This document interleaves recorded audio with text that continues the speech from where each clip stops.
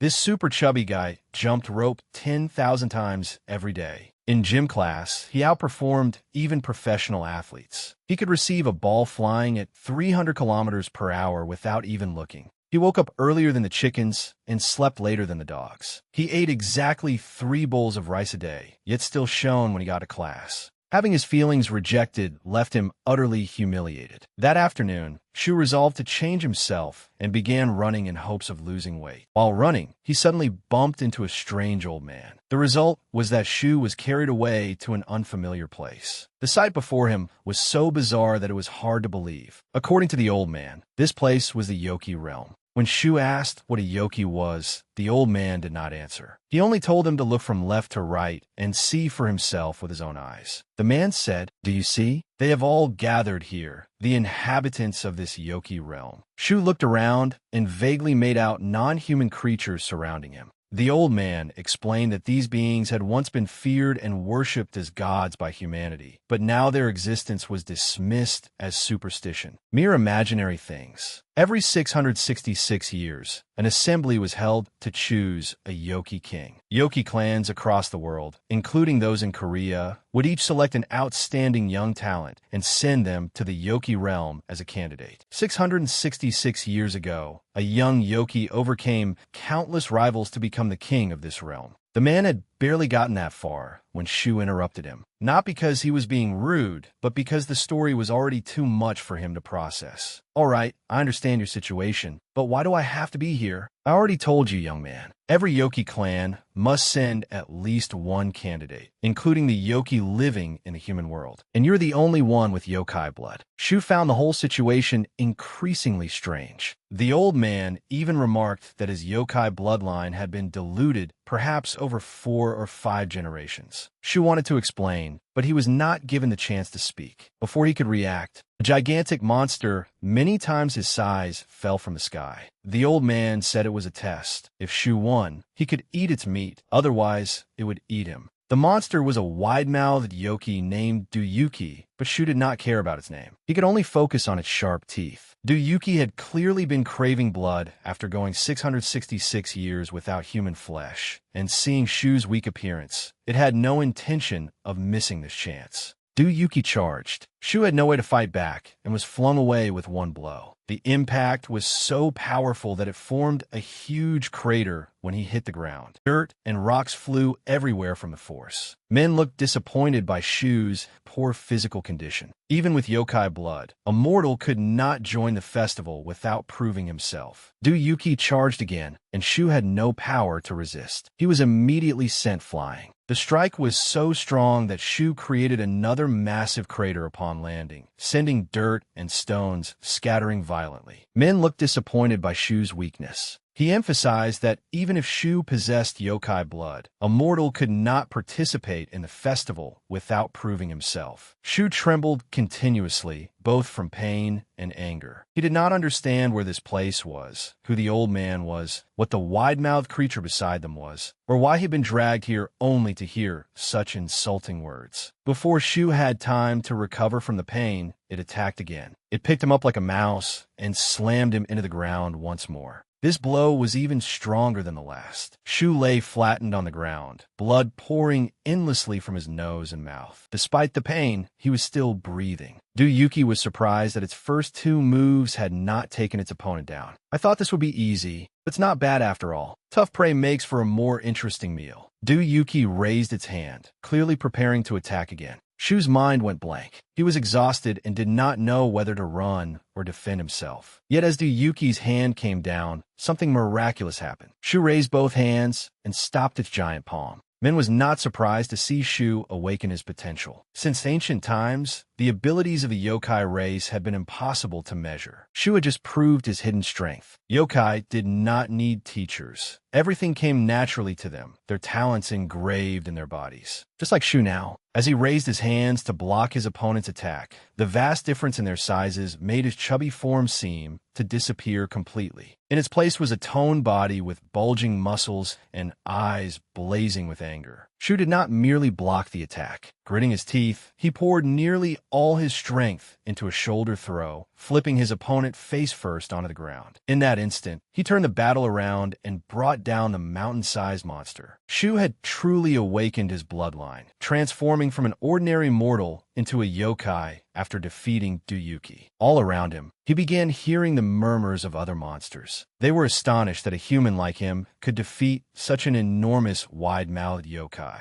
Clearly, he had been hiding yokai blood within him all along. It has been a long time since I last saw a yokai fight like that. Min struck his staff hard against the ground. As the monster assessor of the peninsula, he rendered his judgment. Before hundreds of watching monsters, he declared that Shu was not human, but a monster. The news spread quickly across the peninsula. The appearance of a new yokai after so many years was an immensely exciting event. Yet when Shu woke the next morning, he found himself at home, with his body still as overweight as before. He assumed everything that had happened the night before was merely a dream, and excitedly told his best friend about it at school. But how could a human dream be so detailed and interesting? It felt strange. Don't humans usually only do familiar things in dreams? You never learned wrestling. You only boxed to lose weight. Shu felt strange because the dream had been so real. In it, he had used wrestling skills as though he had known exactly what to do from the beginning. Don't tell me you got sucked into that dream. His best friend patted him on the shoulder teasingly. I'm just saying, I've probably been under too much stress lately, so I'm having weird dreams. Maybe I'm obsessed with losing weight. If it wasn't a dream, how could I have a six-pack? Shu said, sadly looking down at his beer belly. But then he fell into the same state as in his dream. From this perspective, he could clearly see his six-pack abs and lean arms without a trace of fat. While he was still stunned, he heard Min's voice. This time, a white-haired girl stood behind him. You can sense it now? I thought you woke up because you were sleeping while standing. Shu looked around. Having entered this state twice, he was certain it was not simply a dream. He became even more convinced when he saw Duyuki still unconscious nearby. Confused thoughts flooded his mind. If this was not a dream, then the giant monster was real, his victory over was real, and even this lean, six-pack body was real. Countless questions arose, but Min did not seem inclined to answer any of them. Instead, he asked, "What will you do?" Shu was not sure whether the question was directed at him. Before he could answer, the white-haired girl beside Min spoke first. Honestly, I'm a little disappointed. The first half yokai I've met in person is this stupid and pathetic. The girl even doubted Shu's status as a half yokai, despite having watched his entire battle with Duyuki. In that fight, Shu had used no magic, relying solely on brute strength. That did not make sense for a yokai. After the two of them kept talking, Shu could no longer hold back and interrupted them. "Excuse me, but the test is over, right? So can I go home now?" "Yes, you have proven yourself." Min, who had been standing far away, suddenly appeared directly in front of Shu, startling him. "I assessed you while you slept, but let us continue once more." Shu had now proven that he was qualified to participate in the battle for the Yoki King's throne. From now on, no one could capture or harm him without a valid reason. That was what Min said. It sounded appealing, but Shu only wanted to go home. This angered the white-haired girl. "Are you stupid, or are you pretending to be? Didn't you hear clearly? You are a monster. A monster who has not been recognized for their power, who hides their identity from humans, or who is less than 500 years old cannot enter the human world." Hearing that, Shu did not fully understand, but he gradually began to feel uneasy. He had never caused trouble or hurt anyone. Why was he forbidden from going home just because he was a monster? Seeing Shu's bewildered expression, Min sighed helplessly. "If you still do not understand, then I suppose there is no choice but to kill you." As soon as he finished speaking, Min's eyes changed, filled with killing intent. Shu sensed the danger. Before his mind could decide what to do, his body reacted on instinct and leapt backward. He widened the distance between himself and Min to stay safe. Only then did Min's eyes return to normal. "Do you see now? Even if you think of yourself as human, your body is inherently that of a monster. Among monsters, yokai are the strongest. Even though you have only just awakened, your strength already surpasses that of humans. If you do not learn restraint, you will destroy ordinary human bodies." Shu began accepting that he was a yokai, but having to wait 500 years before returning home was too much. But Min did not intend to keep him there for that long. He only asked Shu to wait half a year, because the rule requiring monsters to be 500 years old before entering the human world had been established by the current Yoki king. 666 years ago, all monsters had been free to enter the human world and slaughter humans. Weak humanity could only run when they encountered them, trembling in fear every night. Fear and worship had been humanity's attitude toward Yoki 666 years ago. After the Yoki king was chosen, however, for reasons of his own, he disliked that state of affairs. On the day he ascended the throne, he established laws with the blood of the monsters defeated by his own hand. From then on, Yoki could no longer appear freely in the human world or harm humans. Humans no longer feared them or recognized their existence, dismissing monsters as mere superstition. But it would not last forever. Men said a new Yoki king was chosen every 666 years. In half a year, the current 666-year reign would end. The reigning Yoki king would step down, and the laws he had established would expire. According to men, on the day the Yoki king abdicated, when dusk fell in the human world, it would be the moment every monster had awaited for 666 years. That year would become the Night of Monsters, when they invaded the human world and awakened the forgotten fear and worship of mankind. Hearing that, Shu felt a chill run down his spine. At that moment, he had only one thought. He had to become stronger than ever before. He could never allow monsters to harm humanity. For a 17-year-old boy like Shu, it was difficult to predict exactly what would happen, but he was sure that if monsters appeared, humanity would be in danger. At the very least, he wanted to protect the people he loved. When he said this to men, the old man gave a contemptuous smile. Getting stronger? That is not very difficult. The yokai bloodline within you is already powerful. It may not compare to a pure bloodline, but if you learn to control even half that strength, no monster will dare harm the people you love. Men brought up a possibility that seemed almost impossible. Shu could compete in the coming assembly and win, becoming the new Yoki king. Then he could rewrite the laws. But the girl immediately dismissed that prospect. Don't talk nonsense. Even if he is somewhat capable, someone like him has no chance of surviving. Seeing Shu staring at the girl, Min realized he had not introduced her. This rude young lady is Seowa. Like you, she came here for an evaluation. Why did you tell him my name? I will never see him again. I did not come here to befriend someone like him, Seowa said irritably.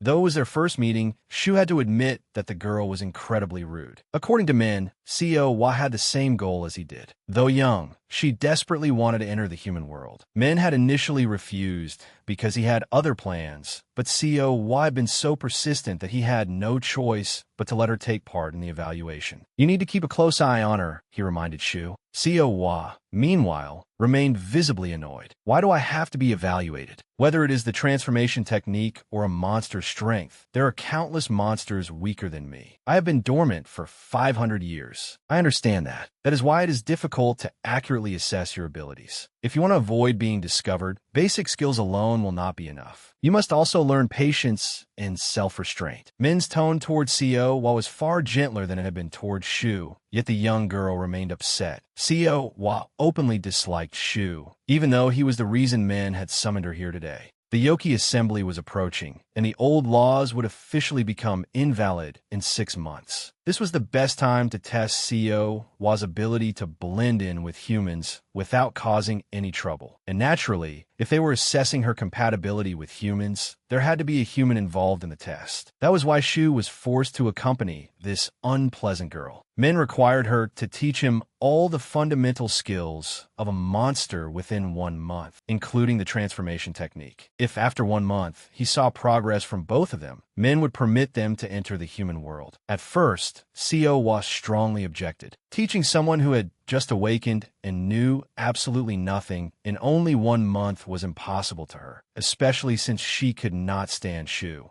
You would be better off simply saying you do not want me to go. Why force me to teach him? If that is what you think, then wait another 6 months. It makes no difference to me, Min replied calmly. Whether you give up or stay and teach him is your choice. As for me, I believe this is entirely possible. With that, Min vanished, leaving behind an endless expanse of deep purple sky. Long after he left, Seowa still had not calmed down. After a while, She finally asked Shu sarcastically. I know this sounds like an incredibly stupid question, but I still have to ask. Do you know what a monster's power is? I don't. Shu answered immediately without hesitation. That answer was exactly what Co had expected. Honestly, she had no desire to teach such a blank slate. But for the sake of her goal of entering the human world, she had no choice but to accept it. Yet before Co could even organize a lesson plan in her mind, Duyuki rose from behind them. Its long tongue made Shu turn pale with fright. Little human, he is mine. Where's that old man? Our battle is not over yet. Duyuki's deep voice boomed above Co's head. She turned around, her cold eyes fixed directly on it. This wide-mouthed idiot really is legendary for being hard to kill. Even though we are both monsters, I have never thought much of creatures like you.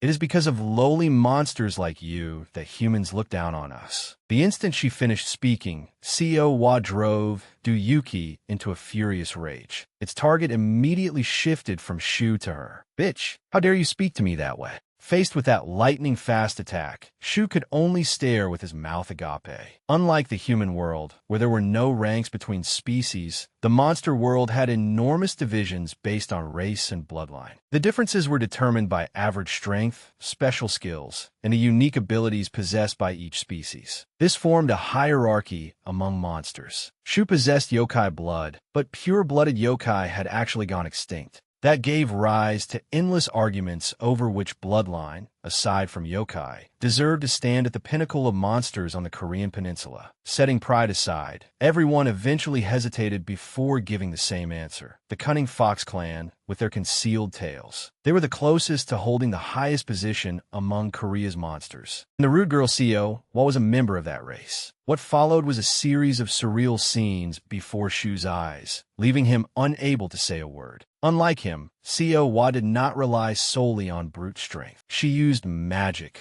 while he could only stand frozen in place, stunned with amazement. No matter how unbelievable it was, Shu would have to focus, accept this reality, and adapt to it. After dealing with Duyuki, Co turned back and gave Shu a proud look. You saw that, didn't you? That is magic, the ability to absorb, control, and use energy and power. In the Yoki realm, there are two types of magic: exclusive magic and acquired magic. Exclusive magic, as the name suggests, belongs only to a single race and is etched into the bloodline across generations of that monster clan. To use it, those who carry that bloodline need not study tirelessly. As long as they belong to that race and understand its exclusive magic, using it will come as naturally as breathing. Acquired magic, on the other hand, is completely different. Any yokai can use it as long as they learn it. The key to using this kind of magic is study combined with practice, not to mention the varying strength of each skill. At this point, Co used Yuki, whom she had tightly bound behind her, as a vivid example. He was the very model of a foolish monster, refusing to learn because he was too confident in his own strength and size. Now he had to suffer the humiliation of being defeated by a simple binding spell. Seeing Shu's gaze, caught somewhere between astonishment and admiration, Co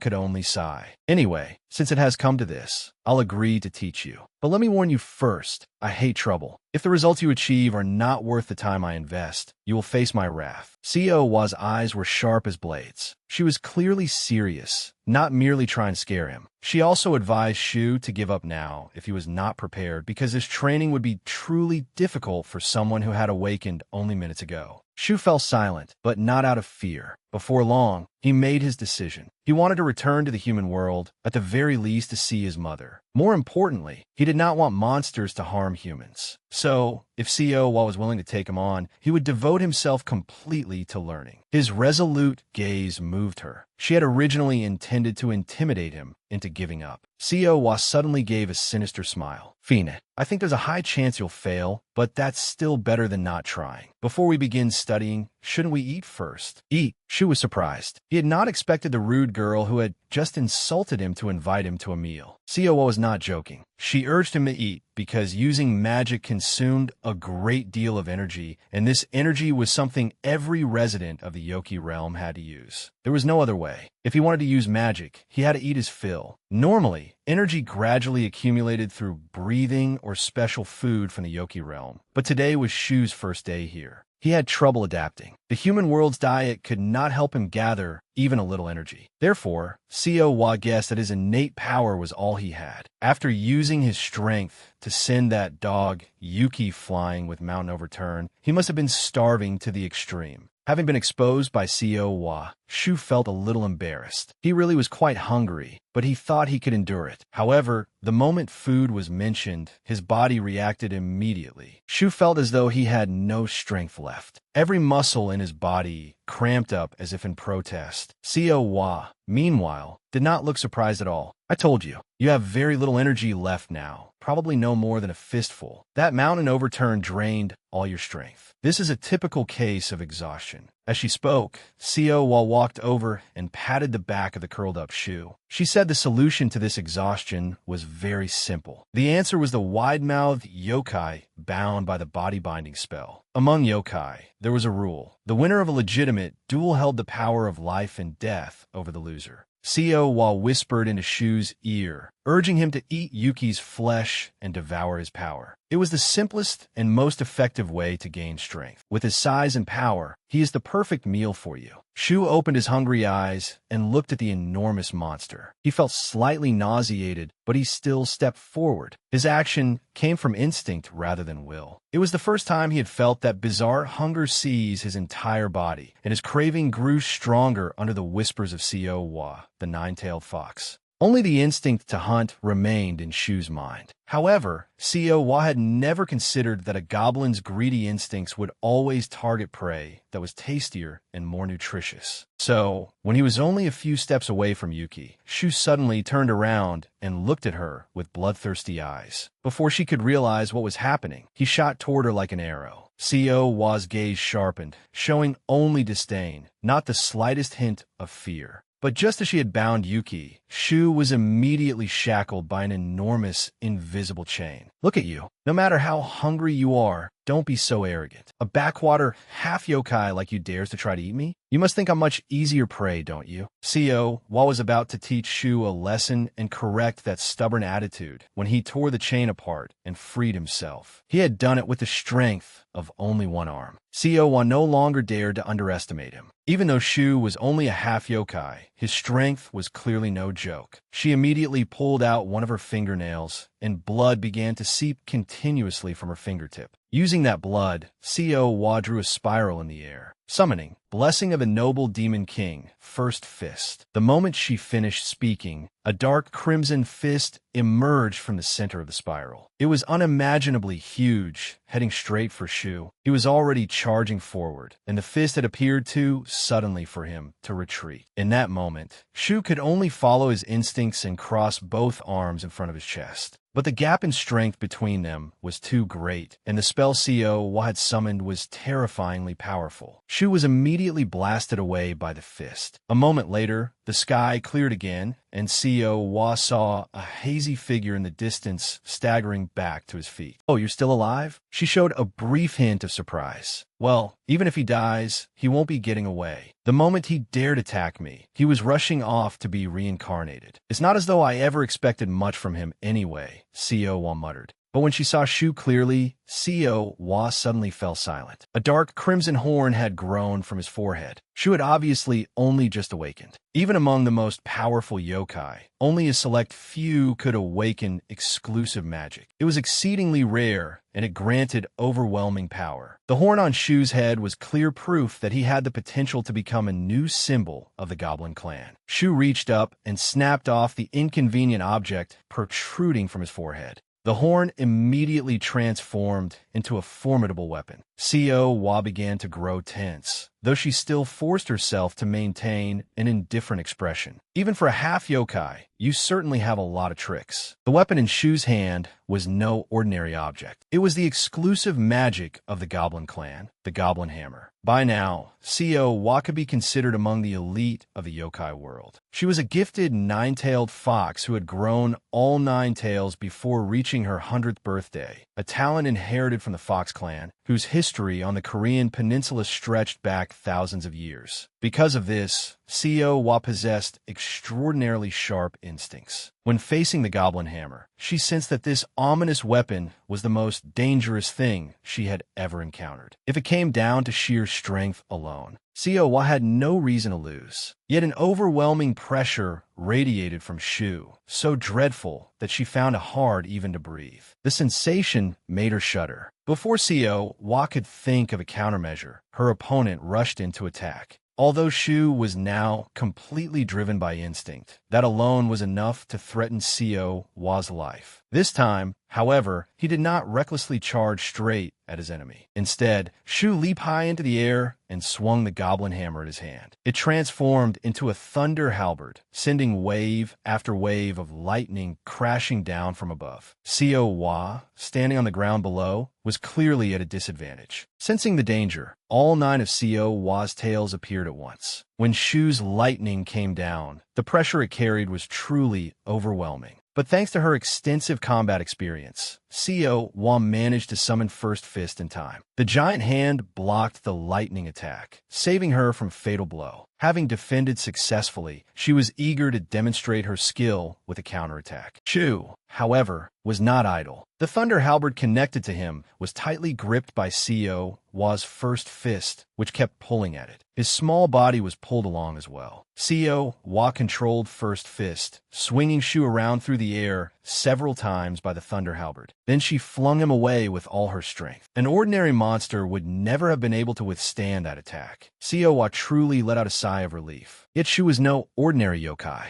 When she saw him stagger to his feet, the relief she had just felt turned into another sigh. She would have to knock Shu down 5 or 6 more times before she could fully restrain him. She used the same move again, intending to throw him back and forth through the thunder halberd connected to him. But this time, the tide shifted more in Shu's favor. He did not run, nor did he try to sever the thunder halberd. Instead, Shu gathered the strength of his muscles and pulled it back. The frightening part was that, with the strength of a single arm, Shu was truly able to match First Fist's pulling power. That was the authority of the great demon king summoned by Seo-wa. Yet when Shu used both hands, the giant hand was completely overpowered. Even more frighteningly, the weapon in Shu's hand could change shape at will according to its owner's wishes, just as it did now, transforming from a thunder halberd into a massive sword resting on his shoulder. Shu's bloodthirsty gaze was enough to make one's skin crawl. When he swung the sword forward, it transformed back into a thunder halberd, its strike powerful enough to shatter Seo-wa's First Fist. Perhaps that was why monsters regarded the goblin hammer as an all-purpose weapon, with both its form and methods of attack constantly changing. This made it difficult for Seo-wa to counterattack. Beyond the goblin hammer's special ability, the durability and power of this magic were also astonishing. Even if she merely defended, she could not win. Seo-wa had to find a chance to strike back before her opponent had more time to increase his strength. Blood flowed from her fingertips as Seo-wa summoned 2 more giant hands. This was Chaos Twin Strikes, a technique of the great demon king that Seo-wa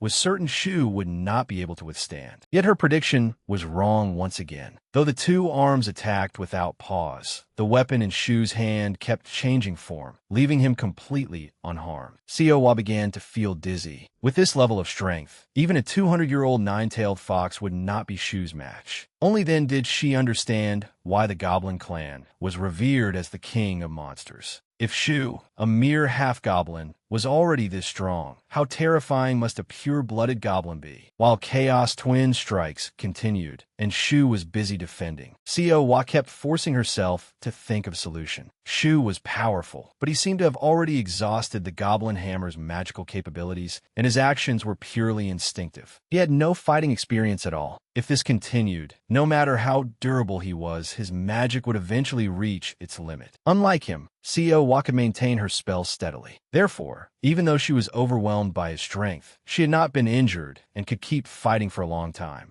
Looking at the situation, Seo-wa guessed Shu would stubbornly persist until he truly fell apart. But she did not want that to happen. Shu was the key to Seo-wa reaching the human world in 1 month, so she decided to add more power. Earlier, she had used only 1 tail. Now Seo-wa decided to use 5 of her tails. This was the first time she had fought in her 5-tailed fox form. In this form, Seowa's opponent would surely struggle. Indeed, once she summoned 5 tails, Seowa regained control of the battle. Shu was quickly knocked down and sprawled across the cold ground, unable even to breathe properly. Unfortunately, you're about to cross the river of the dead. Seowa's cold voice made Shu feel even more stifled. The magical energy you are consuming is destroying your internal organs, but you brought this upon yourself, understand? What a foolish person who doesn't know his own limits. You don't even realize your body is falling apart. That old man would surely scold her again. Seowa intended to leave and let Shu fend for himself, but at that moment, she heard him groan, "Mom." When Seowa turned back, she saw Shu's face streaked with tears. His eyes were unfocused, entirely different from the sharp, bloodthirsty look he had worn earlier. Who knew whether yokai could be moved by emotion? But Seowa truly could not bear the sight of Shu struggling, crying, and calling for his mother. She used magic to lift his body from the ground and bring him closer. Seowa reached out and suddenly pressed her lips to Shu's. Looking closely, it was not a kiss. She was merely transferring something through their mouths. When it was over, Seowa coldly shoved Shu away and let him fall to the ground, repeatedly wiping her mouth in disgust. The power of the 5 tails and the fox spirit pearl are still in my hands. If you don't repay me properly, I'll make you regret it. After an unknown amount of time, Shu awoke to find his body clean and unscarred as he lay on a soft mattress. He thought he had woken from a dream and returned home, but upon looking around the room, he realized that did not seem to be the case. Then Shu saw the door open. Seowa entered with an extremely unpleasant expression, carrying a bowl of medicine. The instant he saw her, Shu instinctively dropped to his knees. He remembered every detail of their previous battle. Even though he had remained conscious at the time, he did not understand why his body had refused to obey him. He thought Seowa would berate him harshly after he explained himself, perhaps even beat him. Instead, she only said coldly, "Drink." Seeing Shu's hesitant gaze, Seowa impatiently repeated herself, "Drink it before it gets cold." Shu hurriedly accepted the bowl. A strong medicinal odor rose from it. He did not want to drink it, but he did not dare refuse. At the first sip, the bitterness rushed straight into his head. Shu covered his mouth and trembled. Hearing Seowa threatened to cut his throat if he spat it out, he had no choice but to swallow, wondering what this medicine was made from. He groaned and asked, "Who knows? Would knowing make it any easier for you to drink? I won't provoke you anymore, so finish it." And listen carefully. As Shu forced down the bitter medicine with his eyes shut, Seowa lectured him. After waking up, he remembered only how he had attacked her, forgetting one important thing. The wide-mouthed yokai had escaped while the two of them were fighting. He was probably hiding somewhere and would return in about 100 years. He knew perfectly well what would happen if he were caught. The problem was that Yuki was an immensely nourishing medicine for a half-yokai like Shu. Seowa kept scolding him for letting such a fine meal slip away when it had practically been delivered to his mouth. Is there another way to solve this? Shu asked honestly. Just thinking about that yokai's appearance made him nauseated. He truly did not want to eat its flesh. Another way? Seowa sneered. Look at you. Do you still think you're human? If you aren't prepared to step on others to become stronger, then that's not it. Shu quickly interrupted. I'm just not used to killing yokai and eating their flesh. I don't want to do that. But from my point of view, any yokai could endanger humans. If I make a mistake, the people around me could be put in danger. Though timid, Shu spoke clearly. He reminded Seowa that he would do everything in his power. When he asked whether there was another solution, he was not trying to run away. He wanted to know whether there was another way to absorb power besides devouring another yokai alive. No, Seowa shook her head. The most effective way to increase yokai power is to eat other yokai.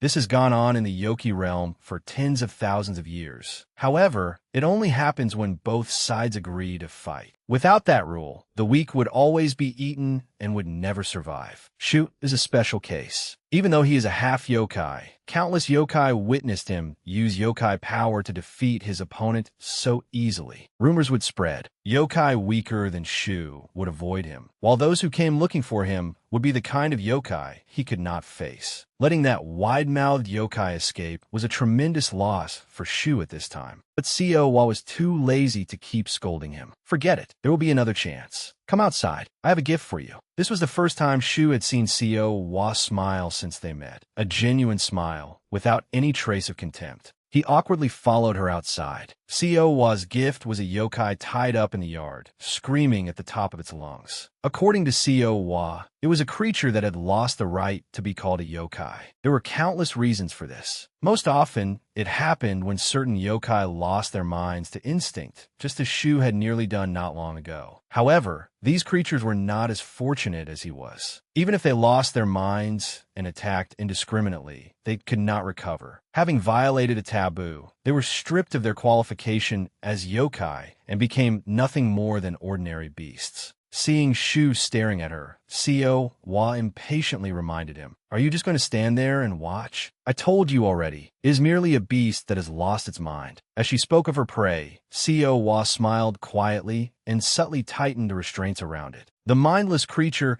silently circled behind Shu and approached him, with nothing but instinct guiding it. Every one of its attacks had become far more savage and ferocious. Fortunately, Shu reacted quickly enough to evade the claws descending from the enemy above the rooftop. Seowa sat silently and watched everything unfold below. At first, she had believed Shu would be caught off guard, hesitate, and ultimately lose. But the way he used his body went far beyond her expectations, forcing Seowa to admit that she had underestimated him. Even so, facing that beast was no simple matter. The opponent Shu was fighting had once belonged to the Firehound clan and had even been granted a name, which was proof enough of its strength. However, in its desire to prove its clan's worth at the festival, it had been arrested for forcibly devouring another yokai. Having exceeded its limits and lost control of its yokai power, the Firehound went berserk and became the crazed creature it was now. Its attacks were sharp and heavily focused on speed. Though it was not as large as Duyuki, its body was still enough to overwhelm Shu. On top of that, it had lost all reason and fought with nothing but bloodlust and pure rage. No matter how one looked at it, Shu was at a disadvantage. Just as Seowa had expected, Shu could not casually use the Goblin Hammer this time, nor had she placed much hope in it. Even so, this was still a battle Shu could win, because his level had been higher than his opponent's from the beginning. He simply was not yet accustomed to wielding, casting, and controlling his yokai power. It might have been cruel, but this was the training plan Seowa had prepared specifically for Shu, to fully awaken his instincts and his own way of fighting. That could only happen when he was pushed to the brink of death. She had thought the Firehound would batter Shu into a miserable state, forcing him to pull out the Goblin Hammer only when he was barely hanging on, as he had before. But things did not unfold according to Seowa's calculations. After successfully defending and evading several times, Shu began to counterattack. His stance and strikes were filled with boxing technique, skills he had accumulated while trying to lose weight in the human world. Even back then, his coach had been astonished by Shu's exceptional skill. He looked more like a professional athlete than someone who had merely come to the gym to lose weight. Unlike ordinary martial artists, Shu's goal was not to become stronger or seek fights. He simply wanted to lose weight. It might sound trivial, but to Shu, it had been the most difficult thing to achieve in his life. No matter how persistent or hardworking he was, he never got the results he wanted. Yet Shu had never considered giving up. By the time he entered high school, he had taken part in 16 sports, including 7 combat sports. Though his training periods had been brief and his weight still had not decreased at all, those efforts, combined with the natural motor nerves of a goblin, had allowed Shu to fully master the skills of all 7 combat sports. At that moment, he combined boxing with martial arts, launching a relentless barrage of punches and kicks that completely overwhelmed the Firehound. Seowa was stunned to see the Firehound collapse while Shu remained unhurt, merely panting from exhaustion. When the fight ended, Shu looked at the enormous body lying at his feet and immediately returned to his usual foolish expression. "How am I supposed to eat it now?" The Firehound lay motionless on the ground. Even Shu was amazed that he had managed to do so much. Seowa was no less shocked. The strange moves Shu had used exceeded her imagination, and she could only hope they were not an innate ability. Otherwise, Shu's potential was truly terrifying.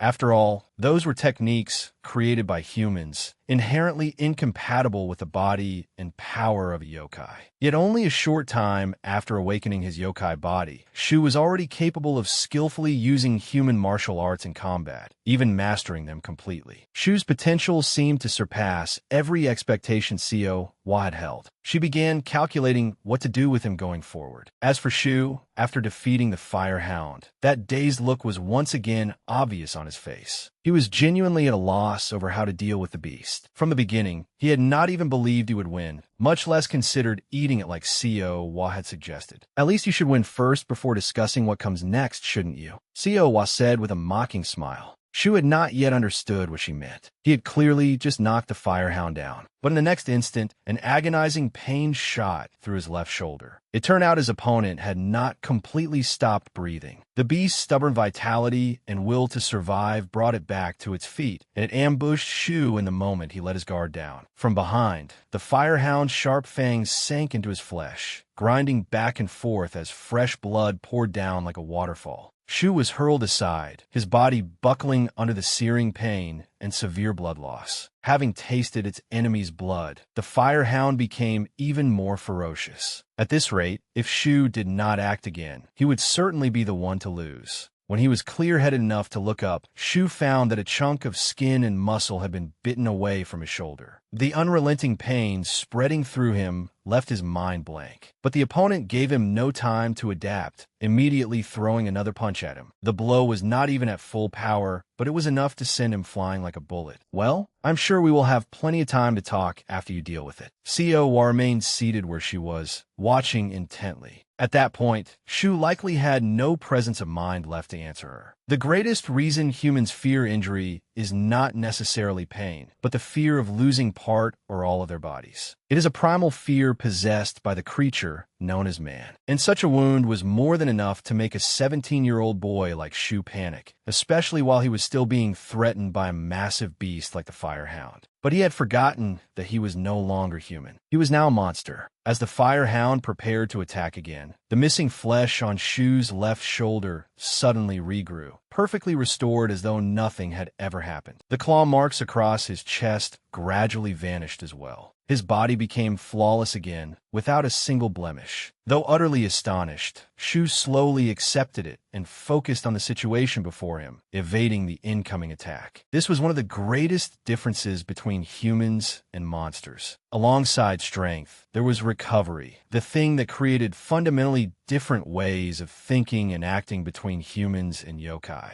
Humans fear losing part or all of their bodies, while yokai believe that as long as they do not die or suffer a fatal wound, any injury is insignificant. The instant Shu realized this, the unconscious restrictions he had imposed to protect his body were removed. As a result, the physical limits his body could reach increased dramatically. Like a madman, Shu charged straight at the Firehound, knowing that ordinary injuries, even losing an arm or a leg, could no longer kill him. By casting aside his fear, Shu quickly reclaimed the momentum that had once been his. A rapid succession of boxing strikes left the Firehound unable to respond. At last, Shu sent it flying with a punch. Because his opponent was so large, Shu's arm felt as if it were about to split in two after the blow, but the result was more than worth it. The recoil was as brutal as being struck by a car. Looking at the Firehound sprawled across the ground, Shu did not dare breathe a sigh of relief as he had before. He knew that although it had lost its status, its body was still that of a yokai,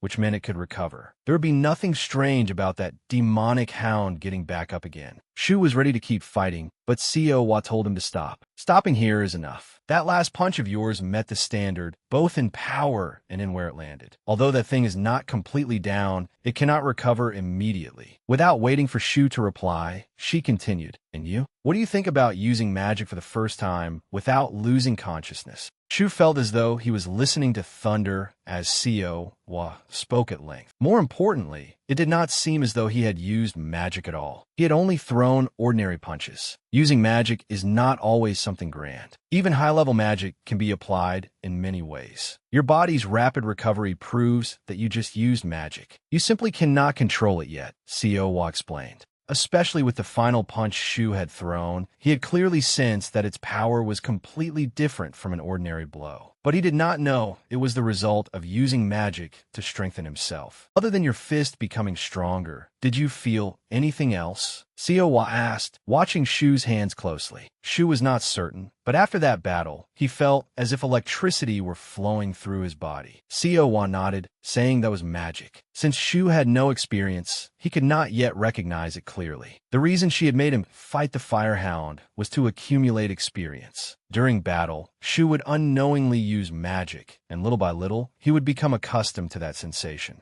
But no one could have predicted this. Even Seo was surprised after the recent battle. She had thought Shu would need to struggle against the Firehound for 10 days or more before he could feel and use magic, but everything he had achieved happened in a single session. It proved that Shu's talent was far from ordinary. Used to Seo's contempt and scolding, Shu felt somewhat embarrassed when he heard her praise him. But Seo was no longer in the mood to pay attention to Shu's feelings. She lifted her hand, drawing the unconscious Firehound nearby toward them. Now it is time for you to finish this. You said you were ready, right? I thought this was an unnecessary question, but have you ever taken anyone's life before? Sure enough, Shu's answer was exactly what Seo had expected. He had never done so, but now, killing the Firehound with his own hands would be good for both of them. Seo would not do it for him. She merely warned him that if he did not kill it now, he would pay a greater price later. To make it easier for him to act, she pointed out the monster's vital point, the area above the navel, where its yokai power was concentrated within its yokai core, as with most humanoid yokai. If he concentrated his yokai power and punched through that spot, he could finish his opponent. Shu sighed and walked toward the Firehound step by step. Seo knew it would not be easy, as this was Shu's first time. The guilt of ending someone's life and absorbing their power was not something that could easily be washed away, no matter what justification he might give. But as he struggled with himself, Shu remembered his mother and his closest friend. That was right. He needed to become stronger in order to protect them from monsters. Shu gritted his teeth, clenched his hand into a fist, aimed for the spot Seo had indicated, and threw a punch that killed the Firehound. A yokai core appeared in Shu's palm. Once he grasped it, the Firehound's yokai power became his. Shu followed Seo's instructions. But after swallowing the yokai core, his body showed no reaction. How strange. Was there not normally supposed to be some kind of boom, boom, boom after swallowing it? That was what Shu thought, but something had said it aloud. He glanced aside and saw a black crow perched on his shoulder. Startled, Shu stumbled back several steps as the crow swiftly transformed into a human. Seo appeared to know this person and immediately gave her a less-than-friendly look. What brings you here? That makes me sad. Do friends need a reason to meet? Though I really did have business here today. The woman's gaze shifted from Seo and fixed on Shu, her tone strangely excited. This boy is the half-yokai from the rumors, right? She introduced herself as Saman, Seo's childhood best friend. Although Seo acted as if everyone should mind their own business, Shu politely introduced himself. But Seo did not seem patient enough for small talk. What exactly did you come here for? Why the rush? As you know, I work part-time for Assessorman. Since you captured 2 demons, I brought you the payment and reward on his behalf. Seo shrugged, then told Saman to give all of the reward to Shu. She had no interest in taking credit, and he was the one who had defeated the 2 beasts. Upon hearing that, Saman's gaze toward Shu grew even more intense, as though she wanted to devour him whole. I knew it. I watched from the very beginning. You are incredible. I cannot believe you only just became a yokai.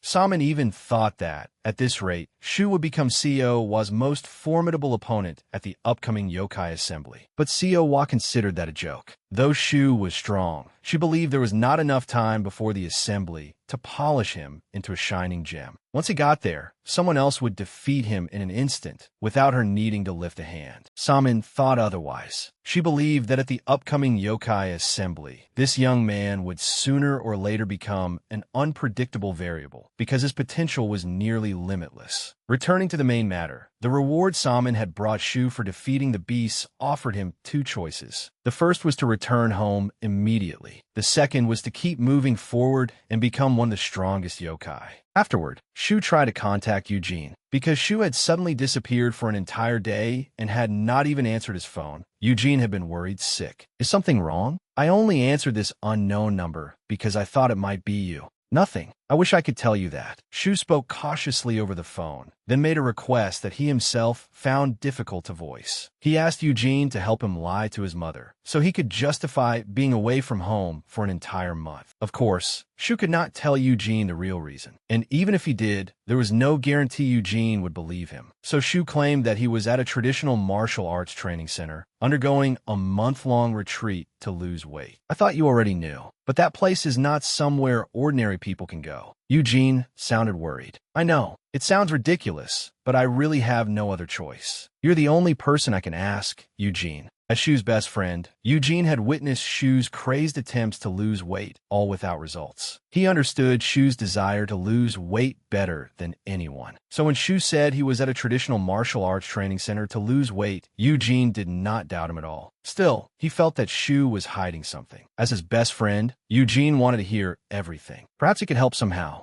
Shu hesitated for a few seconds. He had intended to tell him, but Samin, who stood beside him, covered his mouth. She said that getting into trouble was one thing, but allowing humans to learn of the Yoki realm's existence was absolutely forbidden. It was against the rules. Even Samin would be punished alongside him, and the consequences were impossible to predict. So Shu gritted his teeth and swallowed back the words he had wanted to say. Seeing how troubled he was, Eugene did not press him further. All right, if anything happens and you're able to contact me, make sure I'm the first person you call. The conversation ended there, but after hanging up, Eugene continued staring at his phone for a long time. He was certain that things were not as simple as Shu had claimed. But what had really happened was something Eugene could never have guessed, even in his dreams. Rewinding a little, when Shu had stood before the choice of returning to the human world immediately or continuing his efforts to become a top-tier monster, both Samin and Seo had thought he would choose the first option. At first, Shu appeared stunned, because he had always assumed he could only return home after Assessor Min judged him to have met the standard, which meant 1 month later. But Samin firmly insisted she was not lying. If he truly wanted to return, she would take him back to the human world at once.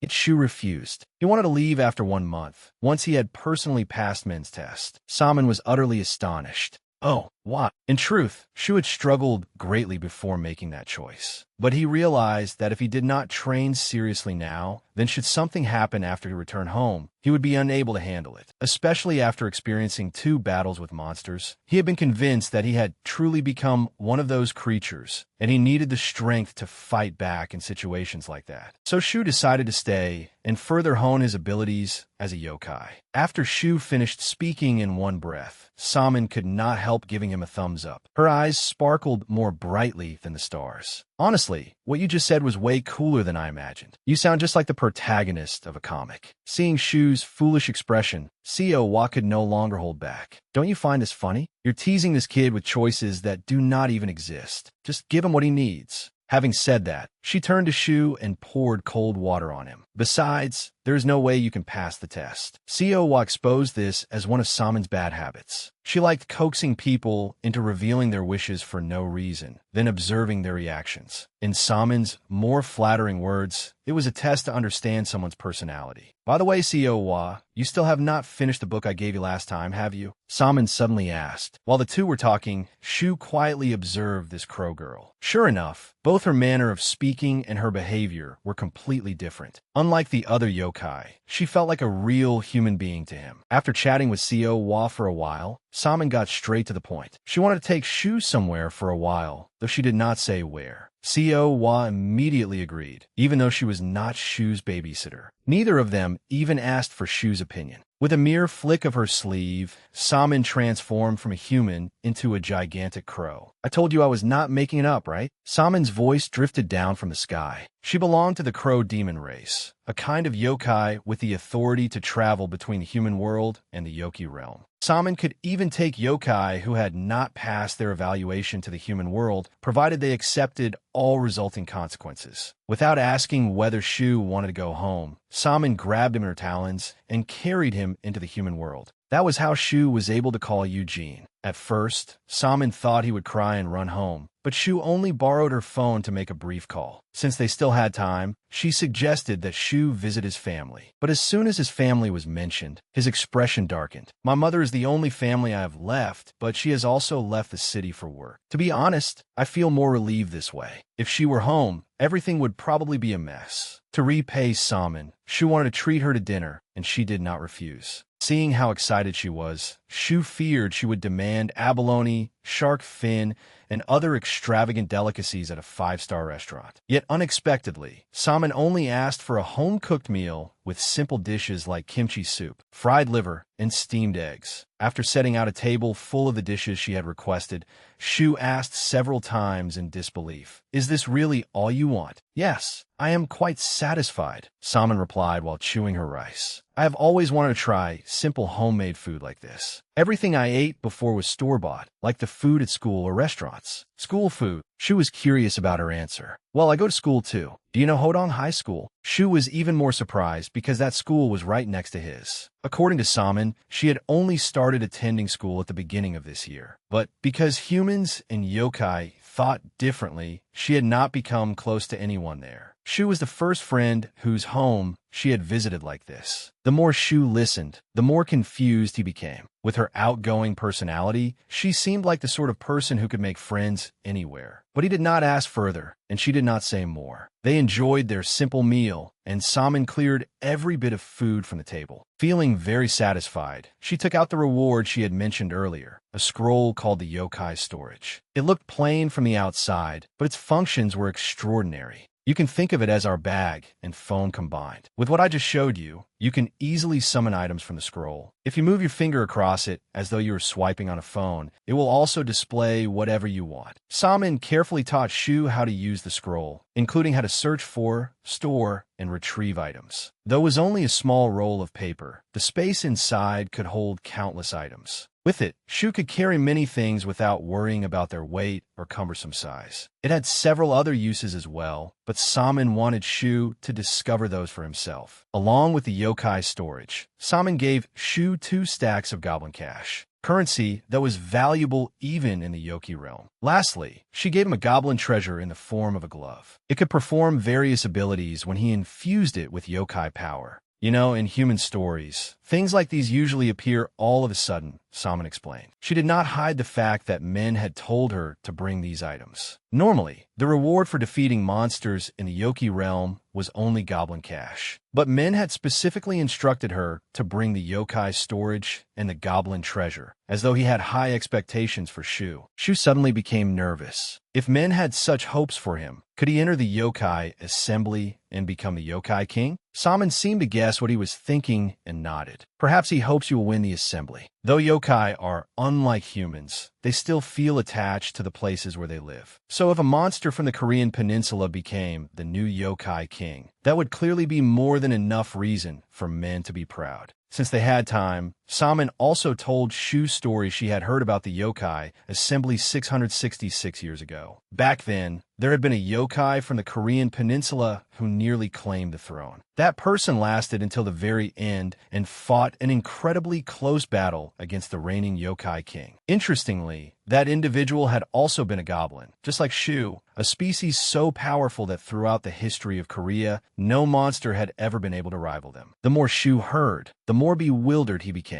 So much information had come crashing down on him at once that he felt overwhelmed. After all, he had only learned yesterday that goblin blood flowed through his veins. Yet since then, he had heard and experienced so much that it felt as if he had lived through half a lifetime. At times, Shu even thought he was still dreaming, constantly wondering what he had to do to wake up. "I think you have adapted rather quickly. You seem to be living better as a human, too." Salmon giggled. Although this was her first time meeting Shu, hearing his determination firsthand had left the Crow girl with a good impression of him. Seeing how determined he was, Salmon encouraged him. "You should set your sights a little higher. After all, you have lived as a human for 17 years. Humans are constrained by rules, so they tend to think things like, I cannot do that. But if you can cast aside those ingrained thoughts and work even harder, then becoming the yokai king and creating laws that will matter for the next 666 years is entirely possible. That is impossible. May I ask you something? Shu interrupted her long-winded speech. Sure, go ahead. Talking to you makes me feel as though I have become friends with a human. Shu pointed at Saman's yokai storage. A word was flashing on the scroll. Emergency. Shu wondered what it meant. Oh, this, Saman said after taking a sip of tea. It is an emergency summons. It gets sent to yokai in the area whenever a serious situation occurs. If an emergency summons is sent to the human world, there's only one reason. Some yokai have broken the law and harmed humans. But do not worry. Nothing like this has happened in decades. There is no way I would receive an emergency summons. At that point, Saman suddenly froze and fell silent for 2 seconds, as though she had realized something was wrong.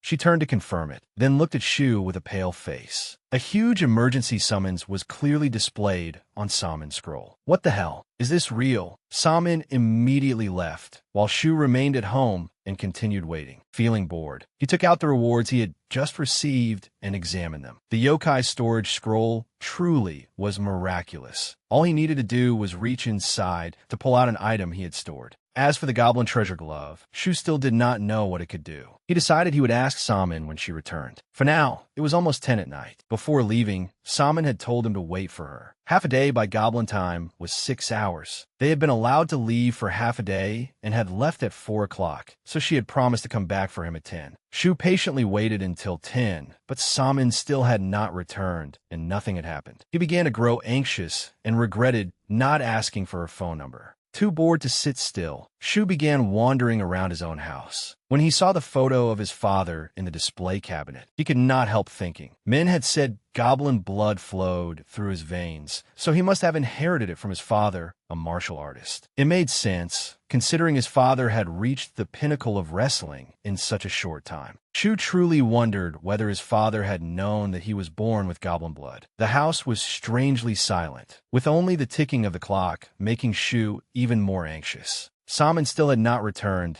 because there were more monsters attacking humans than she had expected. At that moment, Saman was still busy eliminating those monsters. But there were too many of them, and Saman feared that the feather she had brought would not be enough to defeat them all. Do not worry too much. Your friend will be fine. His wound is not too deep, and I have already treated it and stopped the bleeding. After taking down a monster attacking a human, Saman reassured the man. But rather than relaxing, he became even more terrified. It seemed that what threatened him was right behind Saman. Acting on instinct, she turned around. At that very moment, a monster charged straight at Saman. With its momentum, she seemingly would not have time to counterattack. Yet in the end, the monster still could not harm her. Pay attention. The day the rumor that you were defeated by trash like this becomes true is the day the Raven clan can no longer hold its head up. A voice rang out, accompanied by footsteps that grew clearer in the night. This family's reputation has never been that good anyway. Besides, I knew you would be here for me, Appa. Right? Who are you calling Appa? A young man emerged from the darkness, his face cold and his voice equally unfriendly. Saman called him Guyu, and it appeared the two had known each other for some time. The moment he appeared,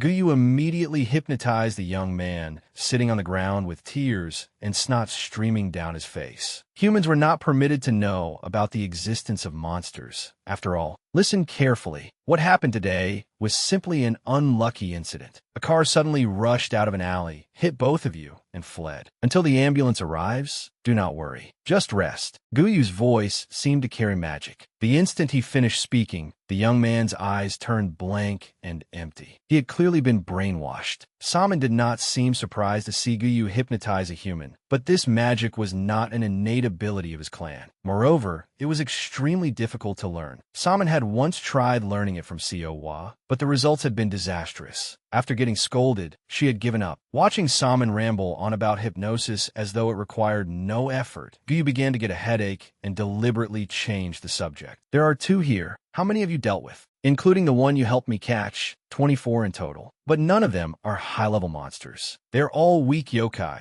and they were chained up too. So it seems they're evil spirits being controlled by someone else. As Saman spoke, her expression worsened. This outbreak of monsters in the human world had already claimed the lives of 7 innocent people and injured more than 50 others. The identity of whoever was behind it remained unknown, but Saman was certain they understood how grave the crime of harming humans was. What could make them slaughter humans like this merely for amusement? Saman kept muttering to herself. Guyu interrupted her. Unlike Saman, he did not believe this was a case of killing for fun. He believed it was for profit. Though this was no longer common among younger generations of yokai like them, humans have been eaten by monsters since ancient times. And it was not to satisfy savage urges or hunger. Rather, human flesh and blood were a nourishing source of food for every monster. Saman's expression grew even darker upon hearing this. She had never heard of it, but Guyu was not surprised. Though it had been common knowledge tens of thousands of years ago, it was not passed down to later generations of yokai in order to prevent them from slaughtering innocent humans. Even so, the fact that monsters could grow stronger by eating human flesh was undeniable. Only a small number of yokai knew this truth, and if it were exposed, the human world would surely no longer remain peaceful. For 666 years, yokai had restrained themselves because they did not want to violate yokai law. But now that the yokai assembly was approaching, all yokai were seeking power by any means necessary. Therefore, to become even a little stronger, they were willing to take desperate measures and violate yokai law. Guyu believed those yokai were the ones orchestrating this incident. You understand, especially since you work for men, right? Recently, many yokai have ruined themselves by delving too deeply into methods of rapidly increasing their power. Hearing Guyu say this, Saman suddenly realized that quite a few monsters had indeed recently been stripped of their status and turned into beasts. In any case, an incident like today's was extremely offensive to upright yokai like Guyu. In his eyes, those who controlled evil spirits to wreak havoc in the human world were nothing but cowardly bastards targeting defenseless humans. Saman had intended to say a few more words to Guyu, but suddenly, her intuition warned her that something was wrong. In an instant, Saman vanished. Only a few scattered feathers remained in the air, along with her voice echoing from nowhere. I am leaving. Appa, I trust you can handle things here. Saman's unease stemmed from Shu. Though he was still inside his own home, he was now facing an immense danger. As Shu stepped into the living room, he suddenly saw that the glass door to the balcony was wide open, even though he was certain it had been shut tight just a second ago. Curious, Shu unconsciously stepped out onto the balcony and looked to the right, unaware that a mysterious creature was slowly approaching him from behind. This is too easy. If I had known he was this careless, I would not have needed to put in so much effort, the creature thought. Du-Rin moved forward, silently closing the distance between himself and Shu. He had expected it to be easy, but Shu's sharp instincts far exceeded his expectations. The moment Du-Rin launched his surprise attack, Shu dropped into a crouch and successfully dodged, catching his attacker off guard. Seizing the chance, Shu swiftly grabbed his opponent's arm and slammed him hard into the ground. Afterward, Shu stood there gasping, acutely feeling the tension of what had just happened. Although he had subdued his opponent, his heart was still pounding after the powerful throw. His balcony had also been severely damaged, but that did not matter. Shu silently felt fortunate that the previous attack from the Fire Hound had raised his instincts to another level. In that split second,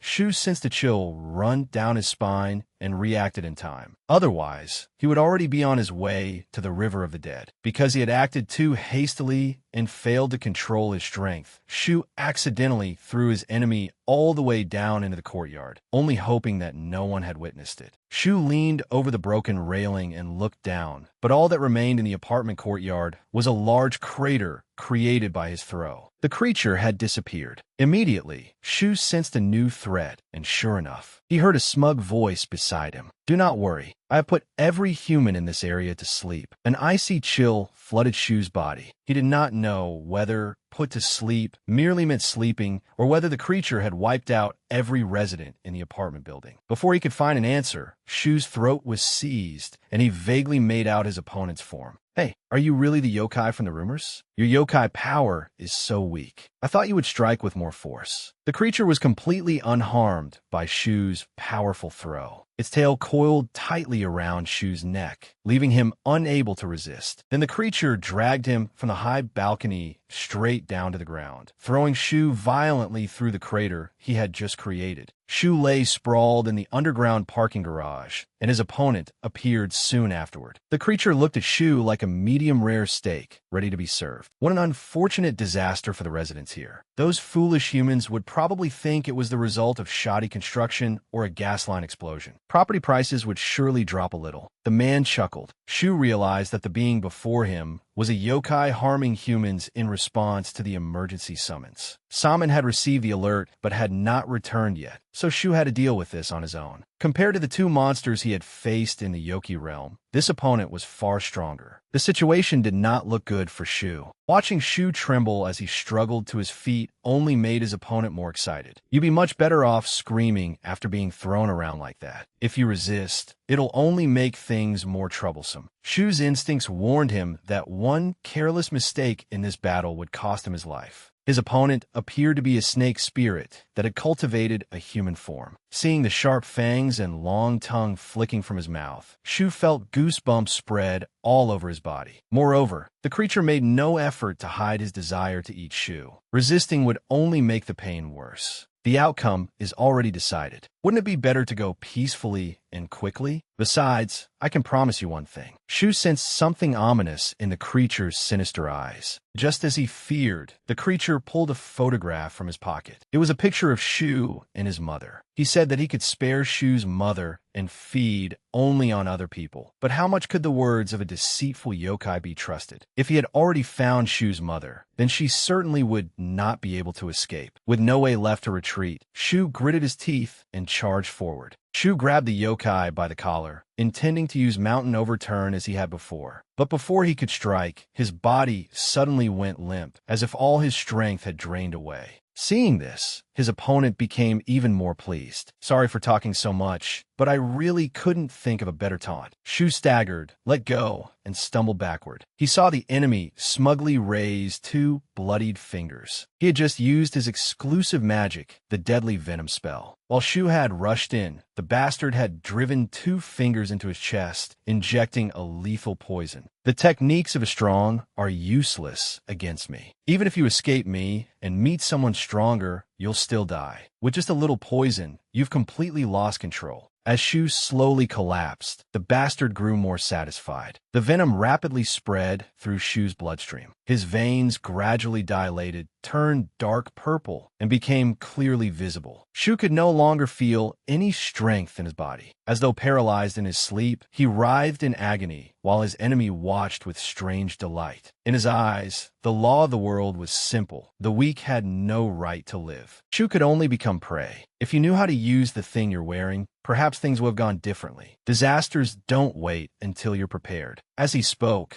the monster transformed into his true form, a snake. Watching its blood-red tongue flick in and out, Shu was utterly helpless. He could neither run nor counterattack. He could not even move. In that moment of despair, Shu remembered the creature's words. If he knew how to use the thing he was wearing, things would be different. Originally, he had intended to wait for Saman to return before asking how to use it. But now, if he did not take the risk, he was finished. Instead of trying to move his whole body, Shu focused all his strength into his right arm, the one wearing the item. A miracle happened. Shu moved his right hand. He threw a powerful punch forward, unleashing an enormous surge of energy. The snake yokai was horrified, but luckily, it was still fast enough to dodge. The punch blasted a hole through the parking garage ceiling, even larger than the last one. Above them, the full moon shone brightly in the clear night sky, but this was no time to admire it. Having nearly been sent flying into the sky by Shu, the venomous snake seemed to have run out of patience. It lashed out fiercely with its tail. Shu's poison body was rigid, so he took the hit head-on. Though the poison had spread throughout his body, he still struggled. Even a weak yokai was still a yokai. The snake whipped Shu through the air, savoring the scent of its prey's blood. But while inhaling deeply, it noticed something strange. Two swords had appeared in its body. Before it could react, a third person appeared at the scene. By the thunder, summoning incantation of the ninth heaven, I command the ministry of thunder. As soon as the newcomer finished speaking, the venomous snake was struck by the two swords and convulsed all over. The yokai knight you were looking forward to has not even arrived, and you came here to cause trouble. What a worthless bastard. Shu took a deep breath to stay conscious and observe the newcomer. Judging by his build, he was also a teenager. He wore a wooden mask that completely concealed his face. The snake bastard, battered by lightning, returned to human form. Blood poured continuously from his lower abdomen. He was beginning to panic, yet he forced himself to act unfazed. Wielding such a useless weapon, you talk like some priest. Where did you crawl out from to speak to me like that? He tried not to reveal his trembling. His instincts told him that the newcomer was extremely dangerous. This boy was completely different from the ordinary exorcist. As the masked teenager drew his sword again, the venomous snake struggled over whether to flee or stay. If he hesitated, what happened next might end his life tonight. Besides, Saman could return for Shu at any moment, making the situation even harder to control. But he truly did not want to give up such a juicy meal that had been delivered right to his mouth. After an intense inner struggle, the venomous snake decided to have it both ways. Rather than fleeing, he summoned an evil spirit to prove his strength. According to his brief introduction, while it was still alive, this evil spirit had once been so terrifying that its reputation spread throughout the West. He did not know why it had taken this form, but that body was still a god-level yokai, extremely dangerous. Go on, have fun playing with him. He's your test, exorcist. As for me, I have to get back to the delicious meal waiting for me. The venomous snake believed the evil spirit would hold the masked teenager off long enough for him to deal with Shu. But the boy dealt with it far too quickly. Before the snake could even approach Shu, the teenager's sword pierced straight through his chest, and he collapsed on the spot. The snake had completely lost his chance to feast on Shu. Having finished with those pests, the masked teenager turned towards Shu. It seems you are not one of that bastard's accomplices. If you want to live, answer my questions honestly. What are you doing here? The teenager radiated intense pressure, but Shu was not afraid. He even laughed. I still can't believe it, even after hearing your voice. At his words, the other person froze. That's what I wanted to ask you. What are you doing here? And do you recognize my voice? At Shu's question, the teenager slowly removed his mask. Joysu, what is with that appearance? Well, it's a long story. Fate was truly strange. Shu had been an ordinary young man until one day he was kidnapped and discovered that he was half yokai. Meanwhile, Eugene, his closest friend, had another identity as an exorcist. Now that the two stood face to face, Eugene still could not believe his eyes. Shu, what on earth happened to you?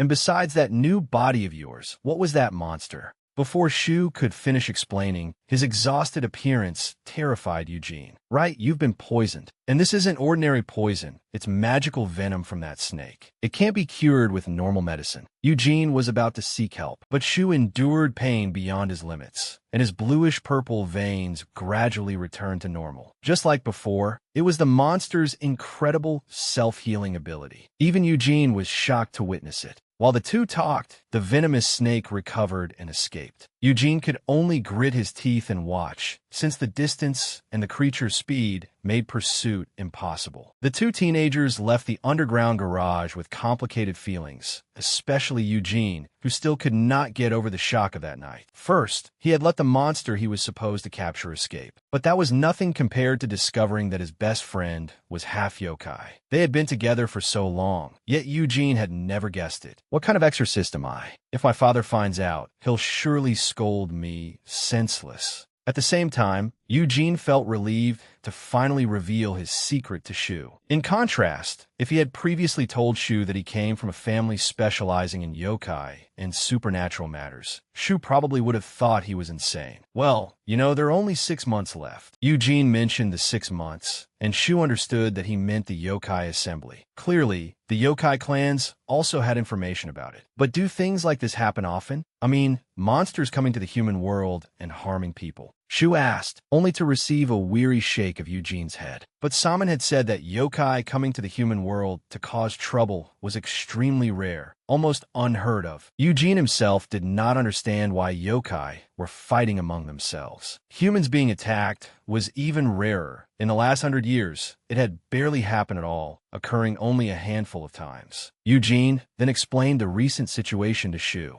Yokai had been repeatedly attacking humanity, just as Guyu had told Salmon. Some yokai had realized that humans were the most nutritious food source, so those hungry for power and seeking to become yokai kings had crossed the line and begun hunting people. The tension had started about a month ago when the number of missing people in the city began to increase. There was no solid proof that yokai were responsible, but bloodstains or traces of yokai were often found in the homes of the missing. Still, this is the first time I've seen one openly show itself like that. Eugene looked up as he spoke. Then, as he said this, his expression suddenly changed. He hurriedly reached for the sword beside him, and Shu was startled, thinking his friend was about to attack him. But what Eugene was on guard against appeared directly behind Shu. Fortunately, it was not an evil yokai, but Salmon, who had returned. Her hurried appearance was pitiful to see, with tears glistening at the corners of her eyes. The moment she saw Shu, Salmon panicked. "Are you all right? You're not hurt anywhere, are you?" "I'm sorry, I'm so sorry. Because of me, you walked right into that trap like an idiot." As she spoke, Salmon rushed forward to check Shu, but Eugene blocked her with his demon-slaying sword. "Stay where you are, yokai. Take one more step, and I'll take it as ignoring my warning and eliminate you immediately." Eugene's attitude was resolute, his gaze cold and sharp, completely unlike the friend Shu usually knew.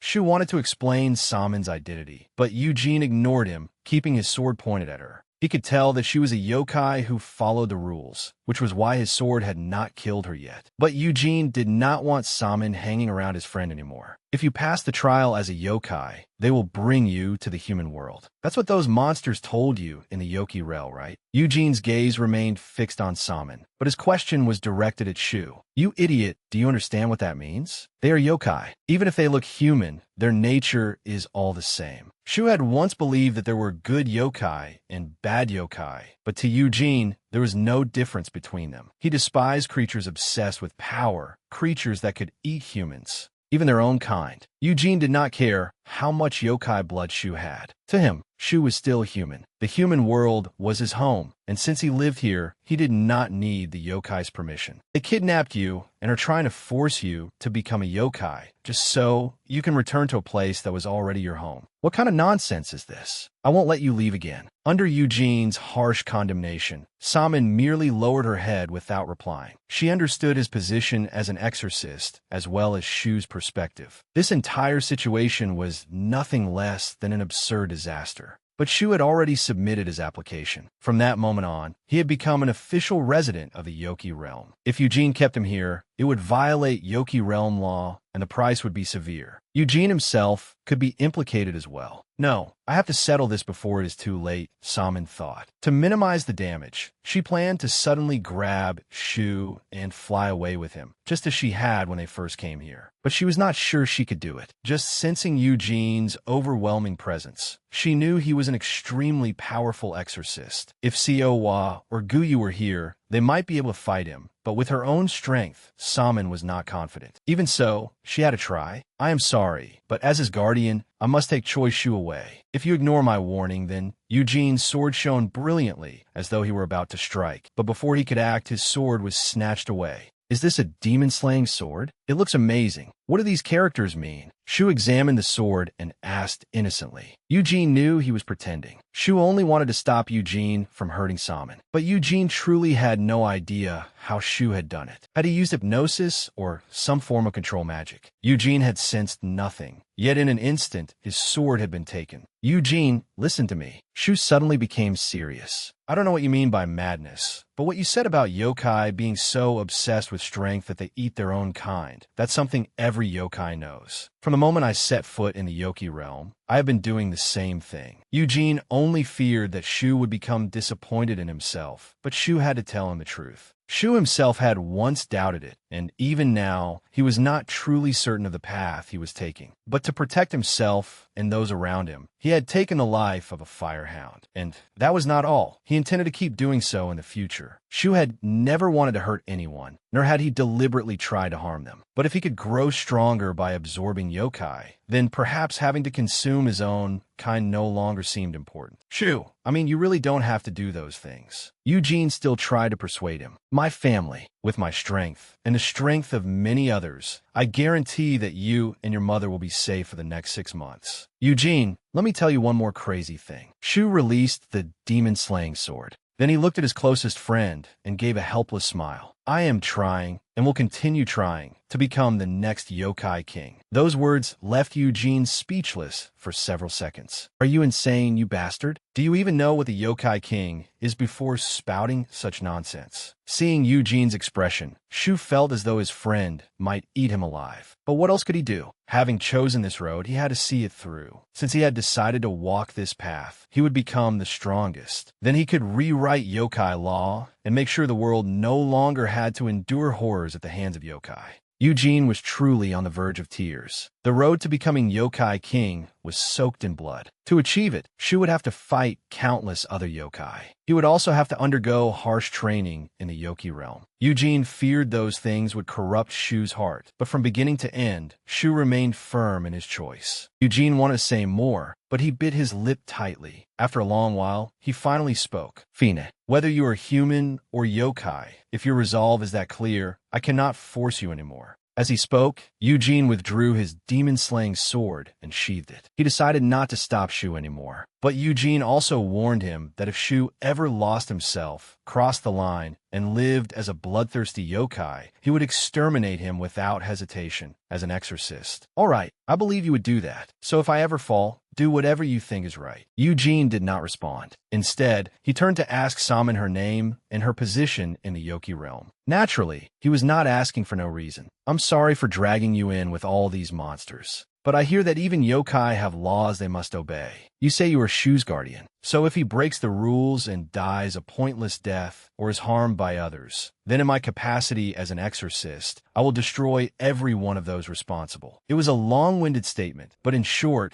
Eugene was warning Saman to take better care of his friend. She could not let Shu get hurt, much less let him die a meaningless death. Otherwise, Eugene would draw his sword and kill everyone in revenge for his friend. After saying that, Eugene put his mask back on and prepared to leave. See you later, and don't worry about your mother. Watching Eugene's retreating figure, Shu felt a little disappointed, while Saman finally let out a breath of relief. Facing Eugene earlier, she had thought she was about to die because he had been so frightening. This is the first time I've met a male exorcist. Are all exorcists as scary as him? Saman was so frightened that she sank down to the ground. No, I think he is a special case. Shu did not answer. Instead, he instinctively turned to look at Saman's teacher. It turned out that ever since Saman had left through that alley, Guyu had been secretly following her. Though he could be sharp-tongued, he seemed to be worried about her. How strange. You charged in without even knowing whether the opponent was strong or weak, or how many there were. If your opponent today had been a high-ranking exorcist, no amount of reasoning would have saved you or that brat. Having been scolded by Eugene, Saman could only lower her head, because his rebuke was completely right. Saman remained silent, while Guyu's gaze settled on Shu and he slowly approached her. Among yokai,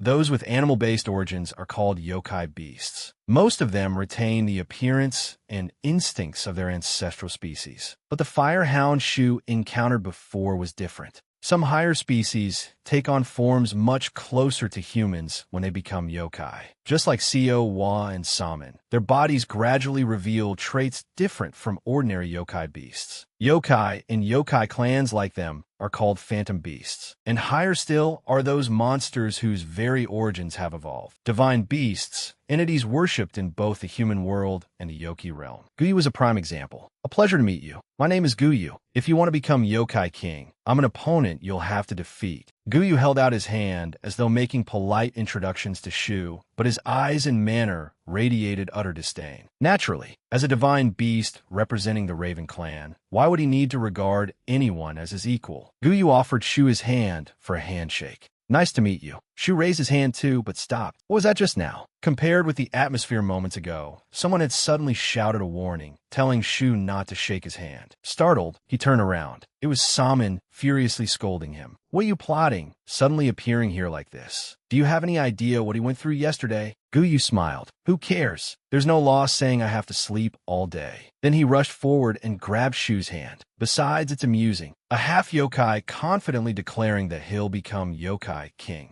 As he spoke, Guyu bit through the skin of his other thumb and drew blood. Then a notification appeared. Yokai art acquired. A closed ring of violet fire suddenly erupted around them. He had used a minor earth-shifting art. As the flames flared, the two of them were instantly transported somewhere else, leaving Saman stunned. They appeared at a place near the sea. The moment Shu landed, he staggered. Trembling, he said, "You're stronger than I thought, aren't you?" Guyu rested a hand on his neck, as if praising Shu. Not many people can withstand that move, especially not someone caught off guard on their first time. That's rare. Seeing Shu still trembling, he added, "Still, you don't seem as surprised as I expected." Shu asked, "Are you planning to eat me too?" Guyu gave an ambiguous reply. "Well, that is probably the most likely outcome, isn't it? But before we begin, there are a few things I want to ask." His question caught Shu completely off guard. "Do you play games?" No hidden meaning. I mean online PC games. Though confused, Shu answered honestly, "I played a lot in middle school. Not much after entering high school, though." Hearing that, Guyu asked, "I see. What kind did you like back then? Online games or mobile games?" Still bewildered, Shu answered, "If I had to choose, probably action RPGs. I don't really like online games. Once you spend money, the ones with cash items become ridiculously overpowered." Suddenly, Guyu wore a sinister smile. "Then that's perfect." He moved behind Shu, making him turn around in alarm. "Looks like we have quite a few things in common." A violent explosion followed immediately, but fortunately Shu was fast enough to dodge and remained unharmed. He saw an ice pillar rise from the lake. Sensing danger, Shu instantly spun around. From the lake bed, pillars of ice burst upward and shot straight toward him. When they struck,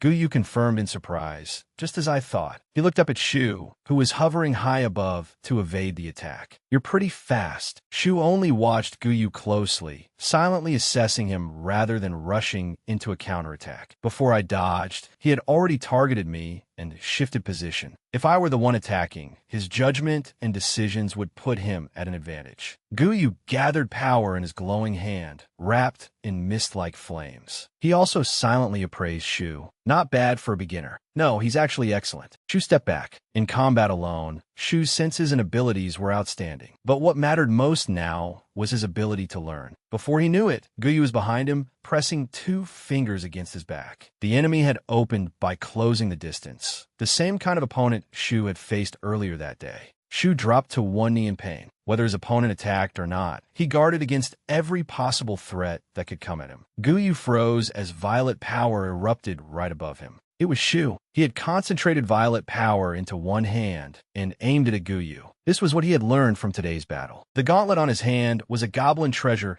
that helped release the wearer's yokai power and strength. As the smoke cleared, Shu remained on guard. He sensed something, as though another lesson was waiting for him. He kept throwing punches forward. Even when an attack seemed to have hit its target, he could never let his guard down. He had to be decisive and in the fight. Every punch caused several more explosions in front of him. Shu began panting. "This yokai power still isn't fully developed, but I understand a little now." He thought about his body after attacking. An electric current ran through him from his dantian downward. Shu estimated his remaining energy. By instinct, he had just over half left, around 60%. He calculated that repeatedly launching powerful punches consumed around 10% per strike, while using weaker attacks in succession consumed only around 3% each. Shu feared what would happen when he ran out of energy, remembering last time. If his yokai power hit 0%, it would be depleted just like before. That meant he could not use it carelessly. As the smoke cleared, Guyu's voice rang out. "This is unbelievable." He walked out from behind an ice shield. "I didn't expect to have to use a skill this early. I underestimated you. I need to break through the first stage from the start." Shu tensely asked Guyu, "Do you really want to eat me?"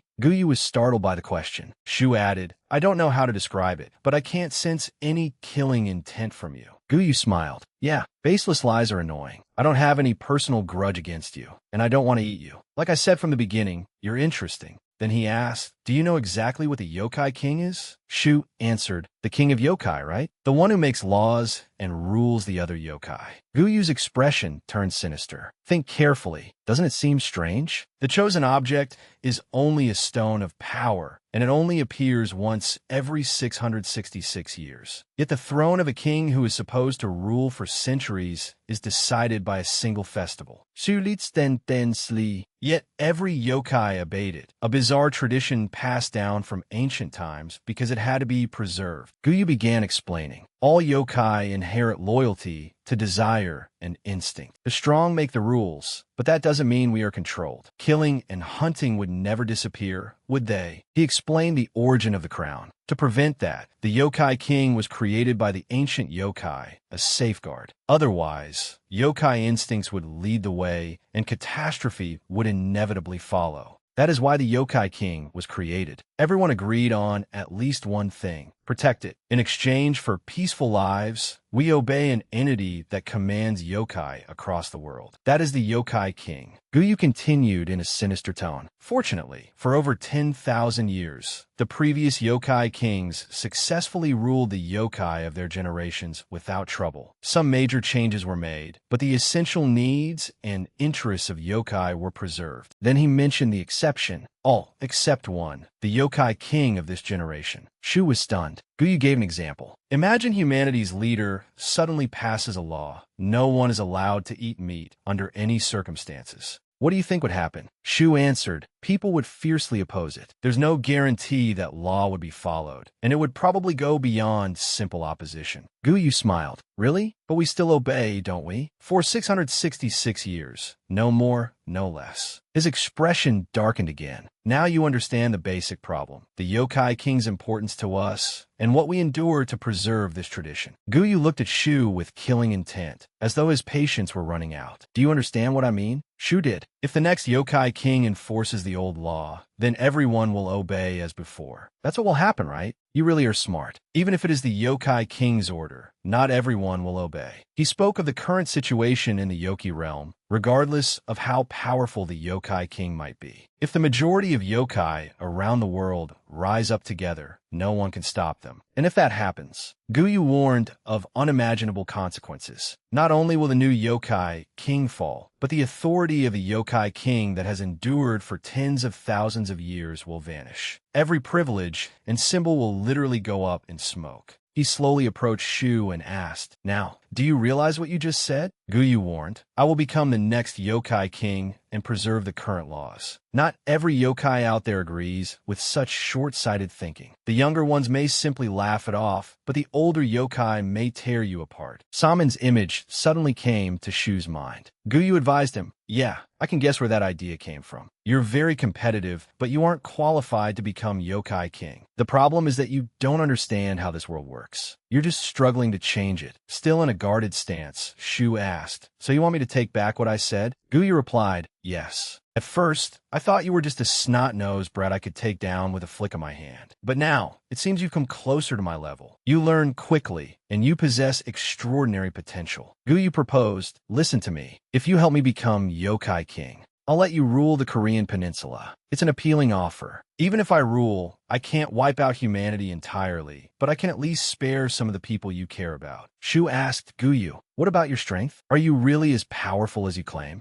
Guyu seemed surprised by the question. Me? I don't claim to be the strongest on the Korean peninsula, but among the great yokai out there, no one surpasses me. There are age limits as well. Hearing that, Shu said, all right, and held out his hand. Then I can protect the people I love. I accept. Guyu took his hand happily, just as I thought. You won't disappoint me. You made the right choice. Before he could finish, Shu cut him off. Then I won't have any regrets. As he spoke, he activated his violet energy. What had just happened startled Guyu. Shu said, if you make a deal without trust. He looked Guyu directly in the eyes, his gaze filled with killing intent. Pretending to shake hands, deceiving me, and attacking first. Those are all things you did. Shu grabbed him by the collar. This was completely unlike Shu before, unlike his fight with the goblin. The energy within him was nearly depleted. Only 60% remained, and he kept back just a little while exhausting all the rest. He began using all his strength, not through instinct, but through conscious control. For the first time, he used a technique with unwavering determination and reason. Shu used Mountain Overturn, throwing Gu Yu over his shoulder. His action was decisive, his eyes radiating power, filled with nothing but determination and the will to survive. When he slammed Gu Yu into the ground, an explosion erupted. The throw was powerful enough to tear apart a vast stretch of clouds. After using the technique, Shu was nearly out of energy. He dropped to his knees and wondered why his body was not shaking. Was it because of his yokai power? His hands trembled against the ground, so badly that even lifting them was difficult. Shu's ability to recover his stamina and wounds had stalled because he had poured almost all his strength into that attack, retaining only a trace of yokai power. He raised his head and looked ahead. With his strength exhausted, the situation was dire. Yet Gu Yu was still standing, completely uninjured. Shu no longer had the ability to continue the fight. Gu Yu coldly remarked, "Putting all your strength into one final blow." Now,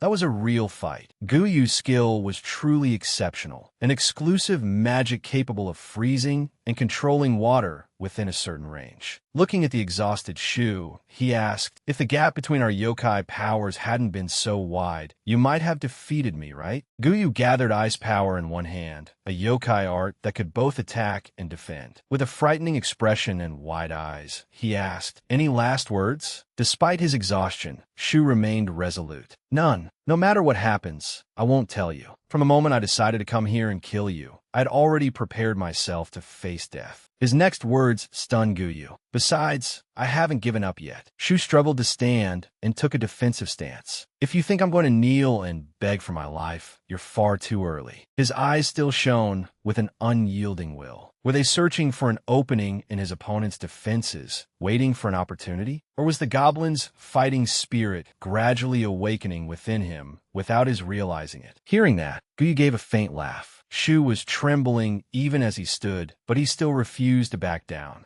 Gu Yu's next words left Shu frightened. He reached out toward him and said approvingly, "Good." Gu Yu cheerfully placed a hand on Shu's shoulder. "You passed the test." He continued praising him, leaving Shu confused about what was happening. Gu Yu said, "Just as I expected, you didn't disappoint me in the end." Shu was bewildered and frightened. "Wait, what the hell do you mean I passed?" Gu Yu explained cheerfully, "That's right. I was only testing whether you were worthy of my support. No one wants to back someone who lacks the ability to become yokai king, right?" Embarrassed, Shu brushed Gu Yu's hand away. "Support me? Didn't you just explain why I can't become yokai king?" Gu Yu agreed. "That's right. Everyone is waiting to choose a new yokai king." Then he added, making Shu understand. "But we don't want that." He spoke of his childhood. "Ever since I was young, I've hated the noise of the Yoki realm. Everyone constantly bites, tears, and screams over meaningless things. I could never understand what they wanted." Gu Yu shared how he felt about this world. At the cafe, he had felt a peace that the Yoki realm lacked. This place was far more ideal and tranquil. There are some humans who enjoy warmth, but at least here, we're free to choose how we live. Then Gu Yu recalled the wonderful things in this world, books, coffee, and game consoles, and happily remarked, "Besides, I like your humans. You know how to enjoy yourselves. Comics, games, novels, movies. You won't find useless things like that in the Yoki realm."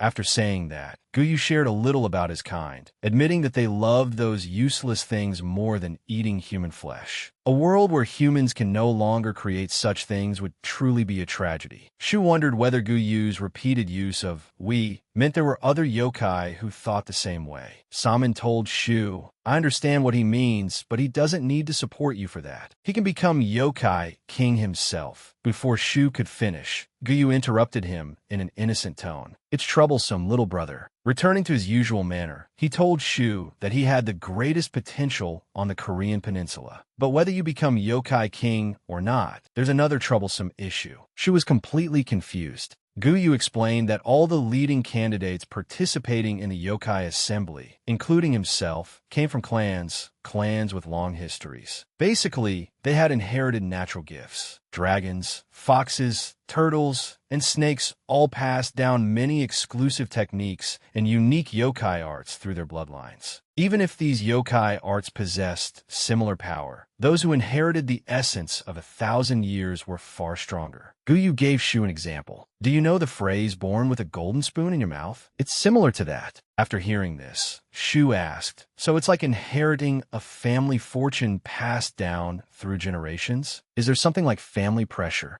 Guyu answered seriously, pressure is exactly the right word. That place makes me feel suffocated. Whenever a talented child is born, the entire clan pressures them into becoming the yokai king. Under the beautiful moonlight, Guyu confided, you have no right to decide your own life. Sooner or later, you'll be forced to inherit the family's interests and wishes. As he spoke, he made a slashing gesture across his neck and said, like this, you get killed and another representative of the clan is chosen. Shu thought it over. Sure enough, even for his own sake, he could not stand against an entire clan. Guyu spoke again, pointing at him. Excitedly, he declared that Shu was different. Guyu told Shu about what made him special, leaving him stunned. He had inherited a gift from his foreign bloodline. He was not bound by any faction, so he would not be forced to become the yokai king. Guyu's intense gaze made Shu nervous. You can do it. Yes, it has to be you. Shu was so frightened, he wanted to tear the night apart. Wait a second.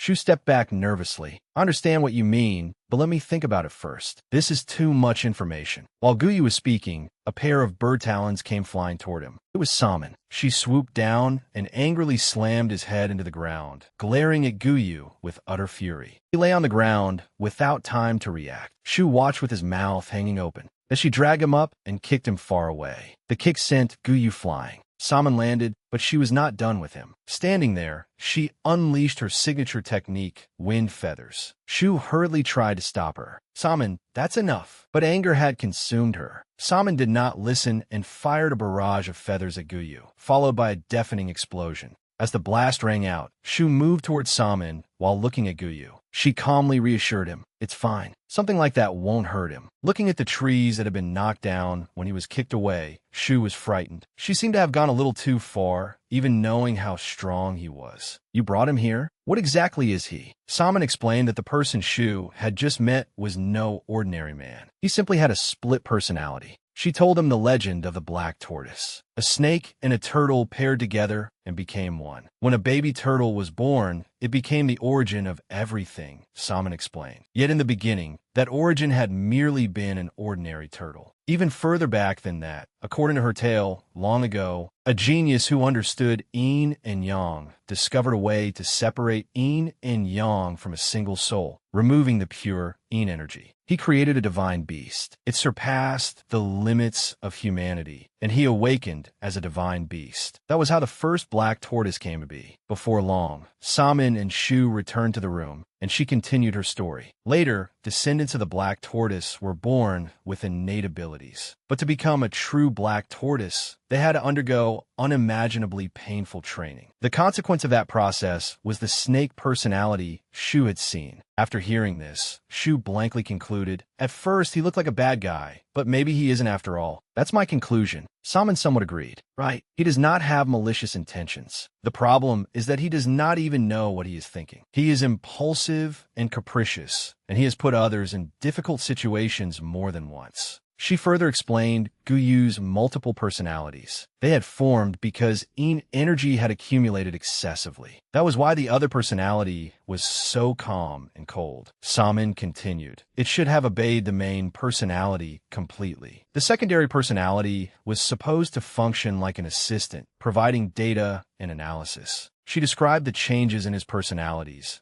but Guyu had taken control from the very beginning for reasons of his own. Now he could seize possession of the body at any time, appear more frequently, and cause even more trouble. After finishing, Salmon sighed. That is why many people oppose choosing him. They call him a half-finished black tortoise. His power is so great that he is gradually losing control. She asked Shu, have you taken everything? I really need to go home right away. He checked and replied, yes. Salmon reassured him, do not worry. This is not your fault. Even if they say you arrived late, it will be fine. Shu explained, I'm not worried about that. Shu expressed his concern. My house is damaged, and I'll be gone for several months. I'm afraid my mother will worry when she sees all these traces. Suddenly, a voice said, do not worry about that. The two of them turned around in surprise. It was Min. He told Shu, by tomorrow, everything will be restored to normal. Someone will take care of these matters. Then he told Salmon, go on ahead. I have something I want to discuss privately with Shu. Worried, she said, Shu did not do anything wrong. Min replied, everything happened because of your mistaken judgment. Before she could finish, he interrupted. Already know that. He explained to Salmon, you simply cannot stay. There is something the three of us need to discuss. Both Shu and Salmon were puzzled. Then he apologized. Although it is rude to visit without warning, there is someone you need to meet. With that, Min teleported behind Shu. Another voice rang out. So humans live in places like this. Not bad. A little cramped, but neat. It was Hwa. Shu turned to look at her in confusion. Do you have a visitation pass to come here? She replied, no. I have no pass, nor do I have 12 hours of visitation every 6 months. I had no intention of coming to the human world, where I have to watch other people's reactions. I was dragged here. I followed him because he said, I'll explain it. Just come with me first. Min stroked his beard and began to explain. Let us get straight to the point. First, I will recount what happened tonight. He said, after night fell, 50 monsters appeared and surrounded Hwa and Shu. They were controlled by someone and attacked people on the streets. After dealing with them, I found their methods crude and completely undisguised. I believed it was a scheme to lure Salmon away and target Shu. But Salmon stayed behind. Hwa asked in surprise, so their original target was not Shu? Min answered, not exactly. He spoke seriously. Their objective may have been more than one thing. Tonight, at least 200 people vanished throughout Seoul and around the subway stations. Everyone was shocked by the information he gave them. That figure is based on police missing person reports. The real number may exceed 500. Salmon was terrified and could hardly believe it. At this scale, there may not be just one or two culprits. If we investigate carefully, there must be at least 5 masterminds. Min agreed. Correct. If Korean yokai were responsible, they would be easy to trace. But the clues from tonight suggest something far worse. They are not only from Korea, but from other regions as well. The exact number is difficult to determine. Many foreign yokai would be easily caught if they cause trouble in their own territories, so they hunt humans in Korea. If they're not discovered, they will continue hunting until the night parade begins. Hwa was horrified. Don't tell me. Min continued, as yokai with power who wish to protect the human world, this is a time when every helping hand is needed. I have a proposal. The test will begin in 1 month. He looked at Hwa and Shu. If you agree, I will arrange it differently. Min spoke solemnly. Find and eliminate the intruders in Korea as quickly as possible. That will be the mission for the two of you. The scene shifted to the modern city. 3 days later, the streets were deserted, without a single person in sight. Eugene had stayed awake all night, with dark circles beneath his eyes. As he walked, he thought, I should not have let Shu leave like that. Why did I agree? He has to take care of himself. If that idiot does not come back, it will be entirely my fault. I need to come up with a plan. Hearing a familiar sound, he looked at his phone. Shu scratched his head awkwardly. I figured you were on your way to school. Eugene stared at him with question marks in his eyes, surprised when his friend asked, Are you free? A lot has changed since yesterday. The two went to a cafe, where Eugene shouted, What? Everyone nearby was startled and looked over curiously. Shu embarrassedly reminded him, Eugene, keep your voice down. Shouting in public is rude. Eugene turned around and smiled at everyone. Sorry, everyone. Shu held his drink and gently stirred it as he explained, but the conditions they offered are fairly reasonable. Besides, I can stay here instead of going somewhere else, so you and my mother will not have to worry anymore. Eugene recalled, You never knew what kind of yokai you were, right? Shu looked blank. What? Yokai have classifications too? I only found out I was a yokai yesterday. Just as he took a sip of water, he heard a completely unfamiliar series of names. Divine, spirit, phantom, yokai, monster. Shu looked as though he had discovered a new world. What are those? I have never heard of them, but they sound incredibly cool. Eugene looked serious. They're not merely names. Each word represents a rank among yokai. Eugene began to explain. The lowest rank is monster. In Chinese, it means beast or monster. Most yokai belong to this category. Take wolves, for example. Although they are quite dangerous, they're still creatures like wild animals, and their strength is limited to that level. For example, humans need only simple weapons. Even ordinary people with no martial training can defeat them. There are several recorded precedents. With modern firearms, taking them down would be easy. They may still frighten people, but against the higher ranks, humans no longer have the strength to fight back. When facing a yokai, humans become incredibly insignificant. Yokai are monsters with the strength of at least 100 people. Even if 100 people fought one, they would only be evenly matched. In terms of physical strength alone, even 1,000 people charging at one would only be walking to their deaths. Shu grew tense. If those are the two lowest ranks, how strong are the three above them? The answer he received was like a divine revelation. Eugene lowered his head, swirling his drink. I have never encountered them, so I cannot give you an exact answer. But a phantom beast is 10 times more terrifying than yokai. Take a school district as an example. If one is left unchecked, it could turn an entire small town into hell overnight. If we use you as an example, Shu, your range would be about 1 district. Eugene took a sip of water. As for spirit beasts and divine beasts, it is best not to encounter or interact with them. But that is unlikely because creatures that powerful do not care about human laws. He set his glass on the table and warned Shu, more importantly, do not even think about joining that hunt. Find a way to withdraw. Or, if you cannot, call me or hide at my house. Eugene pointed to himself. If they truly came from outside, they must be prepared to face the yokai here, or exorcists like me. We do not know their exact number, but it is best to assume they are phantom beasts. Then, Eugene, what rank do you think that snake yokai belongs to? Eugene replied, it was only a young beast. Recalling the snake spirit they had encountered, he speculated it was not a mere monster, but it definitely had not reached the phantom rank. It was only a mid-rank yokai beast. Yet I sensed twice as much power coming from the corpse it possessed. At the time, it could no longer continue fighting. If it had controlled even half that power, neither of us would be alive and sitting here right now. That is why it used that thing as bait to distract us. Eugene recalled the pain he had felt then. If my analysis is correct, you nearly got bitten to death by that creature. He pointed directly at Shu's face, freezing him in place. Shu, your current rank is lower than that yokai's. In other words, you are at most a low to mid-rank yokai.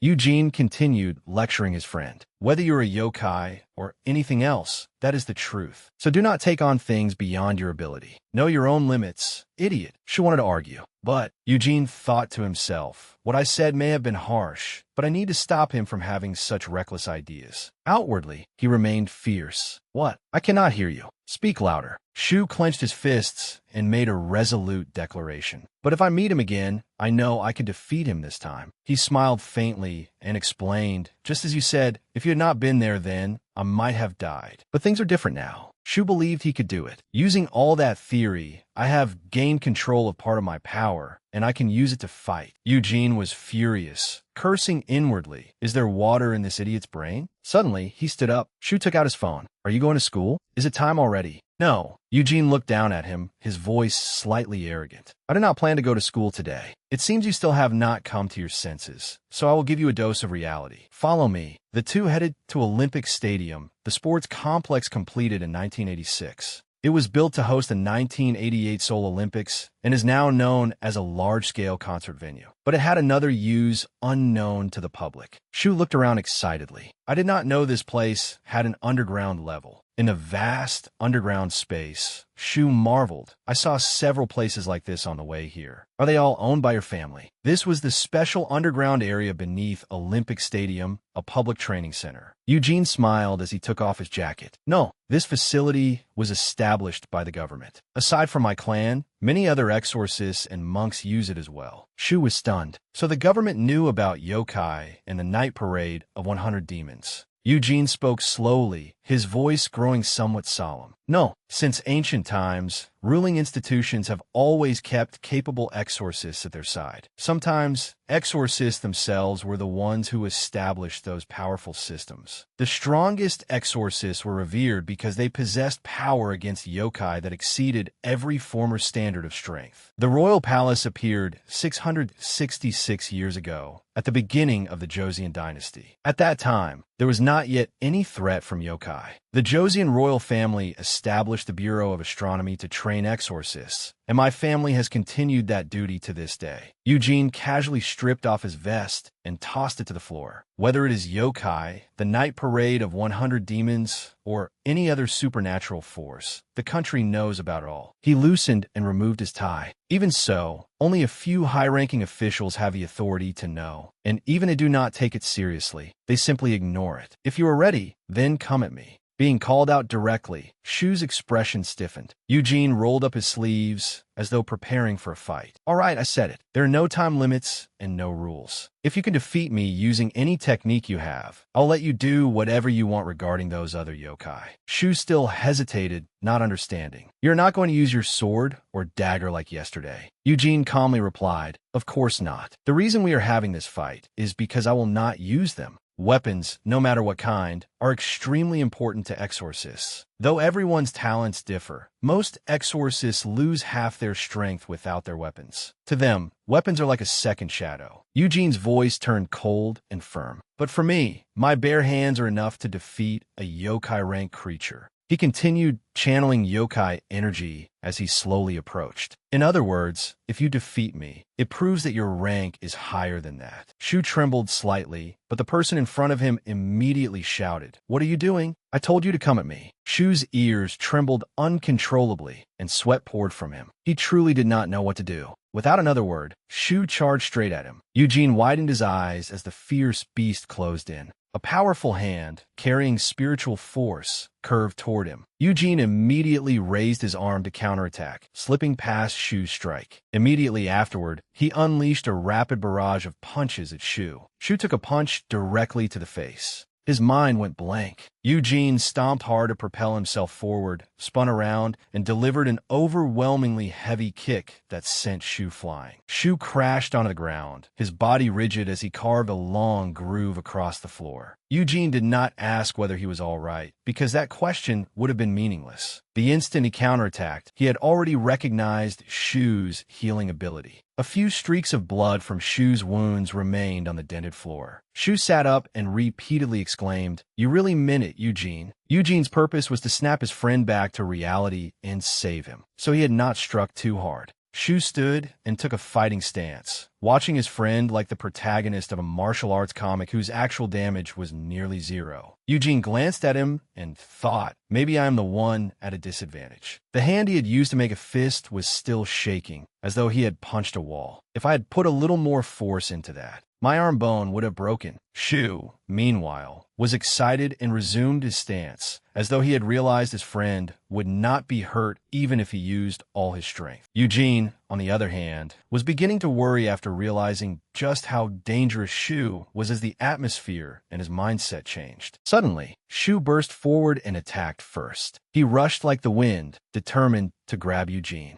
Eugene calmly observed Shu's movements. He was faster than before, but his fighting style was still unrefined. This time, Shu managed to seize his friend's wrist, but Eugene spun around and expertly changed tactics. He drew up his leg and drove his knee hard into Shu's head with a powerful blow. At the same time, he frowned warily, never taking his eyes off Shu. Then Shu grabbed Eugene's wrist and hurled him into the air. Shu suddenly noticed his opponent gathering energy, preparing to counterattack. Oh, power gathered since ancient times. His eyes changed as he ground out each word. Become one with this mortal body at your source. Suddenly, Shu let go, and an immense force immediately entered the battle. Eugene quickly leaped back. He glanced sideways at Shu. "Choi Shu, is that thing you're holding?" "That." Shu stared blankly at the hazy object in his hand, which resembled a thunderous staff. "Maybe. This is my first time summoning it on my own." The battle only grew more intense. To put it plainly, Choi Shu was still bewildered as he held the mace in his hand. At this point, Shu's overall condition had reached a terrible state. He took a breath and sighed. Physically, I'm still holding up, but the problem is my yokai energy. Shu recalled last night's battle. He had used up around 93 of his yokai energy. Normally, a full day of rest would be enough to recover it. Especially in the human world, where spiritual energy was scarce, recovery was slower. Yet strangely, his nearly depleted yokai energy now allowed him to recreate the moment he had summoned the goblin treasure. He frowned and focused intensely. Though his body was no longer entirely under his control, his consciousness and senses had become extraordinarily sharp, vividly recreating that moment. Eugene spoke with a disappointed, almost bored expression. I read about the goblin treasure in old texts. I don't know whether those records exaggerated this weapon, or whether it's you. I don't know why you keep getting more insulting, but from what I can see and feel, there's nothing special about it. I don't think all the records were wrong. Eugene leaped high into the air,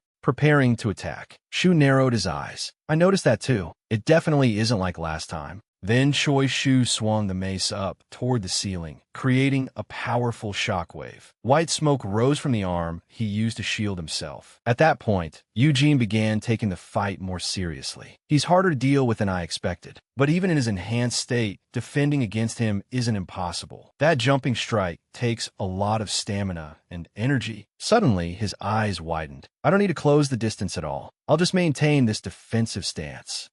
And wait until he's exhausted. The mace was embedded firmly in the ground at his feet. Shu tugged at it and looked surprised. It really works. Eugene was baffled. What the hell is that? What are you doing? Choi Shu frankly explained. It looks like winning at close range will be difficult. I realized I can't keep blocking attacks like your maximum punch, either. He firmly gripped the rope after changing the mace's form. If there was one thing Choi Shu knew for certain, it was that he could not wield the same power as before. He had once transformed the mace freely, but its size and power now were not even half of what they had been back then. A round mass gradually formed beneath it. Still, he retained a certain degree of control over its shape-shifting ability. He swung it in a circle, making clever use of it. I'm coming. Before Eugene could react to the sudden move, the round ball flew straight at him. Fortunately, he raised his hands in time to block it. Eugene braced himself and gritted his teeth. Even so, he was driven back against the wall. Without wasting words, Choi Shu reeled the ball back in and prepared for a second strike. Eugene steadied himself at the sight. He quickly retreated, but before he could get far, another attack came. Eugene gritted his teeth in alarm. His aura isn't that different from before, but by changing its shape and the way he swings the mace, he's multiplied its power. A massive crater formed in the ground. Eugene looked up and demanded, Are you seriously going to fight dirty, Choi Shu? I'm not exactly clean myself, but you're the one who suggested this fight, right? This is a test to see whether I can fight yokai. Choi Shu's reasoning was sound enough to leave Eugene speechless. Being a little crafty in a fight like this was no big deal. In a life-or-death battle, fighting with pure strength meant nothing. Shu continued, now that I think about it, even if the situation and perspective were different, Choi Shu offered Eugene a way to end the fight. In the end, we're just teenagers. I was wrong, Shu. Admitting it was sometimes a solution, too. We're just kids. His words struck Eugene evenly. It's not that I was wrong. I just lack ability. What can I do about that? Eugene trembled. Yeah, I guess so. Choi Shu only made him angrier and more fired up. Shu did not shy away from a fight. I've had enough of your nonsense. Damn, you're scared. Another blow came, but Eugene dodged it in time. Shu showed no mercy and attacked fiercely. Eugene frowned, concentrating on his analysis. I've sped up, but his attacks are getting harder to evade. Eugene gradually adapted and began dodging them. I'm getting used to his fighting style and speed. Everything is happening so fast. Suddenly, Choi Shu violently yanked the rope, making Eugene's eyes widen in shock. Eugene reacted quickly and raised his hand to block. Even so, he was hurled into the wall. Startled, Eugene thought, Are you okay? I changed my strategy to reduce the force of his attacks. He may be much weaker than before, but I must have already been injured earlier. The rope suddenly pulled taut. Eugene's voice made Choi Shu freeze. O righteous God and supreme being, by the true master of the sun. Shu clenched the rope and pulled it toward himself. Heed my command. Eugene pointed with 2 fingers, and the willow-slaying arrow took form. A powerful magical attack flew toward Shu. Shu was left stunned. Sensing something, he looked up. The rope had been cut. As Choi Shu fell freely, Eugene rushed forward to attack, gritting his teeth as he reclaimed the initiative. When the ball was about to fly at him, Eugene turned and easily dodged it. Eugene continued chanting, deciding to use his final move. As a practitioner of the Crimson Heaven Talisman art, Eugene had no equipment on him. As a result, he could not use most of the skills at his disposal. Choi Shu landed safely and retrieved the ball again. Before he could prepare another attack, Eugene appeared right in front of him, his fist difficult to control in terms of power. As it fused with energy, holy power formed a weapon. Heed my command. Will of the ancient kingdom, heavenly sword. Will of the ancient kingdom, heavenly sword. Choi Shu gritted his teeth and tried to strike back. Their attacks collided, and his mace quickly shattered under the overwhelming force. Before the outcome could be decided, Eugene did not hesitate and pointed his sword at Choi Shu. Yet Eugene hesitated because the opponent before him was his friend. He pressed his lips together indecisively. The very reason he could not make up his mind was because the person before him was his friend. Shu reacted quickly. Clenching his fist, Shu moved in to attack, but Eugene suddenly froze when he saw Shu's clothes. Just as expected, he took a punch directly to the face. Choi Shu was stunned and confused. Why did you suddenly spare me? Even if you killed me, I'd recover quickly. No, I really did use all the power of the spell. Eugene lay on the ground without getting up. If my opponent were a yokai, no matter how strong I was, my energy could never defeat them. He recalled the moment just now. It was as though the goblin treasure had shattered. Shu paused as soon as he heard that. That skill, other than you, it doesn't regard anyone else as a yokai. Eugene did not know whether he was crying because he was worried about Choi Shu or for another reason. Damn it. Zubat stat Choi Shu. Outside, the sky was clear. Eugene frowned uncomfortably. Unable to bear it any longer, he demanded, say something. It's irritating when you walk beside me looking so worried. I was wondering whether your nose hurts. I mean, if it leaves a scar. Eugene touched his nose to reassure him. Probably not. I'm not like those monsters, but I train my body hard. Injuries like broken bones or cuts get better within a day. Besides, you held back when you hit me, didn't you? Eugene recalled how, when he realized his attack had no effect, he had almost withdrawn all his force. Otherwise, Shu's nose would have at least been smashed to pieces. He sighed helplessly. Yeah, you're pretty good, Choi Shu. If you plan to go hunt monsters, or that's something, then go ahead. Choi Shu was happy to hear that. But before Eugene could finish, he made himself clear. Thanks for understanding. I don't fully understand it myself. I'm only doing this because I made a promise. After saying that, Eugene handed him something. Here, take these. In his hand were 3 gourds of different colors. These look like gourds. They don't just look like them. They are gourds. Eugene explained how to use them. Think of them as one-use gourd bombs. Hold one in your hand and say, heed my command, or something like that. Or if you want, just smash it against the ground with enough force. Once you put some force into it, the magic inside the gourd will burst out. He explained it all in one breath. Choi Shu looked troubled and asked hesitantly, only use them in emergencies. Don't smash them all at once. Just use a few at a time. Thanks, but is it really okay for me to take all 3? Choi Shu's next words made Eugene stop him. Your energy is stored in these, right? With such tremendous power, I don't think you could make them easily. Eugene stared at him in surprise, but Choi Shu did not notice his unusual reaction at all. What the hell do you know? Have you ever seen anything like these before? Oh no, it's not that. Shu picked up the red gourd, but just holding it, I can feel it. Choi Shu recognized a familiar energy. The energy I felt when I fought you earlier was very powerful. That's right, it's contained in these gourds. Everything Shu had said was completely correct. His assessment was entirely accurate. The 3-color gourds were a type of stored magical artifact mainly used by Eugene's family. Eugene had poured his own energy into those gourds. Their insides were lined with a special kind of ice, and whenever there was time, someone would refill them with energy and preserve it inside. That way, no matter the situation, the user could borrow that power to cast magic. They were difficult to use, but even someone outside the family could wield the artifact and cast magic as long as they possessed one of the gourds. Eugene stood there, filled with questions.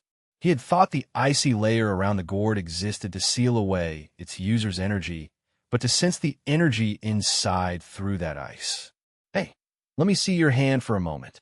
Choi Shu was somewhat confused by the request, but he held out his hand anyway. Oh, why? Is something wrong? People said they could tell a person's fate and personality by the length and shape of their palm, but most of that was completely baseless. Eugene stared at Shu's hand for a long time. Yet if there was one thing he could say with certainty, it was that he had only now realized something was abnormal. What the hell? This isn't just a little compatibility. He's a genius. This was the ability of a spiritual medium, a master like a mage. Eugene trembled as he stared so intensely that it made Shu uncomfortable. I'm 100% certain from his palm alone that he can sense the energy of the three color gourds. And from the way he fights, I'm almost certain. What's wrong? Choi Shu could only stand there with a head full of questions. If he weren't a monster, I would have told my father already. No, I don't need anyone's permission. His talent has reached the point where no one could object, even if he were taken in as an unofficial disciple. Eugene's expression gradually turned anxious as he considered the danger Shu would face. If I reveal the truth, it may not be too late even now. Even if I don't hide the fact that he's a monster, he definitely still has a human side. But what he wants, they won't allow it. Those stubborn idiots would never permit it. Worse, they would most likely misunderstand. A goblin with the talent of a mage. Honestly, if it weren't Shu, even I would find it hard to look upon him favorably. In the end, Eugene decided to pretend he knew nothing. He merely said vaguely, as though making a prediction, just a little. If I had noticed 3 days earlier, I would have thought your life was going to be difficult. Shu's eyes widened. You can tell that from my palm, more or less. Oh, are you planning to go back to school? At that, Shu could only sigh. I'll probably have to find a uniform that fits. Other than these gym clothes, I hardly have anything to wear right now. He lifted his foot in complaint. You know, even my feet feel like they've shrunk by half a size. It's so strange. Eugene suddenly felt like teasing him, making Choi Shu pause. But seeing everyone's expressions when you arrive at school will be bitter, too. If you just stand there and don't tell anyone you're Choi Shu, I wonder how many people would recognize you. Hearing that, Shu groaned. That's way too much. Just thinking about it makes my head feel like it's going to explode. Eugene checked the time on his phone. No bunde imungi. Shu immediately suggested eating somewhere else, which puzzled Eugene. Then let's eat there. I don't mind. We can just go to your place. Eugene wanted to eat what they had last time, but Shu tempted him. That kimchi fried rice you made last time was really good with pork belly in it. I'll buy pork at the supermarket. That might be difficult. Choi Shu tried to explain. There's a guest at my place, and they're probably asleep right now. A guest? Eugene looked stunned. Yeah, and after lunch, I need to go somewhere too. Eugene thought quickly and then said, let's go there. Eugene sighed, helping Shu out of the awkward situation. You don't need to force yourself to say awkward things to me. I told you already, you can do whatever you want with the monsters. I don't care. He walked ahead, then added, it seems those monsters still haven't eaten with you, so you can treat them today. You could treat me next time. Before leaving, Eugene turned back to remind him, don't hang your head like that. Did you commit some crime or something? No matter whom you meet on the way, walk with your chest out, because you have every right to. The scene shifted to the place Shu intended to visit. Choi Shu looked around, trying to get his bearings. It was a rather old residential neighborhood, and the houses all seemed empty. Did I come to the right place? An old, worn-out door stood before him. Even after reading the sign, with his limited knowledge of Chinese characters, he was completely confused. What does Dark Moon Hall mean? Suddenly, a muscular man opened the door and stepped outside. Choi Shu froze, feeling wary. This man was so strong that he seemed like a monster. Ignoring Shu's gaze, the man calmly walked past with a weary expression. At that moment, another person approached and spoke. Oh my, I guess we've never met before. Hong Weilan greeted him with a friendly smile. What an honor. I'm Hong Weilan, the proprietor of this Dark Moon Hall. Choi Shu politely nodded in reply. Hello, Mom. I'm Choi Shu. I was referred here today to do some cleaning. They gave me the address and told me I should come early. Hearing that, she gave a soft exclamation of surprise and gestured for him to enter. So you're Mr. Shu. Old Man Mang has told me about you. Please come in. Once inside, he became more wary of everything around him. The place was not only dark, but also covered in a strange black mist. After walking farther in, Choi Shu entered another space and was shocked by the sight before him. Inside was a compound completely unlike the exterior. Hong Weilan gently brought out tea and poured it. She filled 2 cups, sat across from him, and naturally invited him a drink. Choi Shu felt somewhat awkward, but he accepted the tea and thanked her. Looking around curiously, he asked, "This isn't Seoul, is it? Not only the view, but even the wind and air here feel completely different." Hong Weilan did not hide anything as she replied, "That's right. Dark Moon Hall is a space separated from a part of Seoul. It exists in the human world, yet it has remained beyond civilization's reach for hundreds of years. Thanks to that, it has preserved the clean air and pure energy of ancient times." Choi Shu remained silent, fully focused on her words. "If you want to know the purpose of this space, we are a shop that provides a wide range of services to help the people of the Yoki realm adapt to life in the human world." Choi Shu recalled what Old Man Mang had once said. If someone visited on a good day, this place would be helpful to them, though they called themselves a shop for monsters. Shu snapped his fingers, and a roll of Yoki realm currency immediately appeared. Opening it, he asked, "I received this. I heard it's currency from the Yoki realm. Can I use it here?" Hong Weilan replied, "That's right. We provide every service from trade to currency exchange." Her answer left Shu slightly puzzled. "Currency exchange? Yes. Some people work in the human world, but most exchange Yoki realm money for human currency." She explained the rate. "At this country's exchange rate, 1 niang is worth 3 million won." Shu's eyes widened as he froze in shock. Naturally, that value included the commission. The most money he had ever possessed was 720,000 won. Hong Weilan changed the subject. "Would you like to see what you can buy?" With that, she had someone bring in some items. "Show our honored guest the yokai spirit pills." 9 pill bottles appeared, containing 3 types of pills in 3 different colors. Hong Weilan introduced them. "These are the yokai spirit pills our customers buy most often. They help replenish yokai power. As you know, yokai power is practically non-existent in the natural environment of the human world. Even the Yoki realm, recovering yokai power takes time. These pills are refined from medicinal herbs from the Yoki realm using the Dark Moon Hall's inherited secret art. Thus, even in an environment with weak yokai power, you can absorb some after taking one." Shu hurriedly confirmed, "I'll buy one. I really need it." He asked, "Do the different casing colors mean they have different effects?" Hong Weilan replied, "That's right. The color is related to the grade of the yokai spirit pill. Based on 1 niang of Yoki realm currency, a silver yokai spirit pill costs 10 niang.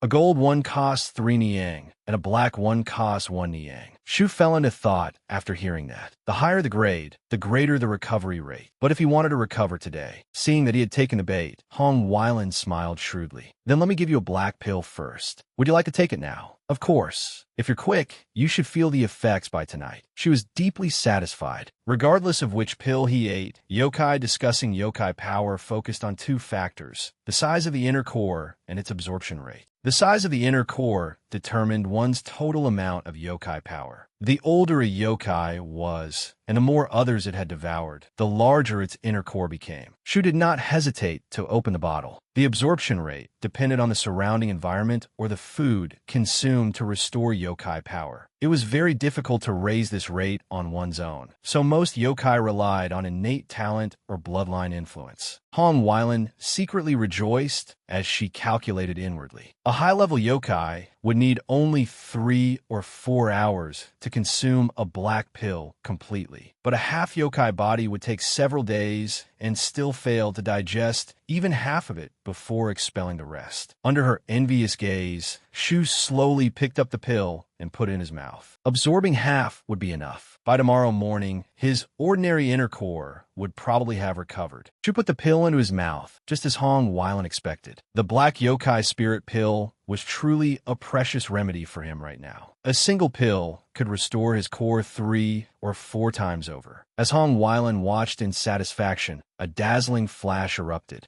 A tremendous explosion followed, shaking the room and sending cups, glasses, and tea flying everywhere. That meant the pill's capacity matched the size of his inner core. Her eyes widened in disbelief. That can't be. Only a few seconds had passed since he swallowed the yokai spirit pill. Through the thick smoke, Shu's hazy figure gradually emerged. Had he absorbed that much yokai power in such a short time? He let out a soft breath. Of course, it had only been 3 days since Shu began living as a yokai. Yet an immense energy was now radiating from his entire body. Could he absorb a low-grade pill this effectively? For the first time in his life, Shu felt 100% of his own yokai power, perhaps even more than 100%. The scene shifts back a few minutes to a side room in Dark Moon Hall. Jiang Wu leaned against the window with a bottle of liquor in hand and cautiously spoke. "How is it?" He gave an awkward smile and introduced the bottle. "This is green blossom wine, specially prepared for you. Since you heard about this, please subscribe to the Lala School channel so you do not miss more exciting videos. It's not bad,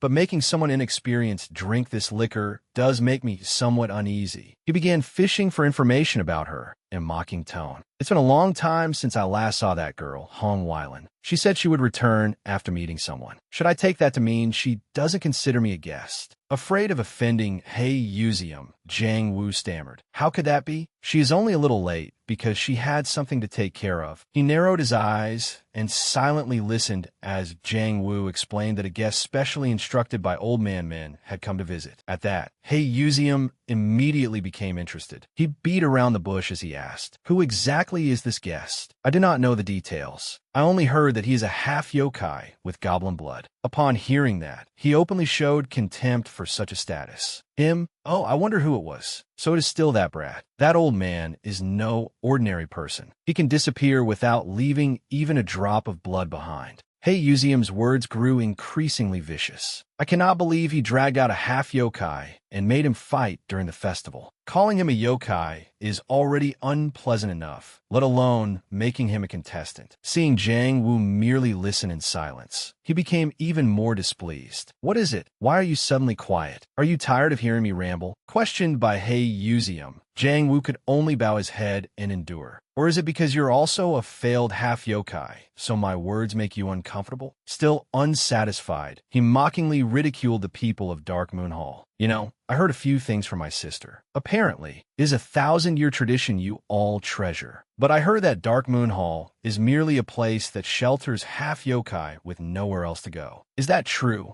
Fated things that can become neither human nor yokai. They dare not call themselves human, yet they are not acknowledged by the yokai clans either." Jiang Wu could only swallow his resentment and clench his fists. This place had been founded because of the suffering half yokai like them endured, so they could become something useful and recognized. Whatever the outcome, should that not be considered your wisdom? Hei Yuzium curled his lips into a sneer. "I see. There will never come a day when trash like you can be called yokai." After speaking his fill, he turned and asked, "Do you not think so?" Though filled with indignation, Jiang Wu only dared swallow it to stay alive. "How could ordinary people like us know the future? Your cup is empty, sir. Allow me to pour you another drink." Seeing that reaction, Hei Yuzium sighed and changed the topic. "Will a merchant remain a merchant for his entire life? You are not happy in this world either." "My apologies." He returned to the main issue. "So, when will I be able to go out?" "It should be ready within the day. We have exchanged all the Yoki realm currency you gave us. All information concerning your residence and status in the human world has also been handled according to your request. Young master, everything is of the highest quality, with minimal attached conditions and the least possible contact with humans." Hearing this, Hei Yuzium praised him with satisfaction, and Jiang Wu humbly replied, "You handle matters faster than I expected. You have risked your life for the human world, sir, so naturally I must give my all." He acted modestly as he took a sip of wine. "It is not for your benefit. I merely find it unpleasant to watch. Some fools have appeared from nowhere and caused trouble. But from a master's perspective,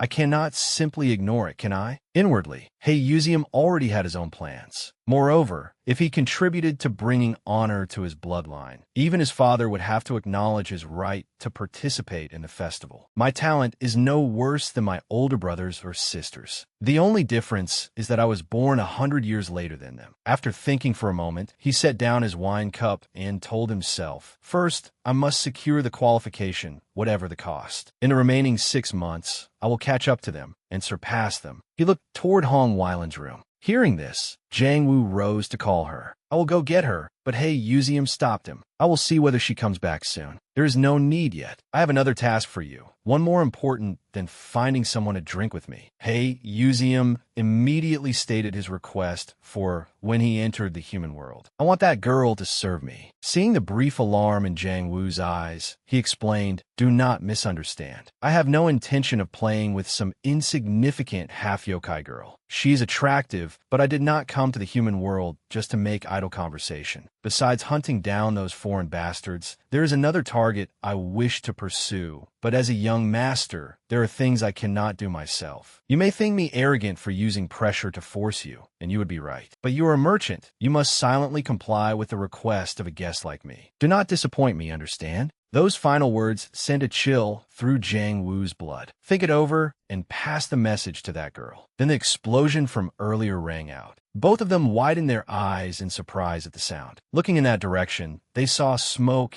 and dust rising. Water is a flow, and flow exists in all things. For living creatures, that flow is no different from water gathering in a puddle for a time. Though the composition of water and its uses may differ, the underlying principle is the same for every species, whether yokai or human. Even if you make the bowl larger, it cannot hold more water than its capacity allows. Such a basic principle needs no elaborate explanation. Amid Hong Weiland's panic, Shu stood there and asked with concern, "Are you all right? It looks like that thing accidentally hurt you." She was too shocked to speak. This pill was more effective than she had expected. But why? His body was now radiating energy all around him. There was something wonderful about it. Whatever it was, should he call it the feeling that he could do anything? That basic principle simply did not apply to Shu. At that moment, a voice startled Hong Weiland. "What is this?" Hei Yuzium walked forward with both hands behind his back, speaking loftily. "You insolent bastard! How dare you release your energy here without a care?" Knowing he was angry, she fearfully tried to rise and smooth things over. "If you do not understand your place, should I take this opportunity to teach you a lesson? Young Master Yuzium, this is my fault, not the guests." Yuzium angrily cut Hong Weiland off before she could finish. "Please calm down and be quiet." His shout froze her in place. "I did not ask you, nor did I give you permission to open your mouth. Do you take me for a blind man?" Yuzium gritted his teeth in displeasure. "I'm certain the yokai power I sensed, along with that deafening noise, came from his failure." He released his energy without understanding the situation. Shu listened in silence for a moment. "After witnessing that, you still expect me to let this go for such a ridiculous reason?" Hong Weiland dropped to her knees and pleaded, "Young master, please forgive me." "I am sorry." Then Shu spoke. "I am still not used to controlling my yokai power." Shu was naturally gentle and mild, even toward humans, and he admitted his mistake. "I did not think something like this would happen. If I disturbed you, I apologize." It was the first time his inner core had overflowed with energy, leaving both his body and mind unusually buoyant. He seemed to have too much energy, as though he could not control his own actions. Even so, saying those words to someone he had just met put him at a disadvantage. In that brief instant, the boy's nature became more yokai than human, adding fuel to the fire. Yuzium grew even angrier and snapped. "What nonsense are you talking about?" Shu gave him a bright smile and gently said, "I sincerely apologize, but do not call me a failure." Yuzium could no longer restrain himself. He attacked, sending Shu flying into the courtyard before Hong Weiland. Shu crashed into the steps. Hong Weiland was so frightened that she could not speak. Yuzium raised his voice with a superior air. "Are you sure your companion can endure this? But do not even dream of overstepping your bounds. This is not a match. It is discipline." Caught off guard by the blow, Shu sat silently on the ground. Yuzium was merely teaching a worthless fellow some manners. He raised a finger and struck again. Yuzium moved closer. As expected, Shu took another blow. Hong Weiland finally came to her senses and tried to negotiate. "Please calm down. Whatever the reason, Dark Moon Hall strictly prohibits violence." Before she could finish, he struck 3 of her vital points. "Even if your clan is powerful, if the main house learns of this, they will not let it go." She coughed up blood on the spot in pain. He gritted his teeth and ordered, "I told you already. Do not dream of overstepping your bounds." Hong Weiland trembled as she tried to stand. Yuzium kept watching her. "I kept an eye on you because I thought you were the cleverest of those watchdogs. But in the end, you are nothing more than a half-yokai woman." She cried out in pain. "What had that been just now? Why could she not sense any yokai power at all? Something invisible to the naked eye had suddenly appeared. After dealing with Hong Weilan, he turned back and ordered Shu. This is the divine beast's unique ability, the exclusive magic of the Haiti race. Listen carefully, you half yokai. If you do not want to die, come before me and kneel at once. Rather than being afraid after that attack, Shu brazenly stood up and took off his jacket. A challenge? Then I will teach you the manners that old man taught me. He's talking nonsense again.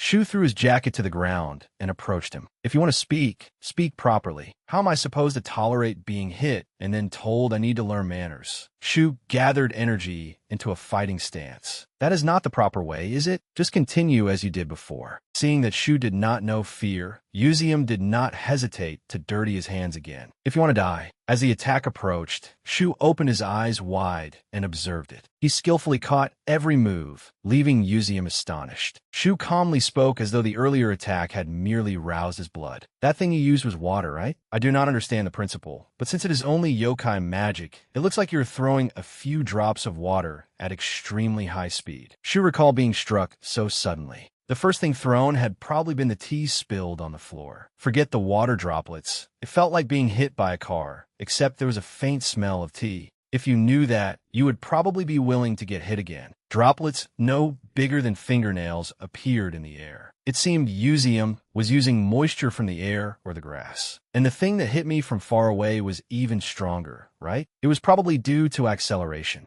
It is nothing to be proud of. I experienced something similar with someone else last night. Shu's words left Yuzium frozen for a few seconds. Compared to that person, you're not even close. Shu stopped talking and advanced to attack. Sorry if I hurt your feelings. Shu swiftly vanished, leaving behind only an afterimage of energy. Only then did Yuzium fully process Shu's words. He ground his teeth in fury. That half-yokai bastard dares. Shu charged into his field of vision. Shu confronted him head-on. Yuzium observed him and calculated silently. He was attacking with his right hand. His ability to control yokai power was terrible. If the direction of his attack could be seen through his yokai power, then he had not trained to conceal it yet. As Yuzium launched his attack, Shu slipped beneath his waist. I will make you understand the price of ignorance. Just as I thought, it is rather obvious. Before Yuzium's astonished eyes, Shu did not hesitate to deliver a powerful blow to his abdomen. Hong Weilan's mouth fell open, but no words came out. So this was the ability to read an opponent's movements. Shu stood before him, arrogantly brushing back his hair as Yuzium trembled and clutched his stomach. Whatever, you little brat. The scene shifts to Dark Moon Hall. I cannot believe this. Morang looked around and sighed. I finally get leave after 10 years, and it is so short. I never expected something like this to happen now.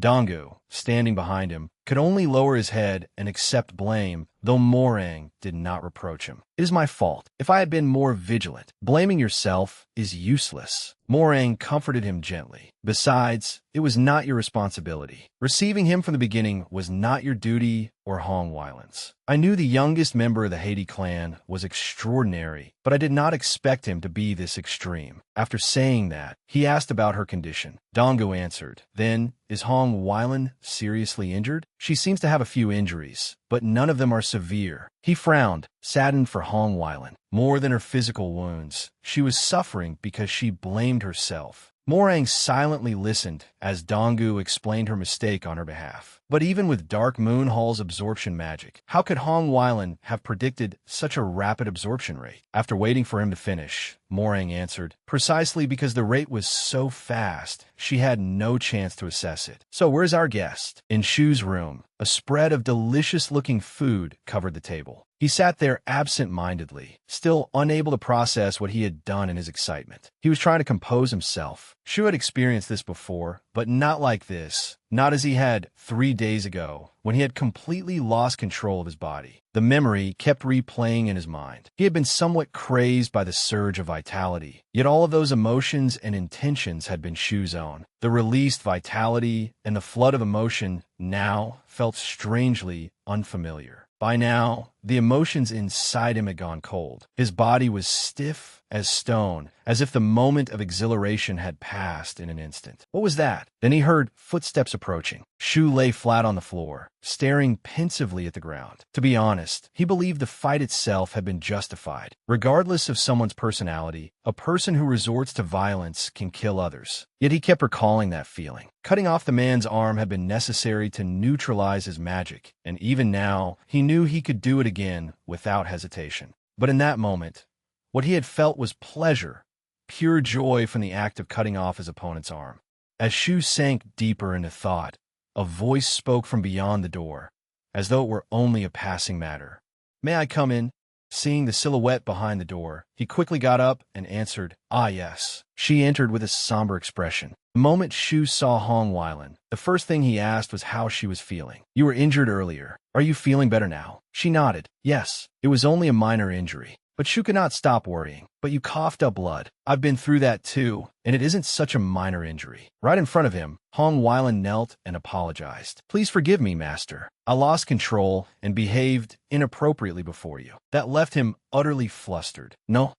Responsibility for the fight lies only with those who took part in it. I'm the one who should apologize. I could have destroyed even the roof over our heads." Ashamed and remorseful, she said, "This is all my fault. I should never have offered you the black yokai spirit pill in the first place." Shu froze at those words. The effect Master wanted could still have been achieved with a silver yokai spirit pill or an ordinary yokai spirit pill. I suggested the black yokai spirit pill, even though I knew that. He hesitantly asked, confused, "So, are you saying you deceived me?" The black yokai spirit pill was the most expensive one. Hong Weilan did not hesitate to speak about her background. "As you heard before, I am of mixed blood. My father was human, while my mother was a yokai. In this world, it is not uncommon for children to be born from human and yokai parents. It is not unusual for the two races to form relationships and have children. However, such children inherit the traits of both parents in equal measure. In other words, they belong neither to humans nor to yokai." She frowned as she continued. "Most mixed bloods are born with a powerful instinct for survival. They can sense spiritual energy, yet they cannot absorb it. Hong Weilan herself had endured that suffering. It is an unbearably painful problem. It is like being tormented by thirst while knowing there is a spring before you, but never being able to drink from it. Even medicines, such as the Radiant Lotus Elixir, can do no more than moisten our parched lips." Shu's eyes widened in shock. "That is why I envy you, master." He sat there dumbfounded. "To mixed bloods like us, you are a truly extraordinary being. Despite having both human and yokai blood, you possess the powerful abilities of a yokai."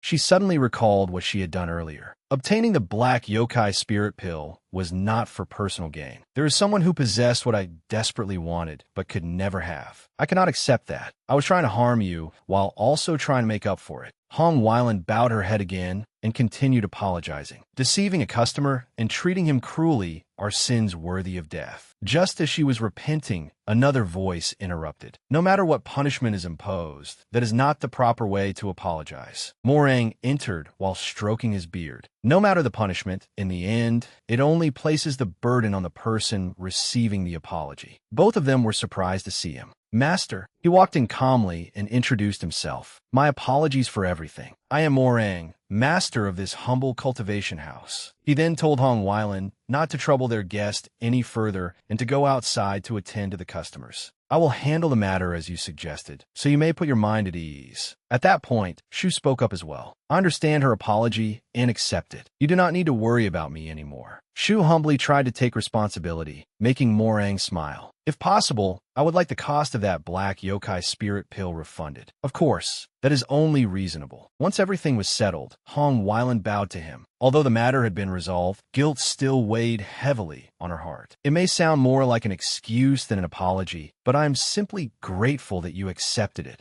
Shu scratched his head and replied, "Well, I do not think it was such a serious mistake." The two sat facing each other and began to talk. "If you agree, I would like to arrange a meeting to reconcile matters in the future." "Reconcile?" Morang explained the man's identity. "The person who clashed with you is Hei Yuzium, the youngest son of the Haiti clan, one of the divine beasts." Shu paused to think. Haiti. He looked different from what I imagined. Of course, the Haiti clan I know fully deserves the dignity of a divine beast. If you understand the situation, then you should know that, hey, Uzium stayed up all night and returned on his own. I do not think the incident was that serious, but unfavorable misunderstandings about you may have arisen. Morang made a suggestion. Before those misunderstandings become deeply rooted, we should meet and clarify the circumstances and each other's positions. He also admitted that his own side had been negligent. Our carelessness caused trouble for both sides, so please do not be too harsh. Understand what you mean, but it is fine. Shu did not care much about the matter. He had no intention of bearing responsibility for reconciliation or stubbornly arguing further. That surprised Morang, but Shu remained calm and unafraid. If they come to see me, I will tell them exactly what happened in my own words. Recalling the incident, Shu felt no regret. Hei Yuzium's mistake had turned what could have been a simple apology into excessive violence, along with personal insults. So I did what was necessary. He spoke to Morang seriously. This is a clear matter of right and wrong. Hong Weilan and Master apologized because they failed to apologize earlier to prevent a situation that might have ended in a fight. I would rather fight over that than be comfortable with it. It was a profound statement. Morang found Shu's way of thinking interesting, but he still cautioned him. Do not underestimate the Haiti clan. Even Hei Yuzium's younger brothers are on an entirely different level from the immature yokai beasts you have faced recklessly. Shu merely raised a finger and answered calmly. Of course they would be. I think so too. I have not met many yokai,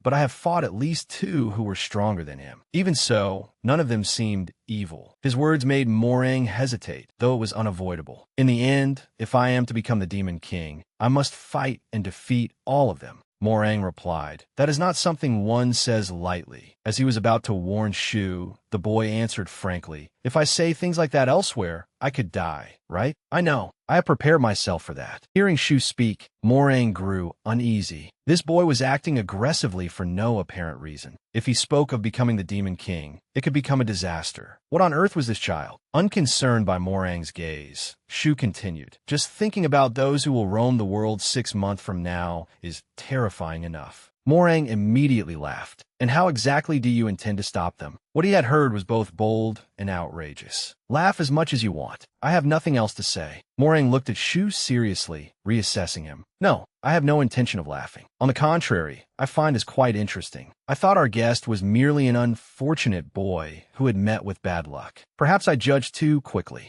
He reached inside his robe. Since the previous master, this is the first time I have had such a powerful intuition after witnessing such a change. After searching for a moment, Morang took something out and placed it on the table before Shu, leaving him stunned. It was undoubtedly a rare antidote. Morang introduced the item and made his intentions clear. This is a gift for a guest of this cultivation house, offered as an apology. But if I put it that way, I fear you will not accept it. So let me say it differently. Morang stated his desire frankly. It may be too soon, but I would like to invest in your future. A while later, Shu returned home. He dragged himself inside, exhausted. It had been such a hectic day, and it was almost time for dinner. A voice called out, drawing Shu's attention. Where have you been? You are only returning now. Ah, I am sorry. I did not realize I had been out for so long. Co Wa stood there, glaring at him irritably, with a bird perched on her arm. Enough. Her expression relaxed slightly. Well, it is fine. It was not that long, and I have just received some information. Shu was a little surprised when he heard that and bowed his head. Information? Ah, Soma? The instant he spoke, the bird struck him squarely in the face.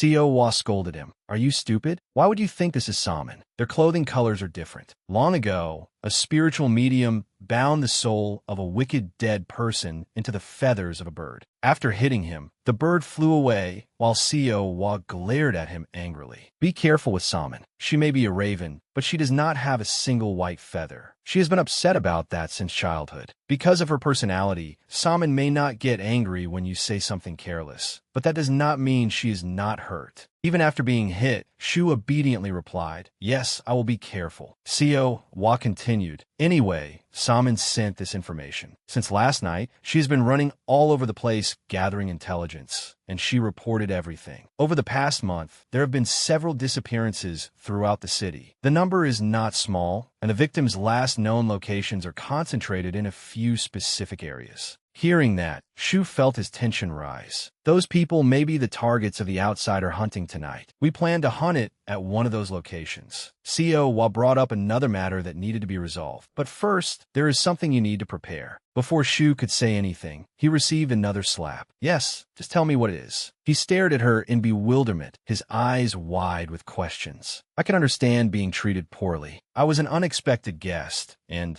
I will not complain about my sudden change in circumstances. Seo put her foot on him and complained coldly. But why did you make me wear these soaking wet clothes that stink of mildew? You should have brought something more decent since you were going out for so long. This is my most precious training outfit. Enough. She did not say much more, merely ordering Shu with a murderous glare, "Go buy clothes right now." Before long, the two quickly arrived at a place to buy clothes. Seo spoke up. Here it is, the best department store in the country. What was it called again? Shu looked at the towering building in disbelief. I'm not sure it's the best in Korea. My family owns larger department stores. Seo was impressed as well. Humans built this, did they not? They created something impressive without magic. Shu's face turned thoughtful. A boy at a department store, buying proper clothes for the first time. It was not that he did not care about appearances. He was at the age when looks mattered, and he had always resolved to save his allowance. But as usual, there was a problem. Shu's former overweight body still lingered in his mind. Seo asked with concern. We are only buying one outfit, right? Susai, how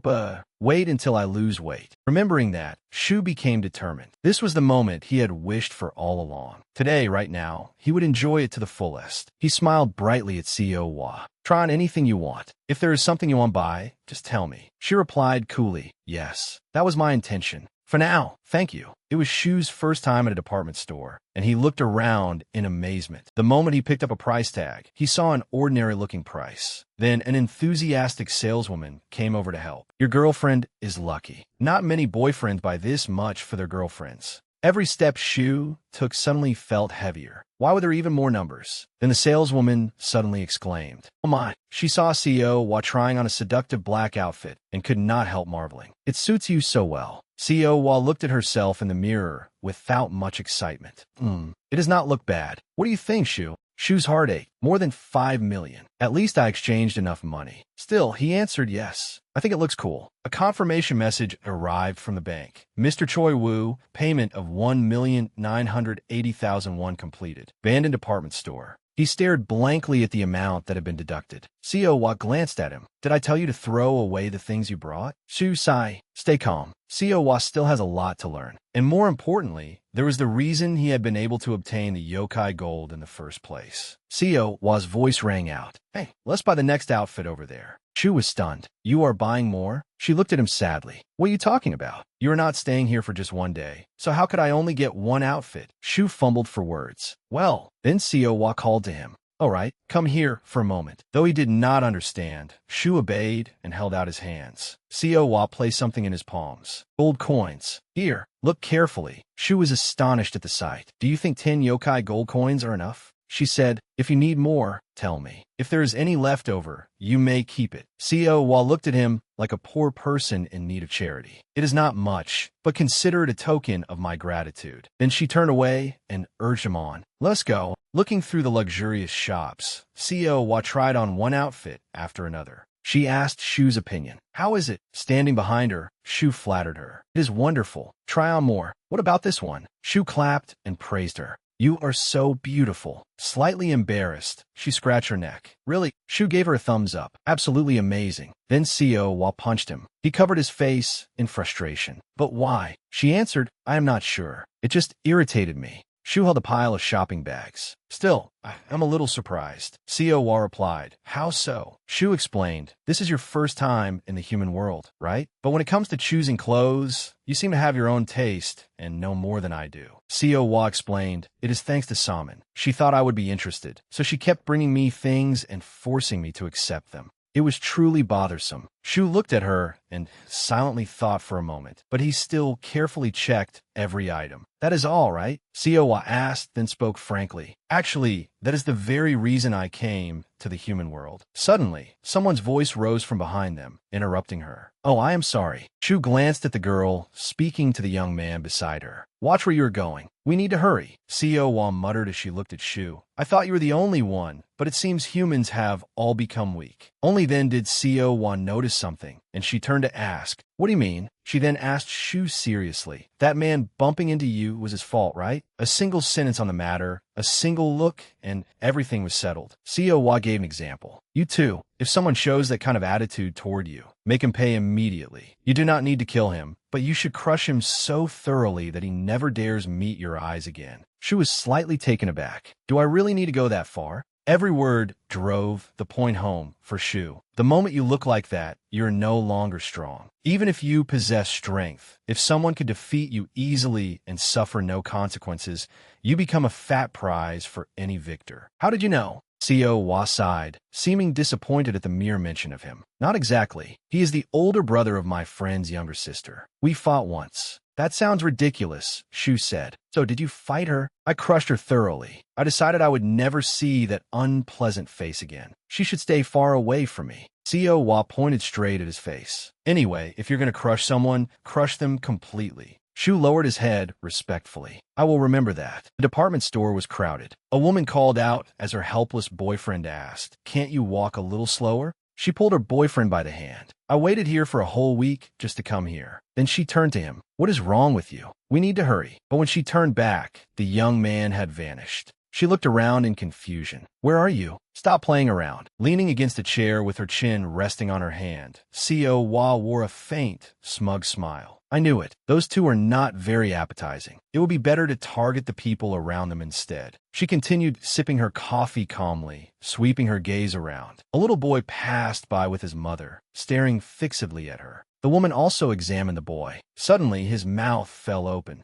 His eyes widened in terror. That person is a monster. He is vomiting blood all over his glasses. He screamed, alarming everyone nearby. What is wrong with you now? Demon Master. After a brief silence, he said, why must we, like blood brothers, be separated when we used to be so close? His voice sank. Exactly. Do not cause trouble. Everything will be fine as long as we handle this quietly and do not make a scene. After all those fights, Seowa had learned that every yokai in this land was mediocre. They could not even protect the livestock in their own pens. It was laughable that they had retreated in fear. Jay proposed, help me then. Today, 2 yokai from this peninsula have come here. We will catch them and eat them. She smiled faintly and cited a statistic. This is the largest department store in the country, and it has the highest number of missing person cases. Seowa looked at him and revealed another fact. Rather than hiding, they have built a nest right here. In that case, I should make this clear. Shu looked around, searching for the reason so many people gathered here. It was not merely because this was the busiest department store in Seoul. There was also a subway station where 3 lines intersected. There was a bus terminal connecting Seoul to other regions as well. Those 3 factors overlapped, making this place the center of Seoul, with tens of thousands of people passing through every day. Because of that, Shu was certain that even if many people disappeared here, it would be difficult for anyone to notice. As he closed the fitting room door, he considered the matter for a long time. He formed a hypothesis. If someone disappears in the middle of a bustling crowd, most people will assume they simply saw wrong or that the person moved elsewhere. She continued, it appears they have established a hunting ground. That is what I can feel, though I do not know what kind of yokai they are. If their numbers are significant and we know little about our opponents. Seowa's indifferent eyes shifted toward Shu. Even if they call it a backup plan, it is nothing more than running away. In essence, that would be our failure, because we are the ones who must catch them. Retreat is not an option for us.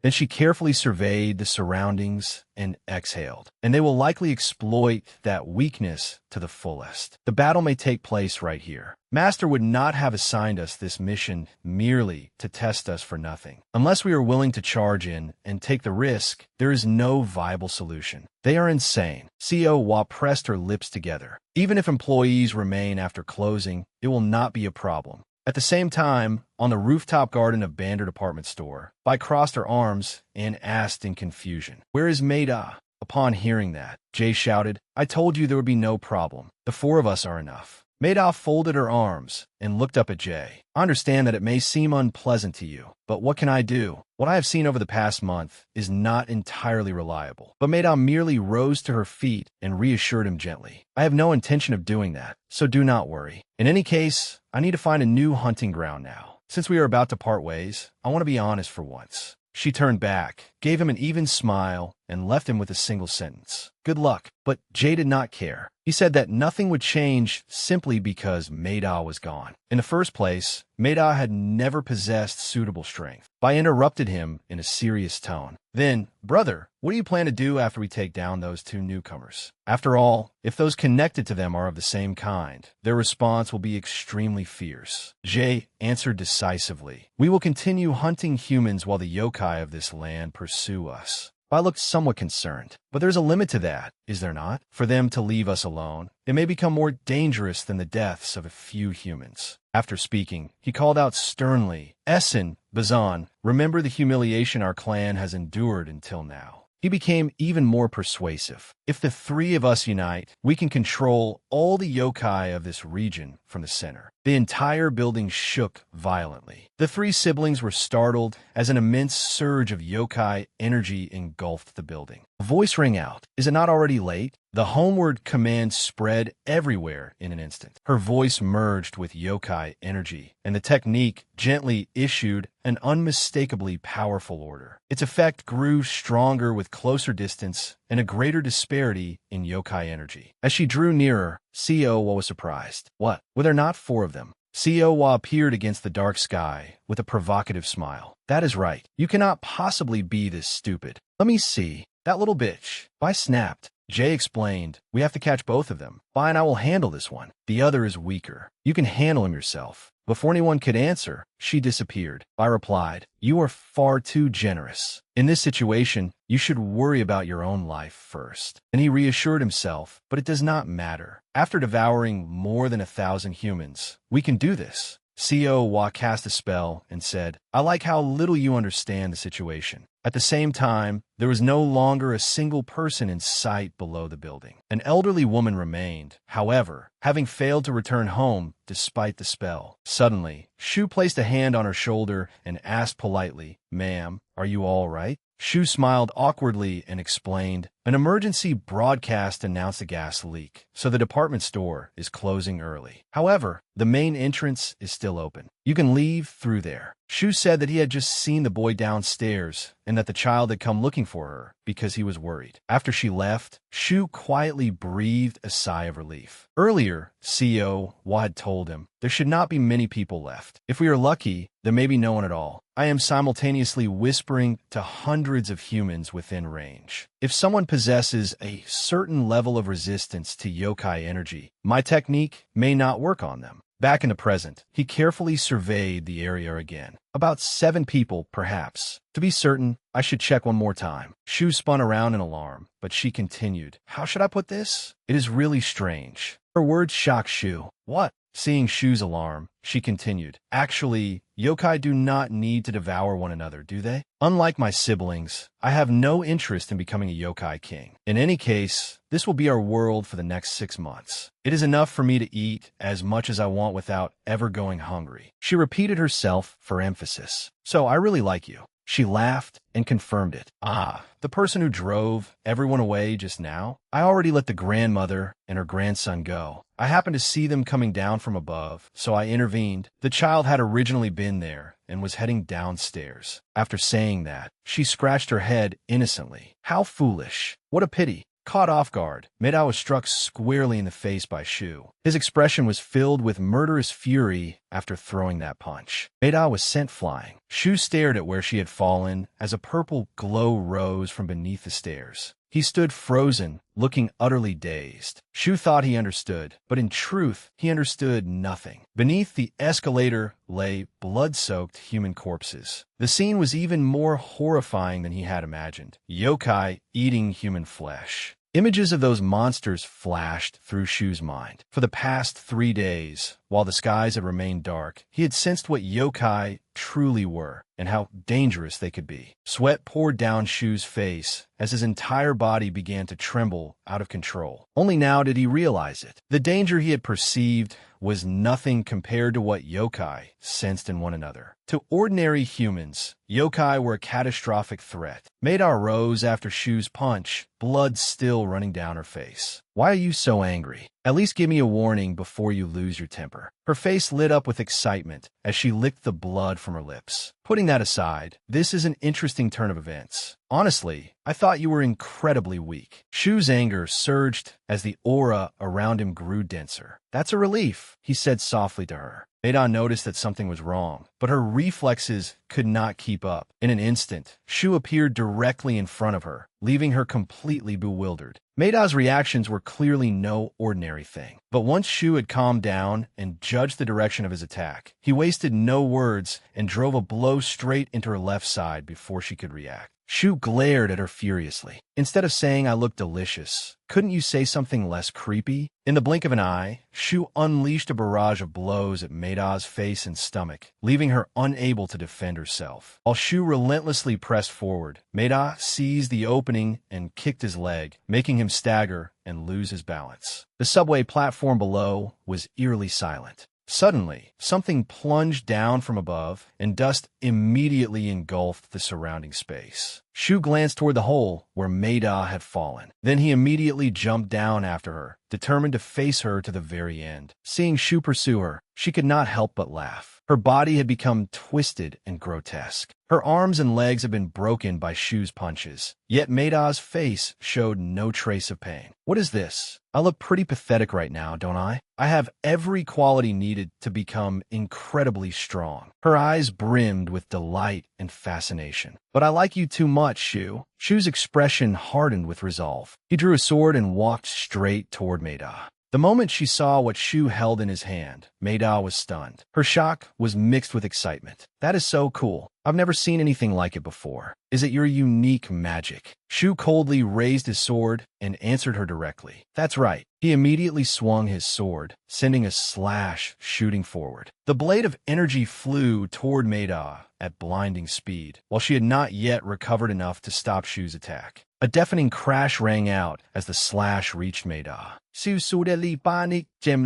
It had ended up like this after all. Maida had completely recovered from all her injuries. She had even caught his slash in her hand. Not a very pleasant sight, is it? Maida pulled that arm back, intending to hurl the slash back at Shu with all her strength. His mind fell into even greater disarray as overwhelming terror washed over him.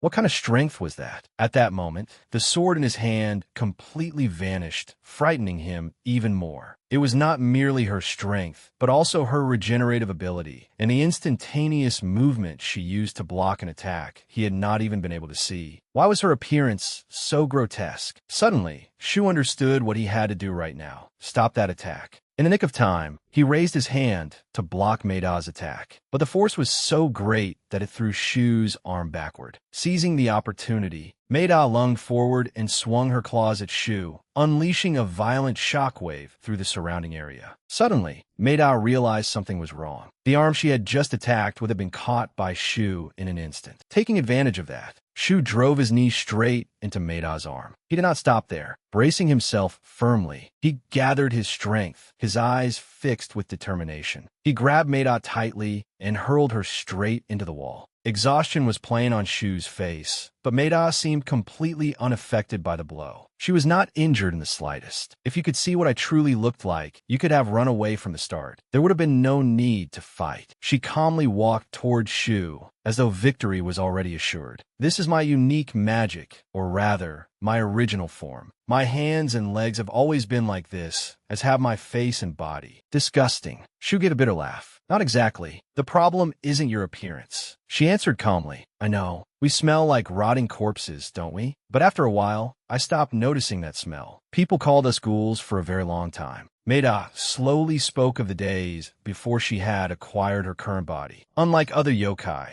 We were born with an innate purpose to eat human flesh. If we do not eat human flesh, it is difficult for us to absorb life force naturally. The constant hunt for human meat made her species' existence incredibly harsh. Even a species as strong as ours survived by eating corpses from battlefields. That was why we were despised so deeply. And after the law was enacted, we were driven to the brink of extinction. Mada revealed her resentment at being unable to eat what humans ate. Humans are delicious, and they're a rich source of nourishment for many kinds of yokai. Yet our staple food was completely sealed away. She continued recounting the horrific past her race had endured. Hundreds of years ago, most of our kind starved to death. A few tried to enter the human world to fill their stomachs. Shu remained extremely wary, unsure what Mada was trying to accomplish by telling him such things. But they paid for it by being killed by other yokai. Our parents were among them. She fell silent for a moment, as though reminiscing about the past. My father had no memories of his own parents, so I do not feel sad for him. But whenever I look at my older brother and sister, my heart aches. Standing before Shu, she continued in a plaintive voice. The three of us were orphans, after all. Memories surfaced of three monsters silently walking together through the darkness of the human world, Mada standing between her two siblings. We could not even maintain human appearances. We lived in sewers filled with human waste in hideous bodies, without even realizing how ugly we were. Mada smiled strangely. But look at me now. She took pride in her exquisite appearance. Now I can be cute and beautiful too. Instead of living in darkness and stench, I can walk beneath clear skies, enjoy warm sunlight, and experience all kinds of wonderful things. Only then did Mada reveal her dissatisfaction with this world. Most importantly, eating human flesh is not inherently wrong, is it? We did it for tens of thousands of years, except for the last 666 years, and we will do it again in another 6 months. Her words shocked Shu. He could hardly believe what he was hearing. I will not give up this wonderful life because of some strange rule. I've already lost too much.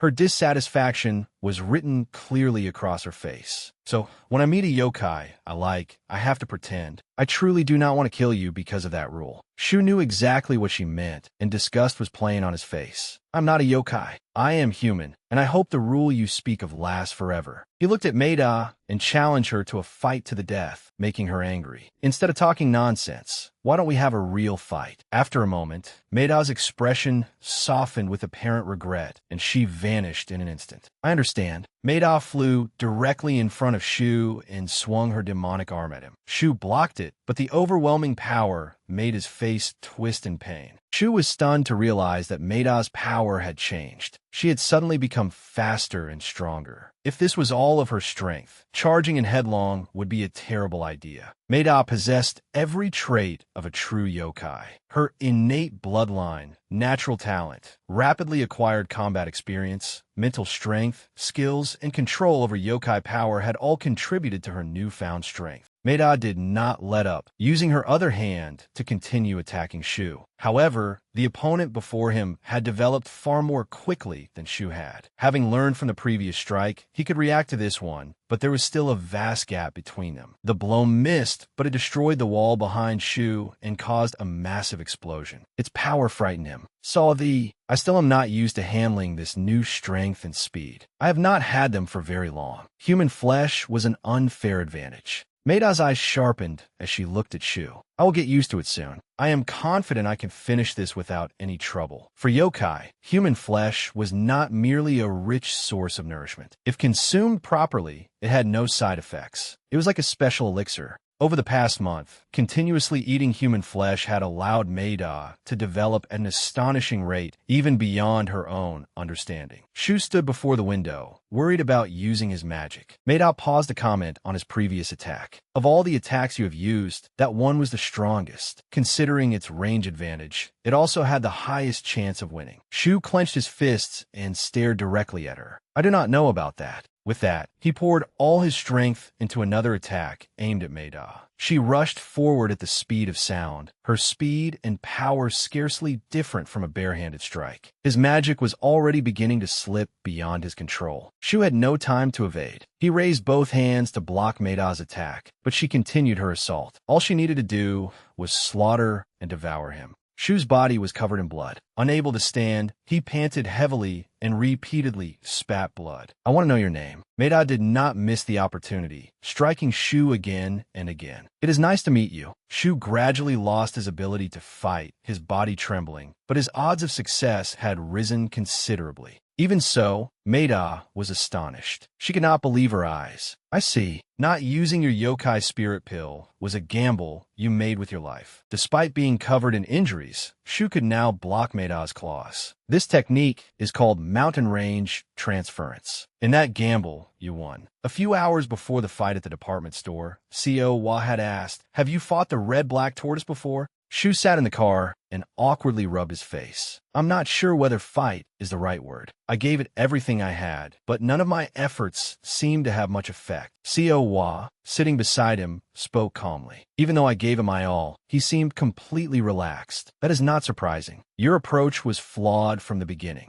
An image of Goyu appeared in Shu's mind, wearing a cold, unfriendly smile. His bloodline was overwhelmingly pure, and he had perfect mastery over both his power and temperament, all while maintaining an indifferent attitude toward everything around him. In battle, he was so flawless that it was startling. He was a true expert. Co Wa further emphasized that his hidden strength was immense. Even across the last 3,500 years, very few yokai on the Korean peninsula had been stronger than him. Shu suddenly asked a strange question. You are 500 years old, right? Then wouldn't the same thing apply to you? Co Wa looked slightly displeased and turned to face him. What are you talking about? He hurriedly apologized. I did not mean to offend you. But Co Wa answered with complete confidence. Of course I would win. Regardless of age, I have always been the strongest. Shu asked in surprise. Then what did you do when you fought him? It probably was not as satisfying as fighting me. He explained how he had used his tools. In battle, I try to make use of everything Somi gave me and put all my strength into it. The driver in the front seat could not understand what young people these days were talking about. Shu lowered his head in discouragement, yet he did not seem shocked at all. It was like I was facing a wall. Co Wa replied coldly. He stood still. Shu was slightly surprised by her words and turned toward her. When you use your technique, he stood still because he is not a physical fighter. Or did you actually surprise him? Co Wa remained calm as she continued. That is right. The reason you could not affect him at all was the gap in your skill levels. Her expression softened slightly as she looked out the car window. It is simple. No matter how powerful magic may be, it cannot make everyone equal. Fundamentally, this is a contest of strength. The sky gradually darkened, and only the rustling wind could be heard. In the middle of the night, Co Wa stepped forward and surveyed the situation. After a while, she smiled as though she had everything under control. It seems I understand the situation now. I'm not too disappointed. A heavily wounded demon staggered before Co Wa and spoke. She looked at it without fear, even showing contempt. My assessment was correct. I expected this scenario, so I prepared a backup plan. Still, I'm a little worried. You grew stronger than I expected. I am afraid I might kill you. The demon was grievously injured, blood pouring from its body. Even at your level, you managed to last this long. Still, I am somewhat disappointed. Co Wa sighed. This is not entertaining enough. I thought you would force me to use at least 4 tails. 3 were enough. If I wanted to, even 2 would have sufficed. Another demon lay severely wounded after her attack. I wonder how many of you came to this peninsula. Though they had been defeated, it was clear they had crossed the border in secret. Co Wa continued. You know, do you not? How many outsiders came to this peninsula who masterminded it and who brought several weaker creatures like you here to hide? The demon glared at her angrily. Do you think I would tell you? Co Wa answered with confidence. I do not know what you intend to do, but you are creatures living in disguise and violating the law. She pretended to uphold order. I find you ridiculous. The demon was enraged by her provocation. If you want to keep your life, you would be wise to cooperate. The demon prepared to charge at her, but said, I refuse. At once, a terrifying aura poured from the demon's body, covering the entire area. Co Wa watched without much concern and gently raised a red thread. Its power was formidable, even though it remained at the aura level. Filled with rage, the demon rushed forward at high speed. Co Wa calmly recited an incantation. Wild Ghost Summoning. Nether's Sovereign Suppression Prison. A massive tomb fell from above and completely crushed the demon. The surrounding space was subjected to immense pressure. Whenever Co used this technique, the result was always the same. The demon was crushed beyond recognition. No matter how much power you possess, charging at me like that is no different from throwing yourself against a wall. Even if you were 10 times stronger, it would make no difference. Co felt bored as she watched these foolish demons rush toward death. You need to understand that power does not create skill. What makes the difference is how you use it. Somi, in her orb form, glanced at them and said, "That is right." Then she suddenly looked at Co's clothes and praised them.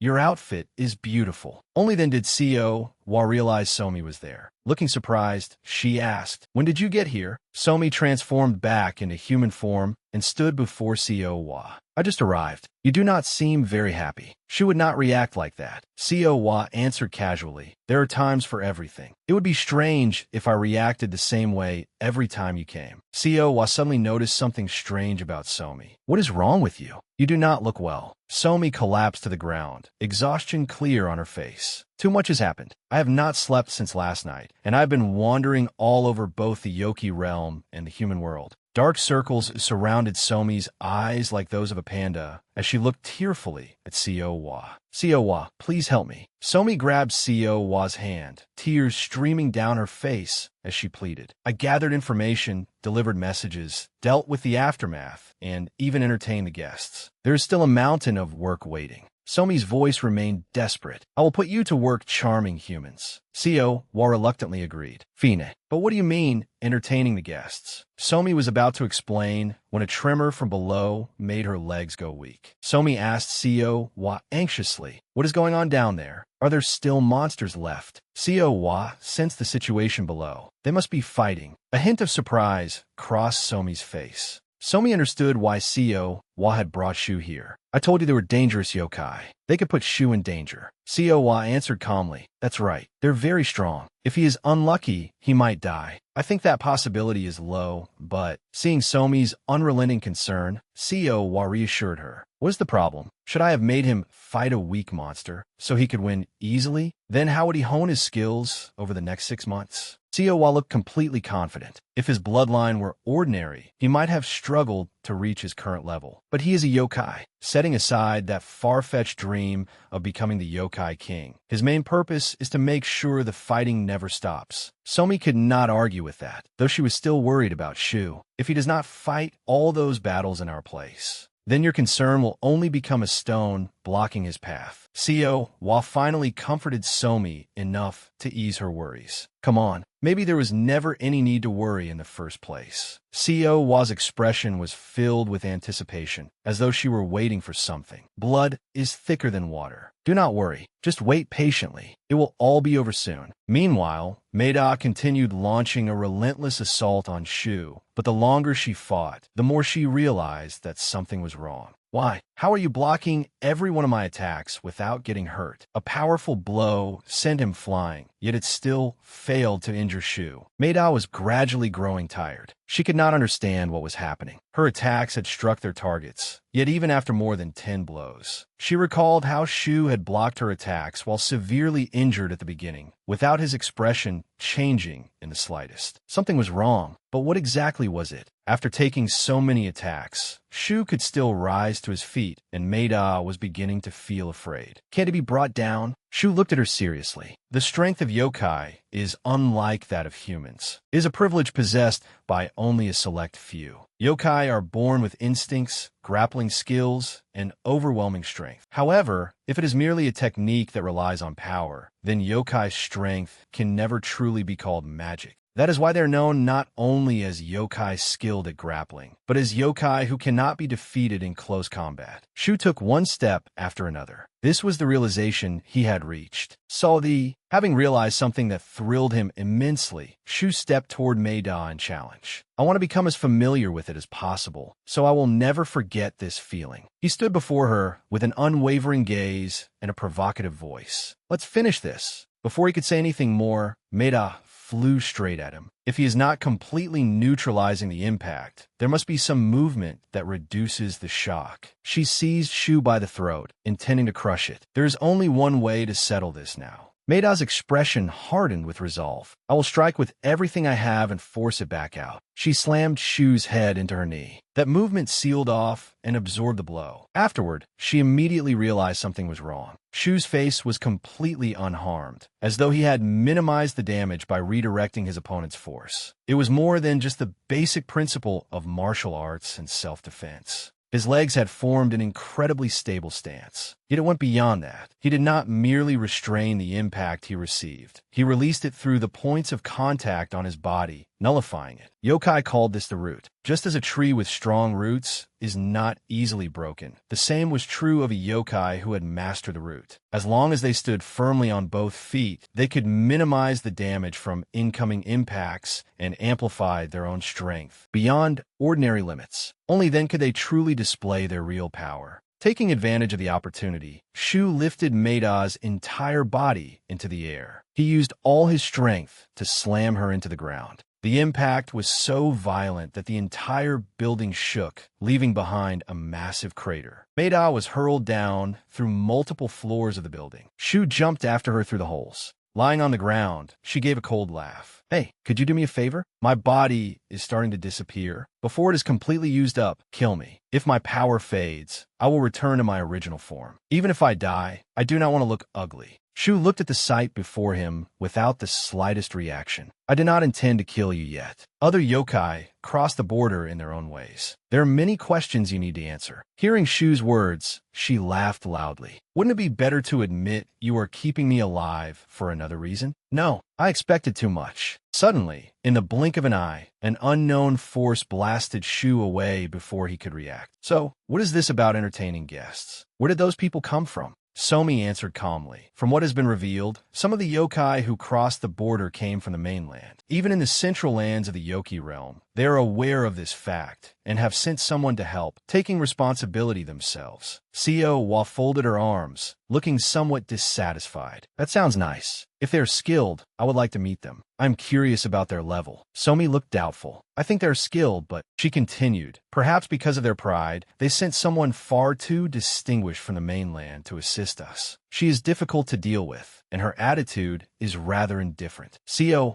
could not stand hearing that. There was a trace of unwillingness in her eyes. "Distinguished? Are you saying they sent some ancient elder who has lived for thousands of years?" Somi immediately denied it. "No, they said she is a direct descendant who inherited the bloodline." Meanwhile, Shu was on edge. Someone had attacked him. Whose descendant is she? Why is she here? Xiao Huai stepped forward, anger flickering in her eyes. "The great sage equal to heaven. They say she is Sun Wukong's granddaughter." Shu stared at the opponent before him and thought, "That attack was not aimed at me. She is not an enemy." Then he introduced himself. "I am Shu. By the judge's order, I am hunting outsider yokai." Xiao Huai spoke calmly, her voice filled with contempt. "If you do not stand in my way, I do not care who you are, you wicked spirit." Shu froze in fear at those words. "Isn't this person a yokai from the Korean peninsula?" Xiao Huai cut through his fearful thoughts. "The one behind you is a criminal who deserves death." Her purple eyes blazed. She continued threatening him. "I can let you go this once, but there will absolutely not be a second time."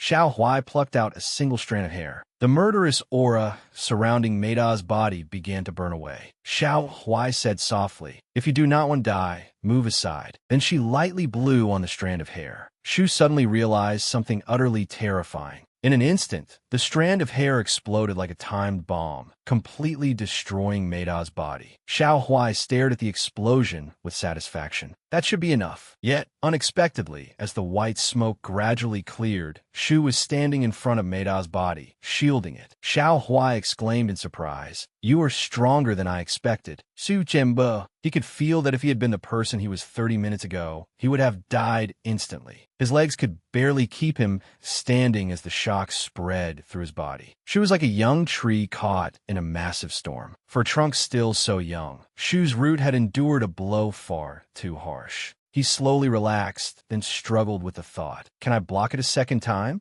No, Xiao Huai mocked him. Your legs can still move. She had truly reached her limit. The fury she unleashed was equal to the power she wielded, and the cost no longer mattered. Even if you dodge, I will kill you this time. Xiao Huai used her yokai arts once again, raising another strand of hair. A thunderous explosion rang out. The hazy smoke gradually dispersed. Then she was suddenly startled to see a gigantic fist flying straight toward her, her eyes widening. The powerful punch came hurtling in. Shu, who had narrowly escaped death, could not help gasping in fear as the massive hand swung back. The enormous hand shielded Shu. Co Wa suddenly appeared, several shining foxtails spreading behind her. She sneered, I sensed something was wrong, so I came down to take a look. Turns out it is the central inspector. Co Wa frowned and asked Xiao Huai, who are you? Xiao Huai remained on guard. Co Wa continued sarcastically, you came all the way from China just to wave your hand around? Instead of catching criminals, you chose to fight a young yokai.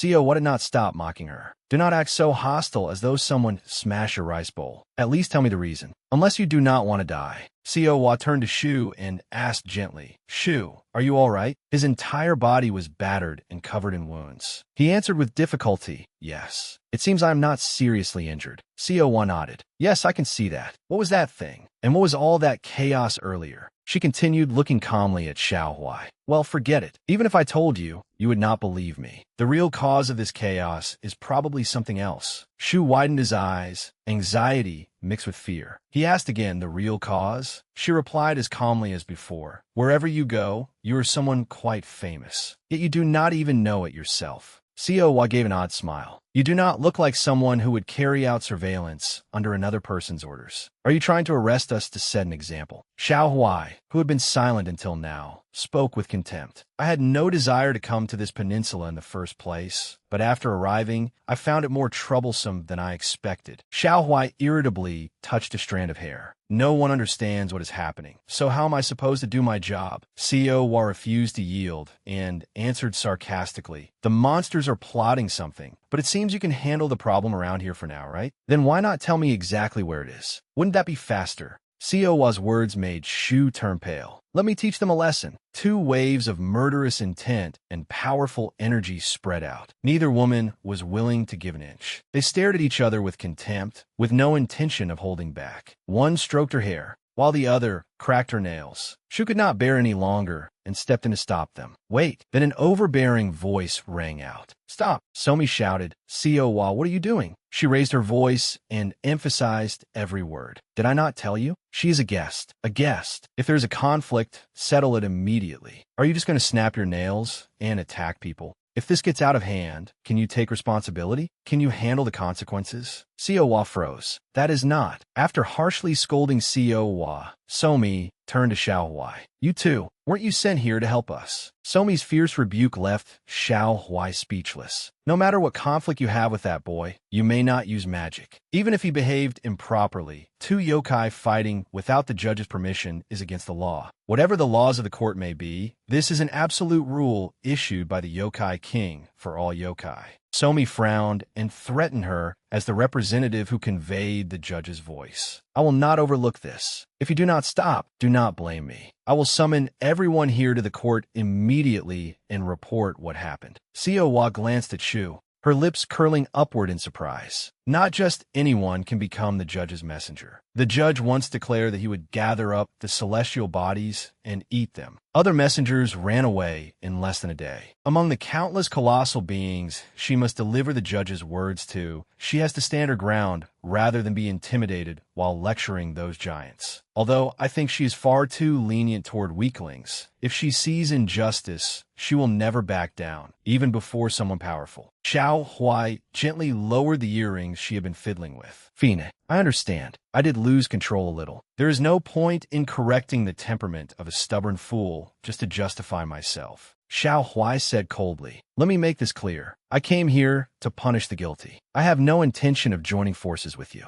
Since this is your territory, I will show the minimum respect. But you had better be careful not to interfere in my affairs, especially that fox woman. She should remember that. Seo flared up. What? Hey, you barely escaped death. Somi glared at her, forcing her to fall silent. After Xiao Huai left, Somi sighed softly. The mission is complete. We even caught a yokai. She spread her arms and praised Shu wholeheartedly. Shu, you really work hard. This place was reported to have many missing persons. Thanks to you, no one will die here from tomorrow onward. Shu asked anxiously. Are there many places like this in Seoul? If so, we cannot let anyone else come near them. Somi replied, do not worry. You two are not the only ones hunting tonight. Like Goyu, the yokai in the human world, and yokai like you who are permitted to enter human territory for this mission. Everyone has been assigned a different hunting area. Somi smiled awkwardly. Though it was a little difficult, most of the intruders have already been captured tonight. Seo asked, are there others from the Yoki realm besides us? How many competent people are there? Oh, it is not just yokai. Humans are involved too. As he said, the two sides are not exactly cooperating, but they are responsible for certain areas. We yokai manage the south side of the Han River. The north side has been assigned to the Bloodless for purification. Shu was startled. Then does that mean Seoul? Namsan. Yusin sat slumped in a corner, catching his breath. A voice rang out. Father, why do you insist on doing everything alone? Sir, a freelance priestess with short black hair and a cold expression, spoke to him. For me, following you is only natural. With Dorian's authority, you could bring around 10 more priestesses with you. No, I refuse. I can handle this myself. We are short on people to eliminate the yokai, and having other sorcerers come along would only be a nuisance. He added, I would rather run around alone than have to guide them step by step. I did not like holding their hands through everything. Sir replied, you can use this opportunity to become accustomed to leading people. It is both the role and responsibility of a sorcerer. Yusin panted, I never asked you to do anything because you are a sorcerer. He stood up. That old man forced me into a position I never wanted. If you want me to give it up and become an ordinary sorcerer, I will do it. Just do not order me around. Sir was taken aback. Even a sorcerer who does not want to bully subordinates or trouble others cannot act that way. By the way, that yokai lying behind you is quite large. Isn't Aberrant Class 1? The creature was the leader of the group at Namsan. Yusin answered, this one does look like an Aberrant Class yokai, but it does not seem to be the leader. It is normally medium-sized within its pack. It lives deep in the mountains, loves eating women, and its habitat is Japan. That is why it has not caused any major damage yet. The leader alone is nearly as large as Namsan Tower. Sir marveled. The preliminary survey found around 10 of them in Namsan. That day, you defeated an entire pack of Aberrant Class Mother Yokai by yourself. She swallowed. Compared with a few days ago, you have improved greatly. Although you lack real combat experience, no one in Seoul could accomplish such a thing. Even in the face of countless objections, the Elder must have appointed you as a sorcerer because you are a genius. The first person in centuries to be born with exceptional talent and reach the level of a genius. At last, Yosin asked curiously, so what do we do next? Go report this? To the Minister of National Defense. Zell, check her phone. No, the Commissioner General and the Police Commissioner. They're probably waiting for you, so we need to go immediately. Yosin looked exhausted. Right now? Why can't I sleep and go tomorrow? We're only making a report. CO looked up. What are you talking about? Seoul has literally been turned upside down today. We completed the mission, minimized casualties, and killed all the monsters. But what about the civilians? Even if we control the media, we cannot control everything. Especially these past few days. The news has probably been reporting it as a terrorist attack from North Korea. Yosin looked dejected. It is fortunate that people think that way. Even if it is fake news, we need to make people believe it. The more real it seems, the better. Yosin scratched his head. Fine, I understand. CO added, tonight we'll run very late. Besides, it is the weekend, and you need to come with me to Incheon Airport before 7 in the morning. Yosin bristled like an angry cat. 7 in the morning? Why do we suddenly have to go to Incheon Airport? CO replied, I just received word from the Elder. A renowned Japanese Onmyoji family has requested that 2 people be sent here. The Elder accepted. Have you heard of the Kira family? I only know a few scattered things about Japan. Yosin gritted his teeth. But why me? There are plenty of other people for you to choose from. Seo replied, perhaps because it is appropriate for your rank. The heirs of renowned elder families are the ones who will hold power at the top in the future. At the airport, it was raining in the morning. Their footsteps were light. Just looking at the airport, it still doesn't quite feel real. But the atmosphere here is completely different from back home, isn't it? The other person did not respond. The male voice continued, come on. This is our first trip abroad, after all. A blonde-haired young man and a black-haired young woman. I know it may be hard to say, but I hope Korea will be an interesting place. At the airport, Yosin stammered, hello, welcome to Korea. Seo frowned. Isn't it too late to be relying on a translation app now? Yosin was tense. It is troublesome, but I have to speak to them directly. They are our guests, after all. He stared intently at his phone, deep in thought. Why had his father accepted the dispatch request? A sorcerer and an Onmyoji working together. Such a thing had never happened before. Seo replied, strictly speaking, it has not never happened. She explained, at the time, 2 Onmyoji passed through Busan port under the supervision of the government general. There are records of them working with Korean sorcerers to perform exorcism rituals in Seoul and Busan, 1 person in each city. Yosin asked curiously, so what happened afterward? Seo answered calmly as they walked. Somehow, they captured the supernatural entity causing the trouble. But then some problems arose. The overall atmosphere was not harmonious. In particular, 2 of them could not get along. Their conflict escalated until they nearly fought each other to death, and the damage caused by stopping their fight was greater than the damage caused by the exorcism itself. Seo remarked, perhaps that was inevitable. Our fundamental perspectives differ, even if our methods of working differ as well. Then she warned Yosin, still, young master, be careful. Even if they do not intend it, discord can arise unexpectedly. Yosin pressed his lips together. I'm not sure. If it makes you uncomfortable, you could say you are not capable enough and leave. Perhaps that would be more appropriate. It would not be the worst outcome. Seo spoke up. I think that is them. She added, a young man and woman. Since we sent them photographs, they probably know what we look like too. The young man narrowed his eyes. Yosin looked weary. Hey, he looks pretty mean. Seo nodded. I agree. His appearance is somewhat concerning. The 2 approached him, standing face to face. The mean-looking young man faced Yosin. Calm down. You are nervous, but stay calm. Before he could finish speaking, the other person suddenly bowed. Hello. Yosin was startled. The young man continued. Thank you very much for coming to pick us up. Yosin was surprised. The young man scratched his head, sounding embarrassed. My name is Kira Yoshihiro. I am 16 years old, 17 by Korean age. Please take care of us during our stay here. Hearing him, Yosin was dazed. Your Korean is really good. Yoshihiro brightened. Really? I've been studying it since middle school. Thank goodness. He looked delighted, turning his head from side to side before saying, but my sister speaks Korean better than I do. What are you doing, sis? You should greet them too. The young woman merely swept her gaze over them and answered coldly, hello. Yoshihiro stiffened at his sister's attitude. He hurriedly explained, I am sorry. My sister is not very sociable. Her name is Kira Yuzuru. She is 2 years older than me. Yosin replied awkwardly, it is fine. That is normal. As expected, one could not judge a person by appearance. Looking at Yuzuru's cold demeanor, Yosin came to a conclusion. The dangerous one might be her. In the car, Gahyun discussed the Kira's siblings' accommodations. We have reserved rooms for the 2 of you at a hotel in central Seoul. While focusing on driving, she carefully added, if there is any inconvenience with the accommodations or the environment, please let me know at any time. Yoshihiro replied cheerfully, no, not at all. This was an urgent request. We are already grateful that you prepared everything for us. Gahyun turned her gaze to Yosin. Young master. He nodded. Yes, I understand. Then he spoke. However, may I ask the purpose of your visit? Yosin continued. I heard that this is an exchange visit, but I am curious what its main focus is. Did you come here to exterminate yokai? Or are you more interested in sightseeing and cultural exchange? We need to know exactly so we can make arrangements and avoid any misunderstandings on our side. Gahyun thought that it was better to get straight to the point than to beat around the bush. The atmosphere became extremely gloomy. Then Yoshihiro spoke. We came to investigate a certain yokai.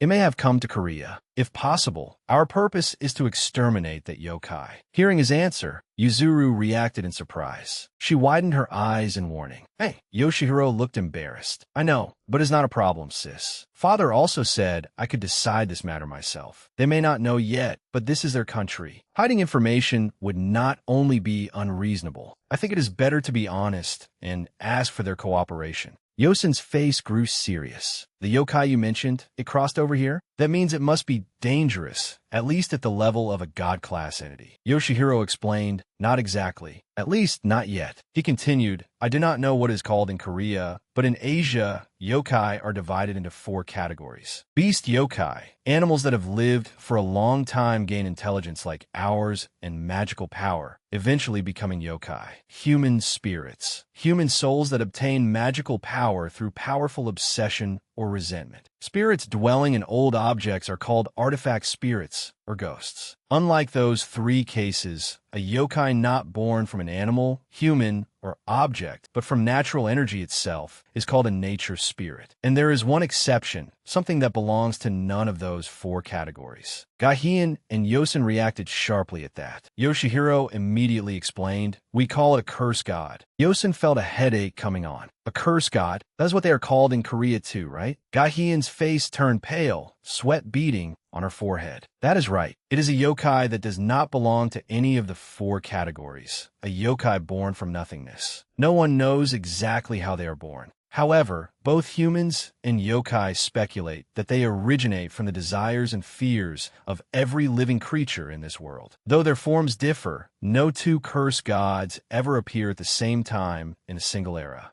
When one curse god dies, a new one appears only after hundreds or even thousands of years. Every one of them has a different form and ability. However, it is said that all of them possess immense potential and desires beyond imagination. Records state that from the moment they are born, their intelligence surpasses all ordinary standards. The more they eat, the stronger they grow, and their hunger is endless. Even by yokai standards, these creatures are absurd. In the past, whenever a curse god appeared, massive chaos would soon follow. Each time, Onmyoji and sorcerers would join forces to subdue it. Gahian added, can you tell me what form this curse god takes? Yoshihiro sighed. We do not know that yet. As I said, we are not even sure that it has come to Korea. However, according to the prophecy foretelling the appearance of a curse god, all we know is that it has been born and is heading this way, westward across the sea. After a long drive, they finally arrived at the hotel. Yoshihiro bowed politely. We will probably contact you tomorrow evening. Please get some rest in the meantime. The figures of the Kira siblings grew smaller in the distance. Yosin asked Seo, what do you think? This is troublesome. What should we do now? Think it over further or rest. Seo answered, I will cooperate as much as I can. First, we need to report this to your father. If what they said is true, it will certainly be an extremely serious problem.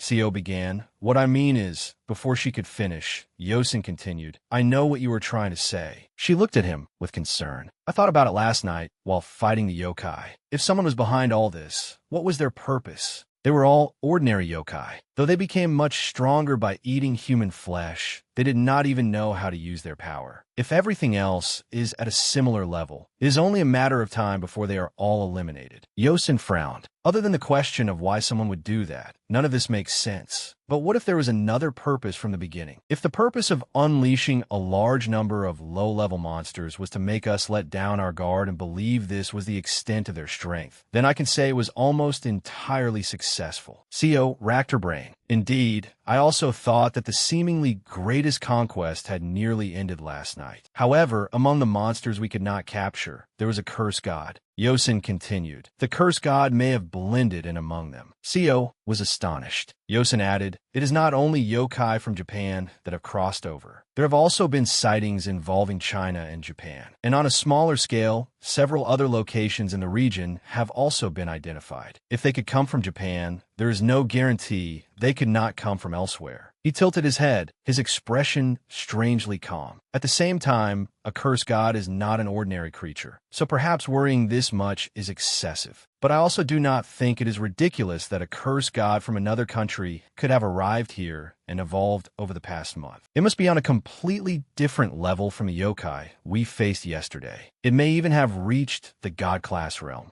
Perhaps those on my OG are here for the same reason, to capture a cursed god that came here from elsewhere. Ah, I hope all of this is just my imagination. Mount Mojian, near the river. Yosin and Seo Onwa had successfully moved to a quiet place. He said, I think this place will do. It does not seem to be a mountain that people visit often. Seo Onwa replied cheerfully, well, it would not matter if a few people pass by. We just need to avoid people we do not need to meet directly. So long as it is not like the commercial district yesterday, we will be fine. Even if we encounter a few people in a place like this, we can handle them. Yosin quietly felt relieved. Thank goodness. Seo Onwa suddenly fell silent, then probed. Did you not sleep last night? Was it because 2 people died in the commercial district? Yosin was surprised. Seo Onwa reassured him. I do not think it was your fault. To be honest, perhaps it was because my magic is no longer as pure as it used to be. It may sound like an excuse, but this was the first time I had to deal with such large-scale problems indirectly. She paused. It seems what I said did not make you feel any better. Yosin hesitated. That is right. I was only wondering whether there was something more I could have done.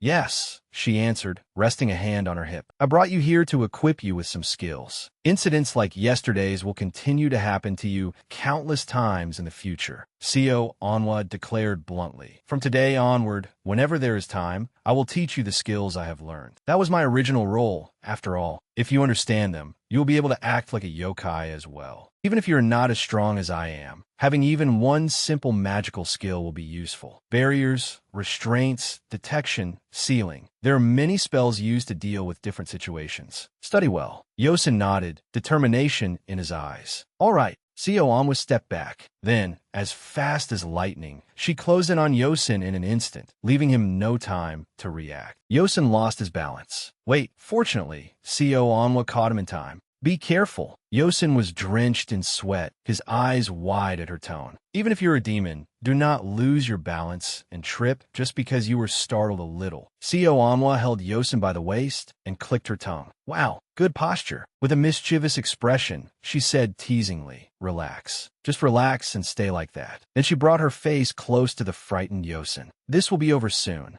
Seo Onwa looked at Yosin. A mysterious, unfamiliar fragrance, unlike any flower, quietly drifted closer with a sweetness to it. Yosin's heart pounded as though he had just sprinted. For the first time in his life, he experienced this kind of thrill. He tightly shut his eyes. When he opened them again, a familiar scene unfolded before him. Seeing Yosin's surprise at the sight before him, Seo Onwa said, Do not worry. What you see is not real. She smiled and explained, This place is the deepest part of your mind. Everything you see, hear, and feel here is based on things stored in your memories. Yosin thought to himself, Thank goodness. This is not that place. He looked at Seo Onwa. You said it is like an illusion, not real, right? Then is the Seo Onwa in front of me not real either? She replied coldly, No. The one you are speaking to right now is the real me. The technique I used on you is somewhat special. He recalled the nine-tailed fox. This was one of the Fox clan's unique spells. Illusory sound supposedly sent distorted stimuli to the brain through the sensory organs. As a result, it could induce hallucinations, including auditory hallucinations. But as he knew, it could also make someone forget what they had seen or manipulate simple actions. Compared with that magic, this is a more advanced application. It does not merely create stimuli. It opens a path through the mind and temporarily connects our thoughts. Seo Onwa sighed and continued, Simply put, it is as if I am a guest visiting your mind for a short while. Normally, there would be no reason to do this for so long. Yosin inadvertently looked at her. The test we are about to witness from now on, to be honest, it sounded a little interesting. She smiled back and held out her hand. Let us see how well you fare fighting this man. A powerful gust of wind suddenly swept over Yosin. He looked at Seo Onwa anxiously. Wait, do not tell me. Seo Onwa folded her arms and smiled at him. A familiar appearance, yet not one meant for him. Well, she said, this must be the first time you have faced a human's true nature directly. Yosin looked at her red eyes as she continued. Well, it may not be exactly the same as back then. After all, it is a copy based on information from your memories. She went on, however, by combining my memories of the entity I once faced with your experiences and cross-checking our information, the accuracy of the copy should be quite high. Are you not curious? Which of the two of you is stronger, and where the difference lies? Yosin assumed a fighting stance and answered Co Onwa. I cannot be sure. Co Onwa snapped her fingers. Let me tell you this, that entity's demon energy will certainly be exactly the same as it was then. A gust rose up. His body was on the verge of collapsing because his demon energy was depleted. Remember that your pitifully small amount of demon energy was nearly exhausted. Of course. Then a foot shot across the ground at incredible speed straight toward Yosin.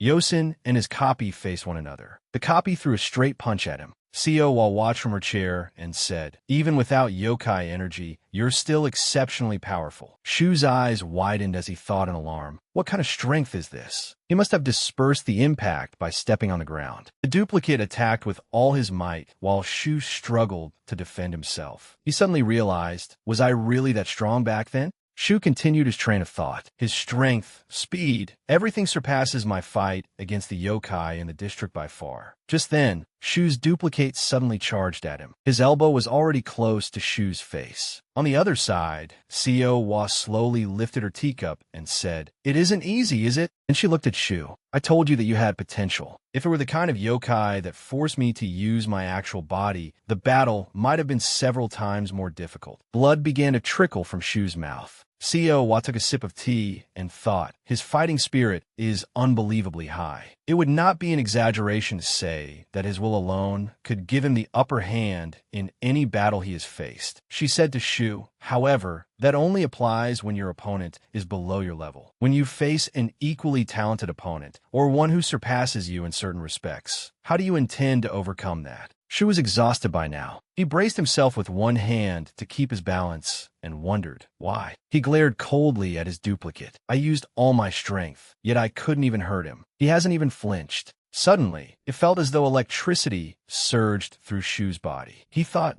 deeply, the more I think about it, the stranger it seems. If that really is me without yokai energy right now, then why was I able to do that back then? Co looked up and exclaimed, oh! She saw Shu rise to his feet and return to his fighting stance, staring directly at the duplicate. The duplicate dashed forward, while Shu focused intently on watching him. Every technique I've used in this fight so far has been influenced by that entity, the ability to alter the weapon's shape. The first time I was able to draw it out was because the memories of that entity still lingered in my body. In other words, whatever that entity can do, I can do too. As he lost himself in thought, the duplicate rushed in and punched him. The duplicate's vacant eyes fixed on Shu as he said, manipulating the ground, right? The ability to absorb impact and conserve energy by stepping on the ground. You're much better at that than I am. Shu firmly grabbed the duplicate's arm and shouted, to overcome the gap in our strength. His hand gripped the duplicate tightly, and his feet stood firm as though roots had grown into the earth. Using all his strength, Shu shoved the duplicate away, sending him flying. The duplicate clenched his fists and roared, I'll try every method there is. Holding his staff provocatively, Shu said to the duplicate, let's see whether you can still manipulate the ground when you aren't touching it. Shu charged straight at the duplicate, and the two immediately clashed. Elsewhere, Co sat calmly reading a book, glancing over at Shu and his duplicate as they fought. Shu walked up to Co with a bright smile and proudly said, I did it. He was obviously incredibly strong, but because he's me, it was easy to find his weakness.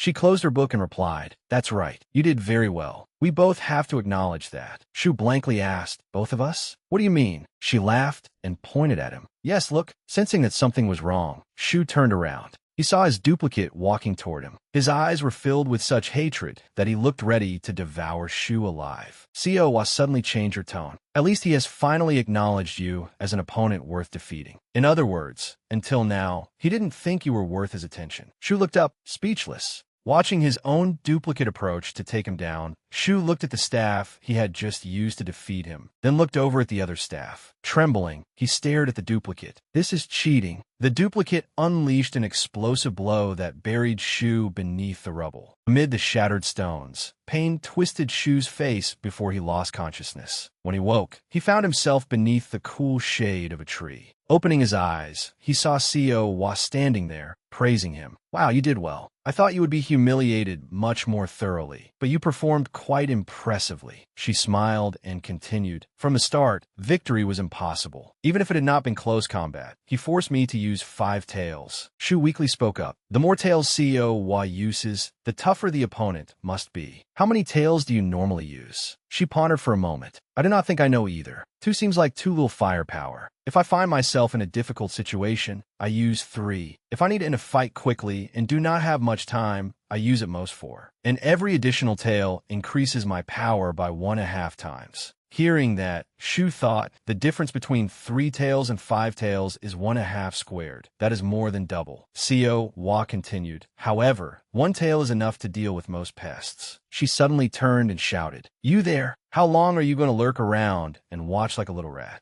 It turned out that Hong Ryan had been spying on them. Hesitantly, she said, "I am sorry. I was afraid I would disturb you." Hong Ryan lowered her head and continued, "I was not observing with hostile intent. Please believe me." Shu suddenly said, "Oh, Hong Ryan." CEO Wa turned toward him and asked, "Oh, what is this? You know her?" Shu promptly replied, "Yes, she is from a noon forge." Still bowing her head, Hong Ryan said, "Last time, Lord Shu signed a contract with the head of Dark Moon Hall. I was tasked with delivering the items prepared by the head of Dark Moon Hall as payment for that contract." Shu and CEO Wa listened in confusion as Hong Ryan continued. "The greatest treasure is the outfit that Lord Shu will wear." One day earlier, beneath clear skies, gentle sunlight fell across the tiled roofs. A voice said, "Calling it an investment is rather vague, isn't it?" Inside a luxurious, antique room built in the style of Mount Mojian, the man slowly explained, "It is nothing difficult. We are here to help you achieve your ambitions and provide the resources to support you." With a confident smile, he casually explained the terms to Shu. "We can even let you have a look at some of our treasures. Not every client of ours gets that privilege." He paused before continuing. "In addition, you'll be free to use our various services. For example, you may access our vast repository of information on all sorts of matters." Shu gave an awkward smile, feeling somewhat unfamiliar with such an enthusiastic offer. "It certainly sounds great," but he hesitated and looked at the man, suspicion visible in his eyes. "Isn't investing an act of calculation intended to gain more than the original capital? If I become the Demon Master, what would you want from me? That is something I should be concerned about too, isn't it?" The man stroked his beard and chuckled softly. "You are indeed perceptive." The man's next words made Shu swallow hard. "Of course, to be frank, what we desire from you." His face suddenly brightened, almost unbelievably. "At present, nothing at all." The talisman on the table gleamed faintly as the man from Mount Mojian spoke in a low voice. "However, as you pointed out earlier, by logical reasoning, this is not exactly an investment. At least, that is what it means for now." He drew a breath and continued, startling Shu slightly. "To be honest, as I said before, you are not the only candidate who has come to seek investment from us, nor are we the only ones investing. There are many other factions as well." The man from Mount Mojian seriously explained the position of Demon Master to him. "Clearly, the Demon Master will rule the underworld of the Yoki realm for the next 666 years. Whoever takes that throne, based on our relationship with that person, one could say that even their entire family would have to rely on it." He paused, cleared his throat, and went on. "So for those of us who lack the ability to become the Demon Master, we at least want to become close enough to serve as a loyal retainer." The man from Mount Mojian explained how his group operated. "It may sound somewhat arrogant,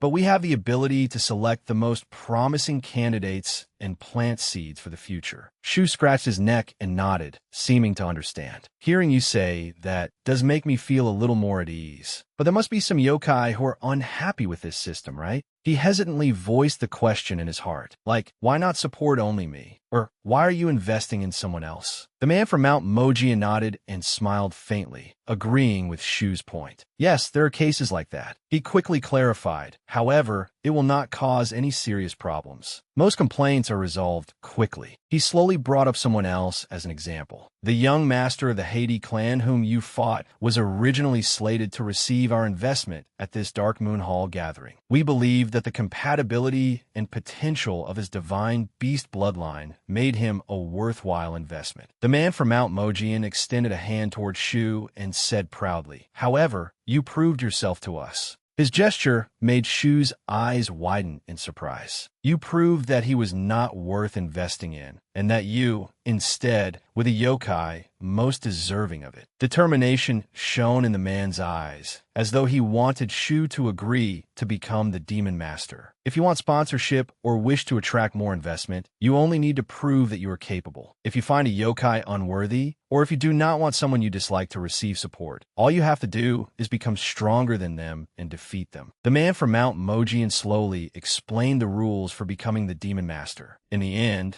the longer the gathering continues, the more unqualified people will be eliminated. Those who remain will draw ever closer to the position of Demon Master. He lowered his gaze, his expression becoming solemn and mysterious. When the time comes, we will present the terms of investment and inform you. Naturally, after reviewing our terms, clients have the right to decide whether to continue working with us. Before formally taking his leave, the man from Mount Mojian concluded with words that made Shu swallow hard. Until then, consider this an advantage of yours. Shu spread his arms beneath the sunlight and let out a soft breath. Looking down at the outfit he wore, he repeatedly exclaimed, "This is amazing. It is not uncomfortable at all, even when worn beneath ordinary clothes. It fits my body perfectly, too." With her arms crossed, Wa explained in an extremely indifferent manner that is only natural when it is made from a yokai's treasure. You do not have to put it on piece by piece like a yokai's inventory. You can switch it whenever you need to. She glanced at Hong Ryan and lightly asked, "There's an incantation for that, isn't there?" Startled, Hong Ryan quickly replied, "Yes. Touch your fingertips together like this. You can command it to be worn when needed and removed when it is not." Following the instructions, Shu slowly pressed his fingertips together and murmured, "I see. Remove." The clothes immediately turned into several fragments and vanished, leaving him astonished. His excitement only grew. As Wa sighed, Shu repeatedly called out, "Where?" "Remove." "Where?" She quietly commented, interrupting his play. "You are having a lot of fun, aren't you?" Hong Ryan silently watched from the side with timid eyes. This woman is the famed nine-tailed fox. Hong Ryan looked towards Wa and thought,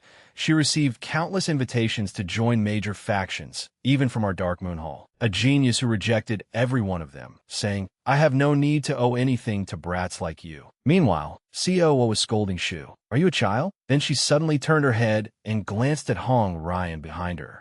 Wa's frightening gaze made Hong Ryan hastily signal that she had done nothing. "What is it? You have delivered everything to him, so you should leave. Why are you standing there staring at me? Are you trying to investigate something?" She reminded her about her manner of speaking. "Hey, do not speak to her like that." He turned to Hong Ryan with a bright smile. "Is there something you wanted to tell me? Did the Hall Master say anything?" After being given permission, Hong Ryan slowly spoke. "Last night, among those who escaped the outsider hunt, we obtained the location of one of them." She paused to catch her breath, then continued, "My master ordered me to inform Choi Shu of that location and assist him and his team in cleaning up the remaining threat." Wa immediately interrupted her in an icy tone. "Wait, setting aside why you need to tell this brat, how did you learn that person's location?" She cracked her fingers, wanting to know the truth. "You had better answer properly." Hong Ryan placed a hand over her chest and slowly explained. "Choi Shu, you surely remember Yuzium, whom you met yesterday?" Shu's eyes brightened as he immediately understood what she meant. "Yuzium? You mean the one from the Haiti clan?" Hong Ryan quietly confirmed. "Yes." She gently relayed the information she had. Last night, Yuzium also participated in the outsider hunt. He was dispatched somewhere in Seoul with 2 other yokai. Hearing that, Shu let out a soft breath, remembering the lively streets of Seoul. "Then his injuries are probably not very serious, right?" Concern quickly appeared on his face as he asked. "And was Yuzium the one who reported the escaped group's location?" Something feels unsettling about this. But Hong Ryan immediately denied it. It was not a report. Recalling the account of what had happened to Yuzium made her shudder. Last night, the 2 yokai accompanying Yuzium were killed by the yokai they had been hunting. At that time, Yuzium fled desperately, his face covered in tears, snot, and even blood. Hey Yuzium was the only one who escaped. At those words, a flicker of fear and disbelief passed through Siowa's eyes. What? There were people who failed during the hunt. In truth, even Hong Ryan had been unable to believe it at first. I have never heard of anything like it. We only found out this morning. At the time, Hey Yuzium was trembling as he knelt before the entrance. She covered her mouth in surprise. By the time Hey Yuzium reached Dark Moon Hall, it was already late at night. Besides his injuries, he was in an extreme state of panic. Inside the silent room, only dim moonlight shone down. We took him inside and tried to calm him, but he could not settle down at all. Curled up in a corner, he kept muttering, "Mother, sister, I am sorry." Hong Ryan slowly recounted the situation to Shu and Siowa. His fear of that yokai, along with the guilt and humiliation of failing the mission, seemed to have become a severe trauma. Siowa let out a quiet sigh, sounding frustrated on his behalf. His future will be bleak. Instead of dying on the spot, he ran away in such a pathetic state. He has brought shame upon the entire clan. If it were me, I would have killed myself. Shu, who had been standing beside her, finally asked, "Then why are you telling us this? Shouldn't the judge be informed?"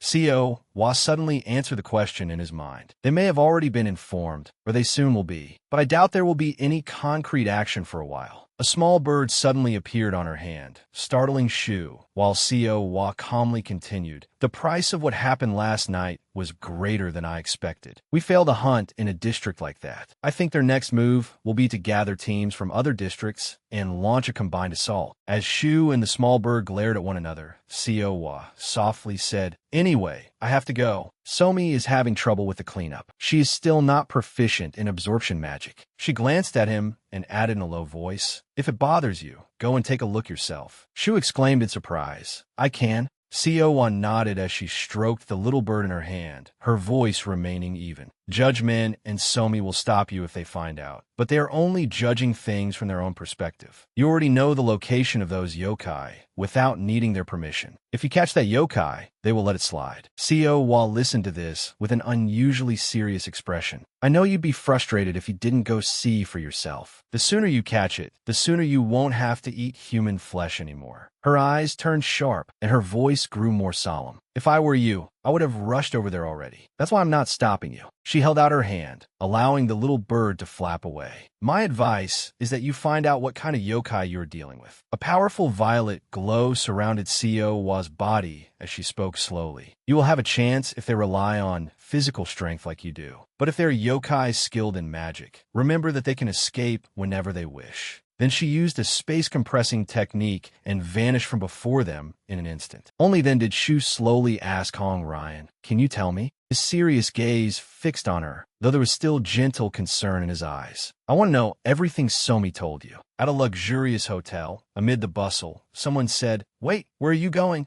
Kira Yuzuru turned back with a cold expression. "Sightseeing? Where else would I be going? We came all this way. Am I supposed to stay cooped up in the hotel room all day?" Yashijiro stood with his hands on his hips, looking at her helplessly as he sighed. "But you know what I mean. I'm asking whether you really are going sightseeing." He reminded Kira Yuzuru with concern. "You said it yourself. We're guests here. We are not in Japan, and there are customs and rules we have to follow." He continued, trying to prevent his older sister from getting any bad ideas. "The spiritualists we encountered seem willing to help us, as long as we remain on good terms with them." Suddenly, Kira Yuzuru cut him off. "I don't believe that." She turned to Yashijiro with a stern expression. "Do you really think I would suddenly go mad and hunt yokai indiscriminately? Especially in a country I have never even visited before?" Yashijiro paused, looking at her in surprise. "You wouldn't." Kira Yuzuru pointed directly at him and said firmly, "You are the acting head of the family. Don't behave as though you are unworthy of that position. Instead of worrying about meaningless things, focus on doing your duty properly." She brought up something else, leaving Yashijiro at a loss for words. "Who was the one who picked a fight with the Samita group a few days ago?" Kira Yuzuru walked to the door, then added before leaving, "I'll be back before evening. If you're that worried, contact me."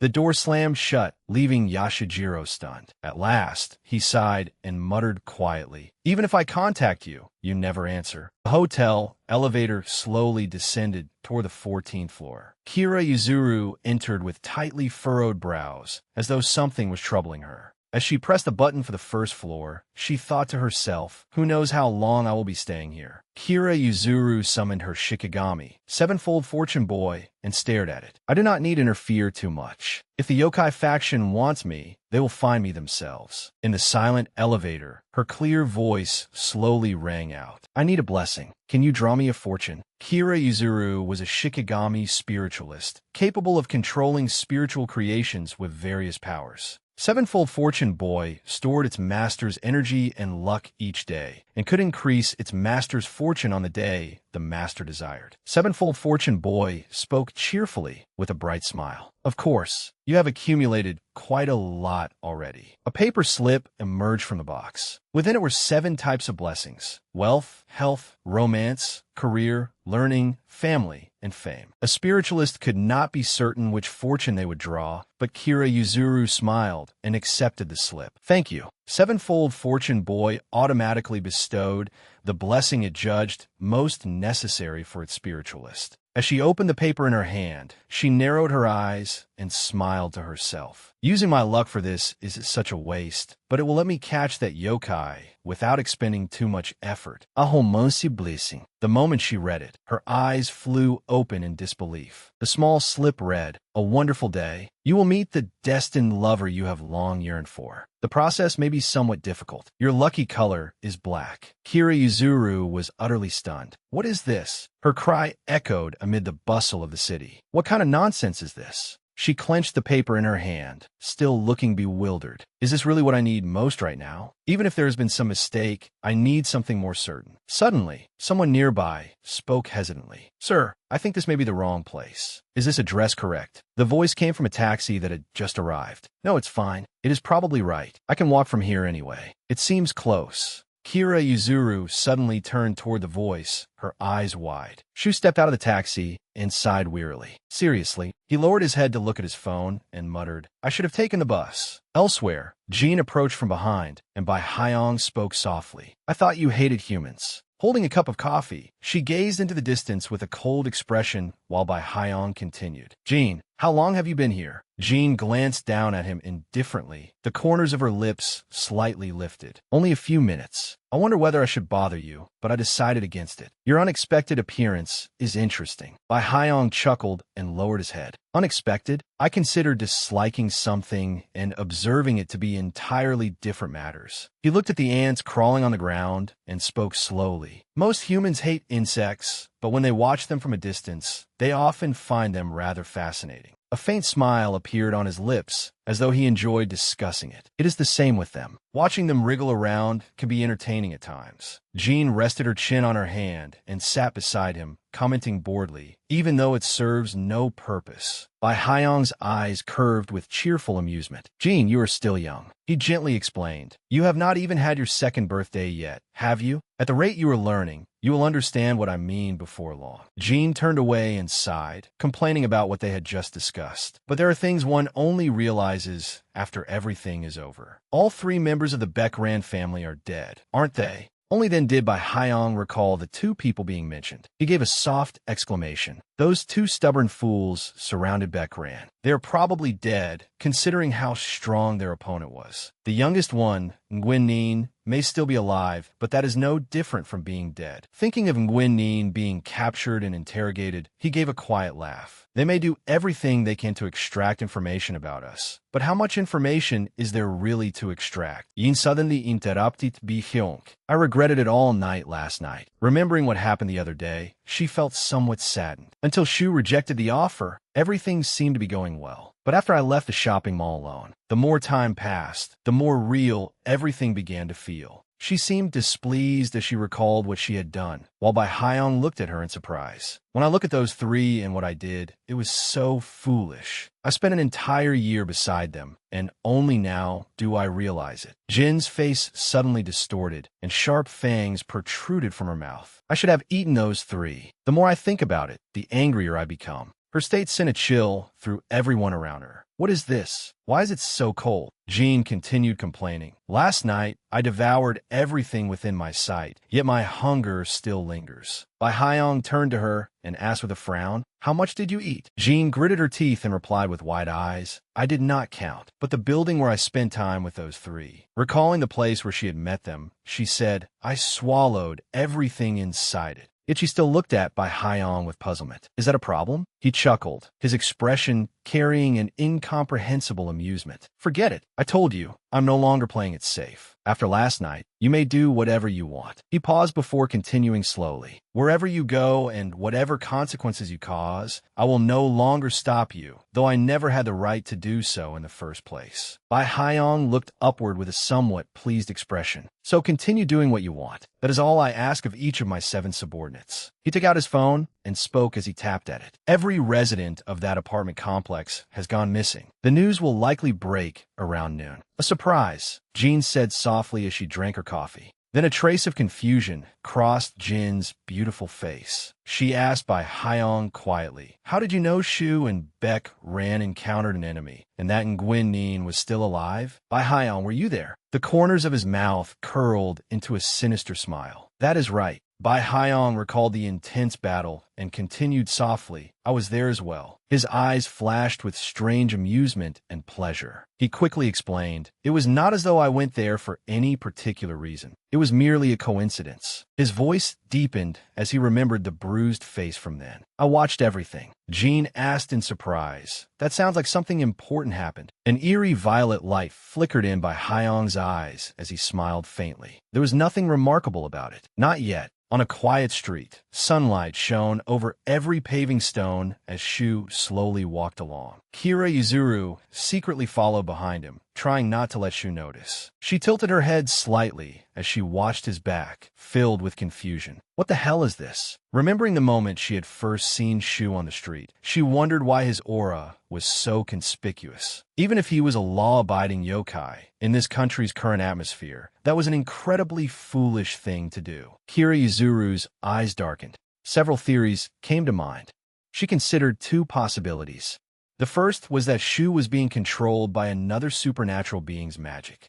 Kira Yuzuru stared at his back, unaware that he might be a yokai pretending to be powerless in order to lure someone in. Or perhaps he simply did not know how to control his aura. Then Shu suddenly stopped and looked down at what he was holding. It was the wind-chasing longsword, with flowing patterns on its hilt and a blade radiating a mysterious violet light. He recalled Hong Ryan's words when she gave him the sword. That dagger was used by Hei Yuzium. When spiritual energy is infused into it and it pierces a target, the blade can penetrate and separate. She explained how the sword worked. The wielder tracks the target from afar. Part of the blade remains embedded in the supernatural being, while Hei Yuzium pursues them. Shu had immediately questioned her after receiving the sword. Are there any limitations? For example, how long does the blade remain? She answered promptly. Its effective range is roughly 1,000 kilometers. The effect lasts as long as the target remains within that range, or until the target removes the blade. She paused, then added, to remove it, the target needs spiritual energy stronger than the energy infused into the sword. That was the condition for removing the blade. Now Shu walked through a ruined area, still remembering Hong Ryan's words. When the blade is pulled out, a new one grows from the broken section of the hilt. His opponent had been able to suppress Hei Yuzium and 2 other yokai.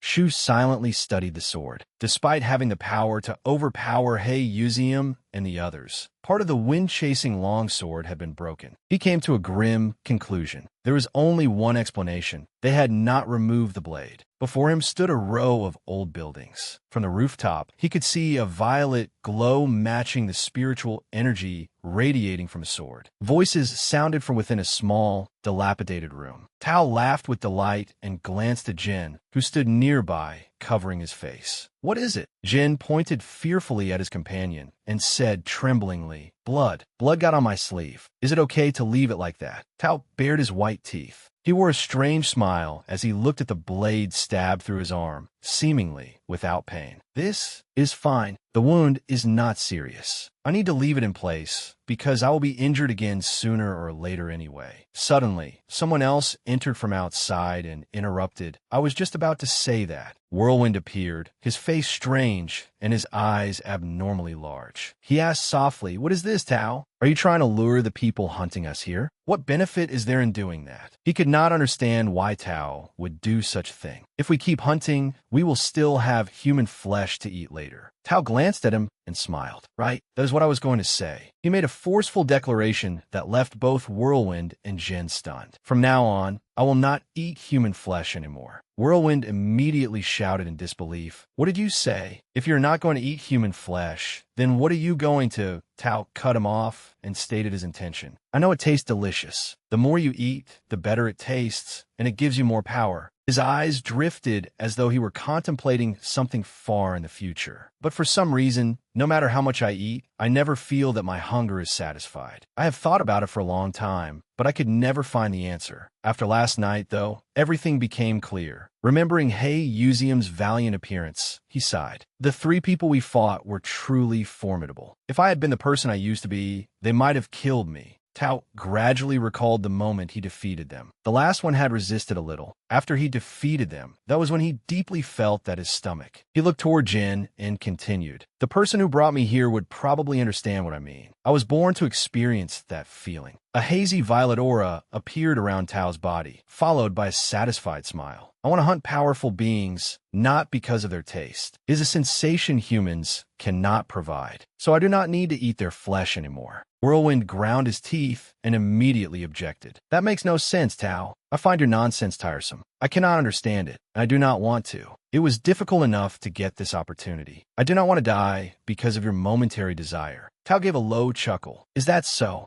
Tao dropped to the ground and slowly walked toward Whirlwind. "I understand. It is merely my own greed. Our views are different." Reaching Whirlwind, he made a quiet suggestion. "Then shall you and I part ways? It is unfortunate, but it cannot be helped." Cold sweat began to form on Whirlwind's forehead. "Wait a moment. If this man does not intend to eat human flesh, then perhaps." Tao extended his hand toward him, making Whirlwind's entire body tremble as he felt a chill. But Tao merely gave him a bright smile and said, "Take care." Jin, standing nearby and listening to Tao, was somewhat surprised. "Whirlwind and Jin, although it was only for a short time, I learned a great deal from you. Otherwise, I would have died long ago." His eyes were filled with gratitude, without the slightest hint of calculation. "It would have been nice if you and I could continue working together. But you are right. I think it would be better for me to follow my own path." Finally, he spoke with deep emotion. "I am sorry and thank you." A tear suddenly rolled down Whirlwind's cheek. This brat. He quickly hid that vulnerable expression and turned to Jin, ordering, "Hey, General, if you heard that, then leave. We will get out of here before nightfall." Seeing that Jin still did not react, Whirlwind urged him, "Why are you still standing there?" Jin began to hesitate, but the words at his lips would not come out. And then Jin answered Whirlwind firmly, "I want to stay by your side." He could not believe what he had just heard. "What?" After a long silence, Jin continued cautiously. "The reason we survived last night was because you fought for us, right?" His next words even made Tao turn to look at him. I want to become strong like you two. So I want to fight, but not against humans." Whirlwind shouted furiously, pointing straight at him. "What the hell are you talking about? Even if you do not fully understand, have you forgotten what you and I are? Our transformations are different from that guy's. He is more like an imitator." Tao was surprised as well and spoke up to stop Jin. "It is dangerous to travel with me, especially for you. General, the chances of you dying are far higher than mine." But Jin bared his sharp teeth in a confident smile. "As long as you are beside me, I promise you this. If you die, I will never die before you." Jin looked at Tao shyly while Whirlwind was left speechless. Finally, Whirlwind could not stand it any longer. He turned away with a sigh and said, "I have had enough. Do whatever the two of you want." After a brief pause, Whirlwind turned back to Tao and asked, "Neither of you eats human flesh, right? Then I'll finish off the people downstairs before I leave. Do not interfere." Tao quickly replied with delight, "Yeah, you had better eat as much as you can." Whirlwind's face darkened and his low voice echoed, "Fine." Meanwhile, outside the abandoned complex, Shu stood before the entrance, lost in thought. That monster has existed since ancient times, through countless eras. Noticing Tao's unusual reaction, Jin quickly asked, "What is wrong?" Its name changes according to the era and the place where it appears. Tao clenched his fist and answered softly, I am fine. I was just a little surprised. No matter the age, its nature remains the same, an endless desire for conflict. Sensing Shu outside, Tao murmured, I knew you would come. At the very least, I thought you would appear during the age of hatred, when it was at its most rampant. An image of a grotesque monster appeared in his mind. Both yokai and humans called it by the same name. Tao, the world-devouring violence. His eyes widened, veins bulging as his hands trembled at the thought of his comrades. We should prepare to receive our guest. Shu slowly entered the old industrial building as weak sunlight streamed through the holes in the ceiling. A chill ran down his spine. Ever since entering the building, his skin had been crawling. Two different presences pressed in on him from opposite directions. He raised his head to look at the purple energy gathered on the ceiling, while another oppressive aura descended from above. The thick stench of blood wafted up from the stairs. In that horrifying atmosphere, Shu swallowed quietly and made his decision. Elsewhere, Kiryuzuru also stopped before the old industrial complex and studied it for a long time. A sudden sense of unease rose in her heart, making her break out in a cold sweat. What is this strange feeling? Unless this building has some special history, it is definitely a feeding ground for monsters. She watched Shu's back as he casually walked inside and began to wonder. There is no way he cannot sense it. Is he really walking in there so openly? Yuzuru looked up at the ruined building again and pressed her lips together. Maybe it is a trap. How foolish. Still, her hand tightened slightly around the slip of paper she held. The prophecy of the sevenfold fortune boy cannot be wrong. Thoughts began to stir in Yuzuru's mind. Even if it concerned love, the most important thing was meeting an ideal type safely and ensuring good fortune for the entire day. Yet Yuzuru was puzzled. She paused for several seconds. By the way, what exactly is my ideal type? I have never really thought about it. At last, she sighed, thinking of Shu's appearance. Nothing specific. He is not too ugly, but he is not especially handsome either.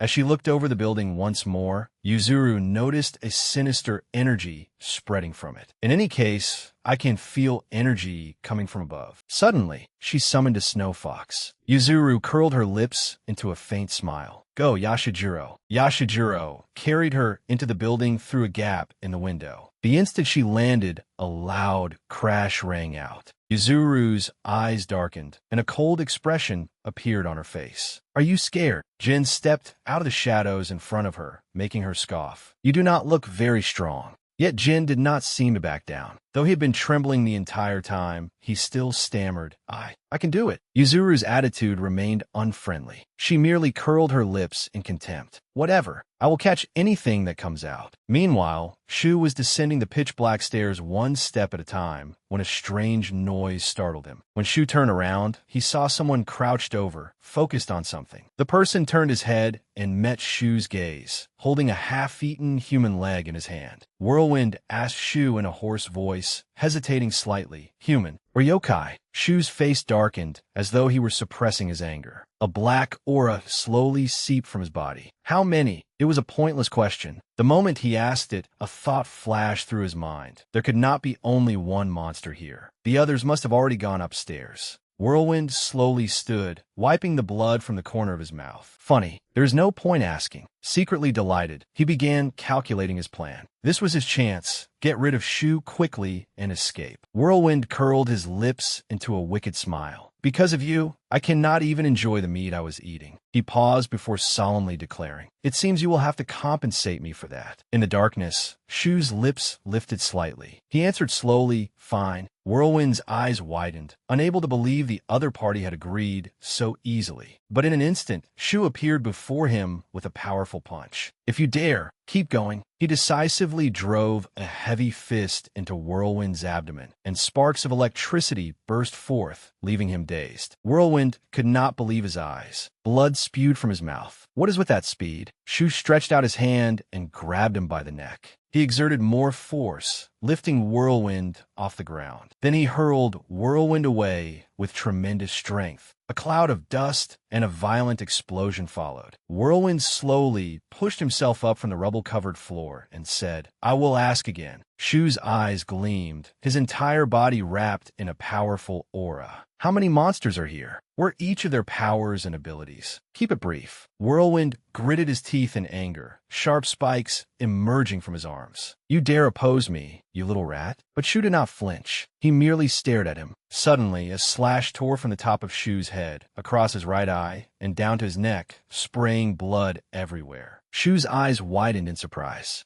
Whirlwind transformed into a monster with mantis-like arms. Laughing triumphantly, he shouted, "Fool! I should have killed you when I had the chance. Who do you think you are, acting so arrogantly?" He laughed, contemptuous of the same old pattern. One after another, they all foolishly come knocking without understanding my true nature. Whirlwind raised his sharp arm, smiling to himself. Would things go as planned? It did not matter. As long as he could swing from a distance, his attacks would strike accurately. Then he slashed several times in rapid succession. The slashes flew toward Shu, leaving wounds of varying sizes across his body. Whirlwind kept swinging his sharp claws, but he could not kill Shu. Debris and even blood were scattered across the floor by his strikes. The slashes struck Shu's body, yet they did not seem to affect him at all. Blood continued to spatter. Whirlwind had cut off one of Shu's ears. After a while, he panted heavily, trying to steady his breathing. What? He was stunned to see Shu still standing firmly, even slowly walking toward him. What the hell are you? You should have fallen by now. Yet Shu calmly gave Whirlwind a single insult. Weak. Sweat streamed down Whirlwind's face. Understand why human eaters grow stronger. They understand despair and become stronger, even if only a little. Shu glanced at the pile of corpses on the other side and continued quietly. But why kill so many people for such a trivial benefit? His desire rose further. Shu's eyes shone blood red as he clenched his fist. I just cannot understand it. Killing people for such petty gains. Terrified by Shu's abnormal speed, Whirlwind screamed and swung his arm, severing Shu's hand in an attempt to stop him. His clenched fist slowly fell to the ground, but still did not stop Shu from landing a crushing blow on him. Whirlwind quickly laughed mockingly. You are funny. Why do we eat human flesh? Obviously, because we can. His face bruised. He said to Shu, what is wrong with the strong eating the weak? You are the same, are you not? Whirlwind grew even more frenzied. The strong naturally have a right. Interesting, Shu answered softly. Yes. Shu said nothing more and killed Whirlwind instantly with a single punch. Shu pulled a glowing purple jewel from Whirlwind's chest. His face was now hidden in the room's darkness, making his expression impossible to read. He silently turned to look into the distance, his eyes icy as he looked at the murderers and the mutilated corpses. Shu fell into thought. Finally, he slowly put the jewel into his mouth. Upstairs, pale blue lightning spread through the air.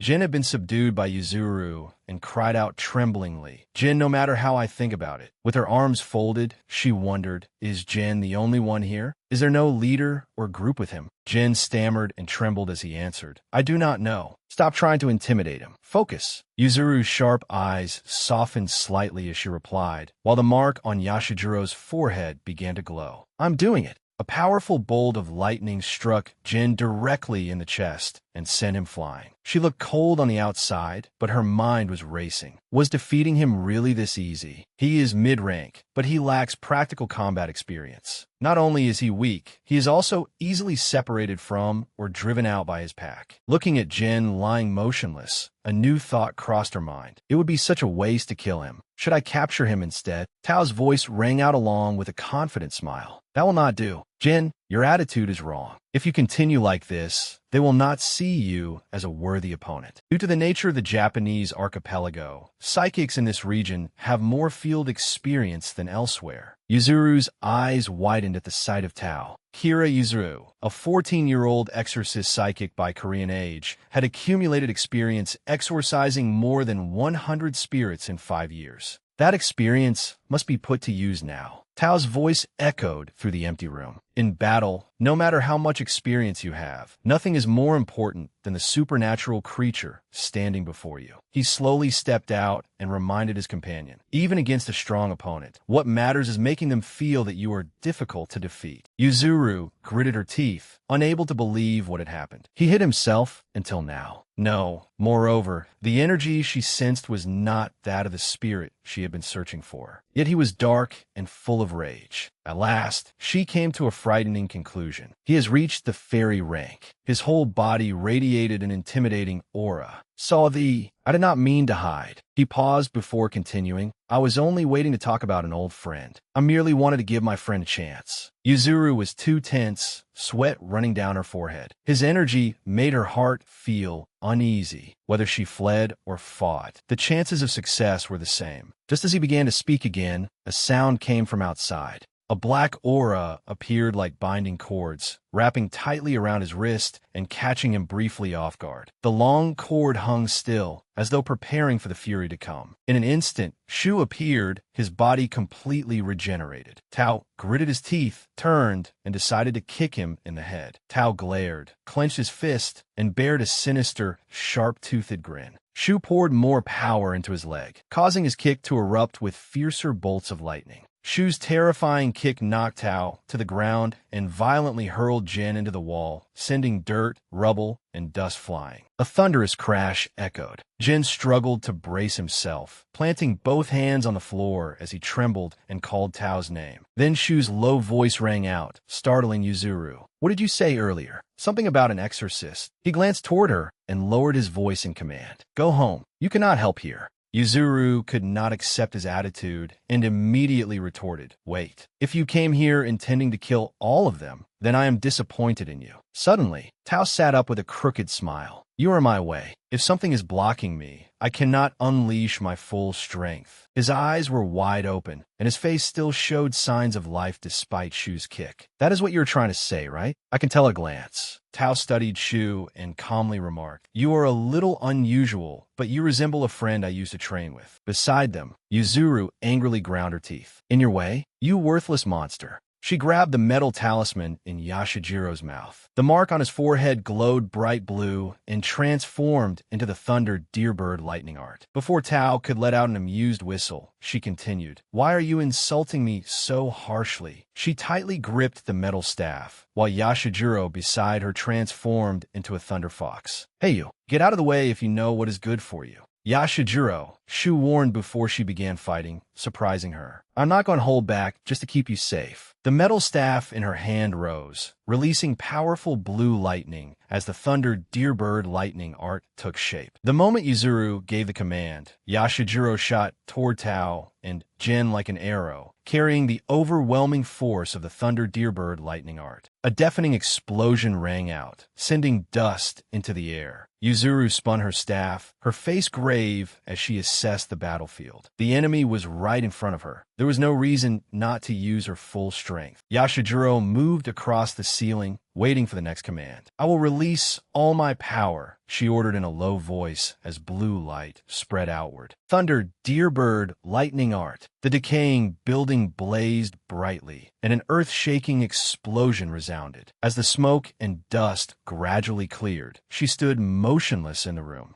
She began panting, fear flashing in her eyes. Something was wrong. She had used the technique only twice, yet she was already out of breath. Her strength was less than half of normal. She quickly realized that the energy in this country was incompatible with her. Suddenly, Shu emerged from the darkness and grabbed her wrist, freezing her body for several seconds. Contrary to his earlier rough demeanor, his voice was gentle now. Calm down. He frowned at Yashijiro. That hurts. Suddenly, purple light flashed. Shu quickly pulled Yuzuru aside, allowing her to evade the attack. She stared into the distance in a daze, unlike Shu's calmness. A large hole had been blasted through the wall, and cold wind blew in more fiercely from outside. Yuzuru suspiciously asked after the sneak attack. Did he run away? Shu answered lightly, definitely not. His brows furrowed as he waited for another reaction. It will not be that easy. If I wanted to, I could have finished him. The cord around his hand trembled slightly as both of them watched in silence. Shu slowly spoke, his gaze direct. One of them is not used to fighting. Looking at the trembling Jin, Shu sighed. That is why I let him go. That one will return soon, or he will lead us to the others, because we are connected. Finally, he declared seriously, I will follow him. I told you already, I do not need you. Yuzuru turned toward Shu furiously, her eyes blazing. What nonsense are you talking about? But the words she was about to say caught in her throat. Yuzuru's eyes widened as Shu's purple light flared like a threat. Should I show you just how useless you are? A flicker of fear appeared in her eyes as Yuzuru lost her balance. Shu had grabbed her by the throat and threatened her. I have never killed a person before, but it would probably be as easy as crushing a feather. His pupils were shrouded in mysterious purple light. If I use a little more force, your neck will break immediately. His hand tightened, making Yuzuru tremble. Shu merely asked in a low voice, "Why are you still standing there? If you do not want to die, do something." But at that moment, a warm force shot straight toward him. Shu felt his body gradually go numb from electricity and froze slightly. He slowly lowered his eyes to see what was charging at him. It was Yashijiro. Despite his tiny body, he was ramming his full strength into Shu's side, trying to make him release Yuzuru. Shu narrowed his eyes at him, momentarily at a loss for words. In the end, Shu released her neck at Yuzuru's request. Yuzuru clutched her throat and coughed on the ground. He could not help feeling guilty. I was a little rough, but I didn't go too far. He paused briefly, then continued with an indifferent expression. I don't know if you noticed, but that attack was aimed at me, not you. Shu calmly explained his actions to keep Yuzuru from misunderstanding. What I mean is, you weren't strong enough to evade it, and I knew I would save you. I launched that attack to buy you a little more time. Hearing him, she fell silent for a long time. I don't know how I should respond. Whether it was pride or some other motive, she had understood by now. You can't defeat that yokai. Even as Yuzuru bristled and glared at him with hostility, Shu patiently advised her, so go back. He walked past her, but still reminded her several times. At least for today, I don't want to see anyone else die. As though recalling something, Shu spoke again, making her turn back. Oh right, he slowly added a few more things. There are a lot of bodies in the basement. It's hard to look at, but could you take care of that for me? A troubled look flashed across Shu's eyes. Consider it a favor I'm asking of you. Seeing them like that is more than I can bear. Outside, dazzling sunlight blanketed the dilapidated residential district. Shu followed the thread through every corner of that deserted place. Then another voice suddenly rang out, making him stop. I like the way you do things. Tao stood some distance ahead of him, hands on his hips, one arm still bound by the thread in Shu's hand. Whether we fight tonight or right now, it makes no difference. That way, I can keep my promise to my comrades. Tao stretched a hand toward Shu, speaking with confidence. You probably noticed already, but you don't need to worry about any humans getting involved in this, unless it happens by accident. He pointed to the demolition schedule spray-painted in red on an old metal door. This area seems to be undergoing redevelopment, so hardly anyone lives here anymore. Because of us, rumors spread, and it seems even the people who originally lived here have all left. As he spoke, Tao scratched his head, trying to remember. They were redeveloping it for something. I can't remember, but that makes this place perfect for hunting. Shu had changed into a different set of clothes. Holding the thread he had used to track his target, he shaped it into a sword. Sensing the tension in the air, Tao gave a soft laugh. I got a little long-winded with my explanation, didn't I? Forgive me. He curled his lips into a sinister smile, revealing sharp fangs. I'm just too excited. As soon as he finished speaking, both of them charged forward at terrifying speed. Tao's fist collided with Shu's sword, sending black-red sparks mixed with blinding purple light flying. But a sudden strike caught Tao off guard before he could evade. Shu drove a powerful kick straight into his chin. Immediately afterward, Shu tightened his grip on the sword hilt. Determination shone in his eyes as he decisively swung the blade down at Tao. Overwhelmed by Shu's strength, Tao was blasted into a wall with a thunderous crash. Yet his body did not stop. He was even driven straight through the wall. The instant Tao lowered his hands from his defensive stance, his eyes widened in shock. Shu rushed in like lightning, transformed his sword into a mace, and raised it high to bring it down on Tao's face. From the very beginning, Tao gave him no chance to attack, immediately throwing a punch first. Although Shu's nose began bleeding from Tao's blow, his will did not waver. After all, their abilities and talents were alike. But in terms of pure strength, the gap became increasingly clear as they traded blows. Tao's lips curled upward, his confidence impossible to hide. He was a Chi Yao, a monster fully aware of the cruelty and violence within himself. His power was his extraordinary adaptability. Tao slammed a heavy fist into Shu's stomach, forcing him to spit out a mouthful of blood.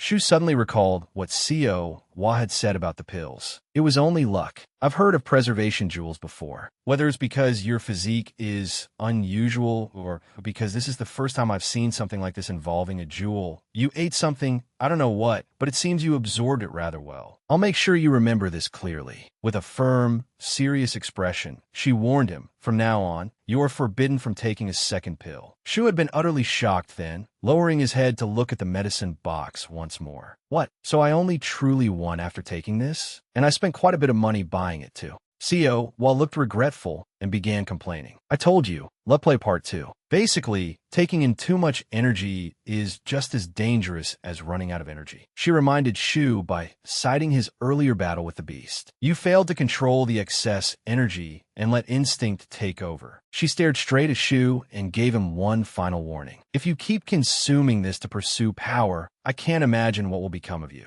Maybe nothing will happen, or maybe you'll turn into a monster. Now, Shu clutched his wounded side, struggling to remain standing. Tao began speaking beside him. Seriously, you're one tough bastard. He clenched his fists, his expression terrifying. Yesterday, when I punched those 3, I wasn't in as good a condition as I am now. This is the first time I've used all my strength. But Shu did not care what he was saying. He only tried to keep himself from trembling. He swallowed a jewel. A hazy black-purple aura rose from his body, and Tao's face filled with astonishment. Though Shu could not answer the question, what is that thing on your head? There was someone from 1,000 years ago who understood yokai well. Perhaps they would have the answer. The third ability of a yokai race, yokai armor. Purple light enveloped Shu's entire body, while the wound on his forehead transformed into a small cap. Under the brilliant golden sunlight, an alarmed voice rang out from a small thatched house. I saw a yokai with my own eyes. Several men gathered to talk. One of them began grumbling. Whether he sees a cat or a tiger, he always has to brag about it. The young man in faded gray clothes, his face filled with fear, insisted, no, this time it's real. Sweat covered his forehead as he shakily recounted the story. A few days ago, while crossing the mountainside, something that looked like a snake appeared. It called itself a supernatural being. But then a yokai appeared and saved me. Another man, holding a bowl of liquor, asked, so after saving you, did it say it was a yokai? What did it look like? The young man looked up at the sky, trying to recall the yokai's appearance. It was huge, at least twice the size of an ordinary person. The yokai in his memory was immensely tall and powerfully built. But aside from that, it looked no different from a human. Its skin was a little darker, and it had eyes, a nose, and a mouth like anyone else. The man in the hat gave a quiet laugh, clearly not believing him. Rather than saying it looked no different from a human, why not just say it was a human? I thought yokai had horns on their foreheads. Yet the young man still insisted that what he had seen was real. No, I've never heard anyone say yokai had horns. The calmest man took a sip of liquor. There's a blacksmith in the neighboring village. Unlike you, he isn't cowardly. He's more reliable. Another man in the group suddenly added, I'm not saying that blacksmith is lying. His words made the other two widen their eyes. But the yokai I saw didn't have horns either. They quickly asked, you saw yokai too? The slightly drunk man picked up a bite of food and spoke. I did. He slowly told an old story in a slurred voice. It happened when I was a child. I saw 2 yokai fighting. The memory is clear. As he said, aside from being larger and darker skinned, they looked exactly like humans. I didn't understand what was happening, but they just stared at each other without saying a word. After hearing him, the man in the hat thought back and found it strange. They had no horns? What happened next? Still chewing, the man replied, I don't know. Suddenly, the yokai forms disappeared without a trace. He raised a hand to his head, making a horn-like shape as he described it. It was dark, so I couldn't see clearly whether it was a hat or something else. But something sharp stuck out like a horn. It must have been the horn the blacksmith saw. When they put it on, the yokai became invisible. I was so frightened that I ran from the battle. After the yokai vanished, the ground split, trees were uprooted, and mountains trembled. They must have been fighting then. The man poured himself more liquor and continued. I don't know how accurately I can remember it, because creatures like them lie beyond human understanding. Right and wrong mean nothing to them. Legends, myths, and folktales about yokai are often partly true. The man raised his bowl, drained it in one great gulp, and let out a satisfied breath. Have a few more drinks. Yet all such explanations ultimately come from a human perspective, so they can never be completely accurate. Tao gave a chilling smile, his gaze fixed ahead. At the same time, a layer of armor gradually appeared over Shu's head. This clearly proved that the horns attributed to yokai in folklore may or may not exist. They were never an essential feature of yokai. In folktales, battle armor is also called a yokai mask. What now covered Shu's face was precisely that yokai mask, a protective piece formed from yokai energy itself. At the same time, Shu rose slightly onto the balls of his feet, clearly gathering strength in secret for a sudden strike. The rumor that masked yokai vanish was only half true. In an instant, Shu disappeared from Tao's sight. In truth, yokai wearing masks do not disappear at all. Tao froze for a moment. It was simply that, in that state, their movements exceeded the tracking ability of normal eyes, not to mention those of most other natural creatures. Shu suddenly appeared directly before Tao, his fist ready to strike. A deafening explosion erupted, accompanied by a blinding flash that seemed to tear through space itself. Tao could not hide his excitement at the drastic change. Of the 5 fingers he had used to block Shu's attack, several were now bent at unbelievable angles. Shu gave him no chance to recover, immediately following up with a direct blow to his chin. Tao staggered backward, blood streaming from his nose. Yet he quickly steadied himself. Like a madman, Tao lunged forward and smashed his head into Shu's forehead. The impact against the yokai mask tore the contact point open, blood trailing down in a long streak. Shu's nose reddened, but his eyes remained astonishingly resolute. He decisively punched Tao in the stomach. Before Tao could recover his senses, Shu's hand had already clamped tightly onto his opponent's shoulder. He hurled Tao into the air, gathering more strength in both hands and forming the stance of mountain-overturning thunderclap. His eyes blazed, erupting like violent sparks along with a lightning technique. The surroundings, from the buildings to the empty space itself, were strangely still. Then came a sky-shaking crash and a brilliant flash of light. The strike sent shock waves rippling everywhere. Tao was blasted into a wall again, and when he tried to escape, Shu immediately closed in.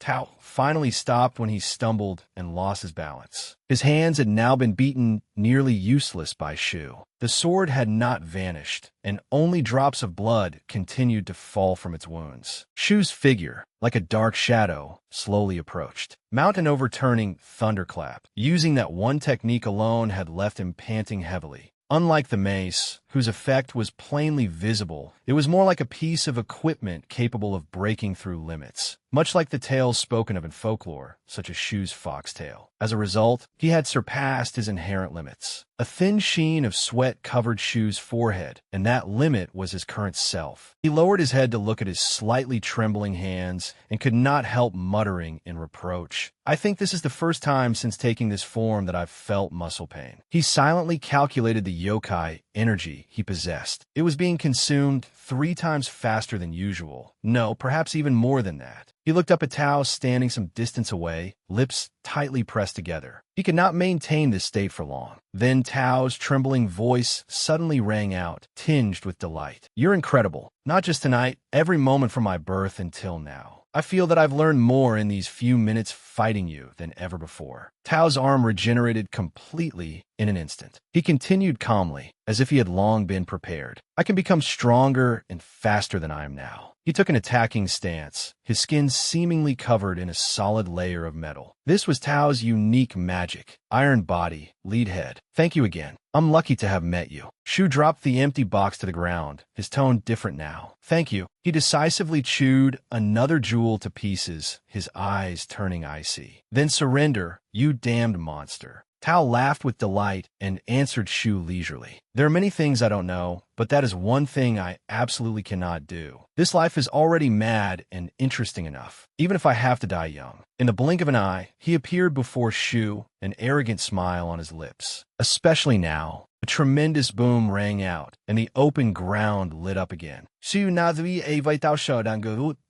The two rushed at each other again. Their relentless attacks collided and were deflected amid the rapid exchange. The ground beneath Shu's feet gradually cracked from the aftershocks of their repeated impacts. At that moment, their strength and speed were nearly perfectly balanced. Shu gritted his teeth and forced himself to endure, but in the end, he was the first to reach his limit, the one who would fall sooner. Like 2 racing cars hurtling toward the finish line, they differed only in the final instant. And that was not all. One of Tao's hands secretly condensed a sphere of swirling air while the other continued striking. He waited only for Shu to leave an opening before slamming the sphere directly into his chest, making Shu spit out blood. Carried by the force of the blow, Shu was sent flying a great distance before crashing into a wall, kicking up dust and smoke. Shu went silent, his entire body limp and unable to move. The blessing that allowed one to gain insight through a fierce confrontation. That was not exclusive to yokai after all. Tao looked down at the unique magic he had just copied, Cold Wind Orb, which created spheres of air in his hands, his face full of surprise and delight. I can do it too. Shu stared at him, then slowly pulled himself free from the wall. But Tao, like a madman, immediately fired another sphere of air at him. From that small sphere, a roaring current of wind erupted with devastating force, but Shu managed to evade it in time. A streak of black lightning burst from Shu's hand. Without hesitation, he hurled it at where Tao stood, making an entire corner of the yard shake violently. But then something unexpected left him stunned: Tao's speed. Tao had evaded the attack and was now preparing to counterattack. In this battle between relentless monsters, his 5 punches closed in like a storm, carrying heavy shock waves. Though Shu tried to twist away, he could not prevent Tao from striking his right arm. How could he defeat an opponent like this, when Tao's destructive power far surpassed the current level of their battle? Even so, they continued exchanging techniques without pause. Both monsters thought the same way. Tao charged forward wildly, his face full of excitement, while Shu desperately evaded each attack. Suddenly, a stream of molten gold appeared around Tao's hand. He immediately combined Iron Body, Lead Head with Cold Wind Orb, and a metal weapon resembling a spear rapidly took shape. This was weapon creation.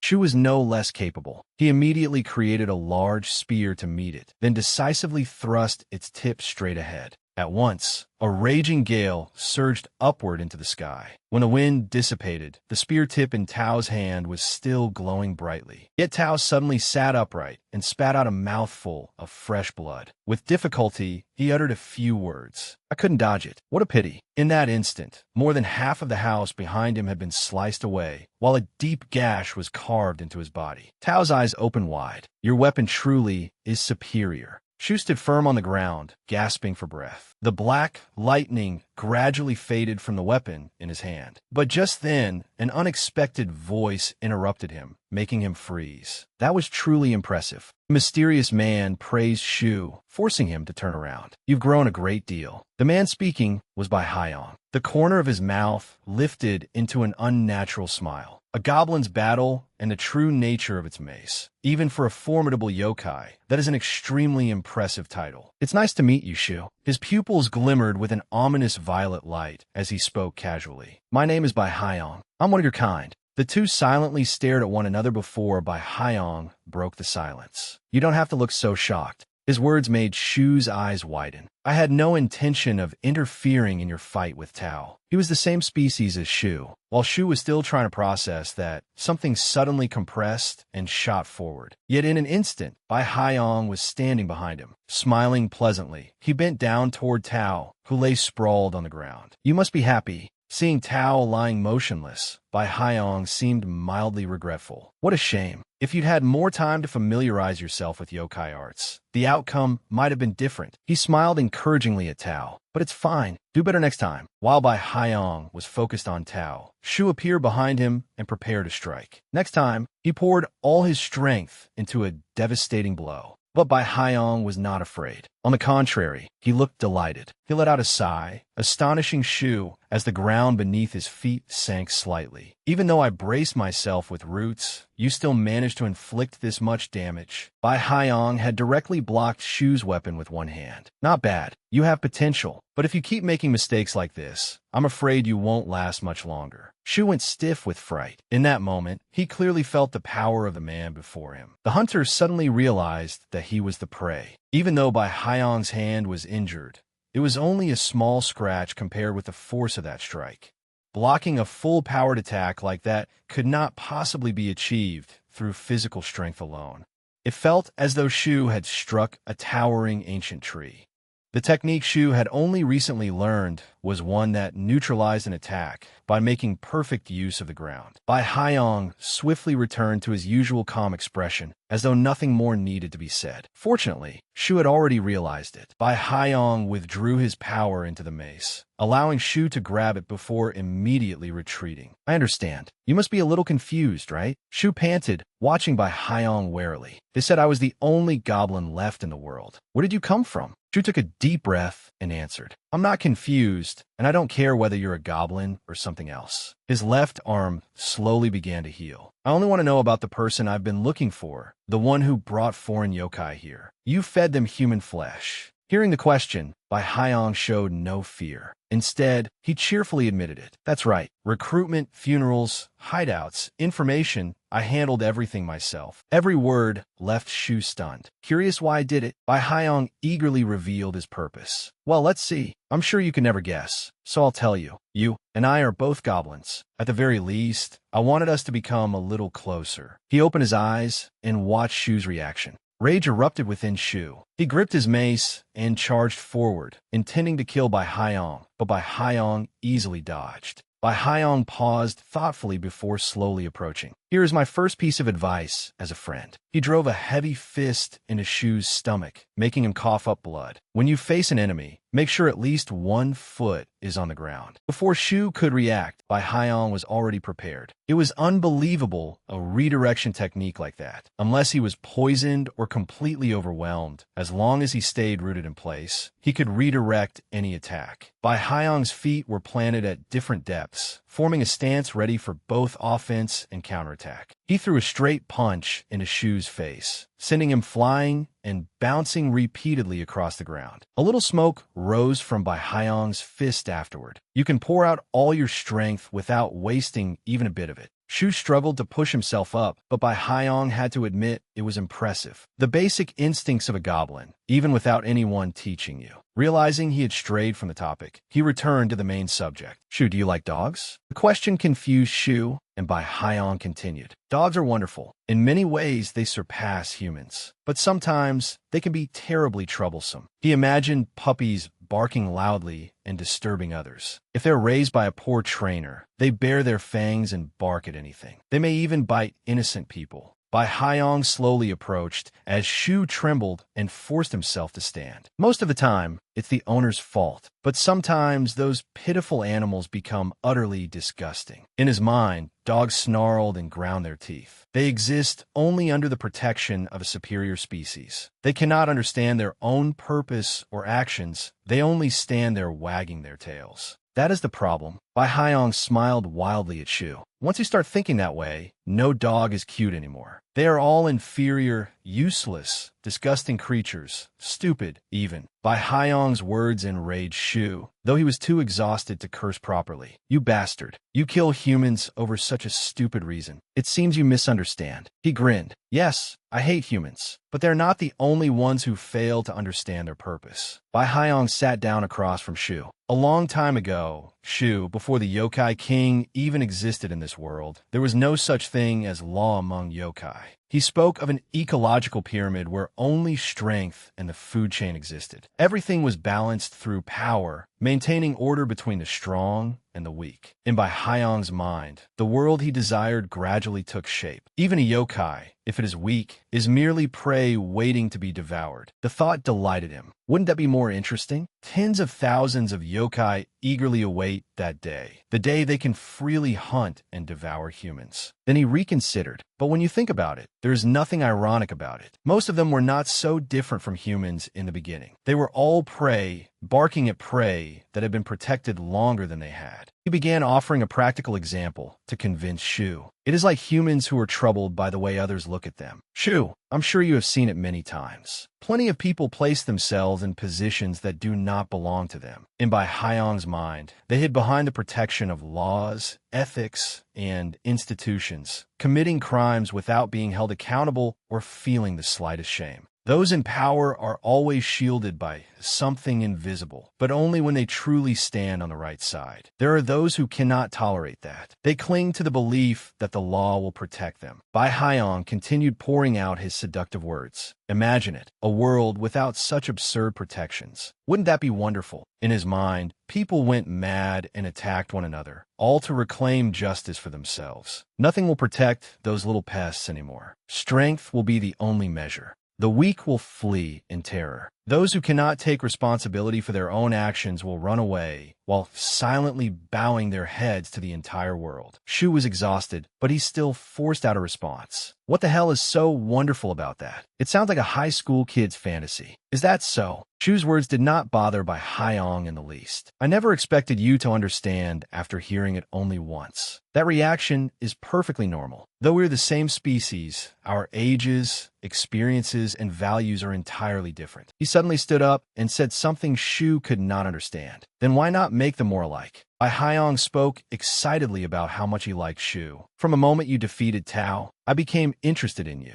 Besides, we're the same kind. Join my side. He kept trying to persuade Shu. I will teach you everything, what you can do and must know as a goblin, what we are, and why we exist. Shu frowned and flatly refused. I don't need to know. Stop talking nonsense. Bai Haiyang was not offended. Fine, that is your right, the right to choose. He cheerfully respected Shu's decision. Shu, meanwhile, assumed a stance to continue fighting. Feel free to do as you wish. But that did not please Bai Haiyang. I'm a little disappointed. Still, you do know that resisting is useless, don't you? Kira Yuzuru suddenly rushed in from behind, catching him off guard. Bai Haiyang turned to see what was happening. She held an item meant to support Shu and slammed it down onto Bai Haiyang with tremendous force. Bai Haiyang staggered from the impact. So it wasn't an attack, but support? Shu immediately rushed in to press him. He drove a knee up beneath Bai Haiyang's chin, his right hand gripping his weapon tightly. Before Bai Haiyang could even touch the ground, Shu poured out every ounce of strength. He panted, glaring as though he wanted to tear the man apart. His slow recovery was because his entire nervous system and concentration were focused on something else. The mace in Shu's hand moved flexibly. A strange yet overwhelmingly powerful shape gradually emerged from it. Just as he had cut down Tao during their battle so quickly that Tao could not react, Shu knew nothing. He did not fully understand the shape of the mace or the power behind it. But there was one thing he knew for certain, his true feelings at this moment. Kira Yuzuru had just landed and was watching everything. In the past, yokai had believed that a goblin's mace could transform into anything. She watched Shu fight anxiously, or rather, what was appearing seemed to be a reflection of its owner's wishes.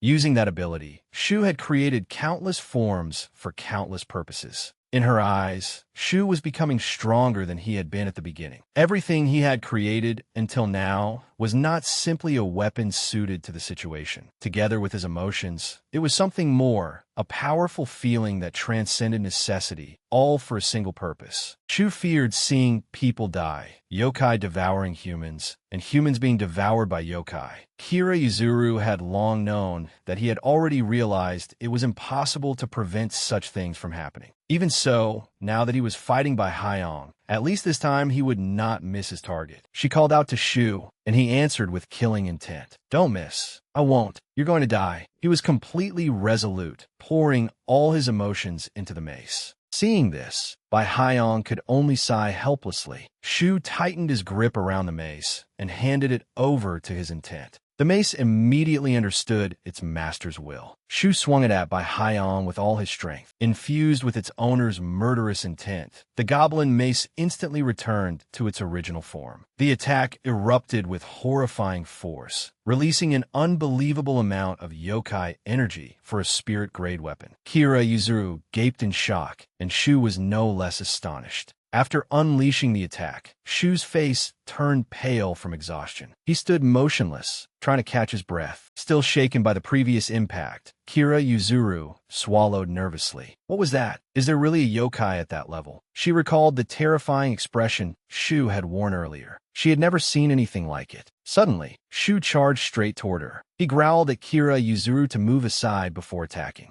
Move! Get out of the way! At that instant, a chill ran down her spine. Kira Yuzuru dodged to the side, and Shu immediately slashed forward. Shu panted as he stared ahead. Bai Haiyang was completely unscathed. One of his horns was exposed as he approached, dusting himself off with one hand while holding his weapon in the other. That was considerable damage. What should I say? Like last time, you really surprised me. Shu stared at him in disbelief. He had thought he could at least force Bai Haiyang to reveal his abilities. But this was no longer a panicked reflex. Shu had thoroughly drawn upon every bit of his potential. I don't remember how old I was then, Bai Haiyang said leisurely, unconcerned by what had just happened. How was it? Not bad, right? The feeling of wanting to kill someone. The sky gradually changed color as dark clouds gathered, foretelling something ominous. Despite that spectacular display, you still failed to kill anyone. But that's all right. They say beginnings are always difficult. Energy flared from the sword in his hand. At this level, you're about as strong as an ordinary adult goblin. After saying that, Bai Haiyang approached the two of them and swung his weapon. Shu immediately blocked with his mace. Bai Haiyang did not press the attack. He merely stated calmly, "But that is all." Shu's mace shattered from the force of the swing.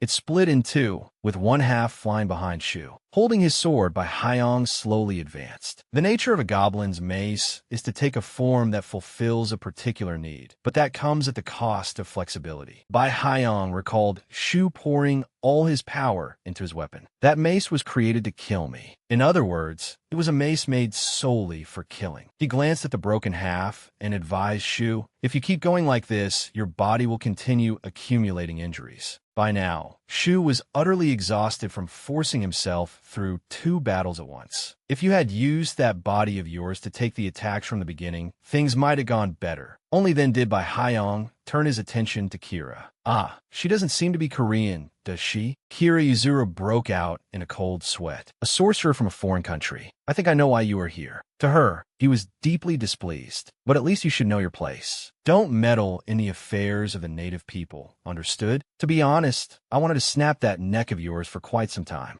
Then an idea flashed through Bai Haiyang's mind. "What do you say, Shu? I'll let her go." He deliberately hinted at the pill in Shu's hand, making him stiffen. "If you throw away that piece of trash." Without further preamble, Bai Haiyang grabbed Kira Yuzuru to threaten Shu. "That is the pill from that old woman at Noon Forge, isn't it? It's good medicine, but for some reason, it seems especially effective on you." He remembered the times Shu had used it. "Still, its effects come with both benefits and dangers. You have used it about twice already, right?" Bai Haiyang bluntly pointed out its danger. "It instantly refills your yokai energy beyond your body's capacity. If you keep this up, after around 3 uses, even I don't know what will happen." His words left Shu speechless because he knew it well. He could not predict what would happen either. Bai Haiyang's grip tightened further, making Kira tremble. "So, throw it away. I don't want you using something harmful." Though she was being held hostage, Kira Yuzuru still tried to reassure Shu. "Don't listen to him." Though she knew she was in danger, she continued speaking to Shu. "I prepared myself for the possibility of dying during a mission a long time ago. Kira Uzuru Stebernis visibly irritit bihyonk. You are so troublesome." Bai Haiyang tightened his grip. Just as he was about to act, his arm was severed. "I warned you." Bai Haiyang was utterly stunned, and Kira Yuzuru was no less shocked. He reacted quickly and immediately turned around. Ryu Yang seized the opportunity, clenched his fist, and rushed in to attack. He frowned and put all his strength into the blow, but instead of using his left hand, Ryu Yang used his right hand as a feint. While Bai Haiyang was occupied, a hand landed on Shu's shoulder. Hey Yuzium, his body battered and broken, looked at Shu and advised him, "Stay here. You've done well. If you keep using more yokai energy, you'll be finished." Only then did Shu stammer in surprise. "Yuzium? How did you get here?"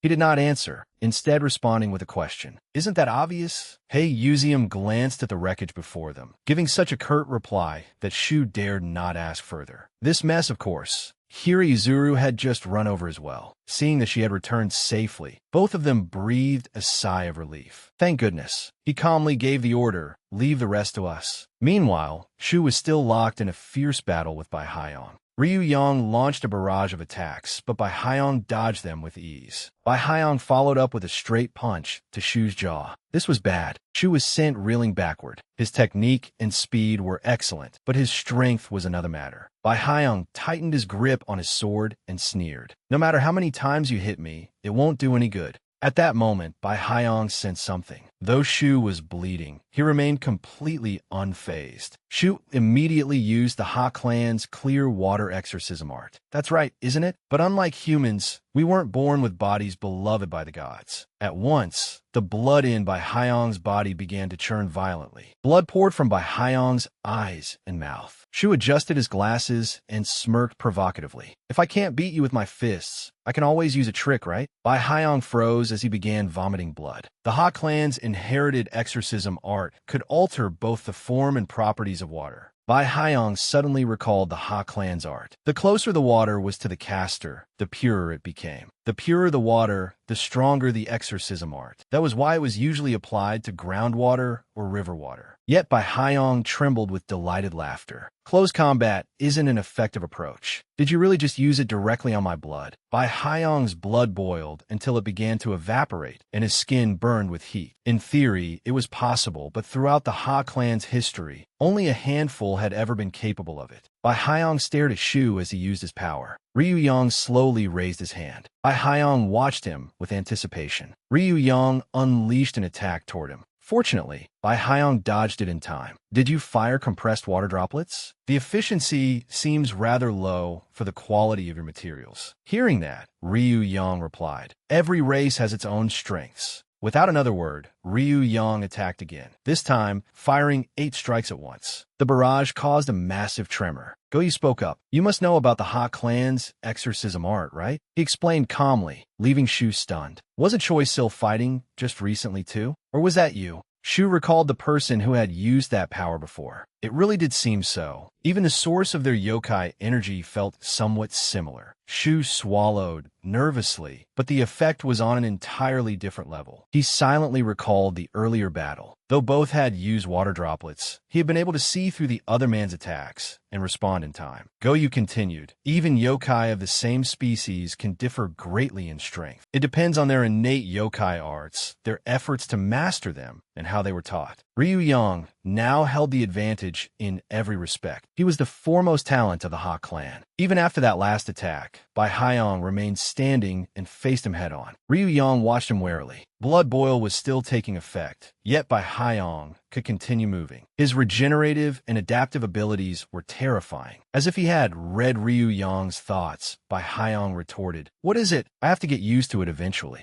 Ryu Yang raised 2 fingers. I won't hold back. Choi Sil sensed an immense power and stared in shock, while Goyu remained perfectly calm. Protect the 2 of them. I'll leave what comes next to you. Kira Yuzuru sensed the power as well. Ryu Yang clenched both hands. He gathered all the water in the surrounding area. Rather than being afraid, Bai Haiyang exclaimed, magnificent! You're drawing in every last drop of water around here. A water serpent appeared. Ryu Yang immediately commanded, Izumi, constrict him. He pointed as he issued the order. The serpent surged forward to attack. Bai Haiyang watched with intense excitement. Excellent. Very excellent. Suddenly, he sensed something strange beneath his feet as the serpent steadily closed in. Then it struck, causing a tremendous shockwave. Kira reflexively raised her hand to shield her face and squeezed her eyes shut. Kira Yuzuru slowly opened her eyes. Before her stood Shu, using his body to shield and protect her. Goyu used his power to create a barrier, exhaling a faint breath of cold air. The barrier took the shape of a jewel. Ryu Yang's attack gouged a huge hole into the ground. As Goyu watched Ryu Yang use his power, he reflected, the Haiti and the Black Tortoise are both yokai born from water, yet they can hardly coexist. That is because the ways they merge with water are completely opposite.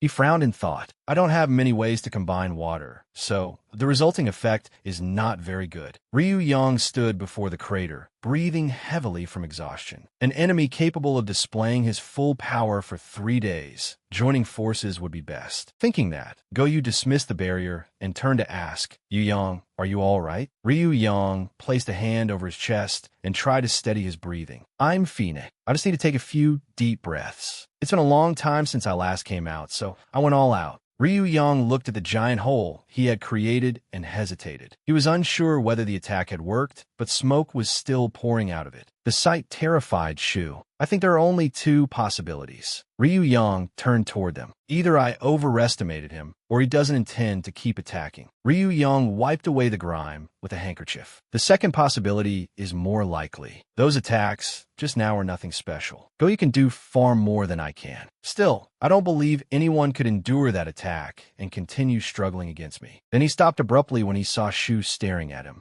Ryu Yang's hostile expression vanished. He raised his hand and fired a blast of water vapor directly into Choi Sil's face. Kira Yuzuru did not have time to react. She turned to see Shu being thrown back, while she demanded in confusion, "What are you doing?" Afraid that Ryu Yang would hurt Shu further, Kira tried to stop him. "He's on our side, so why would you?" Shu merely adjusted his glasses calmly to reassure her. "Don't worry, I only did what needed to be done." Ryu Yang looked at the unconscious Shu and said, "I returned him to normal." Kira still regarded him warily. "There is nothing threatening either of you now." Ryu Yang spoke sternly. "So from now on, please do not interfere in that yokai's affairs." The scene shifted to a high-rise building. Tao sat silently in a corner, absent-mindedly holding a cup of water as he observed someone. "This guy is also a yokai like me. He's only a little different from what I imagined." Jean opened her mouth hungrily. "From this angle, he looks delicious." Bai Haiyong stepped in to stop her. "Don't eat him. The future is uncertain, but for now, try to get along." Bai Haiyong took off his shoes, dusted himself off, and approached them. "You and Tao tearing each other apart would not be bad, but if something happens, I want you two to become stronger." Jean coldly mocked him without much interest. "You're still alive? What happened? How cruel. I'm not so easy to kill." Bai Haiyong recalled the battle with interest. He was somewhat surprised. "That man understood my technique perfectly. My technique depends on the ground. In other words, if the ground is unstable, the technique cannot function." Before he drew the water from the ground, he disrupted it as much as possible to prevent me from using my power. Having heard that, Jean silently calculated. "I'll remember that. Would you like to try when I eat you?" Bai Haiyong shuddered as he anticipated another encounter. Facing an opponent whom even the strongest cannot defeat, an ancient clan that has endured for 1,000 years. "I want to taste it thoroughly, from top to bottom." Indifferently, Jean replied, "I do not fully understand, but your hunger and mine are different. So you finally fought him." Bi-hyung smiled. "Very much so, like forbidden fruit in the Garden of Eden." His words left her confused. At that moment, Jean noticed the weather outside. Heavy rain had begun to fall. Bai Haiyong raised his hand to feel the rain. There is no forecast for this today, but it is pleasant rain. He recalled the earlier clash and felt fortunate. When Ryu Yang and Go Yu attacked together, I would not have survived if I had fought them on a rainy day. He turned to Jean. "Even if I win, I'm not the only one involved. I would be putting you in danger too, wouldn't I? I'm fighting too." Tao, who had been silently sitting in the corner, spoke up. "That's right. Me too. They probably think the same way I do, even if someone has to run."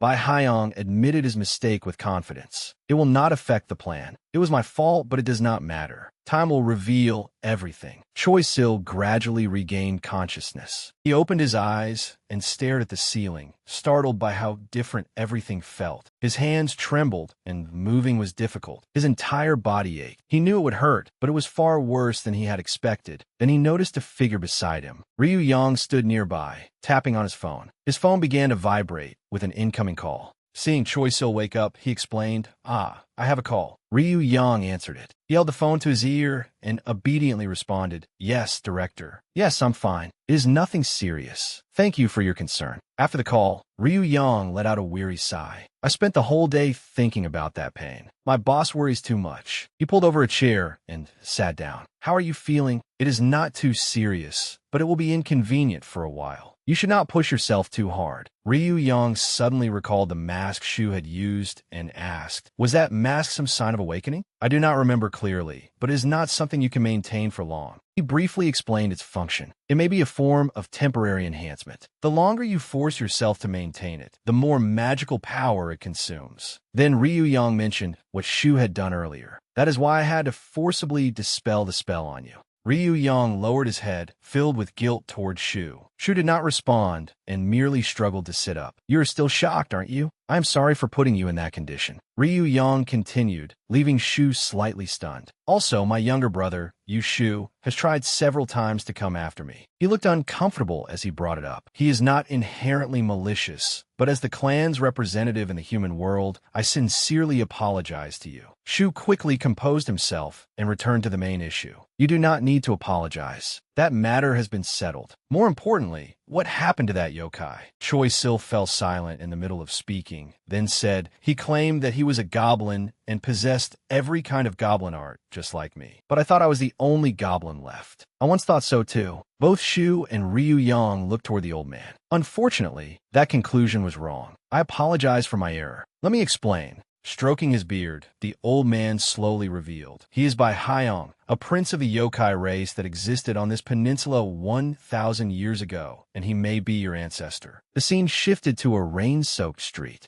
Siwa held out her hand to catch the rain. No matter which world you are in, rain is still the same, isn't it? She looked rather disappointed, leaving Sunmi to smile awkwardly. Humans really are stubborn. I thought no one would leave home in weather like this. Did you really think so? Sunmi then thanked Siwa. I survived until now because of you. There was the supermarket employee, and there were many witnesses too. I might not have managed it alone. Sunmi was grateful for Siwa's help earlier. Without her, things could have become much worse. Siwa, on the other hand, barely cared. Thanks Shu instead. I do not mind. Helping you is better than going around with that man. Hearing that, Sunmi sighed in frustration. What a shame. I should have been helping Shu, but I only caused him trouble. The two stopped in front of a shop. Two young women emerged from the shop. The long-haired woman smiled awkwardly as she comforted her friend. You really wanted to talk to him, didn't you? Sunmi was surprised by their sudden disappointment, but Siwa merely glanced at them. The manager here is famously rigid and hard to approach, but plenty of people still have their eyes on him. Siwa watched them walk away. Strange. What is? She folded her umbrella and cheerfully explained, most customers come here to see him, but amusingly, he does not seem to realize it. The two folded their umbrellas and entered. As soon as they stepped inside, the man said, sorry, we're closing early today. Only then did Goyu take a proper look at them. Oh, it is you two? Sunmi asked curiously while Siwa looked toward another corner. You called us here, but it is still early. Why are you closing so soon? He turned, sighed, and told them to order. It has been quiet today. Including you two, we have only had a few customers. Would you like something to drink? Sunmi eagerly placed her order, but Goyu answered coldly, while Siwa observed silently. Give me the usual. I do not remember. Order exactly as it is written on the menu. Sunmi pouted in another corner, near Wang Wai, who silently ate ice cream. What? I come here often too. Wang Wai sensed someone staring at him. Sunmi turned and asked, Siwa, would you like something to drink? We have tea. Would you like to try it? At that moment, Wang Wai gave her a challenging look, making her freeze. What are you looking at? Do you want to die? Sunmi cried out in alarm. Calm down. Sunmi stepped between them, trying to stop the confrontation. He is just a child. Let it go this once. Siwa gave a cold smile. This is the human world, not the Yoki realm. And who is this brat hanging around here?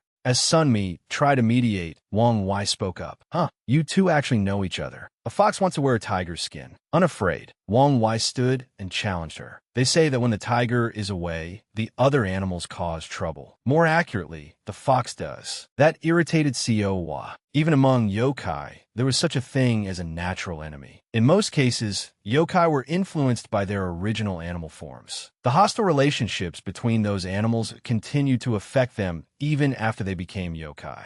The original balance of power between natural enemies might no longer apply once they became yokai, but the two exchanged sharp looks as if they wanted to devour each other. Their hostility had not diminished at all, and its influence still persisted through the descendants of those yokai. Sunmi was startled by the tense atmosphere and hurriedly tried to calm herself. If this atmosphere came from their instincts, then this child must be, do not worry, Sunmi. Goyu did not even sigh. He acted as though it had nothing to do with him and ignored them. Even if they want to fight right here, I will not interfere on my own. Siwa continued to radiate murderous intent and asked whether they should call the judge right away. Why not serve us first? Ever since I came to the human world, I have not had a proper meal. Wang Wai slipped his hands into his pockets. He calmly accepted the challenge. Fine. This evening, Wang Wei's killing intent was no weaker than hers. But as he was about to charge, a voice rang out, making Xiao Hua turn to see what was happening. It was hard to look away as Ganjiang entered, grumbling nonstop. The judge finally gave you the chance to come to the human world, and on your very first day here, you caused trouble. Wang Wei frowned in resentment. But that fox looked at me first. She even said she would call the judge. So I'm still not allowed to fight. Ganjiang approached and tried to comfort Wang Wei. Young master is right. She held him close and persuaded him. The girl you were talking to is the current head of the most influential clan in Korea. Young master, you do not belong to any clan. You should not cause trouble. Ganjiang glanced at Xiao Hua. No matter what happens, it will ultimately be your fault. Her words left Sunmi stunned. Xiao Hua understood perfectly and replied calmly. Of all the pleas for life I have heard, this is the most pathetic. But never mind. Personally exterminating a rare animal would not be very enjoyable. Sunmi breathed a sigh of relief. Thank goodness. They were only provoking each other. If it is Xiao Hua, the other person is right. Letting her freely cause trouble would be dangerous. Xiao Hua looked at the two of them and continued. Xiao Hua must have attacked him brutally. In any case, they were a pair from back then, with mutual dislike in their eyes. The two looked very strange together, and the woman caring for him is an old raccoon dog. Xiao Hua bluntly insulted him, but Ganjiang merely reassured him softly to prevent a conflict. First, you're standing in my way. Second, I'll pluck you clean. I don't know why she takes care of you, but that old raccoon dog is bad with children. Don't listen to her. After saying that, she turned to Go Yu and demanded, so why do you and Sunmi want me to meet these people? Spit out already. This place reeks. She also asked curiously, I want to know too. We only came back from hunting yesterday, and we're hoping to rest longer. Is there a problem? Once things had settled down, he began explaining. As everyone knows, under the current chaos, the authorities temporarily authorized yokai to enter the human world without permits and eliminate the intruders until they could no longer run rampant. But the situation has changed. Goyi called out each person by name. Xiao Hua, Wang Wei, Ganjiang. He informed them calmly. The three of you holding temporary permits have had your right to remain in the human world revoked due to a lack of qualifications. Xiao Hua and Shu immediately panicked. What do you mean? Revoke Shu's permit first. Shu fell silent as Ganjiang looked at the other two and listened. I don't know why, but this rule apparently does not apply to Choi Sil. Sunmi stared blankly, guessing that Shu would have to return to the Yoki realm alone. That meant he must have caused something terrible. Wang Wei, standing nearby with his arms crossed, agreed. He isn't so weak that he gets beaten to a pulp every time like they say. Strength isn't the reason. Compared solely to other yokai, he is considered exceptional. Xiao objected, but fundamentally, he is still human. No matter how strong he is, if he is left alone, he will become prey. I will be sending him straight to his death. She frowned in displeasure and turned to leave. Ridiculous. I'll go speak to those old men. I've still been training him for a month and evaluating him. What exactly did he do? Go Yu sighed helplessly. Do whatever you want, but listen to me first. Choi Sil is still here. Xiao Hua paused upon hearing that. Whether he would be sent back to the Yoki realm or allowed to remain in the human world had not yet been decided. And all of you have a new assignment. He put a hand in his pocket and continued. Shu must be protected from humans. The scene shifted to the hospital where Shu was staying. Choi Sil asked suspiciously, that man, my ancestor? He broke out in a cold sweat as he thought of him. The first time I saw him, I didn't. No. Could he have known everything from the beginning? Can a yokai live that long? Ryu Yang narrowed his eyes and offered his judgment. If I am right, that goblin has been missing for 500 years. Choi Sil found it hard to believe. He originally introduced himself as by Haiyong, but can he really have lived that long? Go Yu immediately explained, no, it's a little more complicated. In theory, a spirit can exist longer than a human, but on average, only for around 500 years. To live longer, goblins only need to absorb yokai energy. As they absorb it, their lifespan increases as well. That goblin could retain a youthful appearance and live for 1,000 years. Choi Sil was stunned by his words. 1,000 years? Really? Ryu Yang asserted that Bai Haiyong could have lived as long as 1,500 years. Choi Sil recalled their previous fight. They still had not been able to defeat Bai Haiyong. Even with my experience, I couldn't inflict any meaningful damage on him, much less drive him away. Ryu Yang frowned regretfully. My skills are still too lacking. I'm not as powerful as everyone made me out to be. The judge consoled him. Among the young people on this peninsula, there are probably only Shu and Wang Wei who can match you. No matter what kind of goblin he is, his aging body cannot withstand such opponents. The judge returned to the main subject. Choi Sil, you should know that goblins were believed to have completely disappeared 666 years ago, during my predecessor's time. He recounted the past. 1,000 years ago, the goblin race split into two factions after one side was defeated. The surviving faction completely hid itself from the world. The victorious side also suffered devastating losses and gradually died out. By 666 years ago, only one remained. That goblin was named Bijin. He survived until the latter half of that era, then died from old wounds. Since then, goblins have been considered extinct. Choi Sil stayed quiet and listened intently to the judge. Young master, I believe you are Bijin's descendant. Even as the final goblin, he did not die until 100 years after that. Choi Sil found it unbelievable. There are no clues about your exact ancestor, but based on Bijin's short lifespan, I am certain you are Bijin's descendant. The judge recalled by Hyong's face from 1,000 years ago. A clan that had supposedly been annihilated a millennium ago by Hyong had suddenly returned with nearly unchanged appearance and power. Choi Sil tried to process everything he had heard. Then by Hyong is my ancestor? Yes. Whether that goblin truly is by Hyong or whether he maintained his appearance throughout all those years. He is undoubtedly powerful enough to hide his existence quietly until now. The judge asked in return, even if your bloodline is not pure, why has your lineage appeared at this exact moment? I need the most accurate answer. Your parents? No, your mother. Is she truly human? The scene shifted elsewhere. Shu's mother came in and called out, Mom's home. At an elementary school, she repeatedly bowed in apology. Shu stood beside her with injuries on his face. I'm so sorry. This is entirely my fault. I don't know what else to say. The teacher awkwardly reassured her. Were any of the children badly hurt? And their parents? Oh no, it was nothing serious. Choi Sil is in 3rd grade. He was not the bully. The 5th grader started it. According to the teacher, Shu had tried to retrieve a ball that one of his classmates had brought from home before the older children stole it. Shu saw it happen and told them to give it back, which led to the conflict. The teacher gently comforted Shu's mother. Fortunately, they only suffered minor scrapes from pushing each other around. The older students were bullying the younger ones, so there's little their parents can say. Feeling guilty, she bowed her head. If anything else comes up, I will contact you. Thank you. Shu and his mother walked outside. Feeling sorry for having misunderstood him, she asked softly, Shu, you must be angry with me. He frowned and answered unhappily, I'm not. It was all my fault. Shu's mother smiled faintly and taught him gently. I do not think Shu did anything wrong, but hurting others is wrong. I also know there are times when you have no other choice.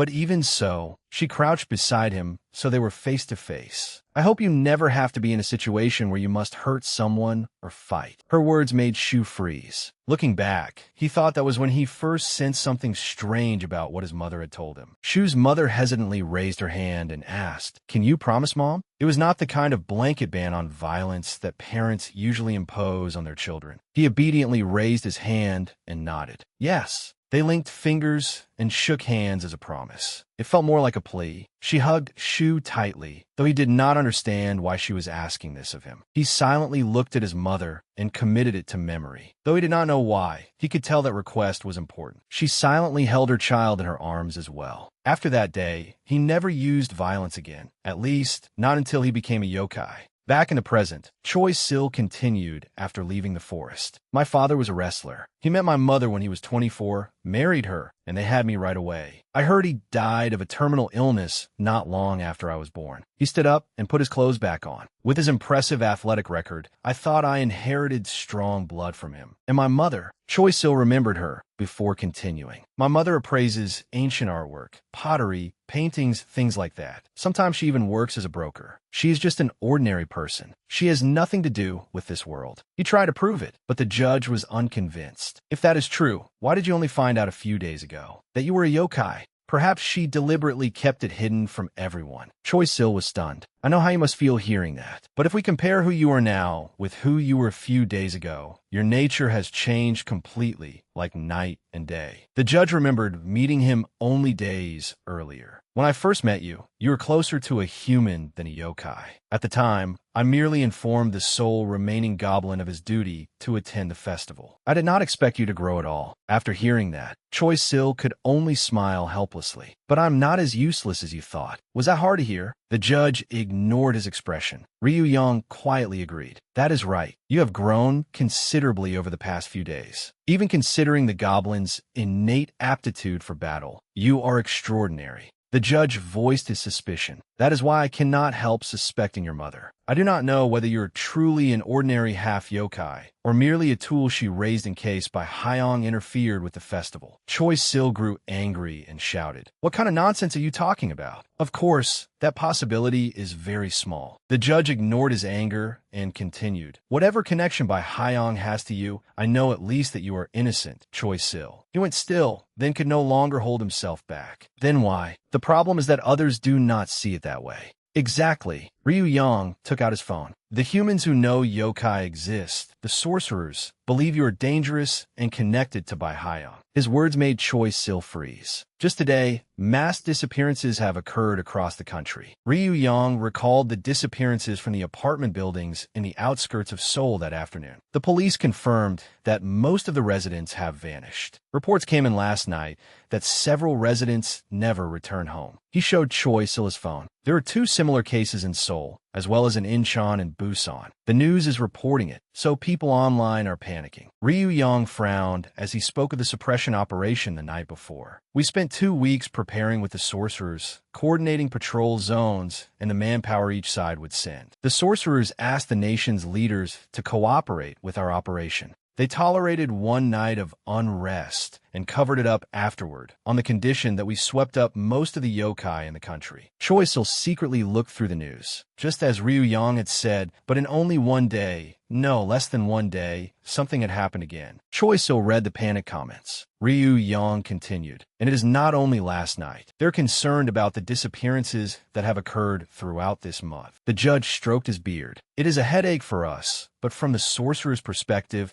they must make up for their shortage of manpower. Choi Sil sighed. It is fortunate that no humans were dragged in and killed today, but the outcome was witnessed by many people. Honestly, I am responsible for this too. His words made Choi Sil pause in surprise. The sorcerers are demanding that, because of this new member, they intend to follow their old custom of punishing yokai who fight in broad daylight. Choi Sil lowered his head and accepted the blame. Yes, it is my fault. Acting alone without permission was wrong, but that was an internal yokai matter. The judge frowned. I do not believe you are at fault. You acted against the judge's orders, but the one you confronted was a yokai who had claimed countless lives and flagrantly disregarded the law. You have never used your power to harm humans, and your yokai form has never been exposed before ordinary people. Even if you must be punished, that decision should be made by me, the one who judges yokai. The sorcerer's demand is not for punishment. They want you handed over to them, which is clearly an infringement upon my authority. Hearing the judge defend him, Choi Sil let out a breath of relief. They're trying to force us to hand you over, but you need not worry too much. Then the judge unexpectedly mentioned his mother, causing him to freeze. I will protect both you and your mother. Choi Sil asked hesitantly, My mother? Yes. It seems the sorcerers have learned of Bai Hyong's existence. They appear quite certain that your family is connected to him. Choi Sil could no longer stay calm when the woman who had raised him was mentioned. The sorcerers may have already deemed her guilty. The judge had barely finished speaking when he prepared to stop Choi Sil, but Choi Sil could only stare blankly, unable to react in time. A window stood before him. Choi Sil quickly darted past the two of them and rushed toward it, but before he could reach it, he realized something was wrong.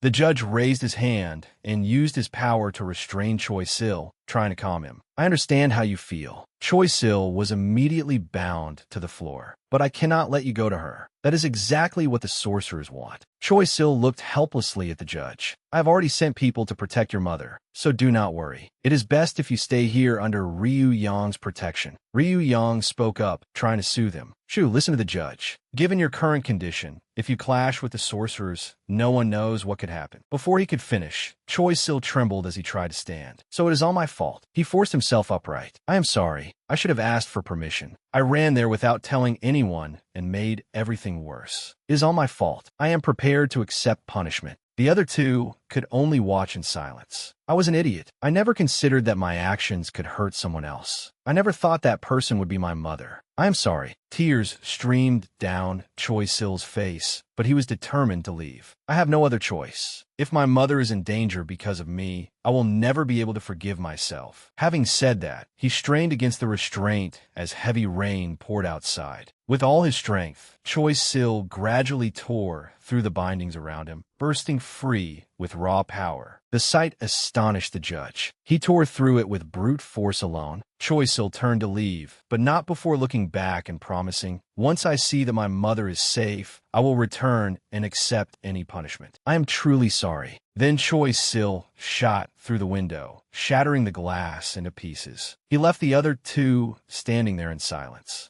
The judge questioned Ryu Yang. "Why did you just stand there and watch?" Ryu Yang averted his eyes. "Do not tell me you were too pathetic to react." Ryu Yang made up an excuse. "There's not been any water available lately." The judge bluntly rejected it, leaving Ryu Yang embarrassed. In weather like this, the judge could only close his eyes helplessly at his soft-heartedness. "That is why you lost to your disciple. Still, I do not understand it. Is it the nature of your clan that the stronger one becomes, the softer his heart is?" Back at Shu's mother's home, she heard a noise outside and suspiciously looked toward the door. "Who is it?" Suddenly, Seo Wa appeared behind her. "Do not look. Why? Do not move." Shu's mother was restrained by Seo Wa's power. "Stay still." Seo Wa snorted coldly, annoyed by the unceasing knocking outside. Sunmi was right. Perhaps I should not underestimate humans. I know perfectly well that they can be troublesome enough to make me want to kill them. Ryu Yang broke through the door and rushed in. When he saw Seo Wa, he immediately became wary. She said, "I do not know how many of you managed to get inside, but that does not matter. Whoever I see, I will crush." The two exchanged murderous glares and threatened one another. "If you do not want to die, kneel first." Seo Wa used her unique yokai art, Illusory Heart Command, to control Ryu Yang's mind. "Kneel down." Her voice carried power, disrupting the listener's senses and consciousness. Ryu Yang was caught by the yokai art and froze without moving. Seo Wa assumed he hesitated to draw his sword because he was concerned Shu's mother would be caught in the attack. She exhaled and said, "You can come in now. This is not a serious problem."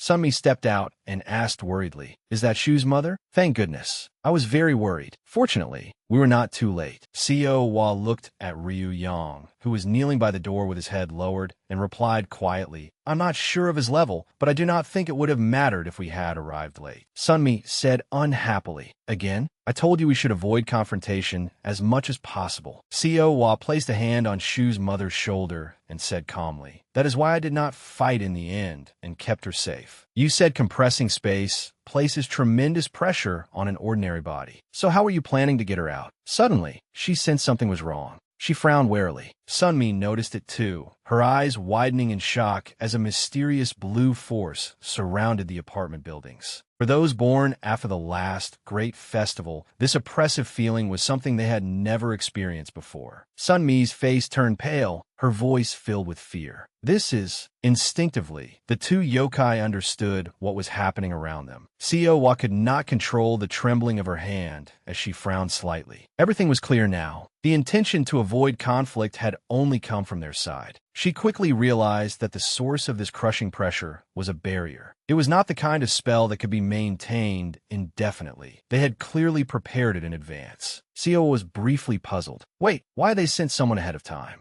Ryu Yang slowly rose to his feet, his entire body enveloped in astonishingly powerful force. Sensing that aura, Seo Wa turned in shock. Had he dispelled the whisper of illusion on his own? She hurriedly clenched her fingers, forcing herself to stay conscious. But then a loud crash suddenly echoed through the room. Ryu Yang's sword now lay alone on the cold floor. He spoke sternly. "I have no intention of fighting. The person you are protecting is my friend's mother. I came here to stop her from being taken." Seo Wa made a straightforward proposal. "If that is your goal as well, then we can work together." Sunmi, who was supporting Sil's mother, cried out in surprise as soon as she saw Ryu Yang. You? Siowa asked suspiciously. That face looks familiar. Are you really Choi Sil's friend? Sumi immediately explained, Ah yes. Last night, while you were away, he stayed behind to take care of Sil. Ryu Yang got straight to the point. There isn't much time. You must have felt it too. There's a barrier covering this entire apartment complex. As long as it remains, you will not be able to leave. He continued, but fortunately, we can still break it from the inside. Siowa replied coldly. Whether you can get out or not, why would you do this? Stop dancing around something so obvious. Ryu Yang blinked in confusion. Huh? She continued immediately. I know you are Choi Sil's friend, but first and foremost, you are a sorcerer, aren't you? Siowa spoke calmly. The Choi Sil of 2 days ago and the Choi Sil standing before us now are two different beings. That is even more true for sorcerers like you.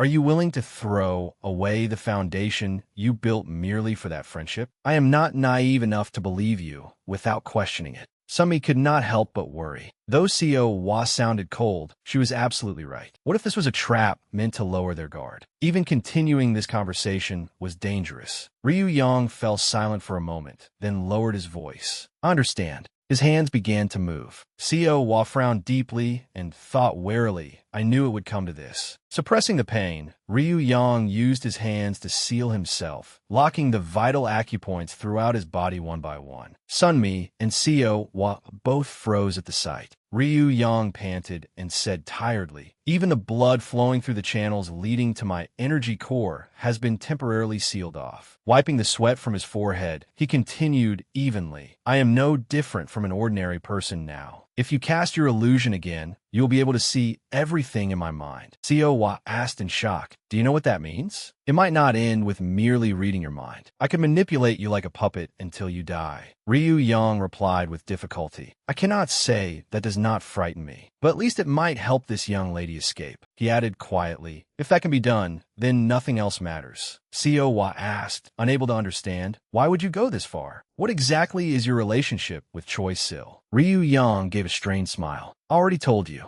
We're just friends. That is all. Only then did Siowa lower her guard somewhat. She let out a soft breath and said, I do not know whether you are simply foolish or whether Choi Sil has an exceptionally good character. Probably both. Sunmi hurried over to support Ryu Yang as he answered weakly. Whatever. Siowa spoke coldly. Fine, let us see how impressive your unarmed combat skills are. At the same time, on another quiet street with few pedestrians, Sil panted as he stared ahead, forgetting even the pain spreading through his body. He rushed forward, but a powerful premonition made him halt for an instant. Sil thought, nothing looks unusual to the naked eye, but if I take a few more steps, suddenly, a voice rang out from ahead of him. So you're Choi Sil? You're much smaller than I expected, but you do not look like a goblin hybrid at all. A sturdily built young man with parted hair stood in Sil's way. Sil listened calmly as he continued. Yet you stopped right at the danger point. Your senses are quite sharp. In any case, it is nice to meet you. I am Yahvang. He introduced himself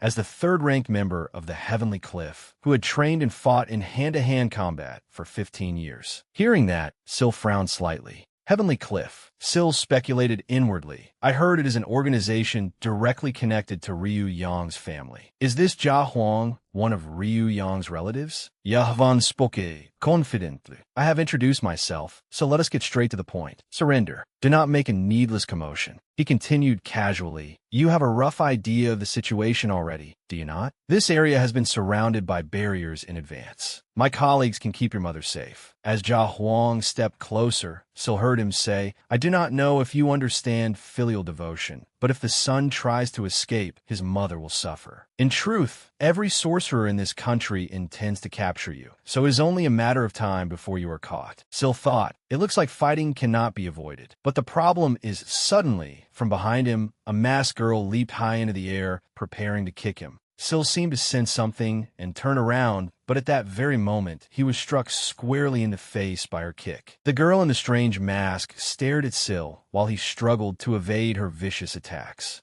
In an instant, Sil was sent flying away by her tremendous force. He quickly dug at his feet to stop himself from sliding farther, his eyes widening in surprise. The girl had vanished from before him, replaced by an endless blue void. Jia Huang slowly explained, "It is like a trap. Once prey enters it, they are guaranteed to be caught. The challenge is making them enter it in the first place." He asked smugly, "Naturally, you cannot leave now, can you?" Jia Huang loosened his joints and spoke eagerly. "Your options have not changed. Choose one of the two I mentioned earlier. Quietly surrender or run and face this miserable situation until the very end." Sil did not answer, but his actions and defensive stance were answer enough. The next instant, a dizzying sensation ran through his tense nerves. Siowa's voice echoed out, "Kneel." It was a short word, barely audible from more than 100 meters away, yet the tremendous power hidden in that voice was all too familiar to him. Sil immediately moved. In an instant, he vanished from Jia Huang's sight and surged forward at top speed. As he ran, he thought, that is definitely Siowa's power. The other yokai. At least for now, Siowa must be inside this barrier. I cannot be certain, but judging from the direction of the power I felt, it is my home. Sil told himself. Then I should not go back to see Mother right away. Instead, I need to draw them somewhere else. She has probably been surrounded or perhaps secured. Mother has not been taken yet. I do not know the exact situation, but Siowa must be with her now.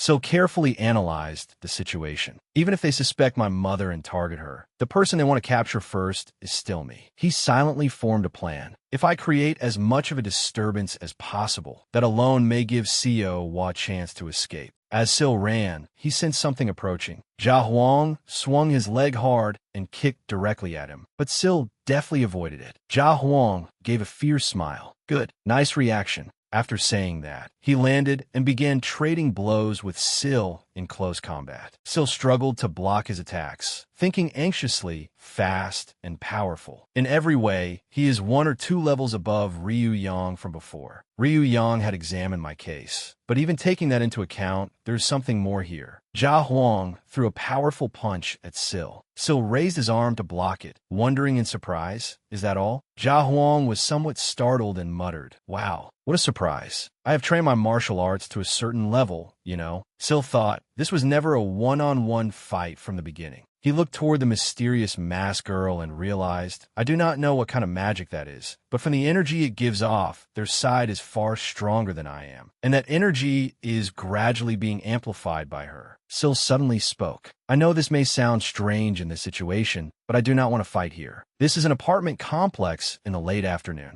Who knows how many people might witness this?" Yahvong spoke mockingly. "What nonsense are you talking about? Do you think we set up this barrier merely to capture you? Ordinary people without energy cannot see inside the barrier. If they enter it, they will immediately faint. Everyone within the barrier will fall into a deep sleep. Even after the barrier is broken, it will probably take them a long time to wake up." He seemed to have guessed Sil's intention. Well, clearly that is not a reasonable excuse, though it is rather amusing. Jia Huang clenched his fist and rushed forward. "That is why I told you to surrender quietly." He drove his fist into Sil's body, but Sil did not move even slightly. Sil blocked Jia Huang's attack with one hand and said cryptically, "I see, so I do not need to worry anymore." Sil tightly grabbed Jia Huang by the clothes. Seeing this, Jia Huang gritted his teeth in alarm. Sil's eyes glowed with a frightening violet light. Sil unleashed the goblin throw, generating an enormous force that blasted straight at Jia Huang. Hosu stood still, watching closely. Sil said coldly, "I slowed down at the last moment, not because I was going easy on you, but because I do not want to kill anyone with my own hands." Jia Huang's face turned pale as he trembled in fear. Sil warned him, "I am not saying this because I intend to stop fighting, but I will definitely warn you this time." Sil added, "I will do my best, so I may not be able to control my strength." Jia Huang became furious, gritted his teeth, and charged forward like a whirlwind. He leaped high and kicked straight at Sil's face. But Sil's body did not move at all. His feet remained exactly where they had been. Jia Huang's foot stopped just before Sil's face, unable to reach him. Jia Huang flew into a rage and struck Sil repeatedly. Exhausted and enraged, he thought, "There's no way around this. This is not merely skill or toughness. It is like striking an enormous wall." Before he could think any further, Sil decisively punched Jia Huang in the face. Jia Huang was launched far away, and a shockwave sent dust billowing everywhere. Sil warily glanced behind him at Hosu and thought, I expected a coordinated attack, but there is no movement. Is she not suited for direct combat? Sil warned sternly. The warning applies to you as well. I do not want to get involved in an unnecessary battle, but if I must, I will not hesitate. Hosu took up a defensive stance. Jia Huang forced himself to sit up and snapped angrily. What are you doing? I told you I would handle him myself. What are you trying to prove? Is that all you are capable of? Also remained silent. He told her, just stay behind me and cast your spells. Jia Huang's face was bruised as he shouted hoarsely. Did you not understand a word I said? Or are you pretending to be stupid because you want to drive me mad? Damn it, show me what you can do, even if it is only a little, you bitch. His roar rang out among the enemies, and Sil turned back in surprise. Without understanding why, Sil began using a movement spell. His priority was clear, and he charged toward Hosu. She immediately drew out 3 talismans. Sil thought, she is clearly in good condition, and her energy is powerful. I do not know what she is aiming for, but he clenched his fist, determined to defeat her as quickly as possible without causing casualties. Hosu chanted an incantation and burned the 3 talismans: Demon Suppression, Exorcism, and Guardian Beast. In an instant, the talismans turned to ash. Guardian Beast, bind him. Sil was tightly restrained by chains and could not get any closer. He realized what had happened and stopped. A powerful force descended upon Sil from above. A fist shot straight toward Hosu's face, and she gave a soft snort. Sil burst from the cloud of dust and punched Hosu hard, but she appeared completely unharmed. Calmly, she said, even with 3 talismans, Demon Suppression and Exorcism are probably ineffective. Only Guardian Beast works. Exorcism magic does not work on goblins. His fist was stopped by a barrier just inches from Hosu's face. She said indifferently, Exorcism does not work on goblins. A red horn grew from Sil's forehead, radiating dark energy. He raised his hand and summoned dark spiritual power around him. A sharp weapon appeared in his hand. He thought, my punches are hard to land. Something feels wrong, as if I struck something but there was no response. I was not pushed back. Rather, she jumped backward. Sil watched her every movement and speculated, if there is something around her that blocks impacts, it must have a limit. Hosu began casting a spell, murmuring, the blade is judgment, the bones are the sinner's blood. I raised my eyes and beseeched the holy spirits. Sil looked at her in confusion and wondered, is this a ritual that must be maintained for a certain amount of time? Or does it have a limit on the number of attacks it can block or the amount of impact it can endure? It may be a ritual that can only be broken by attacks with particular properties. Suddenly, a chilling voice rang out. Lower your hand. He obeyed instinctively, slowly lowering the arm holding his weapon. At Sil's apartment, Ryu Yang spoke firmly. 5 sorcerers were sent here, not including me. Of them, 3 are demon slayers, while the other 2 are dragon slayers. All 5 have formed a multidirectional formation surrounding the apartment complex. He explained clearly, normally, a barrier has pillars or protective talismans placed beneath it, serving as anchors around the outer perimeter. But the barrier surrounding this place is unusual. The sorcerers themselves are the pillars. Sio asked directly, no need to make this complicated. You mean we have to defeat them to break the barrier, right? We do not necessarily need to defeat all of them. Normally, breaking about half of the anchors is enough to make it collapse. Ryu Yang replied softly, but it is not that simple. Yes, I understand that your skill has been recognized. Sunmi sat beside Sil's mother, who was lying in a chair, but she continued to listen closely. Ryu Yang continued, but no matter how strong you are, unless you are a monster that has lived for more than 666 years, you probably still cannot defeat them. Our power is fundamentally different from yours. He explained, most of the martial arts and magic we train and were designed to kill goblins. If your internal conflicts are merely tests of power between equal beings, he said worriedly, then fighting sorcerers is like walking into traps designed specifically for you. The issue is not who is stronger or weaker, but compatibility. Ryu Yang said gently, and as I said, 3 demon slayers have been sent here. Demon Slayer is a position attained by only a small number of sorcerers. They are capable of confronting spirit class goblins. He pondered for a moment before speaking quietly. Still, since battle is unavoidable, I suggest that each of us takes on only one opponent. As you said, defeating about 2 sorcerers should be enough to break the barrier. Ryu Yang quickly laid out the plan. I will handle one. As soon as I do, you pursue another at almost the same time. Break the barrier before they realize what is happening, then escape with his mother. Fortunately, I know each member's methods and abilities. Seowa replied hesitantly. All right then. But she asked suspiciously, can you not use your energy right now? Earlier, you proved it by sealing your own energy core with your hands. Ryu Yang stiffened, momentarily unsure how to answer. Sumi suddenly spoke up. There is no other choice, but it will be difficult to defeat at least 2 of them in a place like this. She said worriedly, even if everyone is unconscious, it will still be difficult to prevent people from getting hurt. Seo let out a soft sigh and said irritably, I do not know. It seems we are not the only ones who have to worry about that. She looked at Ryu Yang, who was exhaustedly leaning his head against the door, and said evenly, after all, your mission is to protect ordinary people. If humans get caught up in this, you will not be able to fight either. Ryu Yang clutched his forehead and forced himself to answer. No, they're far more obsessed with Syl than you think. Even if there are casualties in this apartment complex, they will definitely find a way to cover it up. Sumi asked in alarm, what? Why would they spend so much time just trying to capture Syl? He replied quietly, it is not because of Syl. It is because of pride and perhaps the power they will hold 6 months from now. Ryu Yang turned around and spoke meaningfully. For the past 666 years, you have not been the only one waiting for the night of yokai.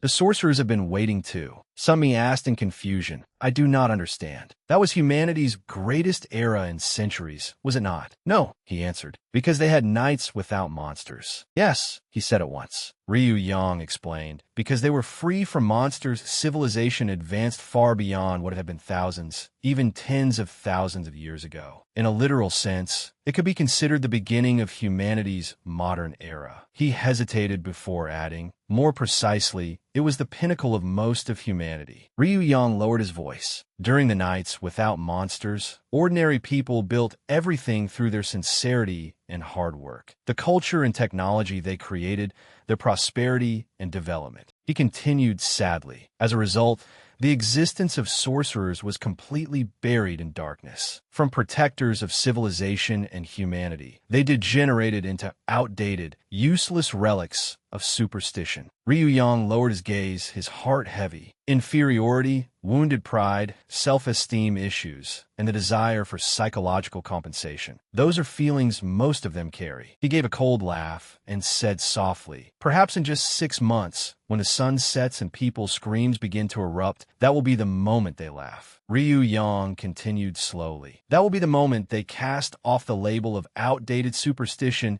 and rise to become the rulers of the world. He spoke indifferently, judging by the number of deaths. Today's incident is not much. They even boasted to the government that everything would be fine. But in the end, things veered off course and dealt a severe blow to their pride. Ryu Yang stated firmly, that is why they will stop at nothing to capture the culprit. By doing so, they will swiftly take control of what needs to be controlled. Then no one will dare question either their abilities or their authority. Somi gasped in shock. Oh, then they do not care at all about. CO coldly interrupted. In the end, they do not care whether the people here are harmed. That much is obvious. Suddenly, an immense and violent surge of power erupted in the distance. Sensing that something was wrong, CO immediately shouted, "What is that?" Ryu Yang seemed to recognize the energy and muttered, "It is Jia Huang." He froze in shock. Could it be that he was summoning Baek Hyol? But why? At the same time, where Syl was fighting, Hosu immediately brought the remaining people safely down to the ground. On the Korean peninsula, sorcerers generally used 2 kinds of abilities. The first was scripture recitation, memorizing sacred texts in order to draw upon the divine power hidden within each character. They amplified that power and immediately deployed a variety of techniques suited to each situation. Most sorcerers used this method. The second was divine descent. Among them, Those born with exceptionally sensitive spiritual nodes were called prodigies and were regarded as people blessed by the gods. Through their spiritual nodes, using their bodies as vessels, they could receive the presence of beings from beyond this world. Sil seemed to sense that something was wrong with Jia Huang as well, and turned to look. At that moment, Jia Huang drew upon the last of his strength to invoke divine sword dance. It seemed to be the incarnation of a god from this world. For the first time in his life, Sil was facing a god. Fear surged within him. Sil stared at the scene before him in utter disbelief. At that very moment, something inside the young man responded to that energy. Sil was now forced to confront a creature from another world. Moreover, this was his first encounter with such an entity. Whether yokai or human, panic was unavoidable in such a desperate situation. His gaze became deep and unreadable. Nevertheless, Sil tightened his grip on the weapon in his hand. Putting all his strength into it, he swung down hard, choosing to attack rather than retreat. In contrast, his opponent remained calm, showing no sign of concern. That left Sil stunned. There was no stellar core. After Sil's strike, the other man immediately changed his technique. He tensed his body, gathered power, and completed his fusion. His hands clenched tightly as his muscles bulged. In an instant, he swung his arms, launching two streams of power straight ahead. Seeing this, Sil immediately leapt away. Although he escaped, the shockwave from that terrifying power still sent him skidding backward. Yet his opponent did not care in the slightest, casually recalling his power with one hand. So could not help being astonished at the sight. Countless interwoven rays of light suddenly appeared in the space around them. They crossed like razor-sharp blades rushing toward him, forcing Sil to desperately dodge. But he was too late. His face and shoulder were cut, and blood immediately poured out. Even so, Sil did not stop. He continued counterattacking while evading, panic plainly visible on his face. At that moment, Hosu watched silently from the side and thought, with that speed and movement trajectory, he should have been able to easily avoid divine sword dance's sword attacks. Yet he deliberately kept himself in a disadvantageous position, only defending against attacks coming from behind. Also, sudden frase. That cannot be. Below, Sil continued struggling to attack and defend, frowning as he stared wide-eyed at his enemy. Throughout the battle, traces of magic continuously appeared and scattered everywhere. Then the two charged into a direct collision. A deafening explosion tore through the air, and the ground began to crack. Sil desperately held his ground, while the other man relentlessly pressed forward. His eyes were filled with killing intent, and his power erupted to a terrifying degree. Then Sil's defensive energy barrier suddenly shattered. That opened the way for his opponent's next strike. Unable to evade in time, both of Sil's arms were severed in an instant. But the man did not stop. Frowning, he charged forward again. A storm of attacks rained down, leaving Sil no way to evade. At last, Sil collapsed to the ground as the smoke and dust gradually cleared. At that moment, Hosu approached. The man asked, "Is that person a guardian?" She answered respectfully, "Yes, Chief Steward." He continued in a low, stern voice, "I have one question. Why are you fighting him?" Hosu replied, "He is a half-yokai with goblin blood. He committed crimes and caused chaos in the human world, making countless people bleed." After saying that, she bowed slightly in apology. "I apologize for summoning you in haste without making proper preparations, Chief Steward." His voice rasped like a quiet warning. "You should choose your words carefully." Then the Chief Steward abruptly turned, glared at Hosu, and demanded, "Is he truly guilty, or are you trying to distort the accusations against him?" Recalling what he had just seen, he continued, "Anyone with eyes should have seen it clearly. Even though that sword strike could have been avoided, he chose to take it. I believe he was afraid of affecting the people living here. Even with his life at risk, his attention remained fixed on what was behind him. His voice suddenly became grave. Even if yokai blood runs through him, I do not believe he truly broke the law and harmed people. Perhaps those are merely false, prejudiced accusations born from your own understanding and needs." Then he asked suspiciously, "If you were merely an ordinary creature, I would never have answered your summons in the first place. But Hosu only replied quietly, I am sorry. At that moment, Sil began murmuring an incantation. He was nearly at death's door. His body was covered in wounds. Looking at his mangled form lying on the ground, it was clear that Sil's severe overload was not caused solely by the injuries he had just received, but also by his consecutive battles with enemies. More than anything, though, the problem lay with these things. For an ordinary yokai, Marin extract was like a premium supplement. Using too much would only be wasteful. It would not cause any problems. But Sil's constitution was exceptionally sensitive to Marin extract. In only a few minutes, he had absorbed 2 doses in succession. Sil had exhausted the last of his vitality. Unable to control that power, he had fallen into his current state. Under normal circumstances, wounds of that severity would have healed 2 or 3 times over. Yet only his arms had begun to regenerate, and even they had not fully grown back. At that point, Sil tremblingly raised his right arm and snapped his fingers. A scroll appeared in midair with a clear sound. The chief steward suddenly turned his head and asked in surprise, You still have the strength to move? Then he said mercilessly, How pitiful. I do not know why, but if his body had been in better condition, he might have escaped. He turned to Hosu again. Did I not tell you to cut off his breathing? She immediately nodded. Yes. At that, killing intent erupted from him once more. Good. I did not like the idea of cutting off his airway, either. Meanwhile, Sil painfully took out a vial of medicine. He thought, to use this, I need to hold it in my hand and recite the command like a law. If activated properly, all I need to do is throw it to the ground and it will break on its own. Then the storage technique will activate. With that in mind,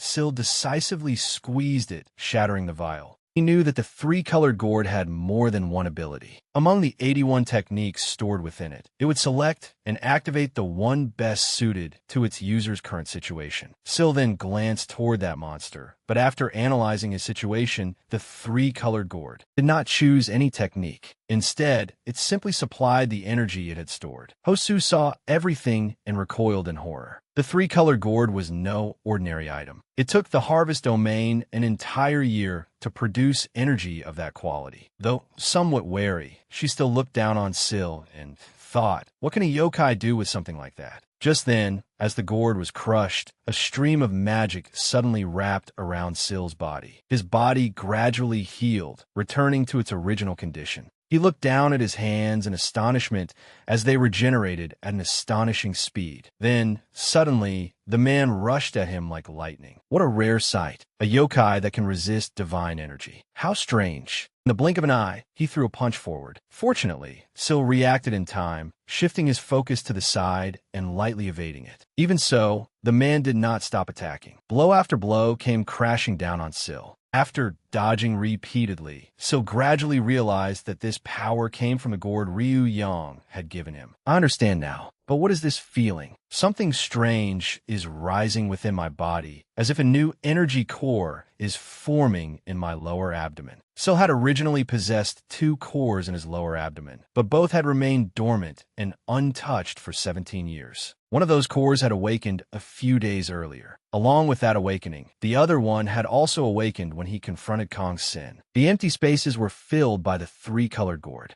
The battle continued. At a glance, it was clear that the chief steward was gradually gaining the advantage, while Sil had almost no means of responding other than defending. He fell to his knees, covering his face with one hand. He silently sensed this energy. In both its use and effect, it was no different from magical energy. The only difference was that blocking attacks with this kind of energy was more effective. But when Sil concentrated, his body seemed to be covered in an enormous power that prevented his goblin energy from functioning at all. His shock absorption ability seemed to weaken, as though a screw had come loose. It was all due to the difference between types of energy. Thinking that, he saw his opponent charge at him again. He knew that his goblin body was compatible with Cholchiol's energy, but not with this current energy. That left him even more troubled. If this continued, what should he do? It would only repeat what had just happened. His opponent was not someone who could be defeated through physical strength alone. With that thought, Sil clenched his fist. If there is no way to use this energy, an immense force suddenly burst forth. It shot directly toward his opponent. Even Sil was stunned. He had never imagined he could reach such a level. Across from him, Hosu frowned, while the chief steward suddenly returned to his yokai form. Startled by Sil, he let out a cry. The scene shifted to sunset at a large hotel.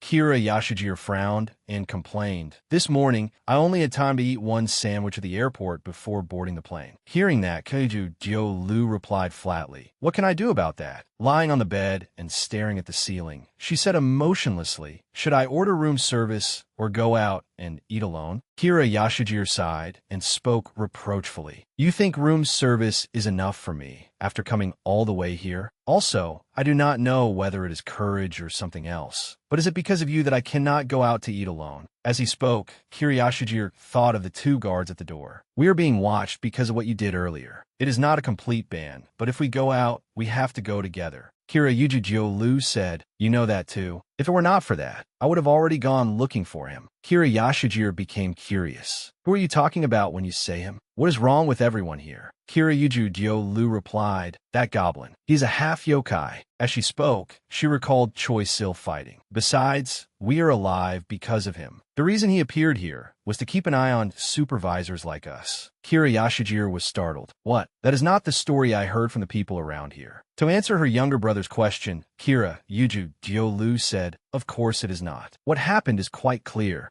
Is it not?" she continued. "They're trying to place all the blame for what the supervisors did to us on him. That way, they can save face by claiming they caught the culprit." Kira Yashijiro answered thoughtfully, "I see. In that case, there is not much difference between them and us. I understand how you feel, using an innocent person as a scapegoat," he said, "but there is truly nothing we can do. You know that too, right?" Kira Jiolu frowned and remained silent as he continued. "Leaving aside the fact that we are guests in this land, there are also the people from the Bureau of Artifice, as well as our opponents in the near future." He continued, "They govern Korea, while we in the Jin clan are responsible for Japan. Until 666 years ago, all that remained were traces of the Great Guan era and the Kamakura period." As Kira Yashijiro spoke, he thought of images shifting through time to the Zeon royal family of the past and Korea's provisional government with its centuries of history. These are nothing but legends. Even if they consider trusting us for a moment, entrusting their future and their capabilities to us is an entirely different matter. He continued seriously, "If they insist that we lack the necessary skill, this country's government will not hesitate to rely on sorcerers from other nations. However, the same applies to us. Sorcerers around the world are highly sensitive about this issue." As Kira Yashijiro went on, "But our intervention in this situation," Kira Jiolu sat up and interrupted,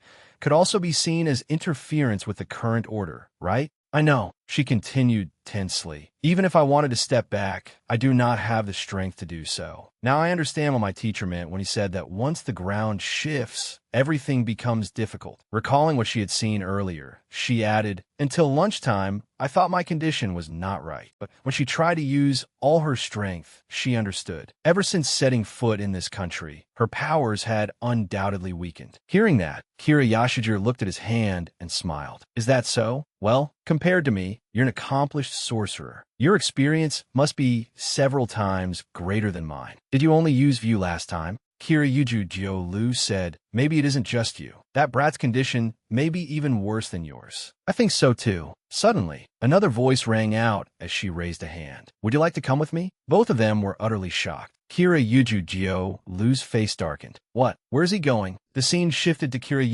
Jiolu being tightly gripped by the throat, leaving her in great discomfort. A voice spoke. Come with me obediently." It was by Hyong. He wore a sinister smile as he choked her. "I want to avoid anything that could hurt you as much as possible." Choi Sil, covered in injuries and gasping for breath, suddenly wondered how he could save her. Choi Sil was not the only one thinking about that. Naturally, at that moment, there was nothing Kira Jiolu's guardian spirit, Veu, could do. A familiar spirit, completely dependent on its master, was no different from an ordinary spirit, without energy supplied by a sorcerer or any command to follow. Yet perhaps Veu acted out of loyalty to its master. As Bai Hyong attacked it, he fixed it with a sharp glare, causing it to tremble in fear. Then, suddenly, a streak of energy flashed past and caught him off guard. He abruptly released Kira Jiolu, and she fell painfully to the ground. Zurijin suddenly flew in at high speed and punched Bai Hyong.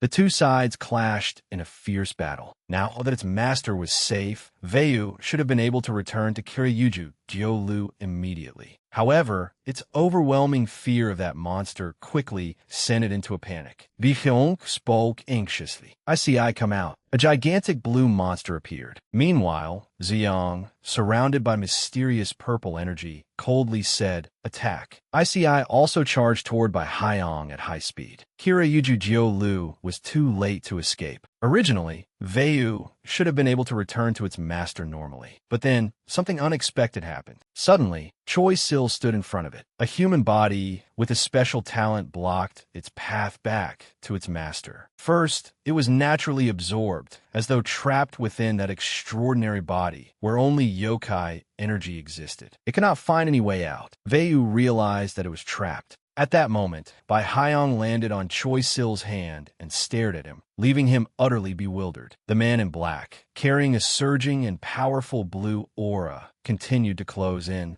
making Choi Sil widen his eyes in shock. Then the man fired his power directly at him. Choi Sil only had time to pull Veiyu aside, but the impact still made it go limp in his hand. No matter how intelligent or knowledgeable they were, neither of them could make sense of the situation. Even so, their instincts aligned perfectly. The man in black kept advancing, and Choi Sil fearfully thought that they would die if they did not join forces. Covered in wounds, he could only barely defend against the man's relentless attacks. His hand remained tightly clenched around an object, as the two sides launched into a vicious battle. Suddenly, the object in his hand transformed into a sword. Choi Sil gritted his teeth and thought anxiously, "It feels completely different from the goblin staff. As long as we can endure, that will be enough." Now, he could say with certainty that, while watching his opponent fight without yielding, he held a slight advantage in strength and speed. But the opponent's overwhelming traits were unique. Every time Choi Sil tried to move, the man seized the exact moment and struck in a way that prevented him from fully dodging. Suddenly, both of their hands were cut by the other's blade. The man was startled to realize that Choi Sil had countered his attack perfectly. The female sorcerer watching from outside thought that attack was not for defense. He deliberately chose not to dodge. The man in black said, "Interesting." He continued, "Since you seem unable to seize the initiative, I'll say it plainly. Give up. You do not even bother defending yourself unless an attack is fatal." Looking at the heavily wounded Choi Sil, he said, "Even if you calmly wait for an opening, I will not give you one." Yet Choi Sil showed no fear as he replied resolutely, "I don't know whether it will work, but I believe this is the only answer. So I made my decision." Hearing that, the man sneered. "Good." As he summoned an enormous amount of energy, he said, "I will use my sword with all the power I can muster. Come and try if you think you can endure it." Seeing this, Choi Sil cried out in alarm. Blue lights brimming with immense energy radiated from him. It was the divine sword dance,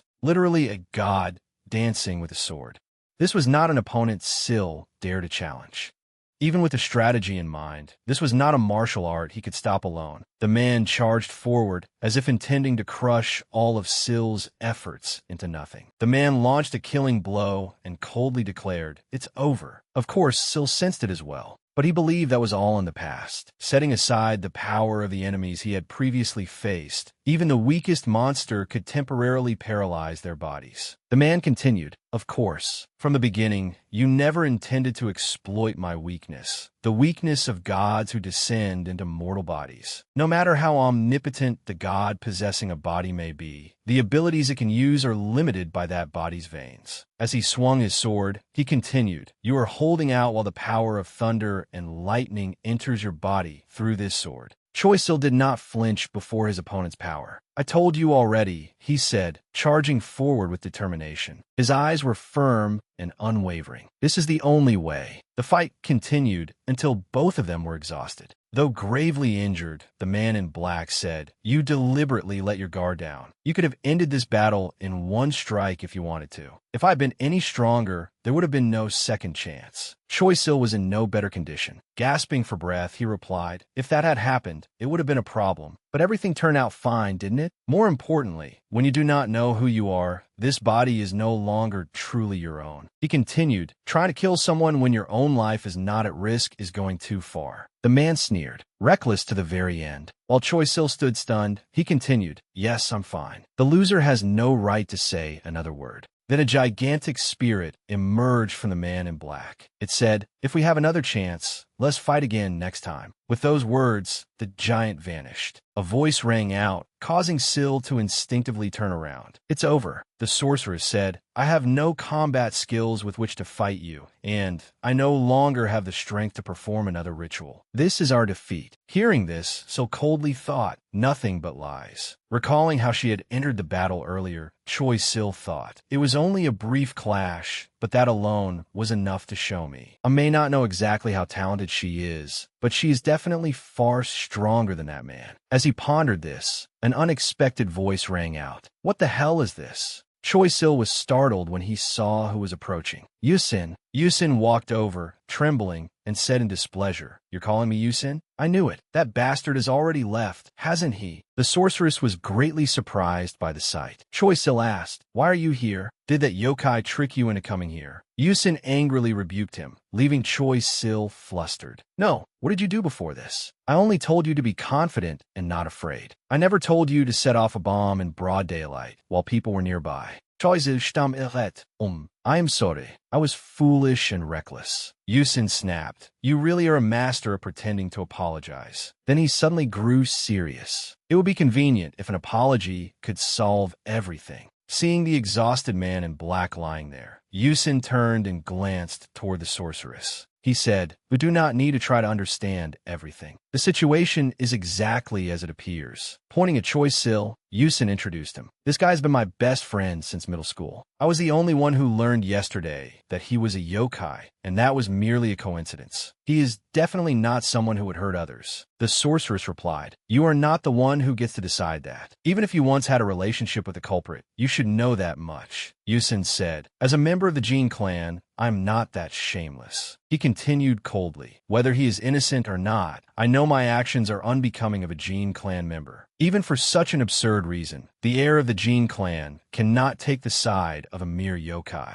With firm eyes, he continued, from this moment onward, I renounce my position as heir to the Jin clan. The sorceress exclaimed in shock. What? Renouncing the heirship has always been unthinkable. Yusin did not care. Maybe it still is. Everyone is striving to obtain it, so why should I give it up? He continued, there will be no problem. Everyone will pretend to be outraged and ask how I could do such a thing. In truth, they will be delighted that such a coveted position has become vacant. Gripping his sword firmly, he said, I think making my position clear is enough. Do not make a fuss. It would be better for you to understand. Yusin continued, to be clear, I have no intention of killing you or seriously injuring you. So if you quietly release your barrier, I will be grateful and accept it. But if you insist on carrying out your mission, I will have no other choice. He pointed his sword at the sorceress and threatened, I will use everything I have to take you down. Without mercy, the sorceress fell silent, removed her mask, and said, I have no other choice. How could I oppose you, young master? Choi Sil was utterly shocked when he saw her face. Then she recited an incantation. She raised one finger, and one of the 4 candles suddenly went out. Once she had finished, she said, I have done as you asked, young master. If you release another individual among the 5 people present, the barrier will disappear, correct?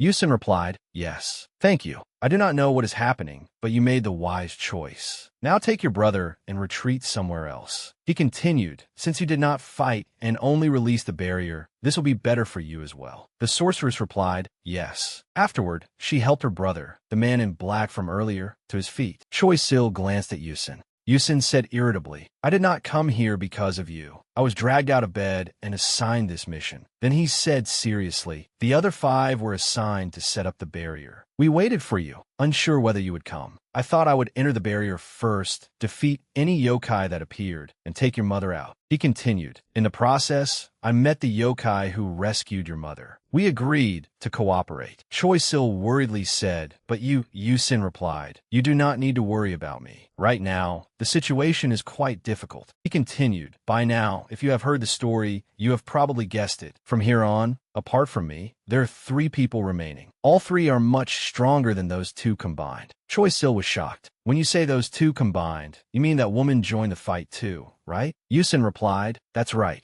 As he explained, he recalled the 2 sorcerers from earlier. Except for that brother and sister pair, everyone sent here, including me, is a sorcerer. Together, their strength is equivalent to that of 1 sorcerer, which is why they were summoned here in such haste. The man in black angrily rebuked the female sorcerer, leaving her silent. Because of you, because you were incompetent. Yusin continued explaining. Even when they combine their strength, the younger brother essentially relies on his older sister's skills and abilities. I thought you would notice that something was wrong, so I was relieved that you realized it too. Suddenly, Choi Sil asked, are you hurt anywhere? Yusin immediately looked annoyed. That is really irritating. Do not ask me that. Even so, he continued, anyway, there are 3 monsters. If you want to get out of here, you need to get past them. You have to defeat one of them. Hey, how many gourds do you have left? Choi Sil checked after opening his pouch. 2. Should I give you both? Yusin said no, just 1. Choi Sil handed Yusin a purple gourd.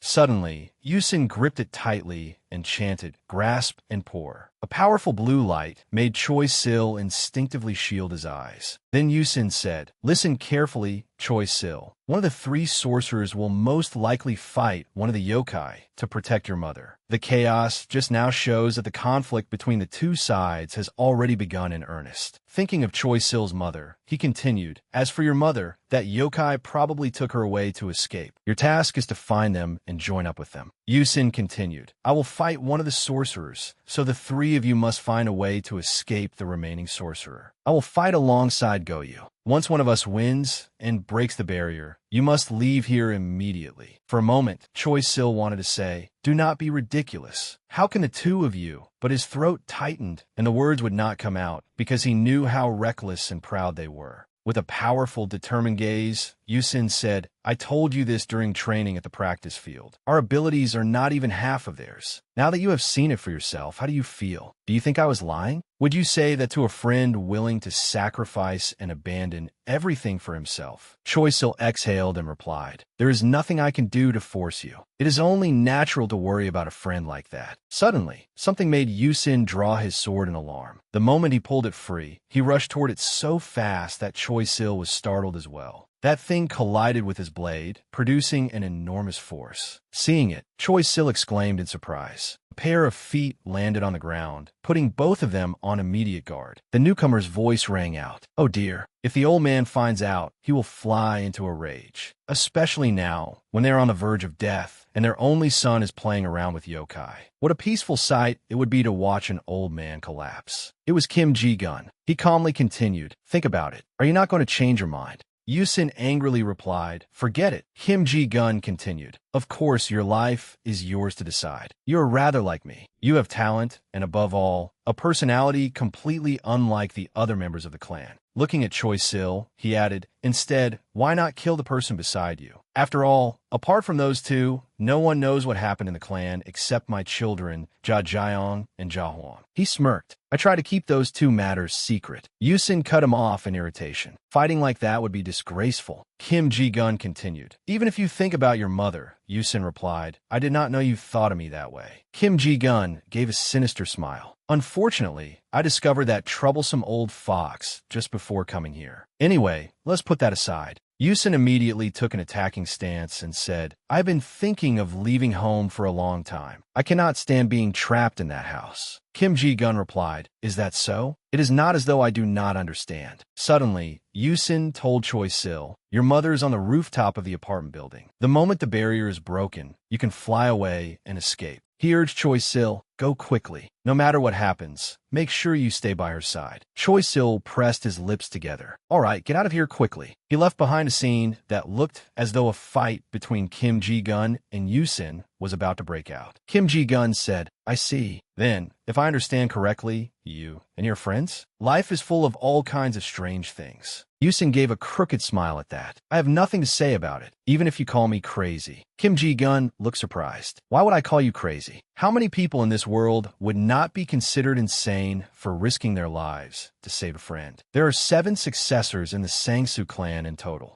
With that, he gripped his sword tightly. What a pity. Such a pity. Every one of them has been judged skilled enough to rival a spirit-class yokai. They possess physical strength comparable to an entire legion. Based on their martial arts and individual dispositions, each of them has been bestowed the title of a deity. Kim Ji-gun's fighting spirit surged violently. That means you will have to face one of the few genuine talents among those madmen. Yusin was no less resolute. He immediately cut in. I'll try to finish this as quickly as possible. Amid the tense standoff, Kim Ji-gun said, that way, you'll be less likely to get hurt, kid. From now on, there would be no more chances for him to fall into utter despair. The scene shifted to a palace. As Yusin lay resting, a commotion suddenly arose outside. Your Majesty, the Dragon King entered carrying an injured man. All right, put him down. What's so difficult about that? His condition isn't too serious. Go check on the others first. Suddenly, he looked up and noticed Yusin. Oh, do we disturb your rest? Yusin Feridiplaith.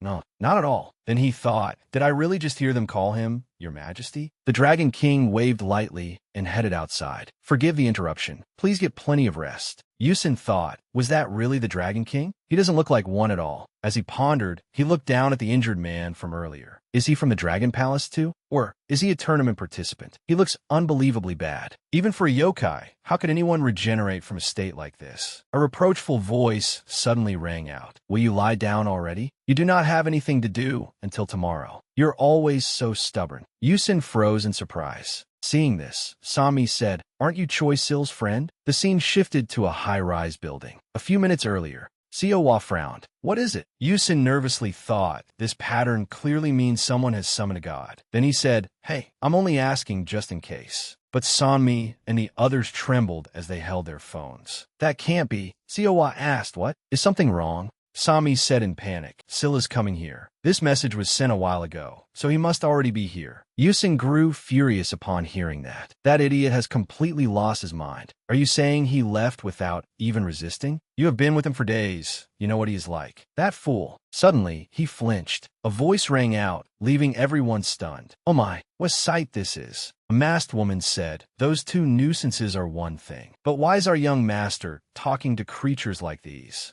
Sami immediately became wary and stepped in front of Sil. The woman looked at her and said, are you worried that the woman you brought with you will get hurt? Or has our young master overestimated himself, thinking his words and strength alone could intimidate these little pets? Huanjin rested her chin on her hand and calmly said, I truly do not understand. Yusin clenched his teeth in anger. The protectors of the barriers stationed in the east, west, south, and north, the guardians of the four directions. But even if Hao Unsin has appeared, the problem is that I still cannot use spiritual power. He continued thinking, if only I had time to prepare. Then he remembered the three-color gourd. If Sil has not used it all, even one bottle would be enough to completely restore my damaged spiritual power, and perhaps leave some spare. Yusin quietly considered how to handle the situation. I just need to meet him. Meanwhile, Seowa said, your strength may be nothing special, but you certainly seem famous. Suddenly, Hansen took advantage of Yusin's lapse in attention and hurled a dagger. She said with interest, look at that. Something strange must be happening here.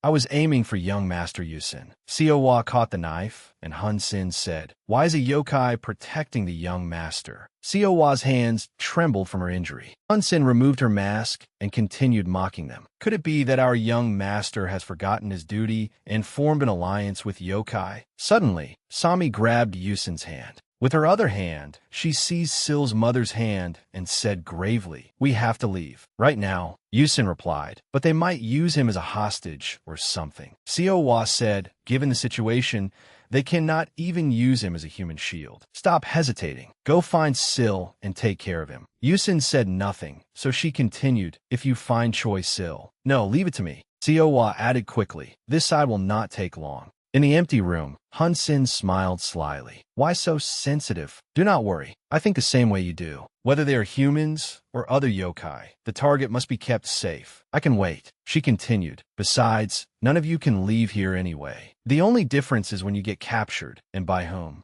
Hun Sen went on. Does that hand not hurt? Even if you're a yokai, you should still feel pain to some extent. Seowa replied. If your wraith enticing blade were a little more real, perhaps it would hurt. Hun Sen's voice rose with excitement. You know it? I made it myself. The wraith enticing blade was born when a human's soul sank deeply into intense emotion and resentment, then collapsed completely. It was not much different from an evil spirit, but unlike other evil spirits, a wraith enticer was a being crafted with extraordinary care. Those chosen as materials for its creation were tortured in body, soul, and mind until they stood at death's threshold. When their life reached its limit, it was severed with an object specially made to confine a wraith enticer. Thus, a powerful weapon containing all their hatred and strength was born. She happily continued. It is something I poured great effort into creating. Is there some flaw in it? Most ordinary yokai can be dealt with easily. She continued, retrieving the sharp knives as she spoke. I can only rely on the help of my other friends.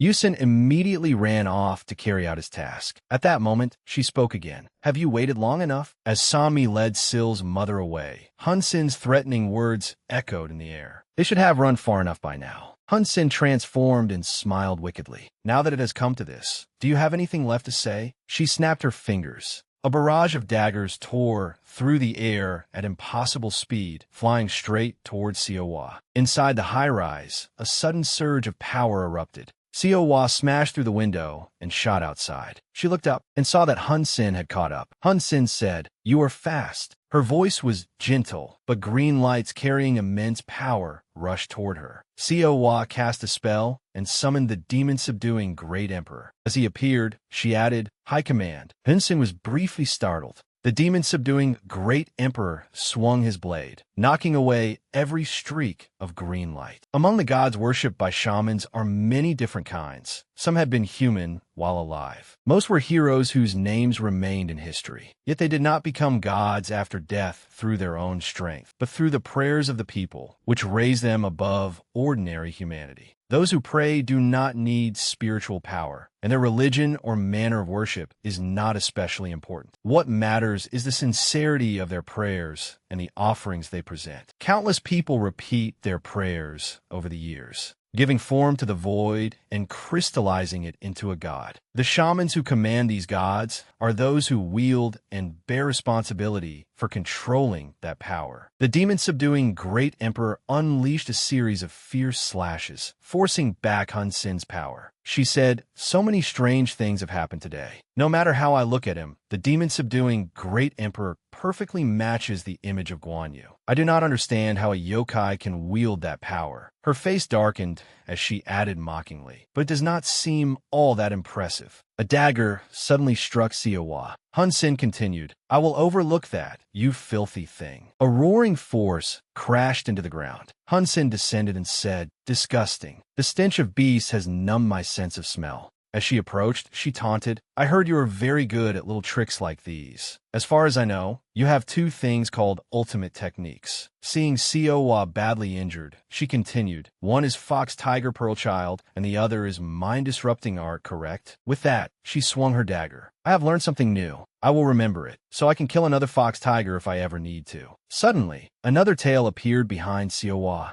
Leoving Hun Sin utterly shocked. Seowa said, "There is no need to remember." The daggers flying toward her abruptly slowed in midair. Hun Sin panicked. Something invisible. No, they have not merely been blocked. They have stopped completely. But why? The Fox Tiger clan has two ultimate techniques, yet this is neither of them. Seowa fixed her with a dangerous gaze. "Incidentally, no one but me can do this. This is not a Fox Tiger ultimate technique." Hun Sen stared in horror at the immobilized, wraith-enticing blades. "What the hell? There is nothing special about this." Seowa said, "I told you already. Your wraith-enticing blade is ordinary. Even if our species, standing, and judgment differ, yours have not changed much." Seowa raised her hand to stop the daggers. "While you were taking that break, I figured out how you control the wraith-enticing blade. So I created a spell that can restrain it, one even more mundane than you are. can use not only shamanic arts, but also human arts and Taoist arts. Hun Sen went pale and shouted furiously, "Unbelievable! This cannot be happening." Siwa was a genius capable of controlling and adapting it while wielding a surging well of power. Siwa said, "I do not really know why, but I can do it." Two kinds of power exist in this world: yokai power and spiritual power. Both are forms of energy used by humans and yokai. In truth, they both originate from a natural energy called qi, which transforms into countless different forms. Yet in the hands of humans and yokai, it is converted into different kinds of fuel with distinct properties, much as a car requires gasoline to run. Each fuel has its own specific use, making complete compatibility impossible. If the wrong fuel is put into a car, it will certainly break down. Humans cannot use spiritual power to cast evil arts, and the reverse is also true. Hun Sen tilted her head, clenched her hands and teeth, and stepped back. She improved her spell? It might be possible for a human, but it makes no sense for a yokai. She uses yokai power instead of spiritual power, and that gave birth to a new spell. The formula is wrong, yet the result is correct. Facing Siwa's sharp gaze, Hun Sen felt pressured. Even if she created a spell resembling spirit manipulation, how could she reproduce it perfectly in such a short time? There must be limits to her commands, language, and redirection. After thinking for a while, Hun Sen frowned and calculated. If that is the case, Siwa's cold voice rang out. There is something I'm curious about. Is this spell common enough to be mass-produced? It is no issue for us, but from the perspective of those who use it, anything that can harm one's own kind is taboo. Hearing that, Hun Sen's lips curved into a smile as she took a deep breath. It seems you misunderstand. The reason sorcery is forbidden is not because it harms humans, but because it is an easy way to increase one's power. Siwa tilted her head in confusion as Hun Sen continued. Have you ever heard of identifying a problem?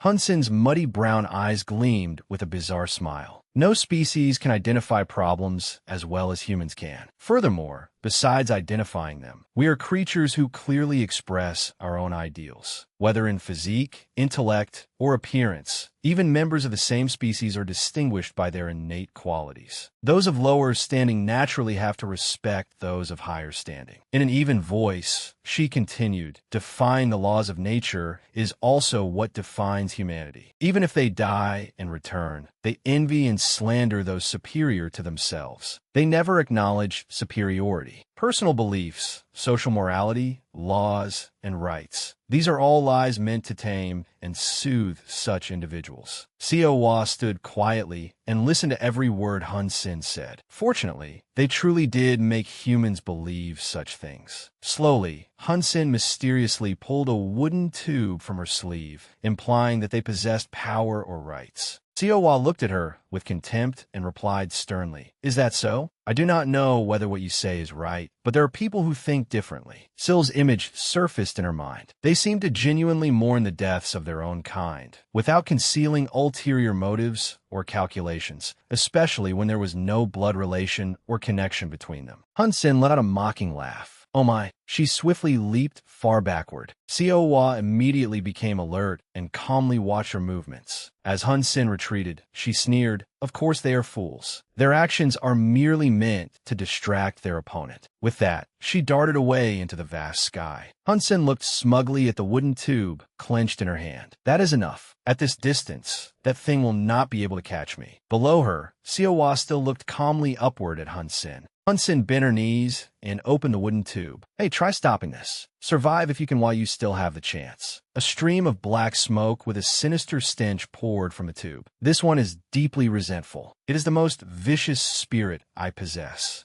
Siwa's eyes showed only indifference. How unbelievable. Her expression turned grave as she asked slowly, "I never said we had made an agreement, but I thought we had tacitly agreed to fight quietly. Does it not matter if humans get caught up in this?" Ignoring her, Hun Sen prepared to hurl that evil spirit at Siwa. Then she suddenly stopped, her expression changing at once. Siowa's lips curled arrogantly. There is no direction that benefits me. I have already entered a completely still space. A massive silhouette covered the sky, and Hun Sin turned around in alarm. A colossal shadow emerged behind her, blanketing the entire sky. The power of the five tails was summoned to its fullest. A gigantic hand, large enough to crush a city, loomed through the clouds. Siowa stared at that hand and pointed to command it. 5 tails in exchange for 1 hand. Be satisfied with what you have. Hun Sin trembled violently. She stood frozen as the enormous hand slowly reached toward her. Siowa's eyes flashed gray with delight, and her lips curved faintly. Father will be here soon.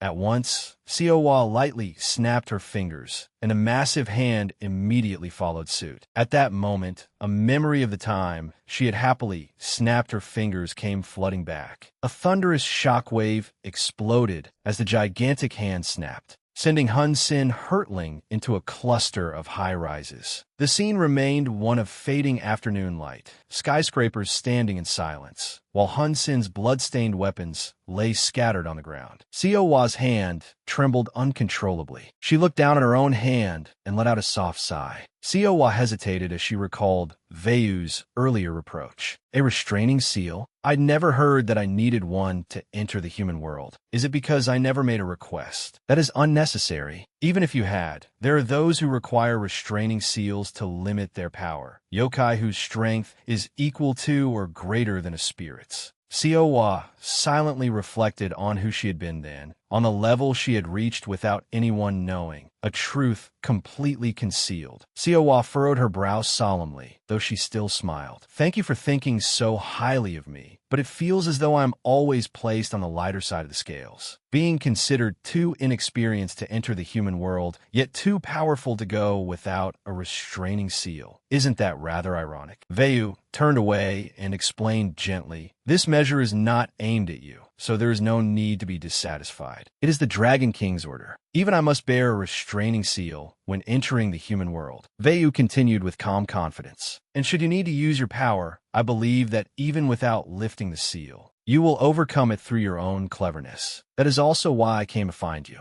Siowa looked straight at Veyu with suspicion and replied softly, overcome it through my cleverness? That was what I intended to do. Yet fresh blood quietly streamed from Siowa's nose and the corners of her eyes. Even summoning just one hand, or an entire arm with the 5 tails, had already pushed her beyond her limits. Her energy was overloaded. That was why she could not call Choi Sil pathetic. Going slightly beyond one's limits was the right choice. The spirit she had summoned was anything but ordinary. Siowa contemplated in silence. To erase what had just been unsealed, she would have to act. At that instant, an instinct suddenly rose within Siowa, warning her to be on guard at once. She casually wiped the blood from her nose, her face still cold and expressionless. Was that the second one I destroyed? Perhaps it was not eliminated immediately. It may take a few minutes. Then Hun Sin's wooden tube suddenly made a sound. Siowa ignored it. Calmly and slowly, she wiped away the remaining blood. Now I will go find Choi Sil. Sensing that something was wrong, Siowa froze. Her eyes widened to their fullest. That spirit suddenly appeared behind Siowa, making her body go cold and rigid. Thank you, big sister. Thanks to you, I can finally get out completely. Siowa's face went pale as she glanced behind her. The formless spirit wore an eerie smile. From now on, play with me forever.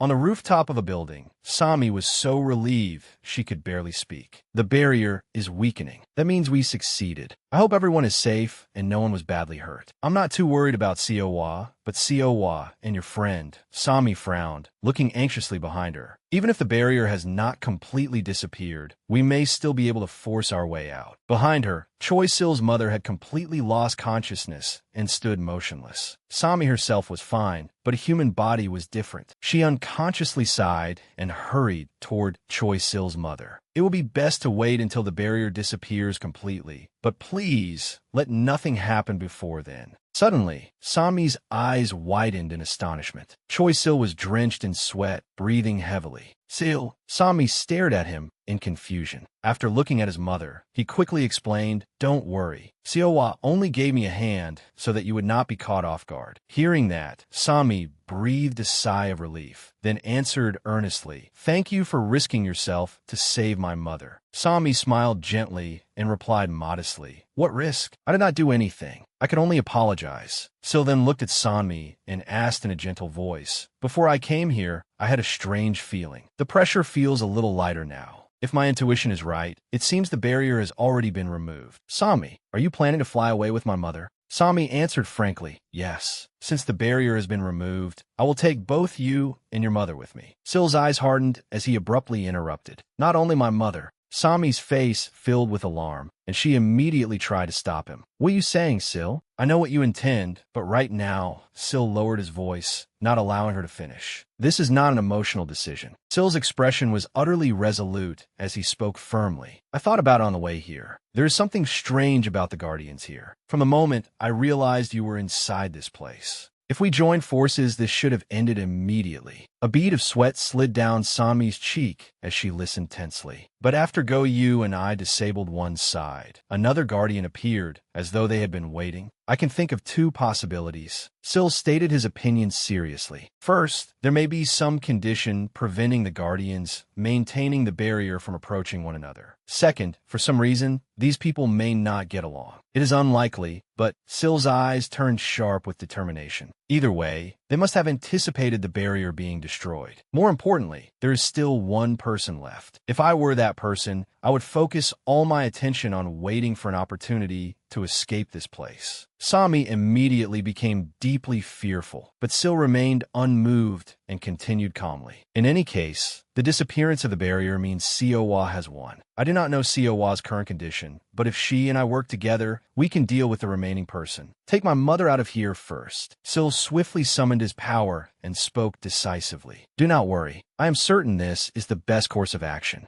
No matter what happens, Siowa and I will get out of here safely." Suddenly, a deep male voice spoke from somewhere nearby. "You truly are remarkable." Bai Hyong abruptly appeared, his voice smooth. "Your judgment and steadfast attitude are excellent. You are my descendant, yet I feel as though I am the one who admires you." Sami, Sil, and Goyu were all shocked speechless. Bai Hyong narrowed his eyes with a bright smile and waved cheerfully. "Hey, Sil, we meet again." Bai Hyong smiled brilliantly at Sil with narrowed eyes. "Hello, Choi Sil." Before Bai Hyong could finish, Choi Sil's eyes blazed with fury. "We meet again." He lashed out with a kick aimed straight at Bai Hyong's neck. Bai Hyong was completely unharmed and continued with an indifferent expression. "And the reason I came here is..." Suddenly, Bai Hyong's eyes turned fierce. A feather shot through the air like an arrow toward where he stood. It was no ordinary feather, but a winged feather. The wind gathered around Sami's feather. Once thrown, it possessed enough force to pierce even an anti-tank rifle. Yet its destructive capacity was limited against powerful monsters. Bai Hyong casually caught the feather in one hand. To monsters of his strength, it posed no significant threat. The moment Sanmi saw the feather resting in Bai Hyong's hand, she immediately activated her magic. What mattered was how she used that power. Like a windmill gathering energy, a master of wind feather magic could accumulate wind power within the feather itself. Sami quickly gave the command, "Scatter and release." Instantly, the feather in Bai Hyong's hand exploded violently. Sil remained in his combat stance, carefully assessing the situation. Even when they attacked at full force, Bai Hyong could handle it with one hand alone. Sil decisively drew out a treasure. Bai Hyong's eyes widened and his mouth fell open in surprise. Sil summoned a powerful lightning arrow. They would no longer rely on brute force, but strike with the sharpest attack possible. At the same time, Sami charged forward at top speed. While Bai Hyong focused on Sil, she silently moved towards Sil's mother. Elsewhere, Sil narrowed his eyes, gritted his teeth, and charged with all his strength. A destructive blue light twisted through the air. Sil suddenly shuddered. Bai Haiyang curled his lips into a smile. Precisely. The correct answer for destroying the root is poison, curses, or attacks that are hot and sharp. Bai Haiyang calmly blocked Sil's attack with one hand. Of course, it would have been better if you had used that from the beginning. He looked coldly at Sil and snapped his arm.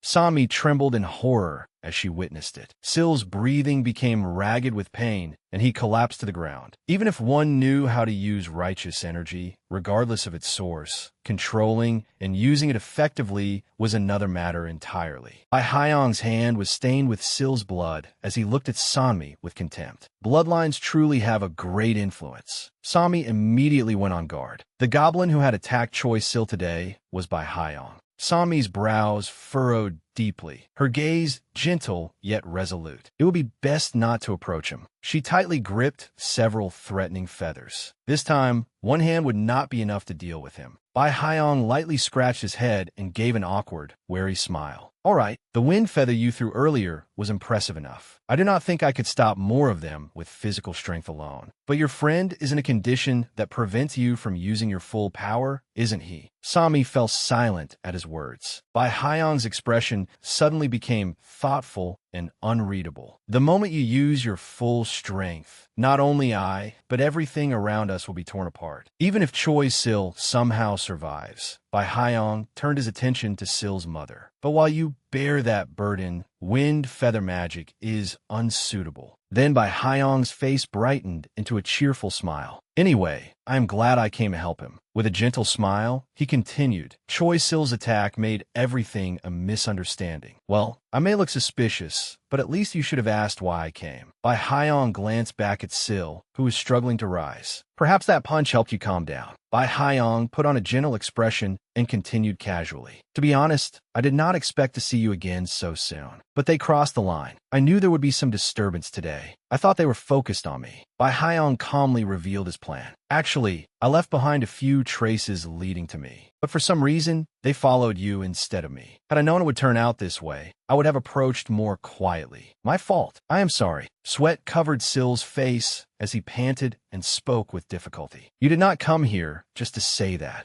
Bai Haiyang answered honestly and decisively. Yes. As I said, I came to help the two of you. You were right, Sil. Bai Haiyang's expression turned serious and composed. I did not know how the barrier was destroyed, but getting out of here safely will be difficult, even with only one guardian remaining. They are probably on their way. Sil and Sanmi both tried to interrupt, but Bai Haiyang remained calm and continued talking. I told you already. They even brought a swordsman capable of capturing me in order to hunt you. The other guardians should not be able to come. Bai Haiyang continued revealing more. They have also combined 2 lines of magic to capture a guardian. No matter what, they're a force capable of protecting Sil and keeping this city safe. Bai Haiyang said, even if the city turns upside down tonight, capturing you remains their priority. As he spoke, he glanced at Sami. It is not surprising that your friend's strength was insufficient. The judges must have sent skilled people, but they likely did not expect the Guardians to appear in such full force. Sil's face grew solemn as he listened with heightened vigilance. Then what should we do? With the Guardians having come this far, they must be pouring all their strength into minimizing losses. They may not be here yet, but they are certainly on their way. Bai Haiyang stepped closer, his eyes studying Sil as he calculated the moment the barrier would vanish completely. There's probably not much time left. Do not worry. I guarantee all of you can leave here safely if you help me with one thing. Sil's dark eyes showed doubt as he asked, You said all of us? Bai Haiyang looked cheerful, his voice enthusiastic. Of course, that includes the absent ones. I'm not so heartless. As though he had been waiting to hear that, Bai Haiyang's lips immediately curved into a smile. All right, what do you need me to do?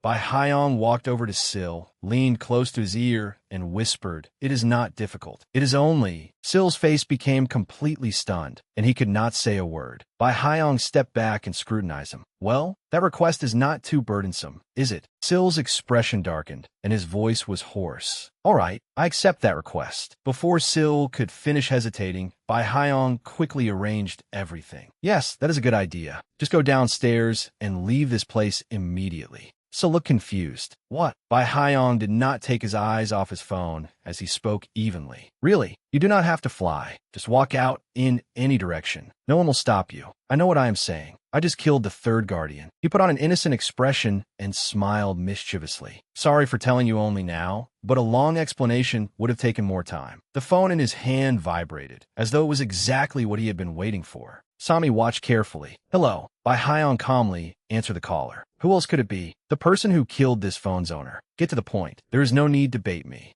Sil could not hide his astonishment. Bai Hyong cleared his throat and gestured to him. You really can go downstairs. I will handle the rest. Sami was surprised as well. Bai Hyong looked at her, smiled gently, and waved. Sil nodded in farewell and silently left with the other two. The three quickly made their way down the stairs and out of the building. Suddenly, Sil and Sanmi stared in confusion when they saw Yusin sitting there, pale-faced. Her lips were blue, but she tried to reassure them. Do not worry. I just got caught by something rather unpleasant. Kim Ji-gun listened to the phone in shock. So that is what happened. Understood. I will clean up quickly and leave. He hung up and let out a grimacing sigh. Good grief. I do not understand why they would order us to leave after we already arrived. Still, it is not bad. He turned toward Yusin, breathing heavily. I do not quite understand it, but your friend is probably safe now. Yusin looked confused. What? Kim Ji-gun spoke sternly. That person has appeared. He came here himself and said he had caught the enemy. Yusin stood frozen. It seems he killed. Do not stand there blankly. There must be a reason for it. Kim Ji-gun slowly raised his heavy blade. Before Yusin's astonished eyes, he said, We have to put an end to this. Without hesitation, Kim Ji-gun severed his own arm. Yusin broke out in a cold sweat, panicking. Uncle, what are you doing? Why would you? Kim Ji-gun calmly reminded him. Do not make a fuss. I need to go this far, so I will not be blamed for failing to capture you, nephew. Even when I return, I will still have to hear a few complaints. Yusin trembled with emotion at those words. But it will be easier for you to breathe if you return afterward. When they say Kim, Yusin defeated Kim Ji-gun, right? The old man spoke. In the end, the strong always win, even if the old man gets angry. Deep down, he will be pleased if you say that you won. When you return, he will be proud. Yusin lowered his eyes, his lips trembling. Uncle, Kim Ji-gun interrupted, giving him no chance to speak. Of course, whether you return or not is up to you. But personally, I have one request. You have left the clan, so do whatever you want. At the very least, live a life worthy of this arm, understand? Kim Ji-gun turned and walked away. That is the only thing I wish for. On a beautiful day, beneath white clouds and golden sunlight, 1 week later, people shopped in a supermarket. At a glance, the world had not changed much. Sami was absorbed in her phone when she suddenly noticed a little girl standing beside her and staring. Sami waved with a bright smile, but the girl's mother suddenly pulled her child close. Sami felt the mother's wary gaze. What had changed was not the world, but people. She lowered her head slightly, unable to say anything. It was understandable. They knew nothing about the recent turmoil. She recalled the terrifying goblins from before, Bai Hyong's appearance, and a disaster called darkness, or perhaps the disasters he brought. In all of history, it seemed there had never been a catastrophe on such a horrifying scale. Compared to the events of the previous week, only the scale was different. Its nature continued to repeat itself. She lowered the hand, holding her phone. People had begun to vaguely realize something the media, police, and government had never mentioned. This was threatening their lives. Watching the woman lead her child farther away, they felt an indistinct suffocation that left them anxious and fearful whenever they tried to rest. Men stood still, leaning on his cane, and said softly, There is nothing concerning the Yoki realm for you to worry about lately, so it will be best for you to stay by his side. Sanmi and Du were slightly surprised to hear that. There will not be any major incidents. You have worked hard during this time. Now get some rest. She lowered her head, looking worried, but thought to herself, normally, the thought of a peaceful city would make me happy. But this time, I feel completely helpless because I do not know what is happening. If I were still the judge's messenger, I would at least know some of the developments. A voice suddenly interrupted her thoughts. Sami looked toward the woman approaching while waving. What kept her from feeling discouraged was seeing Sil's mother wave high in the air. Out shopping alone, so early in the morning? Looking at her, Sami suddenly realized just how many important and meaningful things there were in the place where she lived. Sami bowed politely. Hello, Mom. The woman looked slightly surprised and said, the supermarket is not close to here. Why not wait for me tonight, and we can go shopping together? Sami smiled brightly and replied politely, the weather is so nice that I want to take a walk too. Are you meeting someone? Sil's mother asked cheerfully. Oh, a friend from my hometown is visiting. Seeing her happy expression, Sami could not help falling into thought. Sil had moved in here about a week ago. She recalled that gloomy day when Hun Sin had appeared with a strange smile. Sil's apartment had been severely damaged in the battle between Seowa and Hun Sin. Fortunately, no one in the area was injured. Things gradually returned to normal, and the incident was covered up as a gas leak. The construction company temporarily compensated the residents, so Sil had moved into this villa for the time being. Sami remembered Sil's exhausted face. In truth, they had received a little help from an acquaintance in the Black Tortoise clan, the landlord. Sil's mother waved goodbye to Sami. All right, see you later. Still lost in thought, Sami reflected, Sil and I become high school classmates, and now we were living here together. Sami's well-behaved face softened. Sil and I have become high school classmates, and now we were living here together. Sami politely said, take care, ma'am. Suddenly, footsteps behind her made her flinch. She looked up at him and smiled awkwardly. I was planning to visit my friend for a while. It is the weekend. You have been through a lot, have not you? You worked all week, right? He replied calmly, it is all right. It was work that needed to be done. Besides, go you help me throughout the week. Watching him walk away, she could only smile awkwardly. Please take care of yourself. Though the possibility was low, everyone was still doing their best to protect Sil's mother from any potential danger. Sami looked toward the elevator leading to the third floor. Sami quietly tapped on her phone. Sil is awake now. The other person replied by text. Seeing it, she let out a sigh of relief. I just woke up and washed my face. Do you want to come over? I will make something delicious for lunch.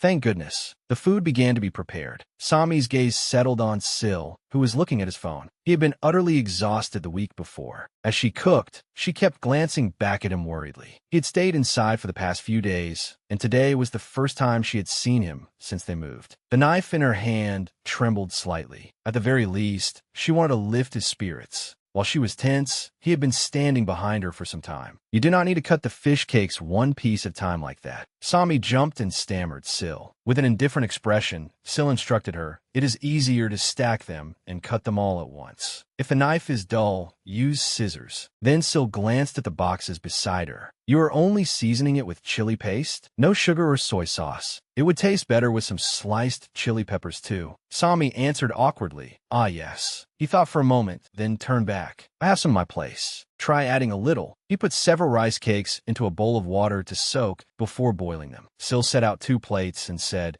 it does not matter how you cut the fish or vegetables, as long as they are bite-sized. He bent down and began cooking, but did not forget to ask her, Sami, do you like spicy food? Do you want a lot, or only a little broth? The question caught her off guard and left her flustered. Sami replied stiffly, I do like it, but I cannot eat that much spice. It was her first time cooking. Seeing this, he continued, then is there any particular kind you like? Outside, the afternoon was beginning to fade. Their conversation could still be heard. Ah, then you like plenty of broth. Before them sat a fragrant pot of spicy rice cakes. Sami accepted the plate piled with food and swallowed softly. Looking gently at Sil, she said, I hope it suits your taste. If it is too spicy or too bland, just tell me. Sami opened her eyes wide, put a rice cake in her mouth, and began to chew. She could not help exclaiming, this is amazing. It is really delicious. The rice cakes are chewier than the ones from restaurants. Sil smiled gently. That is because I made them. He recalled learning to cook with his mother. I used to think Sil was an amazing cook. I'm not that good. I just enjoy cooking. My mother taught me every step when I was young.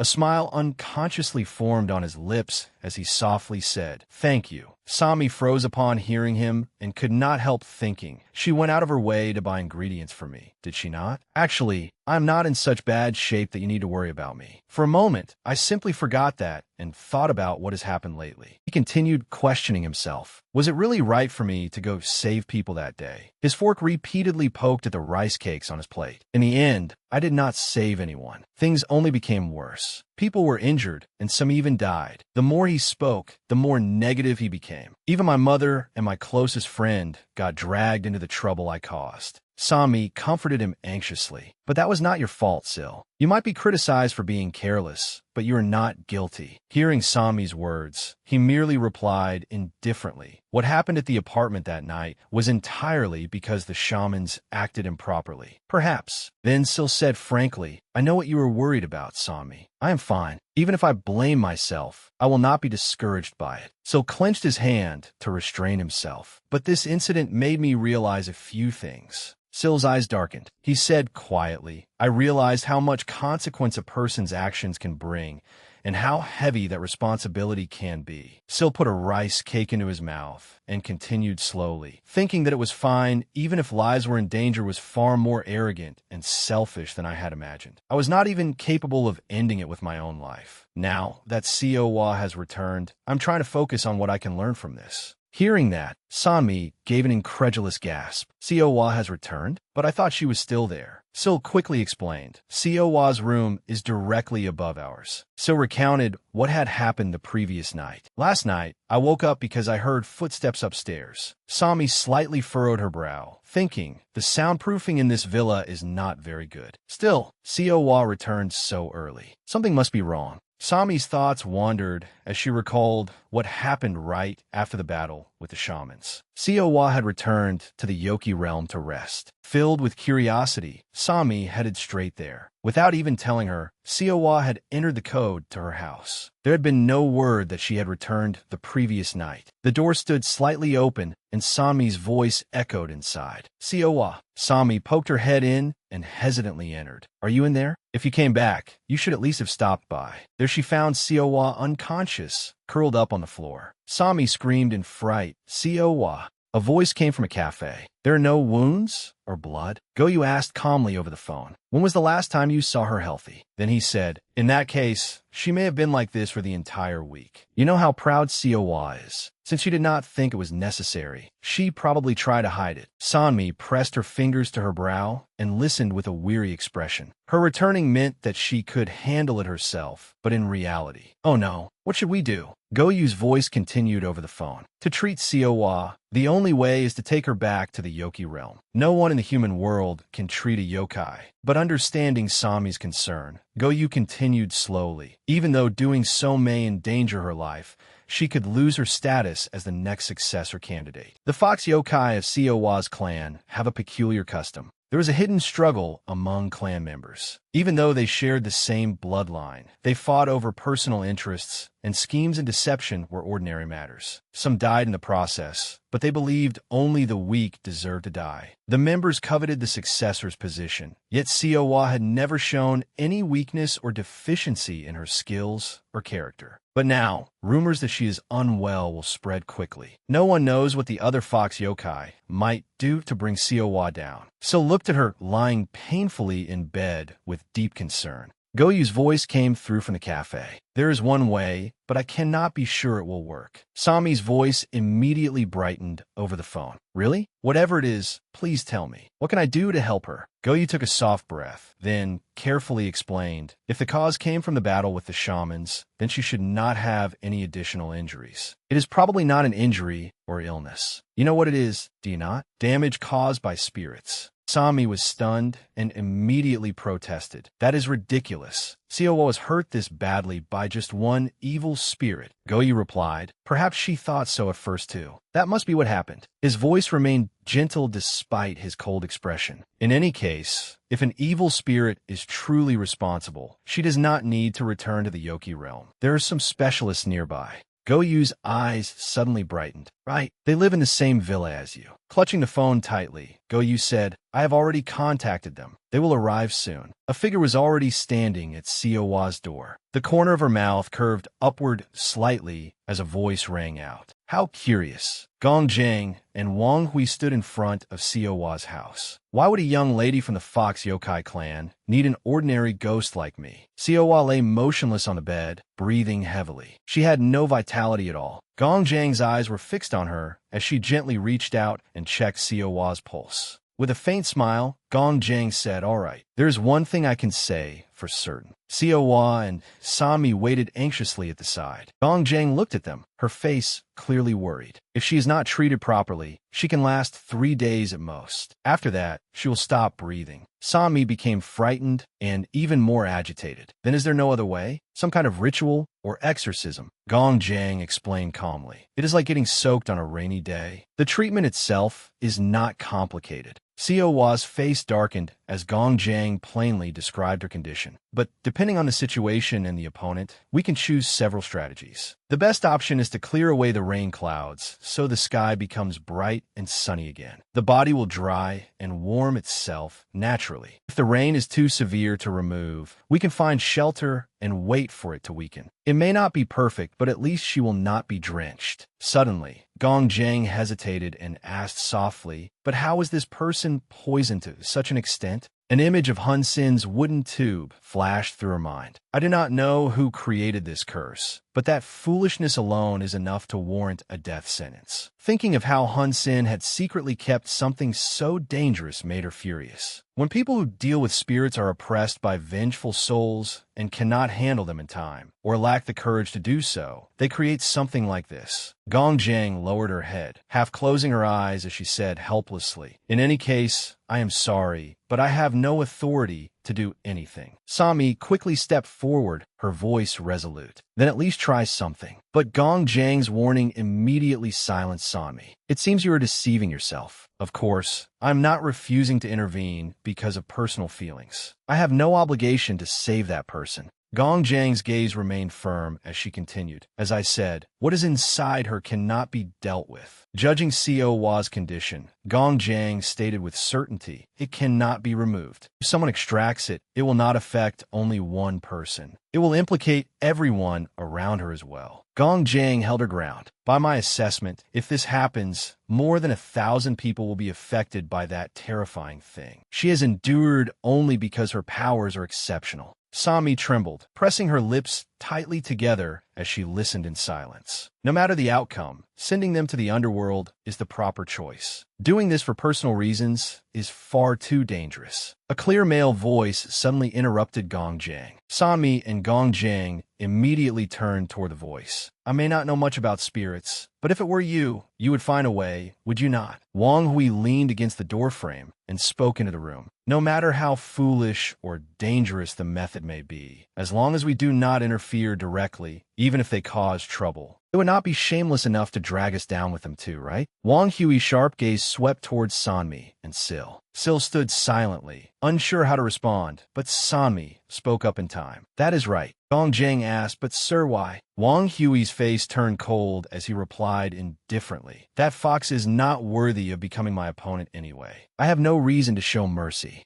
All three listened intently. What a pity. Her friend can do nothing even as she is dying. Gong Jiang gritted her teeth, her eyes glistening but resolute. "Really?" She rushed forward and hugged Wang Hui, leaving him stunned. Sami and Sil were truly moved. Since when had he become so cold, yet so considerate? Suddenly, Sil looked up and caught Wang Hui staring at him. Sil immediately said, "Thank you for helping Xiaohua." Wang Hui's lips parted slightly as though he wanted to say something. But they closed again at once, and he merely sighed. Sil was vaguely puzzled by Wang Hui's reaction. On a beautiful morning, with golden sunlight streaming across the city, Sil walked leisurely down the street. He recalled Gong Jiang's instructions from yesterday. "There are 2 things we need to prepare: a person to perform the exorcism ritual and a vessel to contain the extracted spirit. Both must be of the highest quality." Sami widened her eyes, her lips moving in disbelief. "As for the vessel, can the spirit not be completely destroyed instead of sealed away?" Gonfang bluntly answered, "No." Gong Jiang patiently explained, "A spirit's power depends on the depth of hatred it carries. After death, that power is determined by its resentment and the lingering attachments from its previous life. However, because its energy is limited once it is exhausted, most spirits are reincarnated or pass on. Only a few exceptions, like me, become lingering spirits and choose another body to inhabit as a yokai."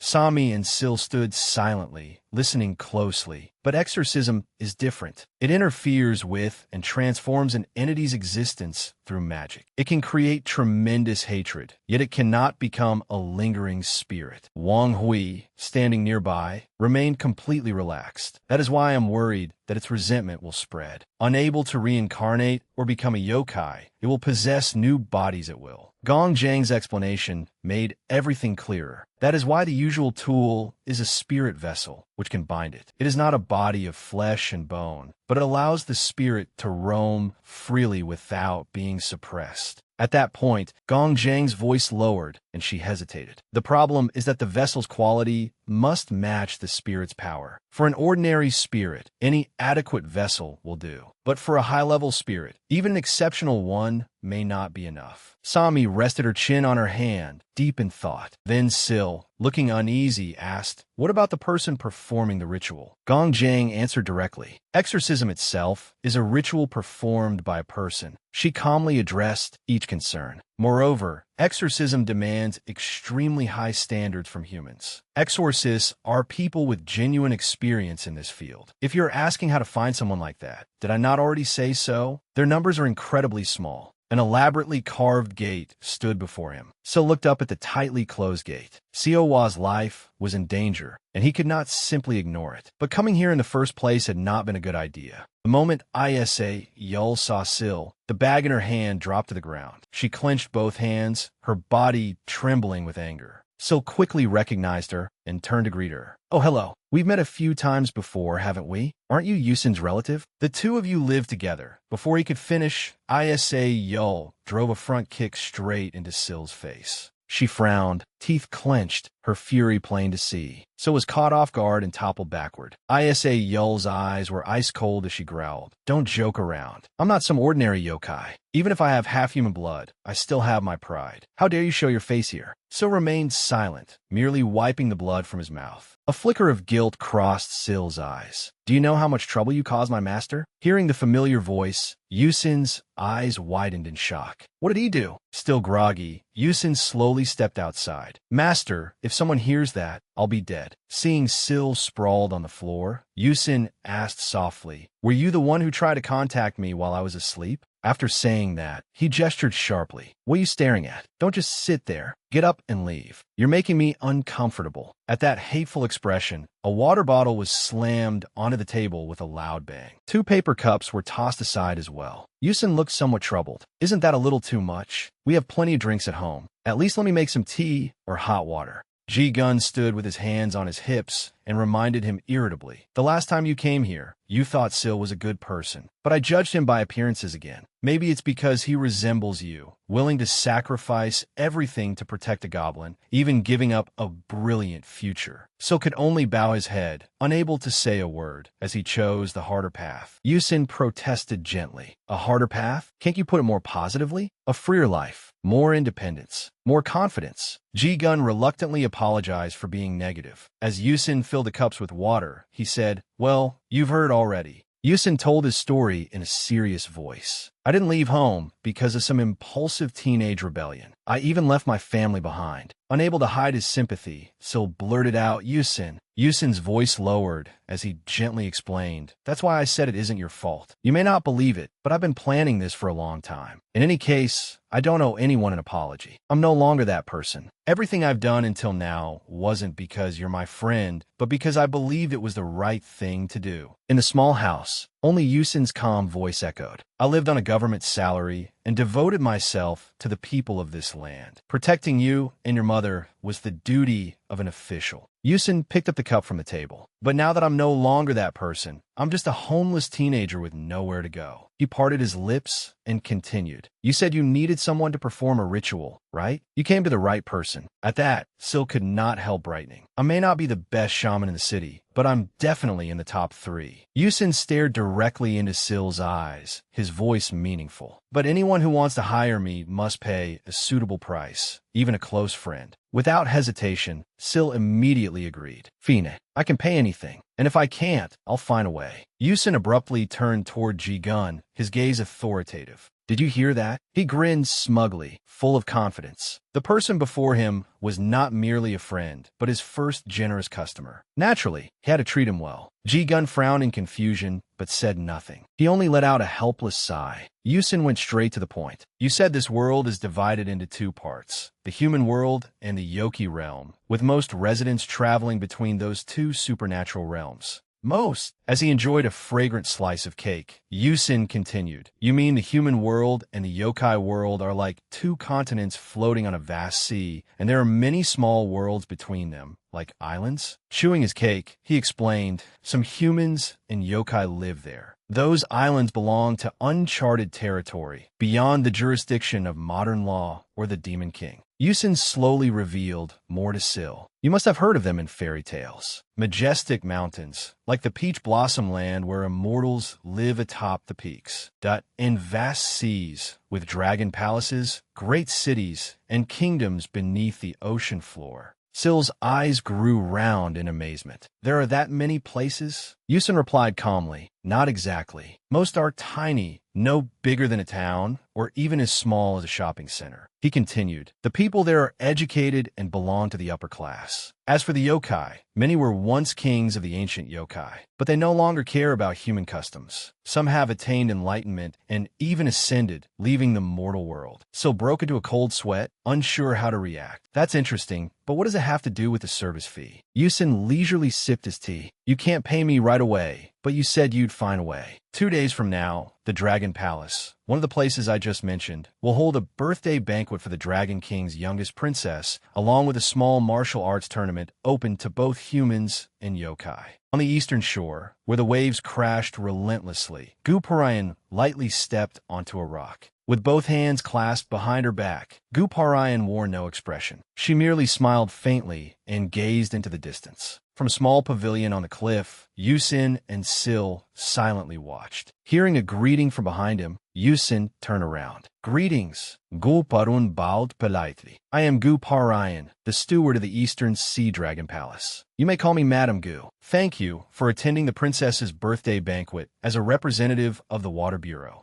Yusin replied solemnly, As I said, I no longer have any ties to the Water Bureau. I came here in a personal capacity, so there is no need to be so formal. Madame Gu smiled kindly, but remained resolute. Though your position has changed, the fact that you bravely became one of the youngest leaders remains unchanged. Looking at Syl, Yusin suddenly understood.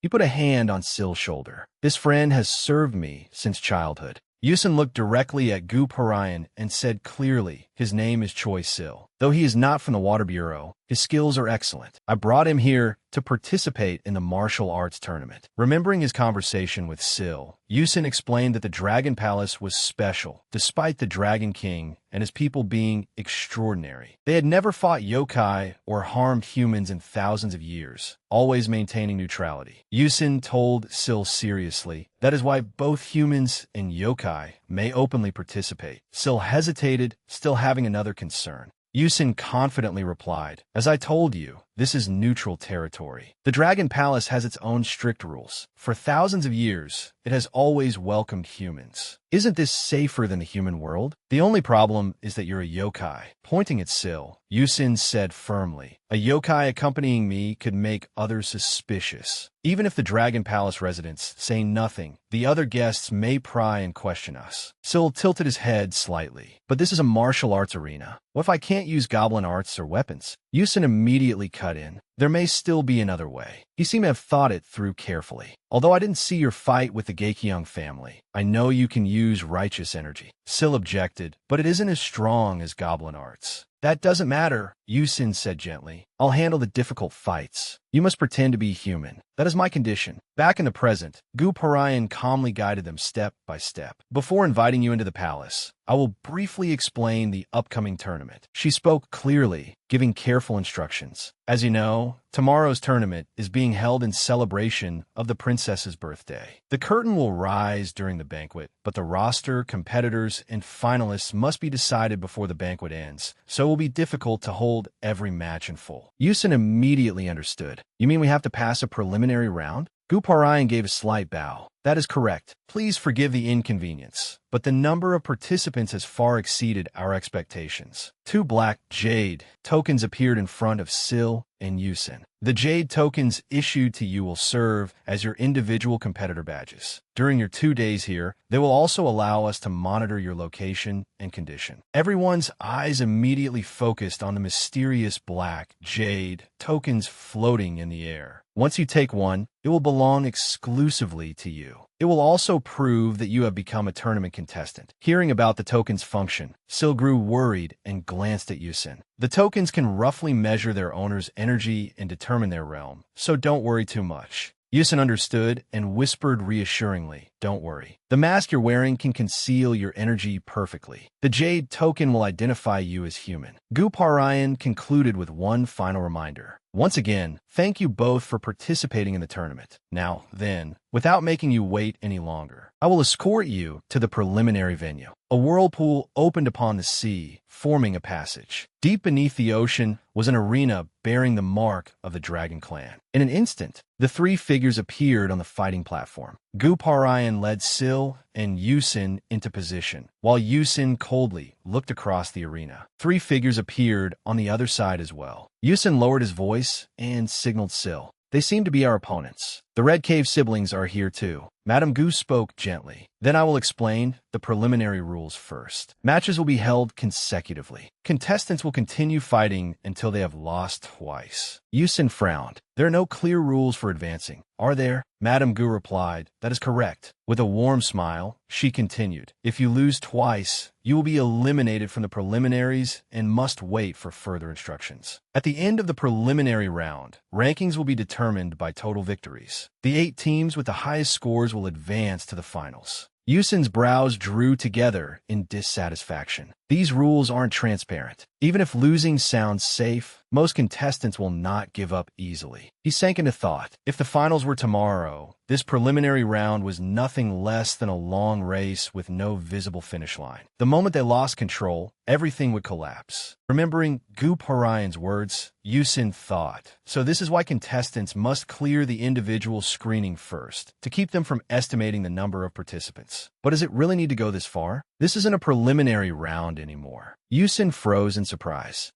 Sil decisively stepped forward. Only then did Yusin call out to stop him. "Hey, are you acting without telling me first?" Sil answered firmly, "Please don't worry." Without taking off his mask, he calmly added, "Conserving strength is important. As long as a weaker opponent steps forward, you don't need to worry too much." Behind his mask, Sil smiled confidently. "I will definitely win." Madame Gu spoke calmly from behind them. "Before the match begins, I will introduce some information about your opponents. From the Red Cave come 2 yokai siblings. They are representing the Red Cave clan." Information about the Red Cave siblings was gradually revealed. Though still young, both had already reached the supernatural realm. Yusin was visibly tense, sweat forming on his brow as he calculated silently. To reach that realm without eating human flesh means they have surpassed the limits of humans. He cleared his throat and warned Sil, "Did you hear that? If you can't handle it, retreat immediately." On the other side, Madame Gu quickly provided information about the Red Cave siblings' opponents. The other team consists of 2 martial artists. One of them was formerly a member of the Water Bureau. The younger sister asked, "I heard the Water Bureau consists of the strongest humans, but formerly means he is no longer with them, right?" Madame Gu answered helpfully, "I do not know the details, but that appears to be the case." The brother beside her replied indifferently, "There's no need to discuss details. A glance is enough to see the difference in ability. I was curious about their martial arts, but they're less impressive than I expected." He carefully assessed them one by one. The one approaching us is merely a low-ranking yokai.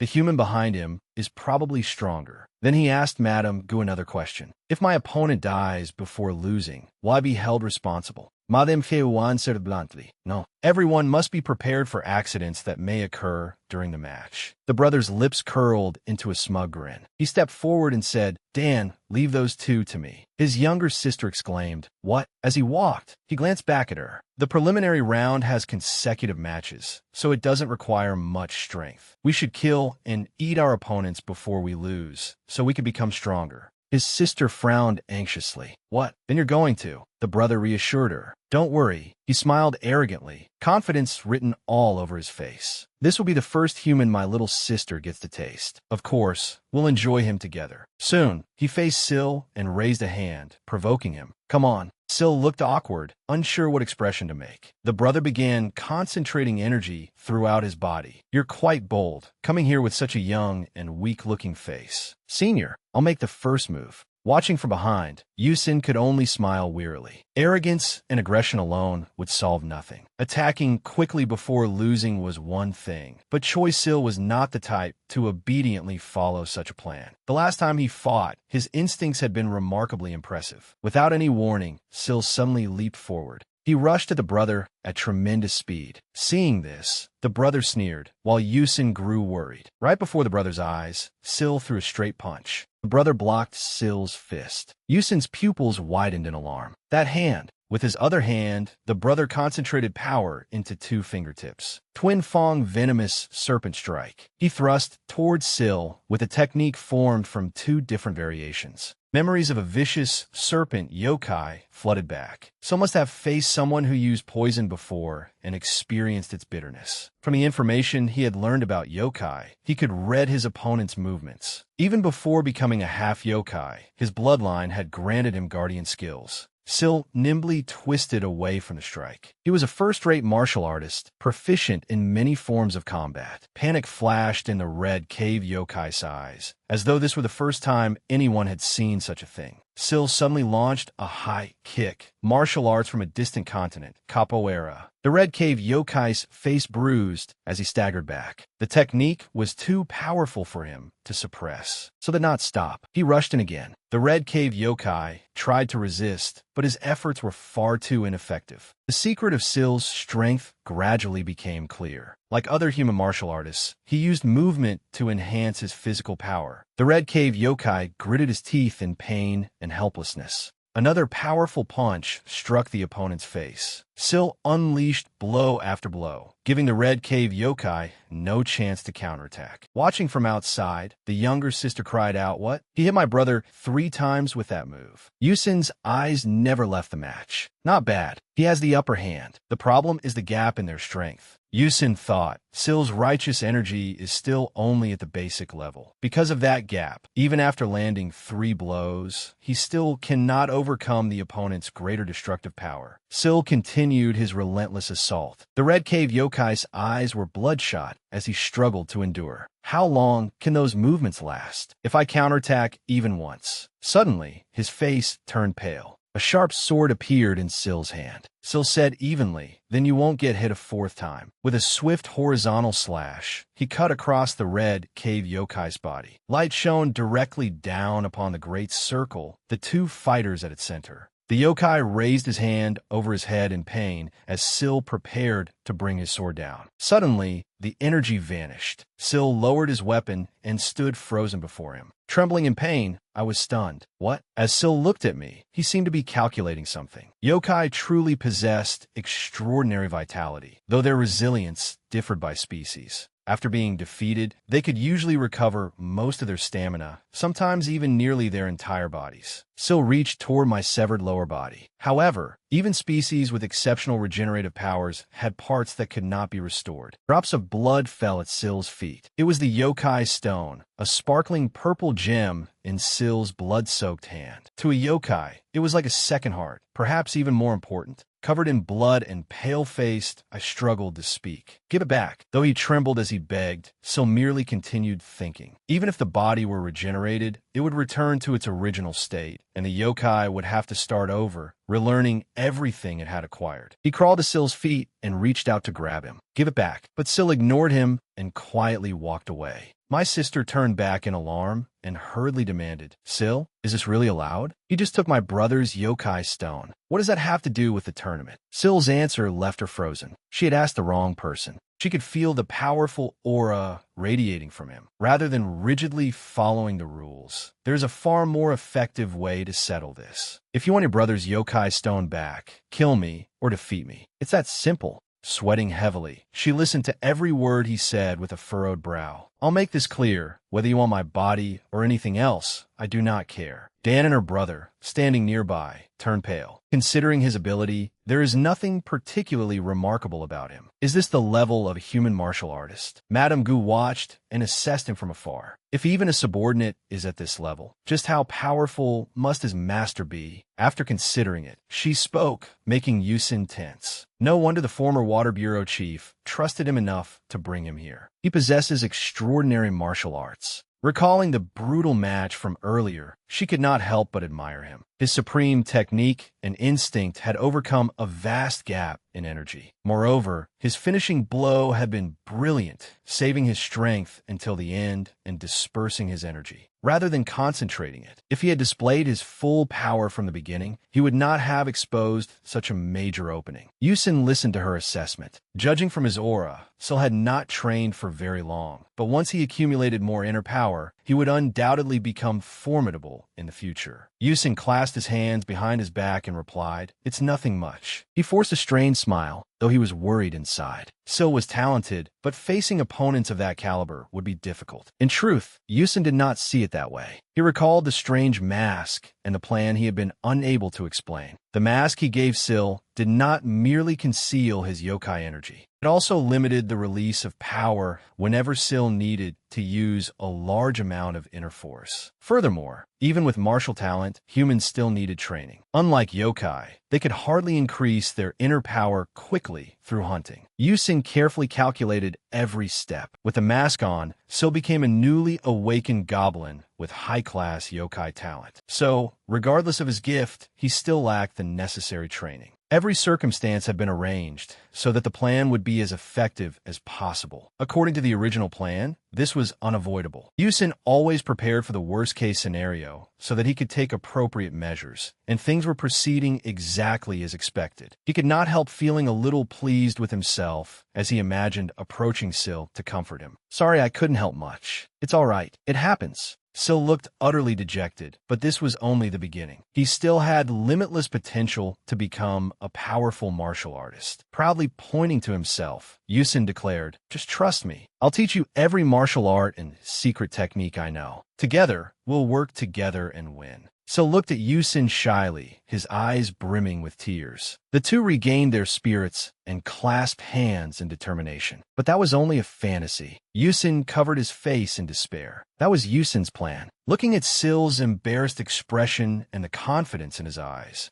Yusin clearly understood that his reason for persuading Sil to enter the tournament was not merely to fight. He wanted to redirect Sil's path. The image of two shining gems appeared in his mind, representing Yoki and the former Water Bureau martial artist, both possessing supreme talent and both still in the early stages of growth. Yusin showed no emotion, but unconsciously wondered, what if I cultivate Sil's talent for martial arts? He could see it growing like sprouts stretching upward day by day. Even so, the disparity between the two geniuses was not yet apparent. Apart from Sil's sudden breakthrough, there was almost no difference between them. Only when he compared them to two trees did the gap gradually become clear. If Sil were given another chance to build on this momentum, his martial prowess might become overwhelming. Tempering his yokai instincts with his talent would not be much of a loss. Yusin stared indifferently into empty space, deep in thought. After all, if Sil wanted to become a yokai king in order to gain the power to protect as many people as possible, then purely in terms of that goal, becoming a renowned martial artist would be far more realistic. His gaze settled on Sil, who was still standing timidly before him with a cup of water. He was too kind for his own good, which was why he had suffered such meaningless hardship. Even if he gained power, there was only one path to protecting everyone, becoming the yokai king. An image of a ruined city submerged in darkness came to mind. Sooner or later, the world would become a hell of survival. The strength of any single individual would be powerless. No matter how strong one would still have to obey the new rules. Yusin imagined the worst fate that could befall Sil, his entire body drenched in blood, his limbs severed. That would be better than trying to change the rules and collapsing while fighting the yokai, who had then become enemies. Or Sil could stand before countless people, hold his head high, and live as a respected martial artist, revered by those he had protected. That leading position would bring him much more joy and happiness. Once Sil stood in that place, he would be forced to understand and accept it. Yusin frowned. Sweat ran down his face as he struggled to think. Even if Sil objected midway, this was still the only answer. Yusin clenched his fist, becoming even more resolute. In this tournament, I will definitely turn him into a martial artist. My sister turned around anxiously and conceded defeat. I surrender. We have lost. I told you already. Are you making me decide this for you? Not knowing what else to do, the official announced, "Ah, yes." Then this match concludes with Kim Ji-gun's victory. From this moment onward, all attacks between the parties will cease. My sister no longer paid attention to Sil and rushed toward her brother. Yusin stood beside them, sighing as he listened to her panicked cries. "Brother, are you all right? Can you recover?" Yusin lowered his head in exhaustion. This was truly troublesome. Things did not always go as planned. His whole body ached, and he trembled slightly as he frowned. My sister took a long breath and stared at Sil patiently, though her gaze was full of menace. Remember this day well. Frowning, she regarded his actions as a declaration of war. Anyone who challenges the entire Red Cave clan will pay twice over for what they have done today. Sil calmly turned and stepped toward her. Not bad. She realized something dreadful when she heard him speak. "Come whenever you like. Bring as many people as you want. I hope you come looking for me." His immense demonic power seemed to weigh down upon the two siblings. "By then, I will be even more prepared than I am now." She trembled, too terrified to utter a word. Even Madame Gu was equally shocked. What was this? That human felt as though he had transformed into something entirely different, an existence comparable to the generals of the Eastern Sea Dragon Palace. As Sil walked away, he left the Red Cave sister trembling in fear. And with the power he had displayed in the match, could someone like that truly exist? Could a human really? Bayou smiled strangely and asked Madame Gu, "You just announced the end of the match. Why are you still standing there?" Startled, she went pale and hurriedly bowed as she began to cast her technique. "My apologies. I shall withdraw with the two contestants under my supervision." Immediately afterward, the Red Cave siblings were moved elsewhere as well. Yusin turned to Madame Gu and asked, "So, do we have to fight the next opponent right away?" She calmly replied, "Not exactly. That would not be fair for a preliminary round." Madame Gu smiled faintly. "All preliminary matches will begin simultaneously from this point onward. The other contestants' matches are likely reaching their climax now. Once the final match ends, the next round will begin after roughly 1 hour." Yusin thought for a moment and asked, "Then those who finish early receive more time to rest?" That means conserving strength is not the only strategy. Are no medicine or items provided during the break? Madame Gu maintained her smile and bowed slightly. "I apologize, but that is correct. You should cherish this opportunity. Even if you pass the 2 preliminary rounds, you may not use anything other than what you brought with you." Suddenly, Sil spoke, immediately drawing both of their attention. "So if we brought something with us, we may use it." Yusin was astonished when he saw what Sil held in his hand. That is, he recalled Mu Rank's words as he carefully reminded them. "This emblem is given only to our most distinguished clients, as a symbol of our guild. It is not merely proof of membership. By using the emblem, you can immediately summon the guild's services anywhere, at any time, even in places beyond the mortal realm."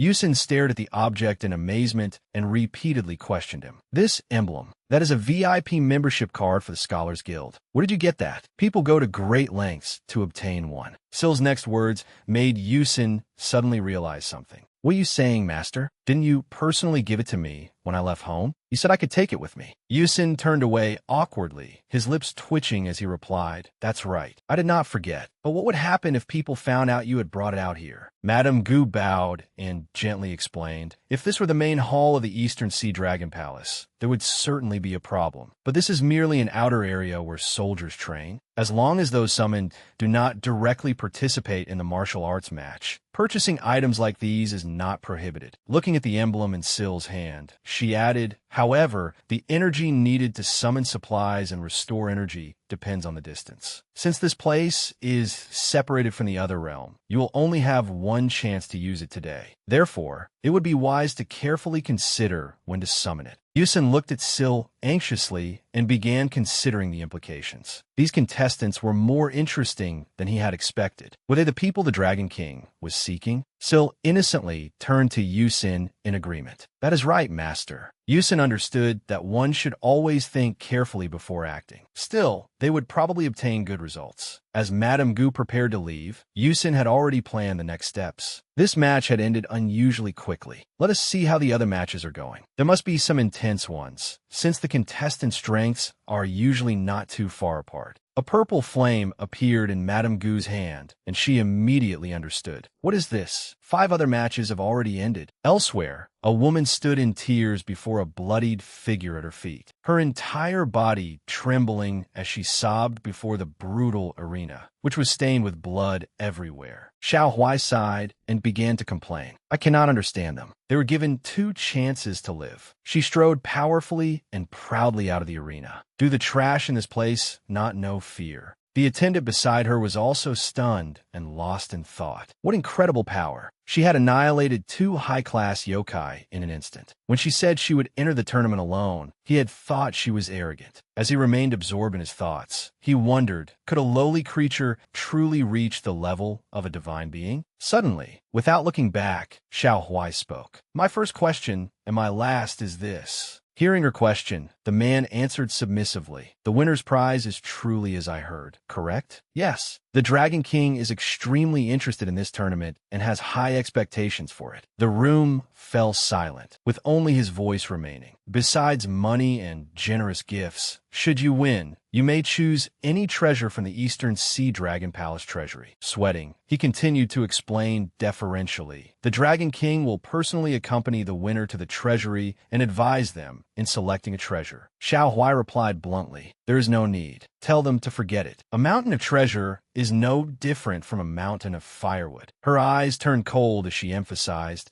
I am only interested in the relic of the great sage, heaven's equal, Sun Wukong. Is it not kept in the Eastern Sea Dragon Palace? The vicious face of a monstrous beast appeared. A young man stood before the monster's huge frozen body. Guyu raised his eyes and calmly praised him. Not bad. It will live even if I do not intervene. Were you planning to interfere? Hearing that, the man was momentarily at a loss for words. Quickly, the woman's expression hardened as she faced the man who was about to attack. Sorry, but there is not much time. If you do not answer within 3.05 seconds, I will take that as an intention to attack. The man's face drained of color as he closed his eyes and braced himself. Trembling violently, he said bitterly, I surrender. Immediately, Guyu's opponent vanished from the arena. Guyu glanced back and murmured, they are more skilled than I expected. This is an opportunity before the main event, so they must have gathered here. Sami stepped forward and objected, but I still need to target a high-ranking one. Only then will I have enough strength to capture the demon that has possessed Sil. Faced with Sanmi's determination, Guyu relented. Since I am here, I will do my best. If it takes more than a day, let them know in advance. We cannot shut down the Goyu Cafe. The customers would be very confused. The front door was still open, so where had everyone gone? Sami, what is going on? The shop has been closed for more than half a week, depending on your brother's mood.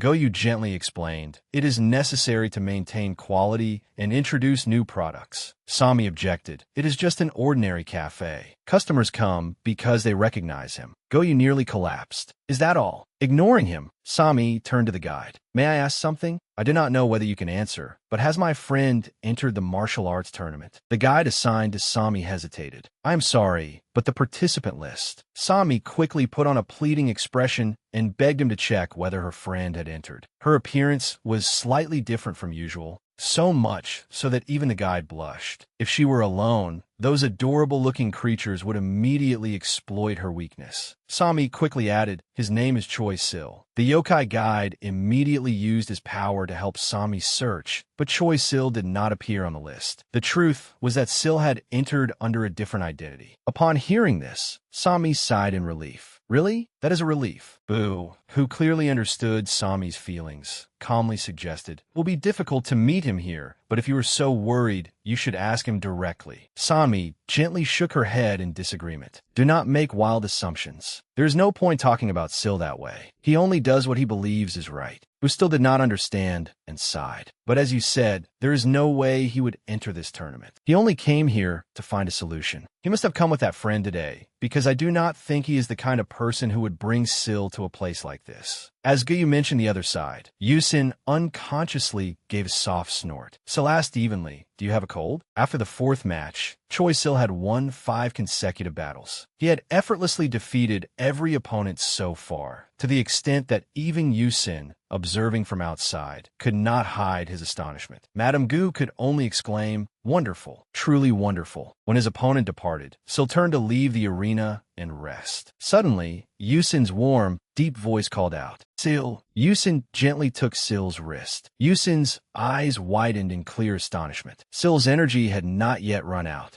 As he considered this, Yusin carefully examined Sil's inner energy. It was nearly depleted, but compared to the amount of aura Sil possessed, it should have been exhausted long ago. He had minimized his energy consumption and used it only at the moments when it was truly necessary. This was a fundamental skill, yet he seemed to have learned it on his own without anyone teaching him. Sil looked blankly at Yusin's sudden words. Then he turned, sat down, and removed his shoes. Though he did not fully understand, Sil seriously did as he was told. "Sit up straight and cross your legs properly like this." Yusin's expression turned stern, though his voice remained gentle. "You'll get used to it soon." The posture you're sitting in is called the lotus seat, also known as the half lotus. With a serious gaze, Yusin carefully instructed him. "This is the basic posture for controlling energy. Remember the position of your legs." Then he gently placed a hand on Sil's back and began transferring inner energy. It may feel a little uncomfortable. As his energy channels opened, Sil immediately sensed the difference. "Can you feel it?"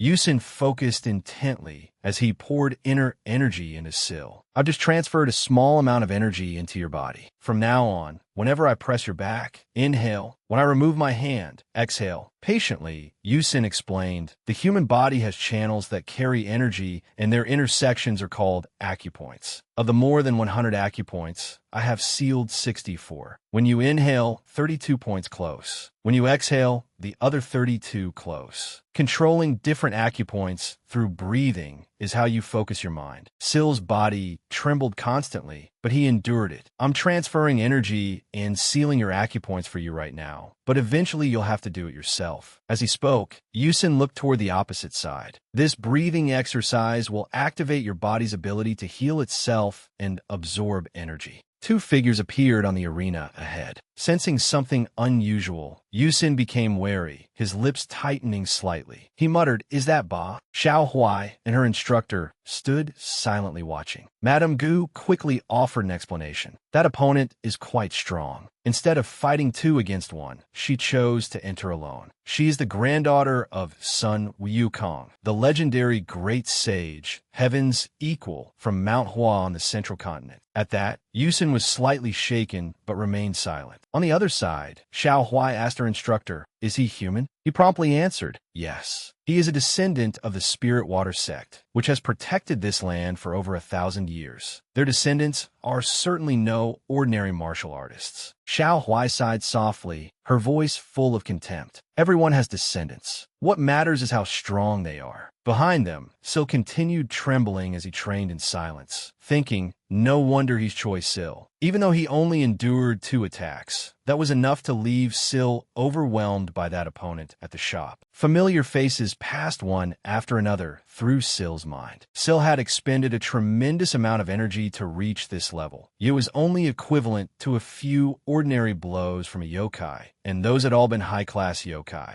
Just as Yusin had said, Sil remained sitting motionlessly, helplessly wondering, why can't my body move? I can't leave Yusin to face this alone. Suddenly, Yusin's low voice reminded him, "Sil, I've sealed your acupoints, so don't forget to breathe in accordance with them." Have you ever read martial arts comics? If you breathe at the wrong rhythm, your energy could go berserk. Yusin's eyes were gentle, and a faint smile touched his lips. If you want to endure 5 waves of attacks, you need to know when to retreat. Yusin and Xiao Huai officially entered the match. Xiao Huai's lips curved slightly as she lowered her voice. "It's useless at this point. You'd better surrender. You have only one last chance." Yusin raised his sword. Though he did not answer directly, his eyes responded to her overwhelming aura. Xiao Huai placed a hand on her hip, looking arrogant as she spoke to herself. Making me wait any longer. If you don't die, you'll regret not surrendering sooner. Only then did Yusin reply, I see. Yusin's eyes were cold and resolute. Even after 5 battles, he remained in excellent condition. Granddaughter of Sun Wukong, or whatever, you've only survived this long because of that trivial title. You rely completely on your ancestors, without ever having to worry about life or death. Compared to actual combat, those who believe in such things are truly disappointing. As though he had struck a nerve, Xiao Huai instinctively used her power. Yusin faced Xiao Huai with a mocking look. Do all yokai inherit this foolish way of thinking? And what about you? Has living for centuries merely made you mature more slowly? Yusin immediately drew his sword, while Xiao Huai plucked out a strand of hair. Xiao Huai's eyes blazed with power as she concentrated her energy for an attack. Divine Wind Transformation. Yusin showed no sign of backing down. He was ready to fight. He muttered, Lightning Step. The moment his sword sheath struck the ground, an explosion shook the entire arena. Xiao Huai leaped backward to evade it, surprise clear in her eyes. Yusin charged in at blinding speed and slashed her in two. His left eye turned blue, signaling the activation of his power. Yusin's pupils trembled in confusion. Before Xiao Huai, all that remained was a severed strand of hair, barely visible through the smoke. Yusin kept his eyes fixed ahead. There! He immediately glanced to the side, on guard. Xiao Huai suddenly appeared and launched a frontal attack at Yusin. He narrowly avoided it, but he had not yet recovered from the surprise. Xiao Huai did not stop. Moving at overwhelming speed, she continued pressing Yusin with a barrage of attacks. So continued circulating his energy as he watched in silence. She's too fast. Not just her speed. Every movement is precise. Yet Yusin is only dodging. He could have counterattacked. There have already been about 4. No, maybe 5 openings. Yusin clenched his teeth and carefully defended against Xiao Huai's attacks. One fighter's hands surged with yokai power, while the other gripped his precious sword. They remained locked in a tense stalemate. Sill's judgment had been completely correct. A yokai's body was extraordinarily tough, nearly impossible to defeat by force alone. Still, Yusin's blade was enough to keep Xiao Huai's body in check. Yusin took a step back, deliberately widening the distance while remaining on the defensive. Yet he hesitated to charge forward, as though his instincts were warning him. Xiao Huai sprang high into the air, preparing a powerful kick. Yusin frowned, sensing something ominous. Madame Gu also anticipated what was about to happen and immediately raised her hand to cast a spell. Xiao Huai's stomp was so violent that the arena floor cracked apart. Sill and Xiao Huai's instructor both felt intense unease. The arena immediately began to shake violently. A terrifying explosion spread outward, affecting the entire platform. Yusin was caught in it as well and instantly lost his balance. What is this? It isn't supported by pillars. The arena is held up by water. Even so, it was normal for it not to move. Recalling the earlier matches, Yusin thought, throughout 5 battles, no matter how many powerful fighters attacked it, the platform never once shook. The platform must have been designed to disperse the impact of energy by transferring the force into the water. But whatever the principle, the water has now exceeded the limits of the energy absorption system. The platform is swaying violently with the seawater. Its weight alone must be dozens of tons, perhaps even more. A thought about weight flashed through Yusin's mind, and an involuntary, resigned smile appeared on his lips. The power of the legendary great sage, Heaven's equal, was boundless. But before reaching that supreme realm, he had merely been an ordinary yokai, unknown to anyone. Yusin spoke firmly as he confronted Xiao Huai. You are only arrogant because you think you are invincible. But what have you ever proven? You are merely a soul born on this earth with abundant energy. Xiao Huai's face hardened as she ran her fingers through her hair. I usually graciously give people one chance, but you are an exception. Her special technique was the ability to control her own mass, 0 weight. Xiao Huai's face darkened as she warned him in a fury. You certainly have sharp tongues, don't you? If you know your place, then think carefully about the power you are facing. Yusin was beginning to tire, but his voice remained steady. The difference lies in how we overcome it and turn the situation around. Sunlight filtered softly through the windows of a traditional martial arts hall. Yusin lay sprawled on the floor, his mouth wide open as he panted heavily. His hand hung limp, too weak even to grip the hilt of his sword, and his face was drained. Between breaths, he complained, "I'm exhausted. I'm hungry too. I can't move anymore." Kim Ji-gun leisurely approached Yusin from a distance and reminded him, "Stop lazily lying around. Get up and train. We still have an hour until dinner." Kim Ji-gun lightly tapped the wooden sword against his palm. "Use this time to do something productive, and dinner will taste even better, won't it? Pick up your sword and start training." Yusin gave an aggrieved laugh. "Why is it always me? The others only have to train in the morning, then do trivial things like cultivating their minds." Kim Ji-gun lowered his voice and answered bluntly, "If they claim they're cleansing their hearts, then their hearts must have been dirty from the beginning." Sweating profusely, Yusin frowned in protest. "Then why am I not assigned any of those heart-cleansing tasks? Is it because of me? If I were like everyone else, I would have finished a long time ago." Kim Ji-gun's expression turned cold, his voice devoid of emotion. "To be precise, people and swords have much in common. Both must be tempered over a long period to become good, strong swords. But in the end, the quality of the steel is what matters most." Kim Ji-gun slowly explained to Yusin, "If the iron used as the material is not good enough, it simply cannot withstand powerful blows. Young master, you are like a solid piece of wood. You will not break no matter how hard you are struck. That is why you should train as much as possible." Yusin sat up with an indifferent expression and let out a long breath. "If you're only saying that to make me feel better, then you failed. I never wanted to do this. Not martial arts, nor leading a gang. There are plenty of people out there who want those things. If you made them train, they would surely be more diligent than me. You must think the same way I do, uncle." Kim Ji-gun tilted his head and asked gently, "Why do you always act so unwilling?"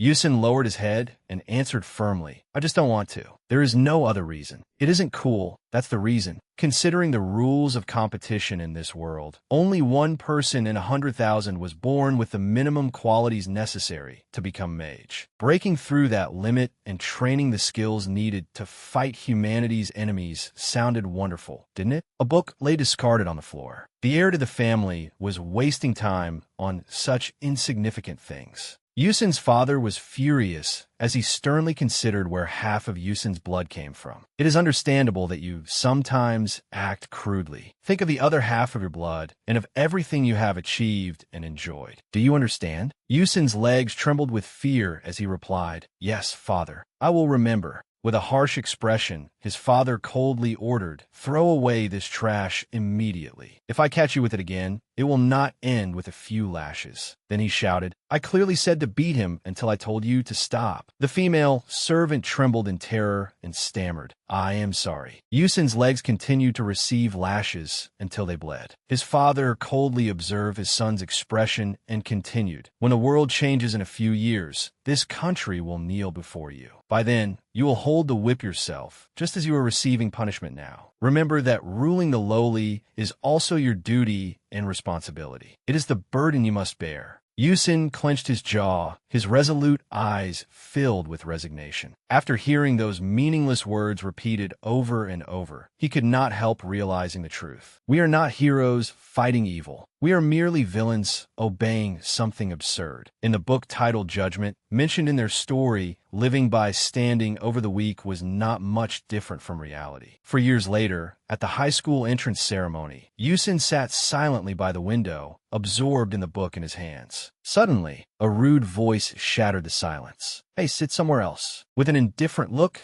Yusin replied coolly, "As far as I know, there are no assigned seats here. If you came late, sit somewhere else." The brown-haired boy smirked arrogantly. He approached Yusin provocatively. "Hey, do you know who my father is? Who do you think you are talking so arrogantly?" Yusin's expression darkened, his cold eyes cutting him off. "Let's settle this outside." The brown-haired boy froze and asked in confusion, "What?" Arrogantly, Yusin's expression changed completely. With an overwhelming presence, he said, "The bathroom, somewhere out back. It does not have to be now. After school is fine. You can call everyone from the other classes if you want, or we can settle it right here, right now." At those words, the brown-haired boy and his friend trembled in fear. Surprisingly, in situations like this, The sort of justice described in fiction never truly happened. Unlike fictional villains, real-life opportunists were perceptive. They might seem simple and aggressive at first glance, but they were actually cautious and cunning by nature. Yusin watched the two boys silently walk away. Do you know who that guy is? They were sensitive toward anyone who appeared threatening. They turned instead toward a bespectacled nerd absorbed in his phone, choosing someone easy to manipulate and control. The boy with glasses looked up in confusion at the call. Hey, do you enjoy repeating other people's words? The brown-haired boy looked amused and gave a sly grin. Is that supposed to make you hero? Right, hand over your phone. The classroom clock read 8:15. Yusin was distracted by the voice and glanced over. Who told you to move the item, idiot? The brown-haired boy snatched the bespectacled boy's phone. I'm transferring it to the auction house, so I can use it for a bit. The boy stammered, but what if you drop it and lose it? The brown-haired boy frowned threateningly. I won't lose it. I've transferred plenty of items before. Do you think I'm some rookie? Look, I'm moving it right now. The bespectacled boy's face turned pale. Oh no. He hurriedly reached out to take his phone back. The brown-haired boy frowned. Ignoring the boy's hurried apology, he angrily slapped him across the face. Idiot. Everyone in the classroom watched in silence. I was trying to let us play together, but you get upset over something so minor and act all arrogant. One cheek of the boy with glasses was bruised. I don't need it anymore. Take your phone back. Just know that if I see you again, I'll kill you on the spot. The boy with glasses trembled. I'm sorry. The brown-haired boy shouted. Take it quickly. The brown-haired boy strutted about, taking pleasure in bullying others, avoiding those stronger than him while exploiting those weaker. Yusin fell silent in thought. He had learned to regard it as human nature and the structure of the world, which made his mind clearer. My father, the other warriors, and I may have power, but we must see ourselves as ordinary, rather than becoming cruel, cowardly people who run away. The brown-haired boy continued sneering at the bespectacled student. Then a large, chubby figure appeared at the classroom entrance. In reality, there was no story about heroes. So spoke calmly. He looked directly at the brown-haired boy, then glanced at the bespectacled student holding his aching cheek before looking back. So lightly scratched his chubby cheek and smiled kindly. Sorry for interrupting. You're a Wing Q, right? We attended the same elementary school, though we were not in the same class. I'm not sure who that tall friend of yours is. Choi-sil. I don't know what happened before, but I don't think there is any need for violence or yelling. We're classmates now, so it would be better if we could get along. The brown-haired boy became even more irritated, his brows drawing together in displeasure. He stepped right up to Sil with an intimidating air. Are you kidding me? Even some ordinary bastard wants to speak up now? What? Do you have a problem? Sil hesitated, unsure how to respond. The brown-haired boy angrily kicked Sil hard in the stomach and shouted, I'm asking what the hell your problem is, you bastard. Suddenly, a strange sensation came over him, making his eyes widen. Yusin unconsciously watched as well, his eyes full of astonishment. The brown-haired boy collapsed to the floor, his body trembling violently. What the hell? Sil still asked after him with concern. Are you okay? The brown-haired boy's friend punched Sil hard in the chest, but pain shot through his own hand instead. Sil looked up at the boy in the hat and let out a soft sound. The boy used all his strength to grab Sil by the collar, but he could not move him at all. What kind of monster is this? He isn't even moving. Sil said gently, Could you let go of me? As soon as he finished speaking, Sil grabbed the boy's wrist, leaving him stunned. What kind of strength was that? Keeping a calm expression, Sil tried to defuse the situation. Let's settle this by talking. I think we can. He slowly released his hand. Only the brown-haired boy's resentful curses remained. He and his friend could not hide their fear as they hurriedly backed away. We'll settle this later. Sil bit his lip, looking uneasy and unable to reply. Then Yusin's warm, low voice sounded. You're in serious trouble now. Yusin tilted his head and looked straight at Sil as he warned him. Those bastards cause trouble for no reason. They'll come for you before lunch or after school. They'll drag you somewhere secluded and beat you until they're satisfied. Yusin glanced aside and asked indignantly, Was it worth it? Yusin looked toward the bespectacled student slumped over his desk. Even the person Sil had helped was not thanking him. That boy was probably figuring out how to avoid getting involved. Maybe protecting people like that would only make Sil's school life more exhausting. Sil lowered his head helplessly and gave a bitter smile. I guess so. I knew what I was getting myself into. I don't regret it. Yusin looked bewildered and let out a quiet sigh. Sil looked down, his voice turning subdued. Honestly, it's scary, but if I ignored it, I'd feel even worse. I couldn't stand that. This is something I want to do for myself. I'll do my best to deal with the consequences. Yusin stared at Sil wide-eyed, then reluctantly smiled. I'm pretty good at running away from trouble and avoiding things that don't concern me. I guess I can manage. Sil stepped forward and looked around for a seat. Where should I sit? With an eager look in his eyes, Yusin called out, "There's an empty seat here. Looks like you don't have any close friends in class, huh? If you don't have anywhere else to sit, you can sit here." Sil answered in surprise, "Oh, I'll try the desk in front." Yusin hurriedly urged him, "Don't be so petty. Sit down already. You won't become smarter by acting full of yourself." Yusin looked directly at Sil. "I can't order you around, but as long as you stick with me, you won't get into trouble. Your name is Choi Sil, right?" Yusin smiled amicably, his eyes gleaming with interest. "Well, I don't think our school life is going to be smooth sailing. Come on, let's get started." Back in the present, the battle had completely tilted in Xiao Huai's favor. This was extraordinary. It could not simply be a coincidence. Madame Gu promptly erected a barrier bubble to protect Yusin. This was a training arena used by generations of palace generals, a ground that had endured for thousands of years. Yet a single step had reduced it to this state. Madame Gu cried out in alarm. With just a light blow, another strand of hair floated in Xiao Huai's hand. Xiao Huai narrowed her icy eyes and turned toward the enormous force gathering around her. It was far too much for a 20-year-old to bear. This battle was over. With a grave expression, Yusin sank into thought about why he had left home. It all started with that. Of everyone, Sil was the one most like the protagonist of a story. The moment Sil smiled brightly and declared, "I'll become a yokai king," he had been considered an ordinary person, someone who would need protection in the future. Naturally, Yusin's thoughts had not changed. It was an unrealistic, absurd, impossible declaration. Yusin could only stand still in the face of what was to come. Yet that declaration had left a powerful impression on him. Like a powerful sword stroke, Yusin shattered all of Xiao Huai's attacks. Both Xiao Huai and Madame Gu opened their mouths in shock. It was astonishing. This was completely different from what people believe human mages were capable of. Yusin controlled his energy and smiled confidently. Sil's powers were still incomplete. He needed to awaken and face reality more clearly. But unfortunately, Yusin was rather unusual himself. If he was going to be friends with someone like that, perhaps he needed to be a little more childish too. "By the way, Yusin, we went to the same middle school, didn't we?" Sil asked. Memories of their rebellious growing-up years came flooding back. Back then, high school seniors came looking for us and said they were going to beat us up. Most of them belonged to gangs, right? You used your ability to subdue them, didn't you?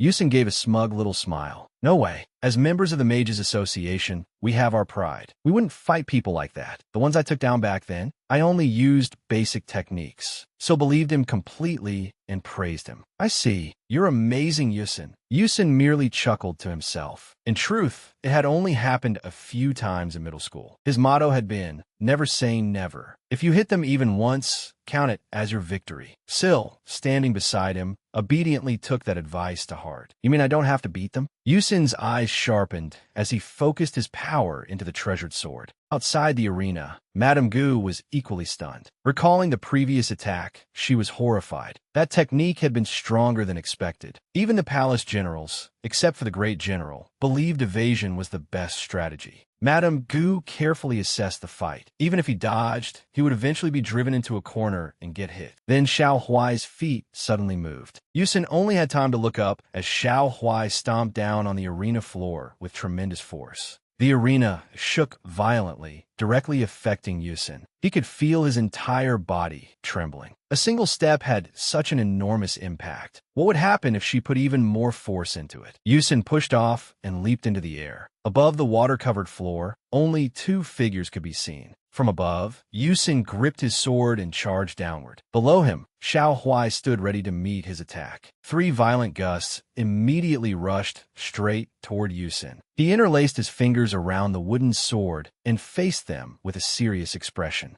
Madame Gu anxiously pressed her lips together. Was it like the earlier dance technique? But each gust was far more powerful than the initial attack. Even throwing 10 swords would not block one of them. The three gusts closed in on Yusin. His hand loosened slightly, causing 4 wooden swords to fall. He immediately swung his sword and cleaved one gust apart. Madame Gu stared without blinking, completely astonished. Again, the technique did not seem especially powerful. Xiao Huai, too, watched in confusion. He had cut through that violent gust in a single strike. Yusin kept a calm, focused expression as the remaining 2 gusts continued to rush toward him. He tightened his grip on the treasured sword, used a wooden sword as a foothold, and moved lightly. Taking advantage of the chaos caused by the 2 gusts colliding, Yusin swiftly evaded them and headed straight for Xiao Huai, accelerating at full speed. He flew through the air like the wind. Not bad, Xiao Huai said as she gathered her strength for another attack. Another vicious gust immediately pursued him. Yusin quickly realized what was happening. The attack he had just deflected was coming back at him. Judging by its movement, she was controlling it directly. It was not automatic. As the gust drew near, Yusin had to jump aside. Suddenly, another gust appeared directly behind him.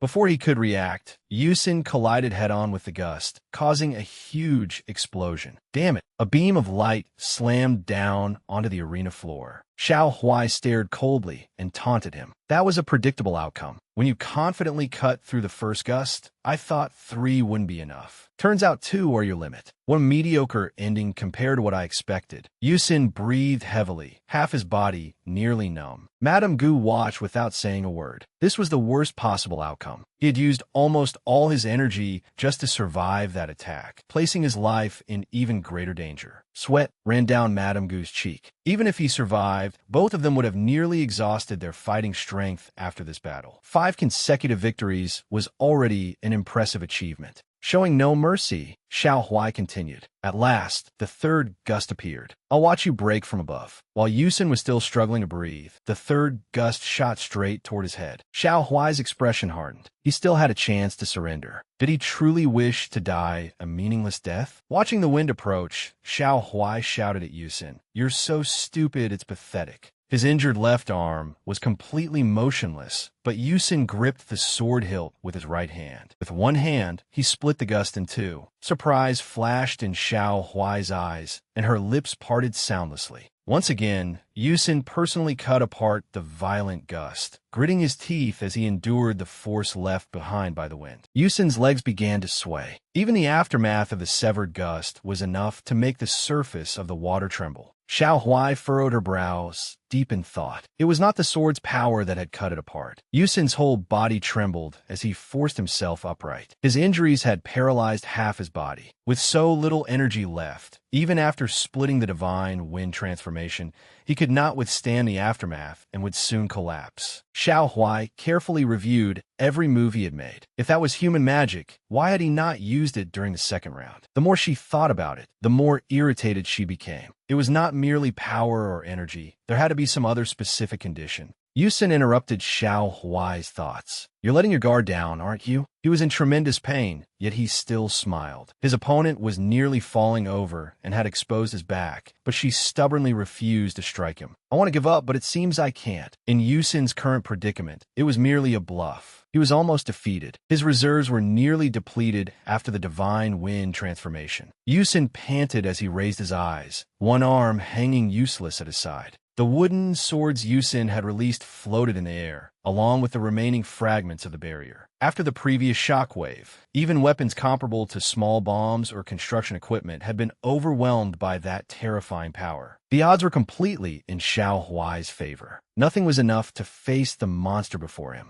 Yusin simply did not have the strength. Without hesitation, he charged again. Even knowing full well what awaited him, he rushed forward. Xiao Huai raised a hand and took hold of a strand of hair, but in the next instant, she changed her mind. But why? Xiao Huai stared at him and chose to fight him directly rather than use magic from afar. At the very least, an opponent who had exceeded her expectations deserved a minimum degree of respect. Calmly, Xiao Huai received Yusin as he flew toward her like an arrow. His eyes were sharp, and his entire body radiated power. Xiao Huai struck directly at Yusin, but he quickly dodged to the side. Yusin's sword grazed Xiao Huai's body for an instant, and he clicked his tongue helplessly. Xiao Huai was completely unharmed, standing still beneath the crushing pressure of her unique yokai technique. This technique increased the user's mass until it was comparable to that of a mountain. That was why even one of Xiao Huai's steps could shake the surrounding space. Even a simple martial technique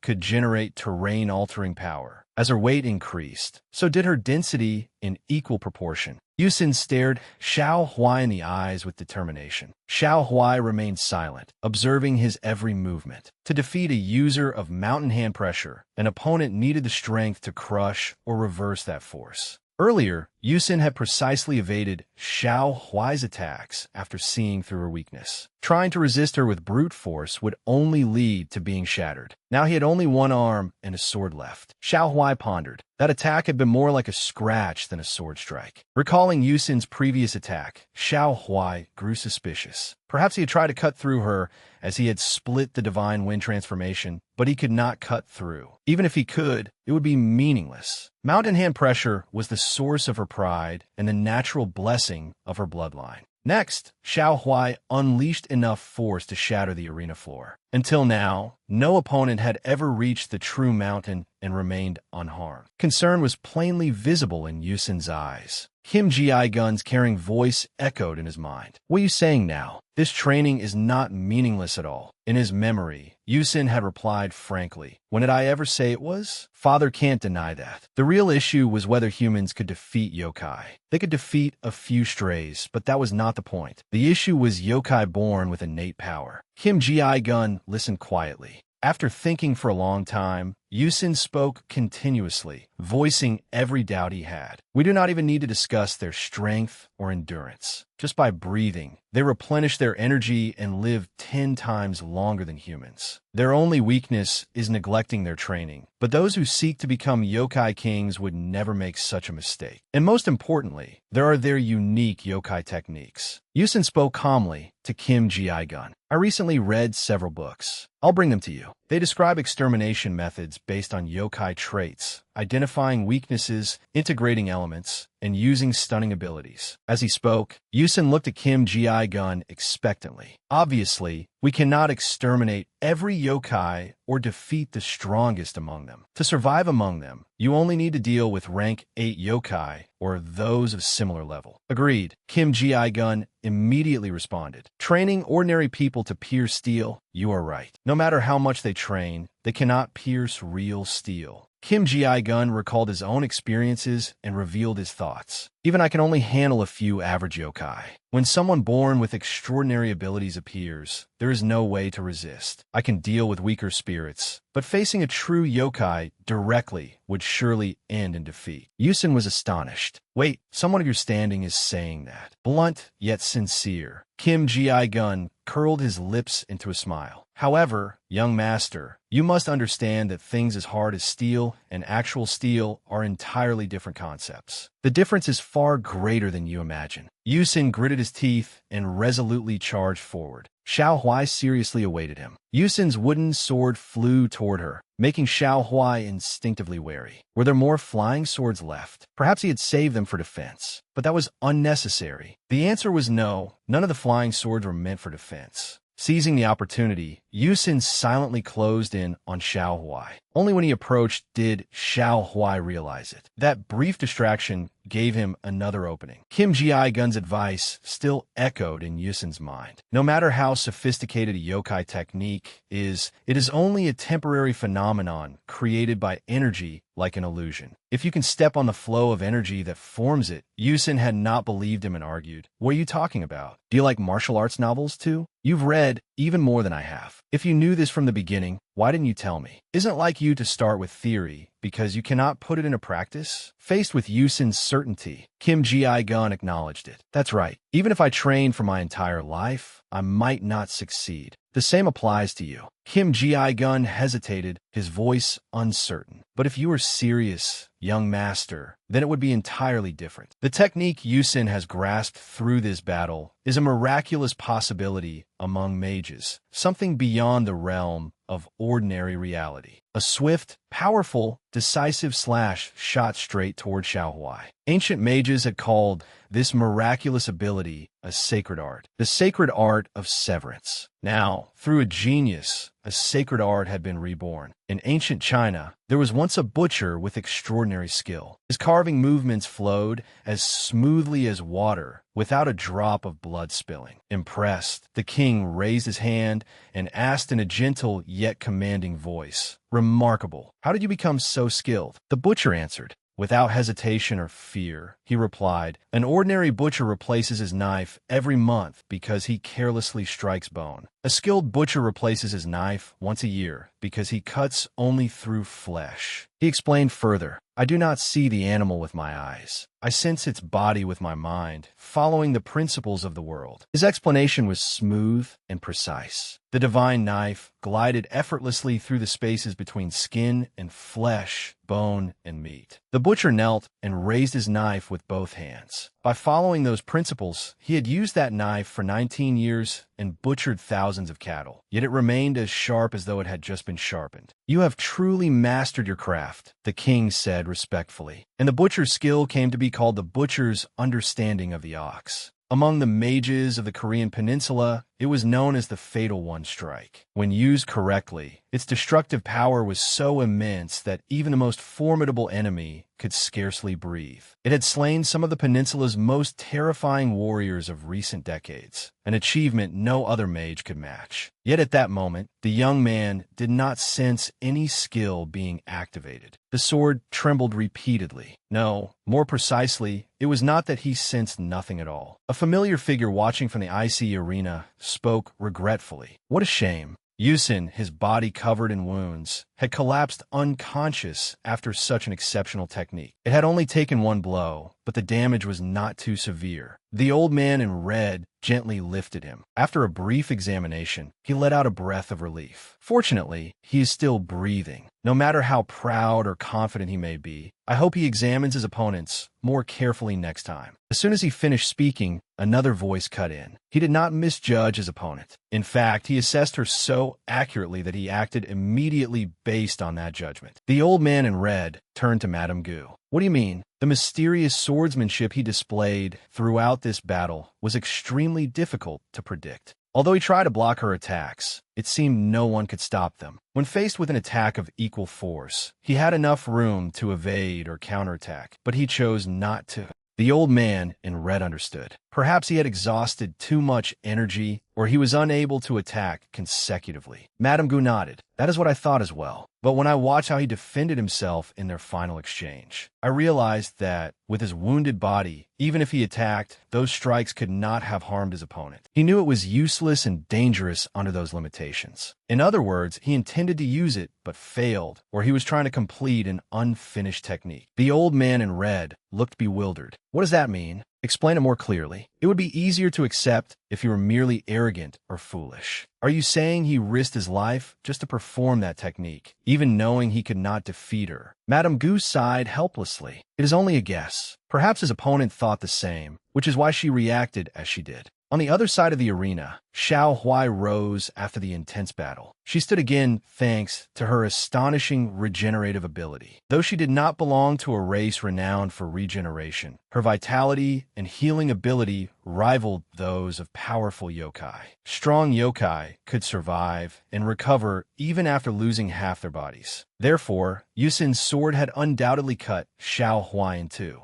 From another perspective, that single strike had been effective. As the sacred sword passed through her, Xiao Huai's body began to regenerate. Yet her mind went blank, because it was the first time she had experienced such extraordinary recovery. This power had allowed her to stand as firm as a mountain, fearing no outside force. Xiao Huai had possessed it since birth, unlike creatures that gain such abilities through experiments. She had never been injured before. For her, being cleaved in half by a sword was an overwhelming experience. Xiao Huai gritted her teeth and brushed back her hair. "I clearly lost," the old man in red announced. "I suppose this battle may still continue. Does the other side intend to proceed?" "That remains uncertain." The old man in red looked confused. "Uncertain? What do you mean? Ask him directly." Madame Gu hesitated. "That is true, but asking him now may be difficult. She looked toward Choi Sil. Though she had not noticed it immediately, he seemed to have stopped focusing on the battle from the very first exchange. He had remained silent, concentrating solely on his breathing. The old man in red clicked his tongue. I have heard many stories of people becoming so deeply focused on breathing exercises that their awareness is sealed away and they lose track of time. It is remarkable that he could enter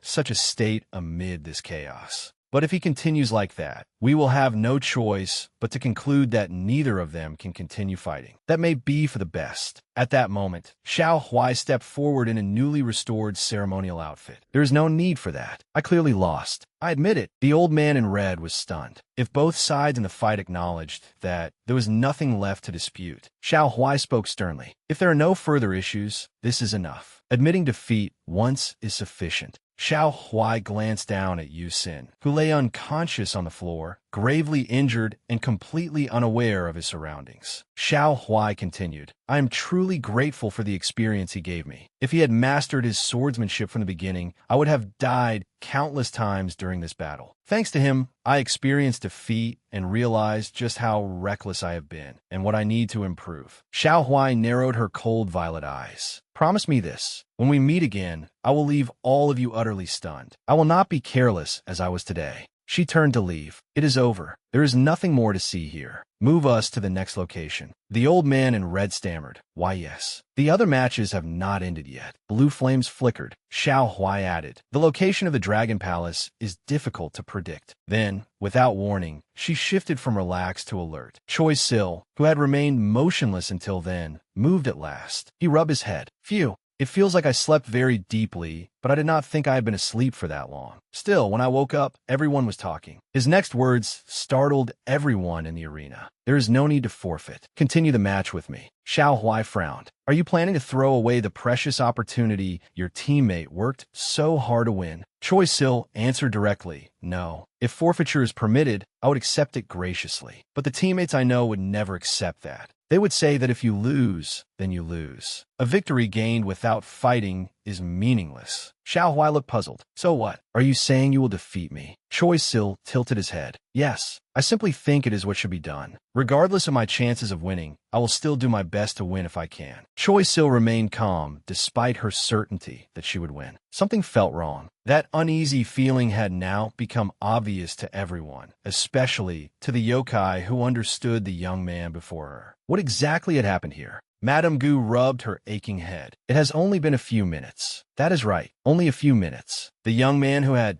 just awakened was completely different from before. Xiao Huai replied sternly. Let me make this clear first. Your teammate was a special case. You will have no opportunity. Choi Sil nodded. If you're going to do anything now, it should be on your side. If I get involved, the people connected to me may be dragged into it. Her voice was soft yet commanding. One of her feet had already shifted several steps forward. It made sense. Her change had come from experiencing defeat and pain for the first time in her life. Without realizing it, Xiao Huai was eager for another battle. Meanwhile, the young man remained restricted. His spiritual energy and magic were still sealed. Even though he had recovered some energy, Xiao Huai charged toward Choi Sil. Even so, Choi Sil took one step back. He was a young man, confidently facing a yokai who knew her own strength well. Xiao Huai raised her hand, her violet eyes blazing with the desire to win. A stream of blue energy advanced behind her as well. The conclusion everyone had expected drew near. The old man in red hurriedly began chanting, while Madame Gu erected a barrier in haste. The two sources of energy neared one another, about to clash. Xiao Huai swung downward. Choi Sil vanished. She turned around to search for him. The old man in red announced, since the other contestants' matches ended, I acknowledge Xiao Huai's surrender and will transfer them elsewhere. Xiao Huai froze. Do not be too upset. Accepting the consolation, she replied. There is no reason for me to be upset. Yes, I admit defeat. The result may still officially recognize me as the winner, but the old man in red looked confused. She continued, considering what almost happened, you should be grateful that this ended early. Xiao Huai arched a brow. Still, there is something I am curious about. What exactly happened when my mountain hand pressure collided with that?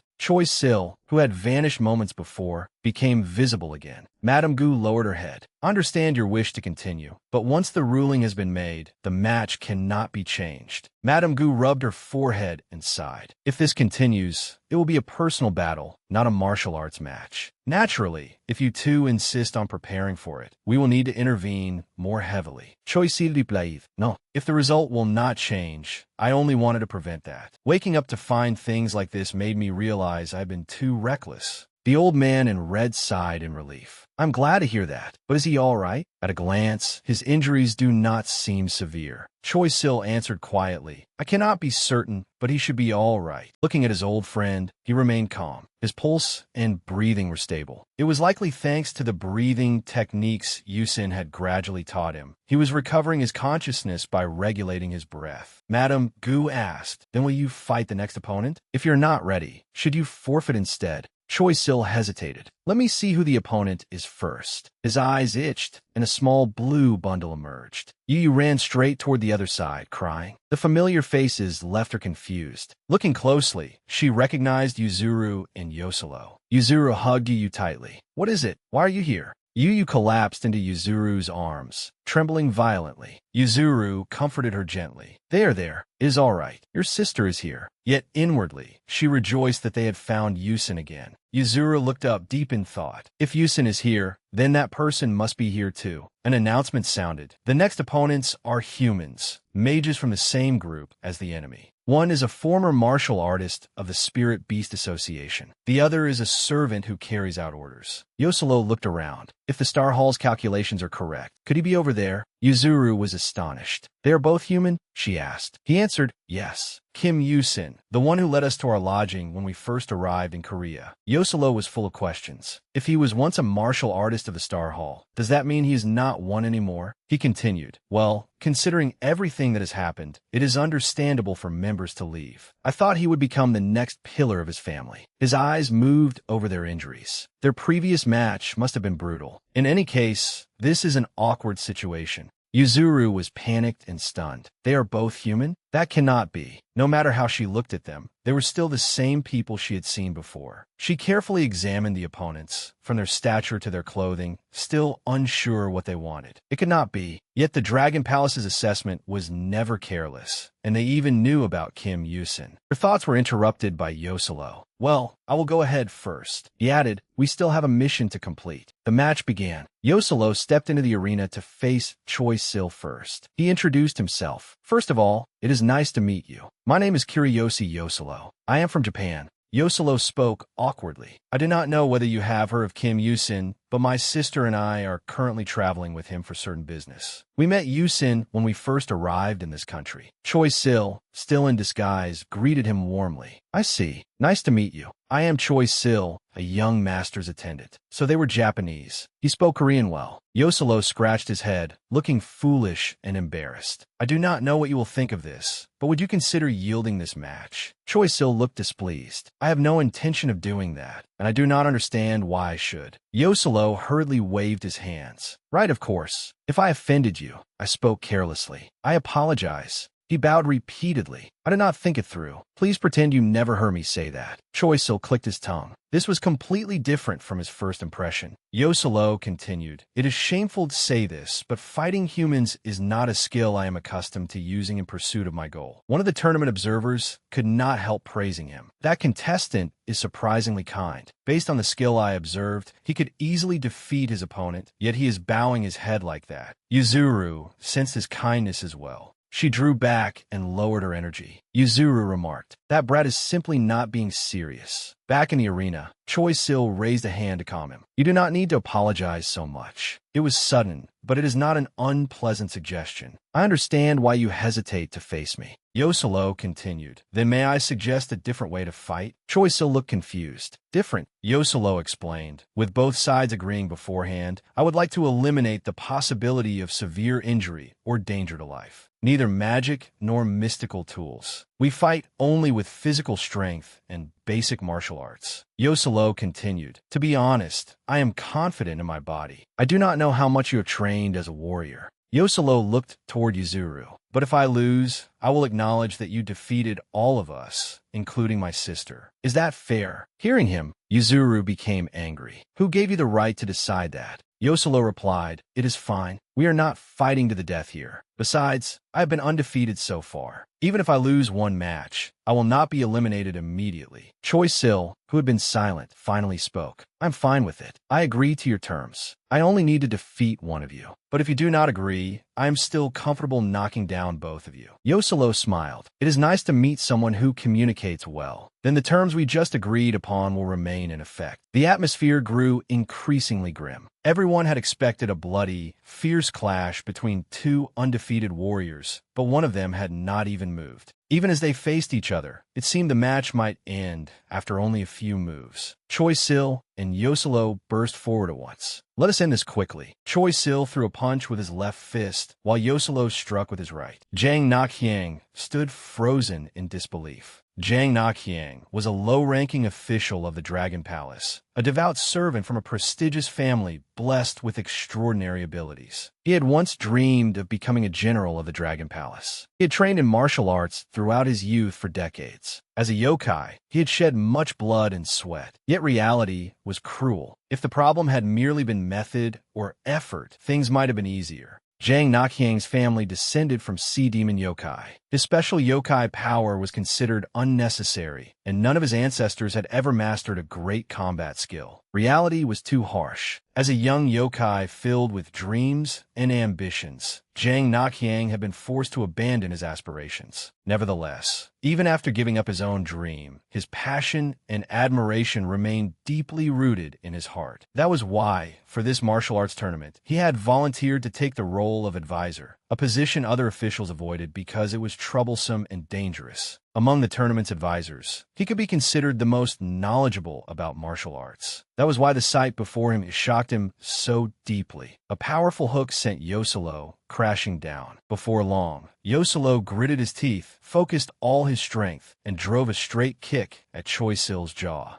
But Choi Sil blocked the kick with one hand. Yosolo was not easily stopped. He leaped up, preparing to throw a spinning kick with his other leg. His foot struck Choi Sil's neck, but the attack backfired and left Yosolo stunned. Immediately afterward, Choi Sil casually threw him away. Yuzuru and Jang Nakhyang stared blankly, thinking, what the hell is this? Even without much knowledge of martial arts, it was not difficult to see what was missing from the fight before them. Choi Sil clenched his fists and stood ready, waiting. Probing and caution. In close-quarters battles between skilled fighters, those two essential elements were completely absent here. This time, Choi Sil took the initiative, rushing toward Yosolo with nothing but attacks. The absence of magic seemed to allow them to unleash certain techniques. Yosolo smiled, blood streaking the corner of his mouth. The two charged at one another without hesitation, tearing into each other in a one-on-one battle that grew increasingly intense.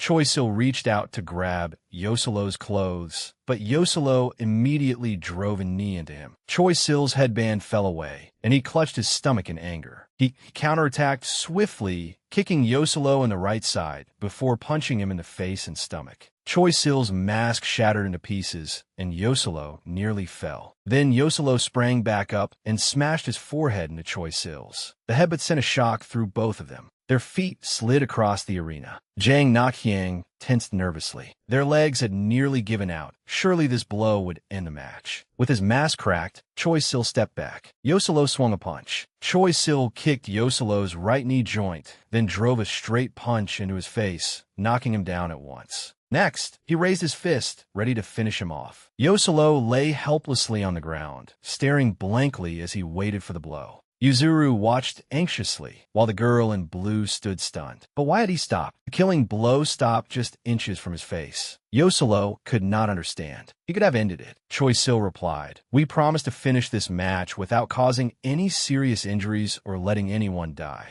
His cracked mask fell away. It revealed half of Choi Sil's face. "We only used our strength and physical abilities." Yuzuru's eyes widened. She had been right about him. The mask that broke during the match had been suppressing his power. Choi Sil rose to his feet, while Yosolo who had yet to recover, remained seated on the ground. How would the Dragon Palace people interpret Yosolo's reaction? The match had been based on the assumption that his opponent was human. If he believed he had been deceived from the start, Yosolo clenched his fist. At that moment, he could become vicious. Yosolo trembled. I understand now. You are a goblin with mixed blood. You restrained your strength with that mask until the very end. Yuzuru grew worried as Yosolo continued. I know nothing about that. Choi Sil smiled. Ah, I see. Yosolo raised a thumb in praise. You are incredible, you know that? Yuzuru was dumbfounded. I have never lost to a yokai in close combat, yet you held back your strength. She stood there open-mouthed. Could this be called communication through combat? A fierce contest in which both sides acknowledged one another. Not just in sports, but even in matters of life and death, people could form a profound bond. It was uncommon. The two leaned against each other. One wiped his nose while the other raised a hand, taking turns complimenting one another. Yuzuru snapped out of it. What the hell? What kind of nonsense is this? She growled. In the end, you ruined it. Choi Sil said, I do not care that much, but it has been a family heirloom for hundreds of years. Choi Sil trembled, his eyes wet with tears and his nose sniffling. It is fine. It was only symbolic, not useful. Since I left the heavenly realm, it no longer matters. Yosolo stared at him. He was still astonished that it had broken during close combat with a human. Even after losing, Choi Sil had continued exchanging blows with him for several minutes. That meant his body had surpassed human limits. Madame Gu spoke first. I am relieved that neither of your injuries appears to be serious. Yosolo turned toward her. Madame Gu went on to explain the situation concerning both of them, especially Choi Sil. I have reported everything to my superiors, and they have responded. To put it briefly, Yosolo and Choi Sil were startled by her announcement. From this point onward, neither of you may continue participating in the preliminary round. As you both know, this tournament is being held to celebrate the princess's birthday. Madame Gu's tone turned serious. High-ranking guests, including the Dragon King, will be watching the finals. Therefore, an unknown contestant with such an origin and bloodline is an extremely sensitive matter. Fortunately, we were able to contact Judge Yu on the Korean peninsula early on. He confirmed Choi Sil's identity and guaranteed it. Thanks to him, everything is still under control. Yosolo answered bitterly, I have no excuse. I started this. If anyone must bear responsibility, I will take all of it. Madame Gu smiled brightly. Please do not worry. As I said, your only penalty is that you can no longer participate in the preliminaries. You're currently on standby. If 7 victories are enough after the remaining matches conclude, you will advance to the finals. Choi Sil asked, so we have not been disqualified? Madame Gu replied, I did not hear it directly, but the Dragon King himself mentioned it. The Dragon King sat languidly upon his throne. So that is how it is. I had heard rumors of goblin blood appearing among humanity. 7 consecutive wins, undefeated even while wearing a mask that suppresses his goblin power. He smirked. That is rather interesting. If Judge Yu has guaranteed him, why should we eliminate such an interesting contestant? Madame Gu continued. That is what he said, and he has granted the two of you an opportunity to enter the finals. Choi Sil brightened. That is great. With 7 wins, our chances of reaching the finals are not low, right? Yosolo was greatly surprised. He reflected, we are not being held accountable. They're even giving us another chance. No, it is more than just another chance. There are fewer participants in this martial arts tournament than expected, so 7 wins really will be enough to enter the finals. In the last match, when I was injured, we were almost certain to end the preliminaries with only 6 wins. Yosolo lowered his head, thoughts continuing to surge through his mind. Even if finalists were granted benefits based on their number of victories, there was no disadvantage for us at all. This was merely a token punishment. He frowned in confusion. It was not just leniency. It felt as though someone was watching over them, as if they were determined to make sure he reached the finals. Yosolo's face was heavy with pressure. Honestly, I want to surrender right now. The problem is that if I reject this favor, I do not know how the Dragon Palace will react. Since Choi Sil's mask had broken, there was no longer any point in bringing him here. More importantly, Yosolo looked toward Choi Sil. Something about him had changed. Was it because of the mask, or because the chi cultivation technique I taught him was beginning to work? If the change came from the chi cultivation technique, it was very likely a positive one. A voice pulled him from his thoughts. Choi Sil, wearing a bright expression, said, I'm going to talk to them for a moment. They said we have time until the other matches end. Choi Sil excitedly called to Yosolo. After exchanging greetings, he asked Yuzuru with concern, "Are you all right? You were bleeding a lot earlier." Yuzuru was worried as well. "I am fine. Everything is fine. My only strong point is that I am tough." Both of them were fine, but Yuzuru still did not understand what was happening. What was this? They had become so comfortable talking already. Less than 2 seconds later, Yoselo said, "Oh, right. My sister wants to meet you." Caught off guard, she could not react in time.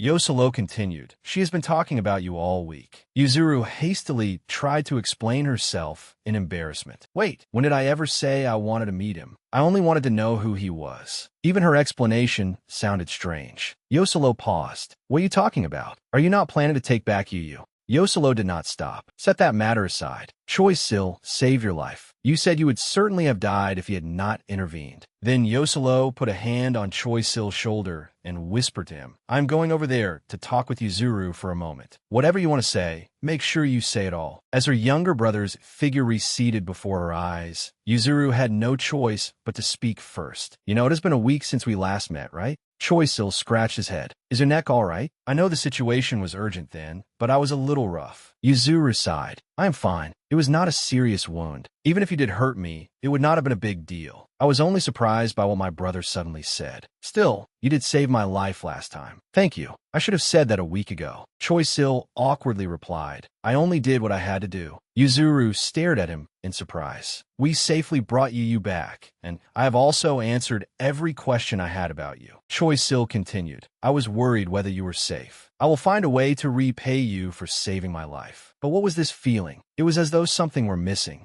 People often do not realize what they themselves want. They only gradually become aware of their needs. Their preferences and desires are formed through experience and trial and error. Yuzuru, 18 years old by Korean reckoning, would say, if asked now, that her ideal type was someone a little wild. To put it bluntly, someone like an idiot. For the entire past week, Yuzuru had not fully understood the irritation twisting around in her heart. She did not know why. It was not as though she had never thought about it. But the answer was too baffling, almost completely unrelated. Choi-sil asked worriedly, "Are you all right?" Realizing what she needed from the boy standing before her was something Yuzuru still had to figure out. Madame Gu gave a start and waved her hand. "We have just received word that all the matches have ended. We will escort you to the waiting area immediately." Choi-sil waved goodbye. "See you later." "No, let's meet again in the finals." Yuzuru froze. Her face flushed red. What did he mean by wanting to see her again? In truth, he did not mean anything by it. At the same time, Yoselo approached and lightly patted his sister on the shoulder. This was getting a little troublesome. He had not expected Yuzuru to react like that. Yuzuru was flustered. Did I say something wrong?" Yoselo paused, then sighed. "A week has passed. Since he is the successor, I thought he already knew. So that was it." After hearing her younger brother explain, she remained blank-faced. "I only realized it after hearing you say it. I hope he is not too shocked." In a room styled after old Korea, Choi-sil was transported there alongside Yusin. "Where's Madame Gu? Are we just supposed to wait here?" Yusin did not answer. Choi-sil called out without thinking, "Yusin." His face was cold and empty. "I do not know what to say." A few minutes earlier, Yoselo had spoken in a sorrowful voice. "Please accept my condolences for your loss." Yusin abruptly looked up. "Condolences? For what?" Seeing his reaction, Yoselo explained, "The disaster from a week ago." "Disaster?" Yusin froze. "I was not there a week ago." "What happened at the Spirit Water sect?" Yoselo was stunned. "Could it be?" "Yusin, tell me exactly what disaster you mean." Yoselo's expression darkened. He lowered his head, his gaze sorrowful. "Well, we learned about this in a rather unusual way. You probably know that after the village was destroyed a week ago, my sister and I were confined to our hotel and monitored by people from the Spirit Water sect." He continued, "It was reckless, but we had also been assigned to Korea for a mission to search for and subdue evil spirits. So we had to gather information from outside by any means possible. When night fell, one of the people watching us had to leave in a hurry, and we seized that opportunity. We hypnotized the remaining guards and gathered as much information from the Spirit Water sect as we could. We learned that they were hunting a goblin, the main culprit behind the incident that day." Yusin was alarmed. "A goblin?" Yoselo nodded. "Yes, but not your friend. It was Bai Hyung, the goblin leading the evil spirits. I do not know the details, but it seems Bai Hyung contacted the Spirit Water sect beforehand. He said he would wait on the outskirts of Seoul and revealed his location. So almost all the Spirit Water sect personnel present were mobilized to capture Bai Hyung." Yusin panicked. "And then? What happened?" Yoselo hesitated. Yusin looked devastated. I heard that most of the Spirit Water sect personnel who were mobilized never returned. Around 300 people from Seoul and the provinces. I also learned that roughly 90% of the Spirit Water sect's forces were killed in the battle against Baihyang. That included all 4 great leaders, including your father, the sect leader and clan chief, Kim Seohyun. Yusin stood frozen. What? Yoselo panicked. If there is anything I can do, before he could finish speaking, he was teleported away. Only regret remained. Damn it. Choi Sil was now tending to Yusin. Yusin, is it because of your injuries? Wait a moment. There should be a doctor nearby.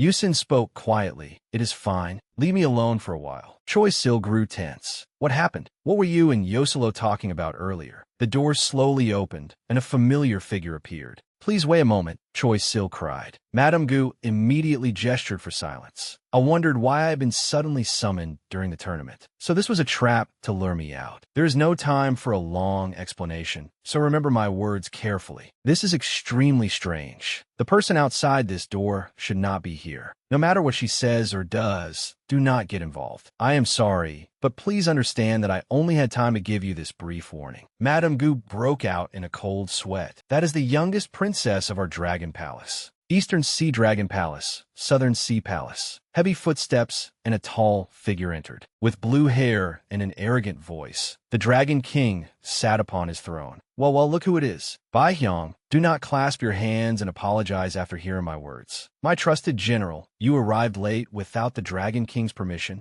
A man who hated political disputes. He avoided not only court assemblies where officials gathered, but even the royal palace itself. Li Tae-hin replied, Your Majesty, I know that may seem proper, but... The Dragon King leisurely sipped his wine. If you know it is proper, then be silent. Speak when you return next time. This is my private time. Baihyang listened in silence. Unlike a general such as yourself, who can simply ignore unpleasant things, poor me must face them every day. The Dragon King set down his wine cup. It is so pitiful that I must drink alone every week just to endure it. As he drank, the Dragon King scrolled through the news and complained. His only pleasure was occasionally checking trends on land. He drained his cup, and you suddenly intrude upon this precious moment. Not only is that a betrayal of the bond between sovereign and subject, it is extremely rude even between acquaintances. So leave for today. I will hear you out after the princess's birthday celebration. Baihyang looked troubled. The Dragon King continued. That is the proper procedure. Baihyang clenched his teeth, his whole body trembling. He pinched his own arm. But I cannot do that. Your Majesty knows why I came here. What meaning would it have after the princess's birthday celebration? The Dragon King said, Are you defying my order?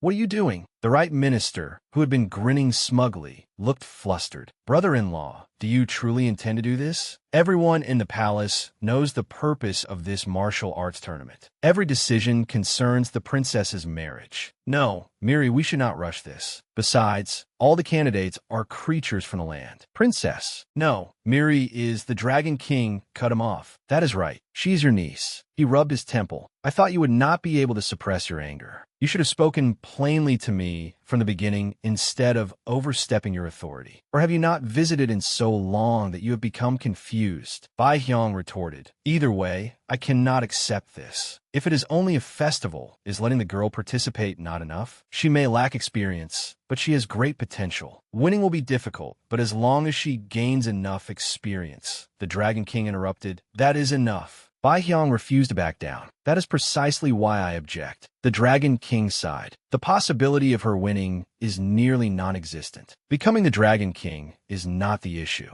The problem is that Miri likes the land and wants to remain there. Baihyang fiercely objected. What are you talking about? She only cares about martial arts and fighting. The Dragon King continued. She has not experienced the world yet. Once she goes ashore and breathes its dust and smoke, she will eventually realize how harsh and unbearably salty the air she has breathed until now truly was. I felt the same way. At first, I left because I was forced to, but by the end of the journey, I understood. Surprisingly, I came to feel regret. The Dragon King looked at his reflection in the wine cup. If I had not been the previous Dragon King's only child, I might have married some woman and lived on land. Perhaps it is a family tradition. The Dragon King crossed his legs and added, "My mother was human." Previous Dragon Kings, as well as other Dragon Kings, often married humans or yokai. Dragon blood is stronger than I thought. Even Miri, your niece, does not have ugly shark teeth or anything like that. That is also why we should choose a consort from a land. In the end, Miri may take power someday. If she has a sufficiently strong husband from the land beside her, she will probably be less eager to go ashore. The Dragon King continued, "If Miri becomes the next Dragon King, your family will benefit as well. Is that not right? You will become the maternal family of the next Dragon King. When your father married your sister to me, he could never have expected this outcome." Bai Hyung replied stiffly, "But I am not sure whether our family would be strong enough to support Miri if the child takes the throne. My family is still only an ordinary military household." He looked toward his brother-in-law. "Should you not consider the first prince instead? If the first prince inherits..." Bai Hyung suddenly fell silent. A terrifying killing intent emanated from the Dragon King. Before the great dragon, he was like a small shark. "I will tolerate this only once." The Dragon King spoke sternly. "You regard me as your brother-in-law rather than the Dragon King. So I will regard you as my brother-in-law rather than my subject and overlook this.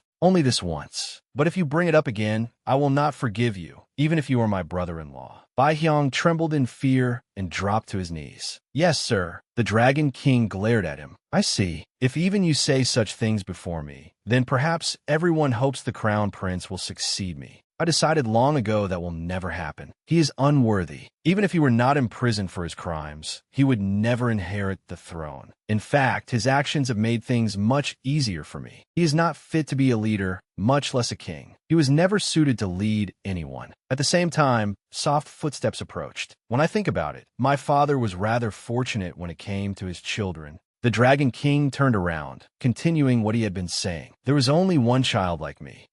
Madame Gu timidly took one step after another. "Madame Gu, is everyone here to disturb me today? Wait, shouldn't you be overseeing the martial arts tournament?" Madame Gu hesitated. "Well," the Dragon King's face turned pale upon hearing her. "The princess has just conveyed His Majesty's decree." She said the Dragon King had summoned her. He hurriedly went after Bai Hyung, then turned back. "Yes, sir." The Dragon King froze. "What do you mean, yes, sir? Stop that girl before she turns the entire Dragon Palace upside down." Back in the old Korean chamber, the blue-haired, curvaceous woman was bound by the goblin binding rope. This technique differs from ordinary bindings in two ways. First, the rope is made from goblin silk and transmits 100% of its user's strength. It carries the goblin's own terrifying power. Sil still had much to improve, but his physical strength was outstanding, especially his raw power, which could rank among the greatest yokai on the Korean peninsula. Goblin blood offered more obvious potential than anything else, to the point that even superior races could not compare. Sil thought to himself, that alone would be perfect, but in the end, it still depends on the opponent. With this, even someone stronger than me can be restrained. Whether there are people nearby or not, the palace must have an alarm system. If I keep this up, someone will come. But if she is like those other two, keeping her bound for long will be impossible. Fortunately, Sil's wish came true. The Azure Dragon, one of the four sacred beasts, protector of the East,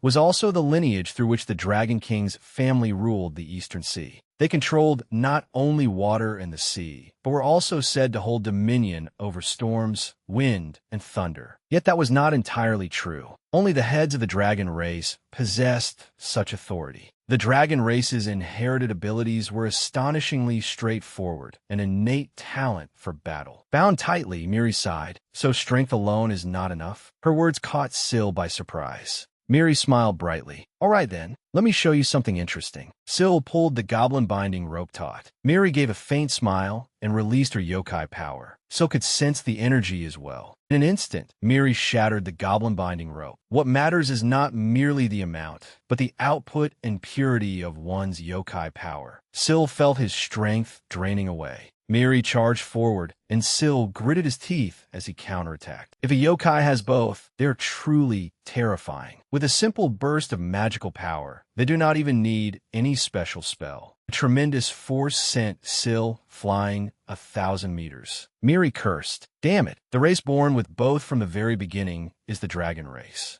Looking at how far he had been thrown, Miri sighed. That may have been a little too much. Rather than magic, it is more like a natural mechanism, like breathing. Miri smiled with delight. But I have no other choice. You have made me far too excited. Dragon pressure. This unreasonable ability is the symbol of the race that stands at the top of the seas. Syl staggered down, blood dripping from his body. He fell to his knees, covered in wounds. Then a familiar voice rang out. I knew this would happen. White hair and fangs. You deserve it, idiot. With her arms crossed, Siwa scolded Syl. I thought this time would be different, but no. You are still the same as before, always acting as though you are so great, as though you can overcome anything. And in the end, I am sorry. I'm not strong enough. Syl's face darkened. Siwa replied, Of course you are not, idiot. How do you think I got here? My body and mind were shattered. I am probably dying in some corner of the human world. All because I had to clean up the mess you caused. You rush headlong into fights without knowing who you are dealing with. She knelt down and whispered each word into his ear. How could you know? You acted only with pure, selfless intentions. But if you had known it would end like this, would you still have acted so recklessly? After all, you could not save anyone. You were dragged into this despite being innocent and nearly met a tragic end. And your friend, Yuzuru, who knows what she sacrificed for you? What did Yoselo and Yuzuru say to each other back then? What could they have said that made such a strong child collapse? Tell me honestly, do you not know? Every word from Siwa pushed Syl deeper into a sea of despair. Something must have happened with them. Was it the agreement between you and Baihyung back then? Or did you retreat like a coward because you could not bear it? Siwa continued. So what will happen this time? Will our courage and kindness be rewarded? Who will bear the consequences this time? Syl's hands trembled. He stammered, No, that is not. His lips parted. Meanwhile, Miri had grown weary after waiting for several minutes. Siwa became irritated, grabbed Syl by the head, and pulled him up, then stopped sitting there wallowing in self-pity. Get up, you loudmouth pig. At the very least, act in a way that lives up to your endless determination. Stand up and fight that yokai until either you or she dies. That is the least responsibility you bear. Miri casually observed Syl. Unlike Syl, she could not see Siwa's figure at all. I did not expect him to collapse this badly. Did I expect too much? From her point of view, he slowly rose to his feet. Miri immediately became excited, startling herself. You can still continue, can't you? Syl, tears streaming down his face and his body covered in wounds, forced out an answer. Of course. His tear-filled eyes brimmed with regret, but he answered resolutely, I am ready. I will fight for as long as you want. The battle reached its peak. Miri, filled with confidence, welcomed his renewed fighting spirit. Syl began to take the fight seriously. The bloodstains and wounds on his arms gradually vanished. This was unlike anything he had experienced before. As a horn began to emerge from Choi Syl's forehead, his desire to kill his opponent at once surged forth. This was not some new power or skill. The boundary within him had simply changed. Miri clasped one hand with the other and raised it, preparing to cast a spell. Miri pressed her hands together, creating a pale violet light, a spell aimed directly at where Choi Syl stood. A powerful stream of magical energy burst from her hands and attacked him. It took the shape of two dragons rushing toward him at incredible speed. Choi Syl was not afraid. On the contrary, he stared directly at them as though welcoming the attack. He gripped his mace in his right hand, planted his feet apart, and held his ground. As they charged at him, he directly blocked them with the mace. From another direction, the second dragon appeared and attacked Choi Syl. It rushed toward him, and a deafening explosion rang out. Smoke and dust obscured everything. Miri suddenly paused, sensing that something was wrong. From within the smoke, Choi Syl charged at her like a beast. His eyes had gone dark with rage. She was slightly taken aback when she saw them. Fire continuously. Choi Syl's right arm had been severed. Syl had accepted an attack he could not fully defend against, determined to avoid being immobilized and killed instantly. His unrecovered right arm continued to bleed without stopping. Gradually, another arm emerged to replace the one he had lost. His regenerative power kept him from destroying himself. As the distance between them closed, Miri suddenly felt a thrill. He clenched his fist and threw a powerful punch at Miri. Choi Sil froze, unable to believe what he saw. She had easily caught his punch with one hand. Before Sil could react, Miri prepared to attack first. But at the same time, his other hand moved into position. Without hesitation, Choi Sil drove his fist straight into her stomach. His other hand swiftly seized Miri's arm, leaving her no chance to escape. He shifted his attack and,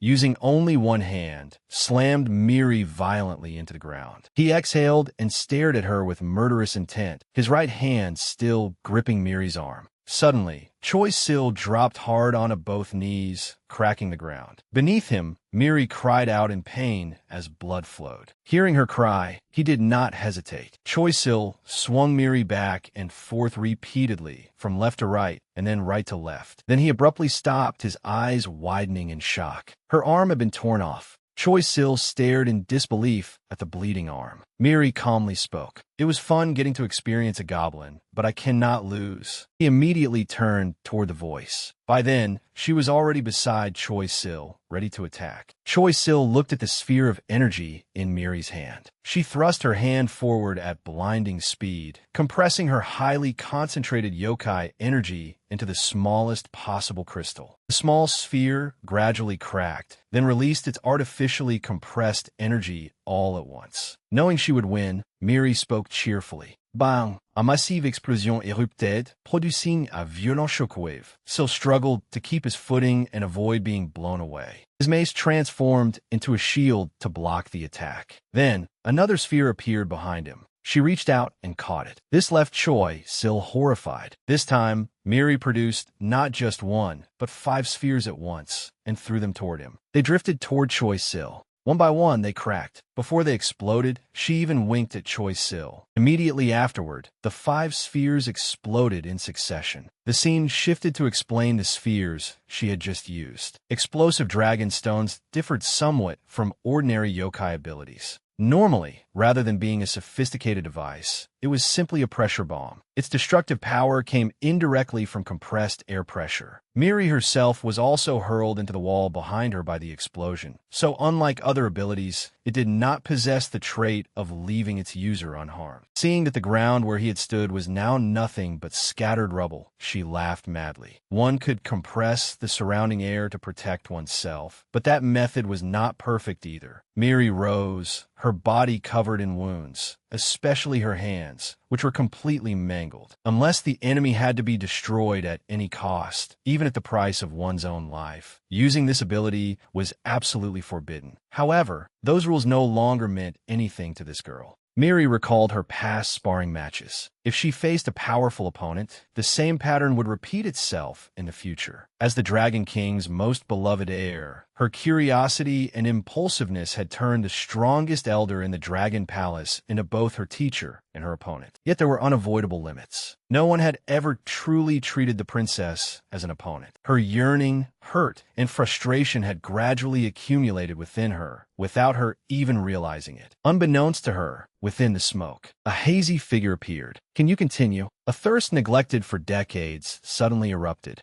Now that she had taken the first drink of water in her life, she looked at Sil with excitement. "Oh, please." She was too desperate to care about the prohibition any longer. Sil's entire body had been charred and paralyzed by the previous attack. Their goals and motives might have differed, but he was just as desperate as she was. Choi Sil braced both legs and stood firm, his body reduced to little more than skin and bones. Thanks to his extraordinary endurance and regeneration, the burnt portions gradually gave off huge clouds of smoke. Though he had gone beyond his limits, Choi Sil seemed to lose control. He bared his teeth in fury, still driven by a deep obsession. Miri's arm had regrown as well. The goblin mace was a weapon that could alter its shape and material according to its user's ideas and needs. The mace continued transforming, wrapping around Sil's body. It could reinforce his bones and replace torn muscle fibers. Her eyes widened eagerly at the sight. Amazing! The mace gradually covered Choi Sil's legs. It was now both weapon and armor, allowing him to keep fighting, not because of his body or mind, but out of pure hatred. For the first time in her life, Miri smiled with sheer joy at the sight. The Dragon Palace princess was both terrified and thrilled.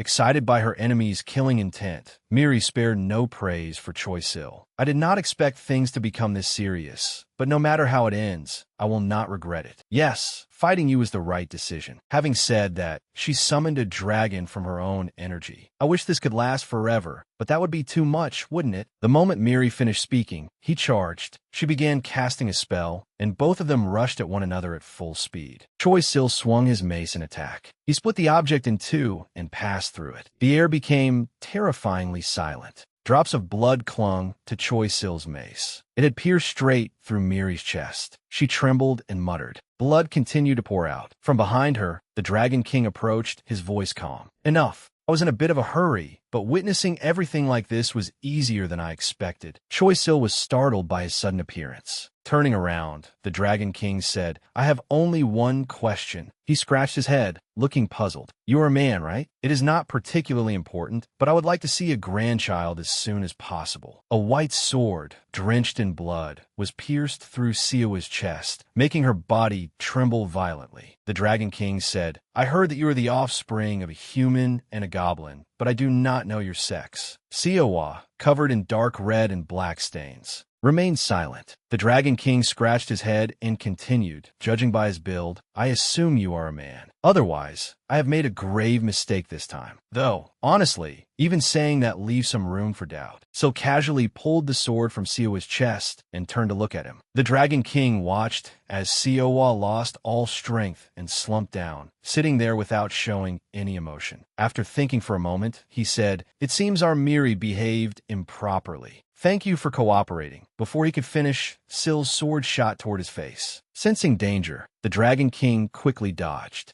His voice was not overly surprised. Oh dear, so was no longer lucid enough to analyze the situation. He raised his sword to eye level, his face filled with murderous intent. Seeing that terrifying expression, the Dragon King hurriedly tried to calm him. Hey, come on. I think there has been a misunderstanding. Oh dear, so was no longer lucid enough to assess the situation. He held the sword before his eyes, radiating killing intent. Seeing his frightening face, the Dragon King hurriedly tried to reassure him. Hey, come on. I think there is some kind of misunderstanding here. He raised both hands and continued. I have no intention of harming you. I came here to stop this fight. At that moment, Sil's instincts and intuition clearly warned him. His eyes turned white with vigilance while the Dragon King continued trying to persuade him. I know this situation is not your fault. A new, stronger opponent had appeared. To Sil, the Dragon King was simply another person talking endlessly. As he stood watching, a massive black figure suddenly appeared nearby and ordered him, calm down, put that sword down. Another troublesome monster was still getting in his way. Sil charged straight at the figure with his sword, but the enormous silhouette abruptly vanished, revealing the Dragon King himself. Standing directly before him, the Dragon King still held both hands up as Sil swung his sword with all his strength, slashing repeatedly at him. The Dragon King dodged and asked, Wait, do I really look that untrustworthy to you? Having just evaded the strikes, before he could assess the situation, someone's voice echoed from afar. Why, your majesty, the Dragon King. It forced him to turn around. Not far away stood a figure dressed in red, who lowered his hat and tore off his red robe with a powerful motion. Witnessing this, the Dragon King stared in astonishment. What is this? Bai Hyong charged forward without hesitation and shouted, How dare an ordinary human act so arrogantly? While the Dragon King was still watching, Sil leapt up to launch a surprise attack. A burst of light erupted, shaking the ground as blood splattered onto the floor. His sword was stopped by a bare hand, making Bai Hyong tremble in fear. The Dragon King calmly said, Bai Hyong, stop causing trouble. If you have something to do, do it quickly. As he sat watching the scene unfold, the Dragon King irritably asked, When did you ever say I was useless? Can't I handle this myself? He gripped Sil's sword with his bare hand, without showing the slightest pain. Looking at Sil, he continued his assessment. It seems both your thoughts and reason have been paralyzed. Sil's sword and body shook as he exerted all his strength, yet still could not bring the Dragon King down. The Dragon King spoke again in admiration. Even so, transforming into your true form proves that you possess extraordinary spiritual power. I have existed for more than 1,000 years, and my strength is enough to pierce armor. Syl clenched his sword and charged forward instinctively. While the Dragon King was still blocking his sword, Syl switched to his other arm and prepared to grab the Dragon King by the shoulder or collar. His right hand seized the man's clothes while his left released the sword and grabbed his waist. The Dragon King looked down and thought, a goblin artifact? Before Syl could throw him down, the Dragon King seized the opportunity and drove a powerful fist directly into his face. Syl's sword fell to the ground and gradually dissolved. The Dragon King remained composed as he remarked, "Your strength is not bad. You wield it well." Bai Hyung watched the scene speechlessly. The Dragon King continued, "I trained in wrestling as well, but I could never surpass someone born with talent." His eyes briefly clouded with sadness. He took the black cords wrapped around Syl's body and murmured, "So that's how it is." Holding Syl firmly with one hand, he tore apart the black cords with the other. He kept tearing them away, thinking to himself, "I thought you had merely wrapped them around yourself for support. You are far crueler to yourself than I expected. You reinforced yourself down to the marrow of your bones." An image of Syl's reinforced body appeared. Aside from the side effects, every movement must have caused unbearable pain. The Dragon King muttered, "You did not do this merely to be worthy of my daughter. I did not know what you went through to drive yourself this far." His expression was bitter as he continued, "But in the end, you are only a fool." Large and small streaks of blood covered the ground. The Dragon King said, "Bai Hyung, check on Miri. Do not worry too much. Take her back to her room and summon a physician. She is merely exhausted for the moment." Siawa sat silently nearby. Without showing any emotion, the Dragon King looked at Syl lying on the ground and continued, "Thanks to his restraint, her vital points are unharmed." Syl lay unconscious, the red cords gone from his body. Bai Hyung, who had been silent until now, finally spoke. "No way. Are you planning to choose him as Miri's fiancé?" The Dragon King replied, "I do not know yet. That was my original intention, but I am having second thoughts now." With his hands on his hips, he looked at Syl and continued, "At present, I am rather pleased with him. With proper guidance, he could become a powerful aid to Miri. Besides, he is quite handsome. However, I do not know whether becoming my son-in-law would make him happy." A puzzled look suddenly appeared in his eyes. Elsewhere, in a large candlelit room, beds had been arranged closely together. At the Eastern Sea Dragon Palace Infirmary, Yusin carefully drank his medicine and set the empty bowl on the table. He sighed softly and lay back down. Staring at the ceiling, Yusin thought, "It would be a lie to say I am heartbroken over my father's death. To put it bluntly, it does not feel real. No, perhaps this is the moment I have always been waiting for." His gaze was emotionless. No matter how evil someone may be, they always have both good and bad sides. But that did not apply to him. He failed as a father, a husband, and even as the commander of the Water Spirit Bureau. The more Yusin thought about it, the clearer the image of the man holding a pipe became. He merely inherited his position and only had enough ability to maintain it. A distant nighttime view of the inner compound appeared. Yusin lay on the ground with an expressionless face when a dark figure approached and asked, "Punished again for taking my books? I told you that you could take them, as long as you did not get caught." Yusin replied, "I was not caught because I took your books. I am not in the mood right now. If you want to scold me, go to sleep, uncle." Jae-seon folded his arms and looked at him. "You stole someone's books, burned them, and still have the nerve to talk back?" He took out a paper packet and held it up. "Fine, I will eat this by myself." Yusin's eyes widened in surprise. "What? Where did you get that? Is that all there is? Do you not have any other flavors?" Jae-seon replied, "I went up to the surface. I ran all the way back so the ice cream would not melt."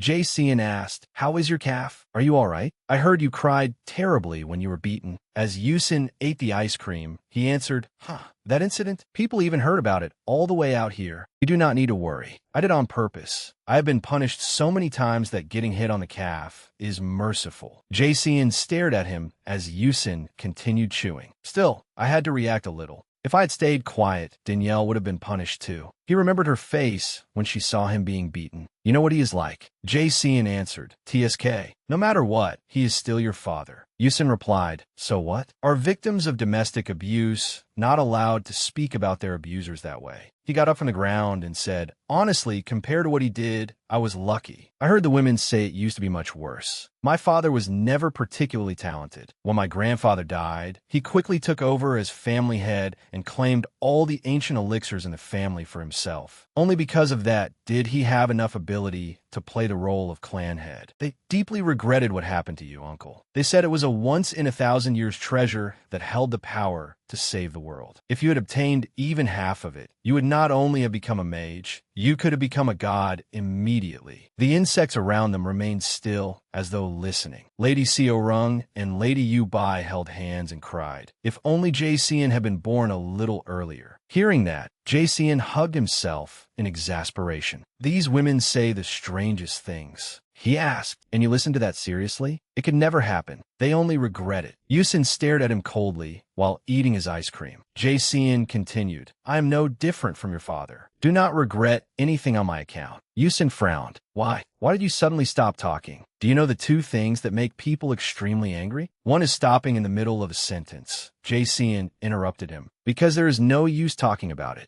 He pulled up his mask and ate his ice cream, thinking if anyone should have regrets, it is the young master, not me. Jae-seon spoke. Young master. Yusin held the ice cream in his mouth, dusted off his clothes, and pointed. Uncle, there is something stuck to you. Jae-seon replied, what? Then he said, do not hate your father too much. When you look closely, he is pitiful too. He did not want strength for personal gain or safety. There was something he desperately wanted to accomplish. As he spoke, he bent down to pick up something that had fallen to the ground. To do that, he needed a certain amount of power. But once he became stronger, your father realized he was not as capable as he believed. He must have blamed himself more than anyone. In the pond, even the large fish did not move. Yusin replied listlessly, Uncle, people call that whitewashing someone's past. If you keep trying to scrub everything clean, will there be any bad people left in this world? Jae-seon said, I suppose so. You have a point. But when you become great in the future, if your father comes to his senses and begs for forgiveness, I hope you remember what I told you today. When that happens, only you will be able to forgive him. I believe that day will come. Yusin pulled a face and stuck out his tongue. No, thank you. I do not expect an apology from him. And even if he gave one, would it be sincere? If I ever take over the Water Spirit Bureau, I will drive him out. Returning to the present, Yusin thought, whether now or in the future, I have never changed my mind about what he did to my mother. I will not forgive him. He pressed a hand to his forehead, thinking, a week ago, I could imagine what happened without seeing it myself. He must have stubbornly dragged innocent people into his trap. An image came to mind of his father, standing among corpses, unable to hold things together alone despite his towering pride. But why did it turn out this way? Even though the chance of my forgiving him was nearly zero, the fact that I will never have another chance now. He felt utterly devastated. From somewhere nearby, the Dragon King called Yusin, Your Majesty. The Dragon King held Sil's blackened body in his arms. That is enough. It is not difficult to put him down. His condition is not too serious. Check on the others first. Only then did he look at Yusin. Oh, did I interrupt your rest? Jusin quería answer. No, not at all. Yusin nervously recalled the way others had addressed the Dragon King. Did I just hear them call him Your Majesty? After carrying Sil away, the Dragon King leisurely said as he left, Sorry for disturbing you. Please rest well. Yusin broke into a cold sweat and wondered, was that really the Dragon King? He does not look like one at all. His eyes swept over the body on the bed beside him. Is he from the Dragon Palace too? Or another tournament participant? He looks terrible. Even a yokai could not regenerate from a state like that. Then a voice suddenly sounded. Could you lie down? You have nothing to do until tomorrow, and you are always so stubborn. Sami continued in an even tone. Aren't you Sil's friend? She bowed her head. Thank you so much for helping. I know it was dangerous. Yusin replied, No, not at all. I do not usually do things like that. She looked puzzled. What? Yusin hesitated before explaining. I helped Sil because I owed him a favor. As he spoke, sweat beaded on his forehead. He asked me to keep his coming here a secret, but at this rate, he will be exposed. Saying I owed him a favor sounds reasonable enough. Sami asked, Is the person lying over there your friend too? She looked at the blackened body on the bed. No, he just arrived. She looked at Sil as she replied. I see. That is a relief. I wanted to ask you something. She looked up at Yusin and hesitantly asked, Did you come here for the Dragon Palace treasure too? Have you passed the preliminary round? He sat up. I have won a few matches. I will find out the result after the others finish competing. He thought to himself, I do not want to keep talking. My body is regenerating on its own. Yusin looked thoughtfully at Sanmi. This is getting more complicated by the minute. I should speak with Choi Sil as soon as possible and leave if I can. Sanmi turned and asked, Are you all right? What did the royal physicians say? Yusin turned to look as well. Guyu entered carrying his coat. I'm fine. I know my body well. I will recover by tonight at the latest. Sami looked at him anxiously. That is strange. For a yokai as capable as you, why is it taking so long to regenerate a hand? He replied, Well, my family is not very strong in that regard. His hand was gone, and his bloodied arm had been carefully bandaged. Only then did Guyu notice Yusin. Sami said, Oh, that is Guyu, Sil's friend. His name is Kim Yusin, and he has been helping Sil. Yusin immediately paid attention when he heard his name. She quickly introduced him. Mr. Yusin, this is Guyu, the representative of the Wanho clan. He knows Sil. Yusin muttered, I did not ask about that. The person lying there looked like Sil, yet Sil himself was still unconscious. If he is Sil's friend, he cannot possibly be this calm. She probably does not know what happened. Guyu looked at Yusin in surprise and said, I am thirsty. Could you bring me a glass of water? Sami replied, Yes. You prefer it cold, right? He answered, Yes. Then he looked at Yusin.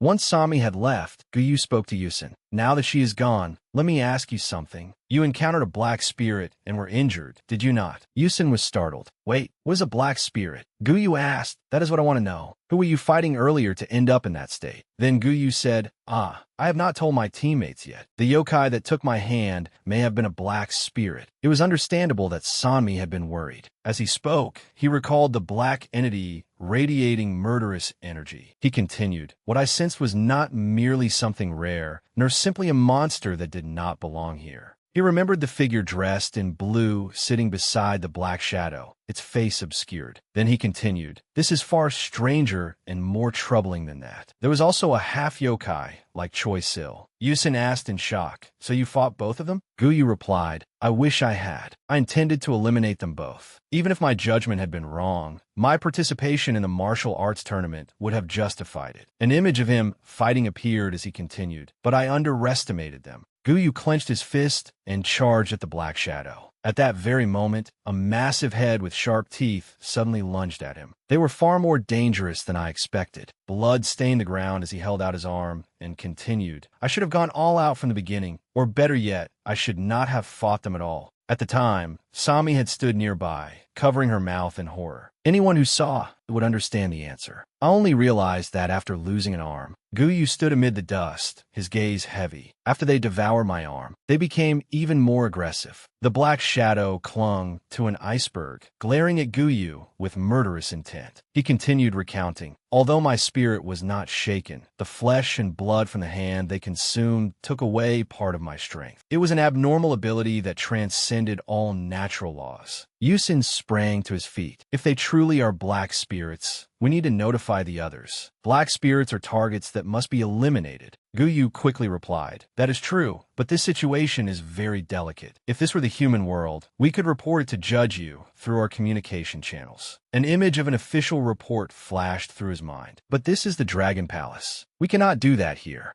You know that the Dragon Palace is a tightly controlled world. All communication is strictly restricted. A notice forbidding the transmission of messages appeared. Guyu continued, The real problem lies elsewhere. Before the tournament began, when the attendants verified our identities, the attendants wore pale blue clothing and had golden eyes. Guyu recalled in surprise, The 2 names I heard belonged to people I knew, but those people were already dead. A week ago, during a hunt for monsters that had invaded the Korean peninsula, many people were reported missing. Yusin found it hard to believe. Guyu continued, They used those people's names and clans to impersonate them. Yusin clenched his fist and hesitated. Wait, then that means... Before he could finish, Guyu interrupted, Exactly. It makes no sense. If they intended to enter the Dragon Palace using false identities, using the names of people from the Korean peninsula would be incredibly foolish. Although the Dragon Palace has no contact with the outside world, they would still know the members of prominent clans. Yusin continued thinking, Exactly. That is why, despite the risk of suspicion, I did not originally have Choi Sil impersonate someone from the Sacred Water Academy. The Dragon Palace would only need to send a simple letter of verification to discover that Choi Sil's identity was false. He compared Sill's appearance with that of someone from the academy. They were completely different. But if I claimed he was my attendant, the Dragon Palace would have no choice but to believe me. He imagined Sill wearing a mask while standing beside him and speaking to the Dragon Palace officials. Honestly, if I were not the guardian of the Sacred Water Academy, that plan would never have worked. But what are they trying to accomplish? Yusin voiced his conclusion. Either the Dragon Palace is utterly incompetent, or an accomplice inside deliberately turned a blind eye and let outsiders in. Guyu shook his head. Yes, that is the most plausible hypothesis for now. I do not know why, but someone inside the Dragon Palace is cooperating with the Black Spirits, and it is certainly not for a good purpose. That is why I kept it from my team and temporarily withdrew from the tournament. Yusin thought, no matter how strong they are, they still need help from someone inside the Dragon Palace to operate here. If there truly is a conspiracy, even if we withdraw, they will not let us leave easily. Images of fish swimming beneath the sea passed through his mind as everything became increasingly tangled. If I had known things would become this complicated. Just then, Guyu suddenly turned around as Sami's voice rang out. Saw thee!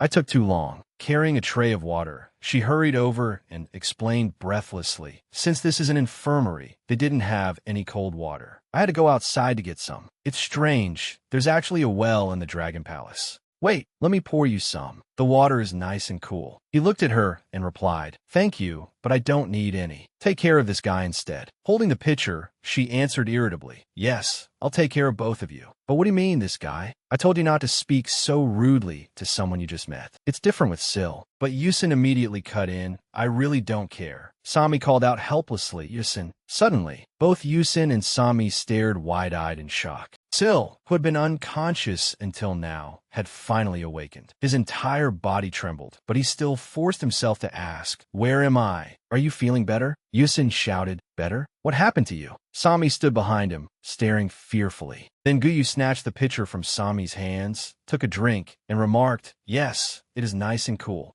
A tournament announcement appeared at 7:58 p.m. Korean Peninsula time. The preliminary round of the martial arts tournament had concluded. Based on each group's results, a total of 8 groups had been selected for the main tournament. In Sill's hospital room, Yusin and Sanmi sat beside him. The announcement continued. Guyu, Yusin, Sanmi, Kim Yusin, and Choi Sill had all advanced to the main tournament. Elsewhere, Kira stood watching as Kira sighed innocently. I'm exhausted. Everyone who had advanced to the main tournament was considered a VIP guest of the Dragon Palace and would be allowed to rest and prepare for tomorrow's banquet. Xiaohui stared intently in one direction. Many people sensed that the scope and scale of the tournament far exceeded all expectations. But no one could have predicted the unprecedented disaster that was about to descend upon them in the Dragon Palace. In an undersea city, a figure soaked in a pool. That water is warm. The temperature is gradually rising. She looked at her hand and continued, I thought soaking myself in hot water would feel nice, but it seems I'm only making the water colder. The person sitting at the edge of the pool spoke up. That makes sense. You ate the black tortoise's flesh, and your scales are burning like medicine. Then he added, even digesting a single hand is difficult. It will be cold tonight. Turning toward him, she replied, I feel a little sorry for you, Aline. Because of me, you can't soak in hot water. Adrian answered, It's all right. I actually like cold baths. Don't worry about me. Just keep it like this until you warm up. She turned around, resting both arms on the poolside. We have only known each other for a few days, but Aline seems different. Adrian asked, and she continued, Those chosen by Bai Hyung are all a little strange, aren't they? Me included. They all have their own preferences, so it is hard to talk to them. Some of them even follow me around constantly. As she spoke, she imagined someone looking coldly at her and saying, Hey, we're still in the main tournament. Want to fight? She tilted her head. It would be great if I could eat them, but Bai Hyung's rules forbid fighting. Drool ran from her mouth as she muttered, What a nuisance. Black spirits are born from every desire held by living creatures in this world. The other person said, Aline, stay calm. I really envy you. Aline replied, Every one of them has different abilities and ways of thinking, all tied to their core desire. Your core desire is hunger. You once devoured nearly everything on Earth, even the sun. Humans and monsters had called it by many names. The image of a monster with an enormous mouth appeared behind her. Seeing this, Adrian spoke. You look exhausted, Jian. Are you hungry again? You already ate 20 times today. The other person interrupted. Thanks to me, I thought that would be enough, but it wasn't. Her eyes deepened as she recalled Guyu. She continued, I keep thinking about him. His hand tasted better than all the others combined. I should have put more force into it and bitten his arm off. Bloodlust filled her eyes as she muttered, I can't wait until tomorrow. If I do that, I may have to eat Aline. In her subconscious, she said, sorry, then bit into her own hand and devoured it ravenously. Aline merely watched calmly. It's fine. The pool was now stained with Jin's blood. The person beside the pool also woke up and called out to Aline. Aline braced both hands beside him and replied, sorry. Was it too warm? I wanted you to sleep longer. My friend did something a little embarrassing, so you may feel uncomfortable. Aline licked his lips, unbuttoned his shirt, and continued, let's continue our match. Approximately 16 hours before the disaster at the Dragon Palace, Eastern Sea, Sil lay on the bed, his entire body bandaged. It doesn't hurt that much. My energy is recovering. The breathing technique and stance you taught me are very useful. They help restore goblin energy. Hearing this, Yusin replied, that's good. The discomfort Yusin felt came from what he knew. For goblins, physical regeneration reflected their health. Like oxygen flowing through blood vessels, the body prioritized distributing goblin energy to restore itself physically. If the body did not heal, it meant the goblin had suffered a fatal wound. The image of a large goblin with its arm severed appeared. Yusin looked at him thoughtfully. Was it because Sil carried human blood, or because he was a human-goblin hybrid? It was good that he could recover from such a terrible condition. But even when he looked normal, Yusin recalled the moment Sil woke up. He had not regenerated at all. Sil suddenly spoke, startling Yusin. From now on, I have to do something you might not like. With a snap of his fingers, a scroll appeared. He added, if it makes you uncomfortable, I'll do it somewhere you can't see. Yusin was surprised. Something I won't like? Sil replied, this. He took a purple bead from the scroll. He took out 7 purple beads of various sizes. Yusin was still stunned and asked hesitantly, these are? Sil immediately answered, the goblin cores of the goblins I defeated during the preliminary round. At first, I only intended to keep them until the tournament ended. He recalled a goblin staggering from exhaustion. He took the goblin core from its body and continued, you gave me a mask. I figured you would not want to watch me eat these, but the mask broke and I overheard the conversation between you and Guyu. He raised a hand and lowered the bandage over his mouth. Tomorrow, no, in just a little while, whatever happens in my current condition, I can't use my full strength, especially if I have to face black spirits. I have fought a black spirit before. It was only one, but it was not merely strong when it fought me. Its power could increase on the spot. He recalled a black spirit charging toward him with murderous eyes. I won not because I was stronger, but because I used a trick to overwhelm it before it realized what was happening. That was only a week ago. Honestly, if you made me fight one now, there's a 99% chance that I would lose. Yusin looked at him with a tender gaze. Sil added, I don't know the true strength of the 2 people who came to the Dragon Palace, but images of them briefly crossed my mind. At the very least, they are as strong as the black spirit I fought. Yusin continued, you don't have to confront people this dangerous, do you? Think of this as an opportunity. Sil went on, to leave the Dragon Palace safely. With black spirits, retreating now and preparing for another chance later does not work. We do not know how many more black spirits there are or when another opportunity will come. But one thing is certain. If we delay, no one can predict what will happen. He reached for a goblin core and continued. On the other hand, this is an excellent opportunity. He recalled the image of Bai Hyung catching his sword with his bare hand. He continued, if the Dragon Palace is sealed off, no one will come to protect them this time. This is our chance to eliminate those 2. With that, he raised the goblin core to his mouth. Hearing this, Yusin sank into thought again. So was right, but why now? Why did he? The more he thought, the tighter he clenched his fist. His curiosity turned into hope and anticipation.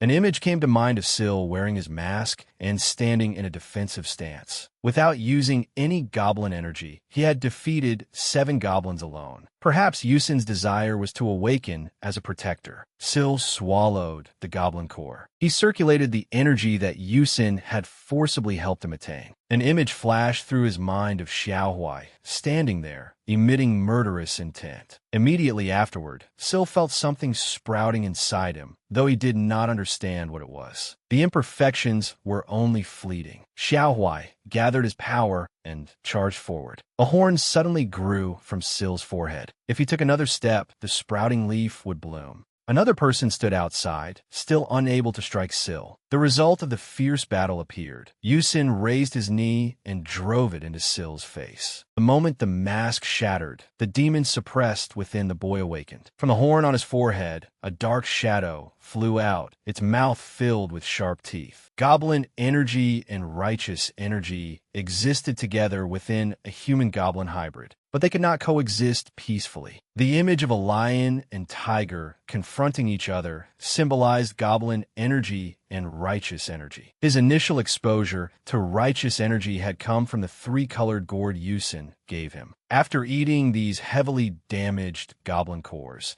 and because today's events have been made possible by the mask suppressing his goblin energy, along with the technique Yusin taught him, a memory appeared of Yusin holding the mask and saying, "If you use this." Sil put another goblin core into his mouth and thought, "I do not fully understand what is happening inside me, but I can vaguely sense it. I told Sanmi and the others that I was fine, but the injuries from overusing the pills have not fully healed." An image of Sil practicing swordsmanship passed through his memories. "I can use goblin energy, but it feels forced. Especially when I do, there's a slicing pain in my lower abdomen." Thinking of this, his eyes grew slightly anxious. He continued, "Even this morning, it had not improved. But when the mask broke during my fight with the goblin warrior Hilo, the pain and discomfort vanished." He remembered Hilo's gaze upon him, then his own murderous gaze in return. Sil thought, "My body must have healed itself." Unlike ordinary regeneration, though it was a backlash, goblin energy activated to suppress righteous energy. He sighed and corrected himself. No, righteous energy suppressed goblin energy. Like living creatures competing for survival. That was why he could fight with all his strength against the Dragon Palace princess. In many moments, his body had been surrounded by black and red threads. Perhaps it was because goblin energy had been activated more strongly than usual, but handling righteous energy was more difficult. He looked at his hand and tried to control both goblin energy and righteous energy. He could clearly feel them inside his body, yet it still felt uncomfortable, like something within reach that he could not possess. His fingers gave off only a tiny amount of righteous energy, the result of his growing goblin energy suppressing it. Goblin energy occupied one side, while righteous energy was tightly constrained. In the end, that was an advantage, Sil thought, scratching his face. Compared to goblins, righteous energy had limited uses. An image of Judge Yu flashed through his mind. Even if righteous energy had been sealed in order to increase goblin energy, he did not regret it. The vague unease of walking a path from which there was no return had never been a major problem. Sil spoke. "Yusin." He handed Yusin a box. "Take this. Did you forget? Ask Madame Gu about it." Yusin looked surprised. Sil continued, "This is a Yonhui summoning token. With it, you can summon merchants from Yonhui to buy things." An intricately engraved bronze token appeared atop the box. Sil's voice continued, "We used it in the preliminary arena. If it worked there, this place should be no exception." An image of the Dragon Palace appeared in his memories. Yusin replied, "That may be true." He picked up the bronze token, inspected it carefully, and asked, "But what is inside this box?" Sil replied, "It contains goblin coins, the currency used among goblins. I happen to have some." He continued, "If we can summon merchants who naturally appear,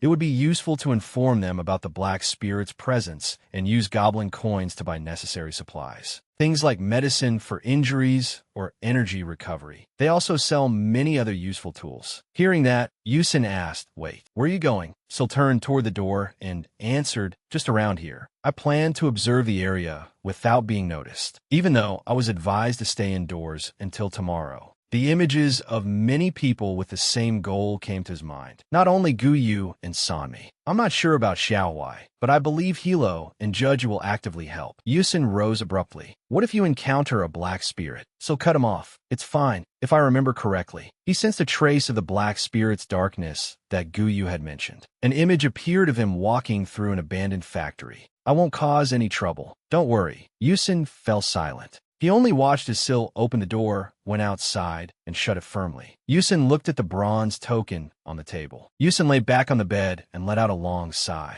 "This is giving me a headache. I can't keep up with what is happening here. What should I do now?" It felt like he was trapped in a difficult situation. The image of a chessboard appeared, one piece glowing. Yusin continued thinking. All he could do was, he held the bronze token close to his face, exhaled, and sat up. Holding it out before him, he said, I summon you. Blue streams of light appeared around him. In the middle of the room, the blue light gathered, revealing something that made Yusin narrow his eyes. A blue wind swept the curtains aside. A man appeared and said, I was told that the person using the talisman was a human-goblin hybrid, but you are human. Who are you, and why are you using that talisman? Did you steal it? Yusin fell temporarily silent, overwhelmed. The masked man continued, Answer me. The man exuded an imposing presence. Yusin was a seasoned warrior. Even when Xiao Huai had glared at him with obvious murderous intent, and even before powerful goblins, he had stood firm without panic. But this man was different. I'm a merchant of Yonui. I punish thieves severely. The power Yusin sensed from him was certainly human, yet it far surpassed that of ordinary mortals.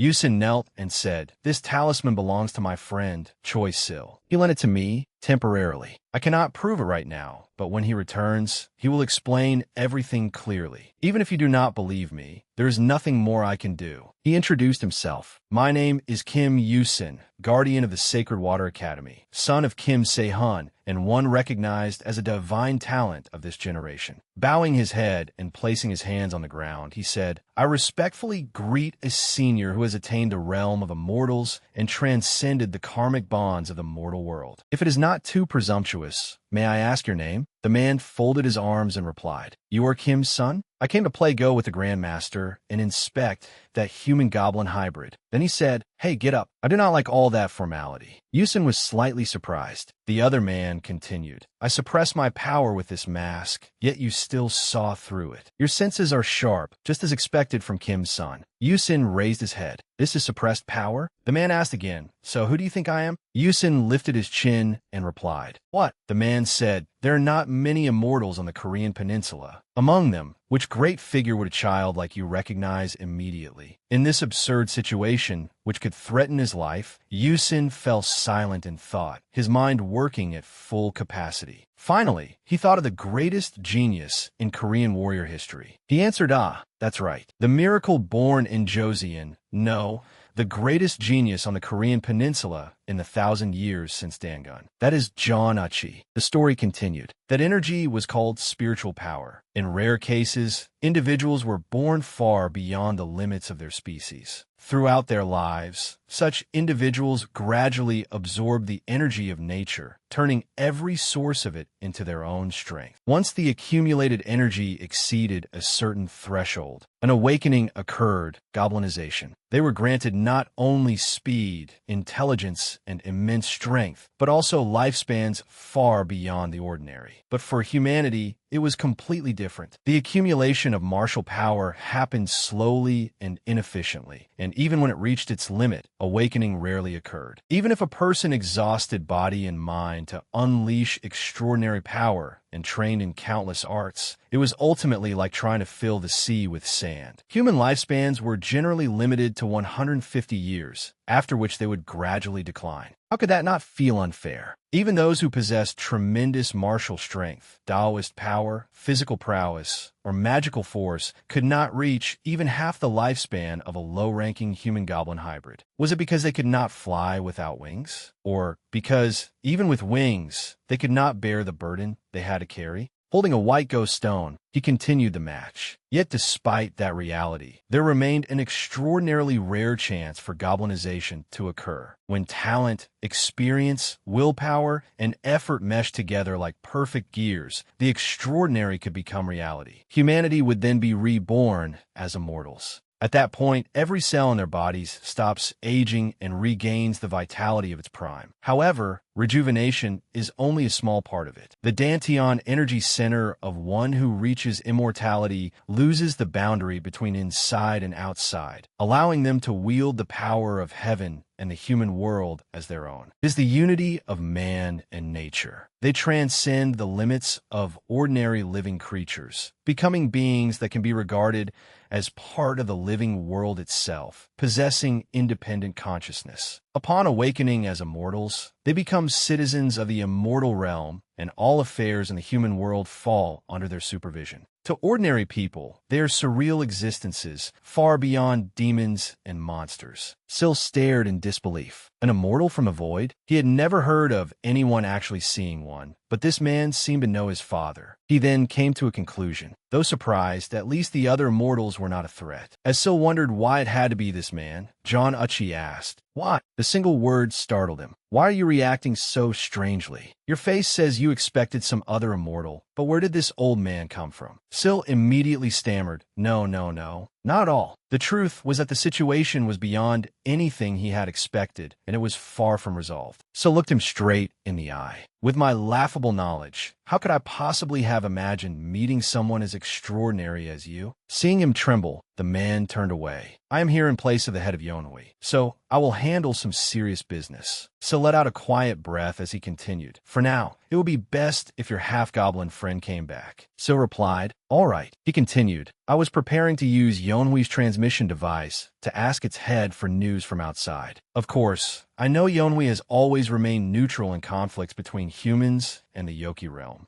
But he paused. "The appearance of black spirits has always been considered a shared calamity, so I did not think asking them to relay information would be inappropriate." The man froze. "What did you just say? Black spirits?" Syl thought that the statement ought to have been shocking, at least. Yet after hearing it, the man had not even blinked. As Syl lost himself in thought, he realized that, to an immortal, the problems of the lower realms were nothing more than trivial matters. "Hey," the man called. The darkness surrounding him made Syl flinch. "Are you serious? Then haven't we been completely fooled?" Hearing Syl's stammering voice, the man said, "No. However you look at it, you people have been led around by the nose, haven't you? You said there are 2 black spirits." Turning around, he continued, "In the 3rd year of Yangzhou, when I was still alive, I had to hunt a black spirit that had escaped from the Ming dynasty. It was quite a mess having to capture it together with Wadam." Syl went pale when he was asked, "What are you going to do?" The world was already chaotic, and this time it has reached a whole new level. Suddenly glad that he was an immortal, Syl thought, "What the hell is this man?" Syl retorted, "To be honest, I do not know what to do right now, but I will do everything I can." The man sighed. "Well, that is all you can say, I suppose. I do not particularly want to say this, but honestly, you are not capable of resolving this matter." Then he continued, "You are not entirely useless, but you are not much better." Syl's face turned pale, though he could partly understand the immortal's perspective. He was shaken when the man added, "Ah, but if I intervened, things would be different." Syl asked in surprise, "Will you help me?" The man flatly refused. "Of course not." As Syl fell silent, he explained, "If you are a guardian, then you should know the law that forbids us from probing the secrets of the world." He elaborated, "Those like me, immortals, cannot interfere with ordinary humans or goblins like you. Direct assistance is strictly forbidden. Even sharing information that could have an influence is prohibited." He continued, "With just a fraction of my power, those black spirits would be finished. But the force used to defeat them could produce countless unforeseen consequences." His warning painted a clear picture. One mistake could cause something even worse than the black spirit's attempt to drag the world into ruin.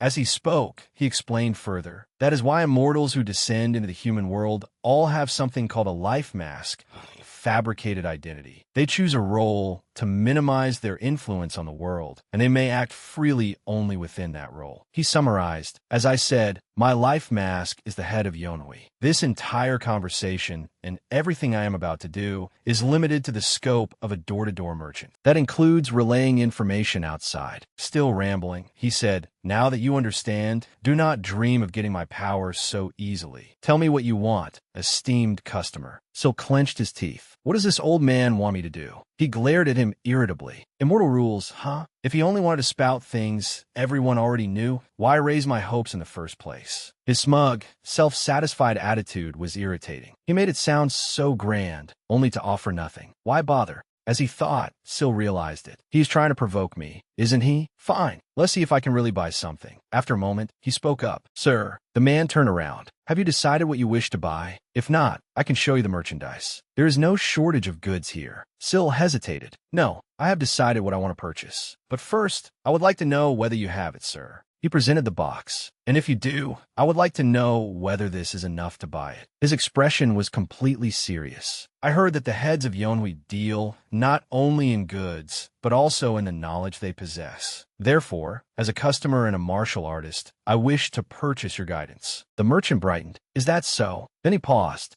Well, that is quite a clever approach. But the guidance of an immortal is not normally something one can buy from Yonhui. He went on rambling. Still, if you think about it differently, each head receives different information. And it would not be right to refuse a customer merely because I am an immortal. Then he smiled brightly. Fine, this is a first, but if the customer wishes it, I will oblige. As long as the payment is sufficient, I will do my utmost. Sil stammered his thanks, delighted. Goodness, I do not know how much I put in there, but I hope it is enough. Suddenly, the man said, Hey, wait a moment. He continued, Why are you in such a hurry to spend money? I can teach you something worth the payment, but you are not short on money, are you? You inherited the Sacred Water Academy. After all, patting his small chest, he said, I trust you have plenty of money, so there is no need to rush. You can receive the goods first and pay afterward. Yet his words remained threatening. I'm not being pessimistic, but if you cannot pay, you can write an IOU, right? Sil trembled. Of course. The man replied, Good. He pondered. Now then, what should I teach you? Sil hesitated. Sir, can someone other than me receive this lesson? The man looked puzzled. What? If not you, then who? Sil answered, My half-goblin friend whom I mentioned earlier. He will be coming out soon.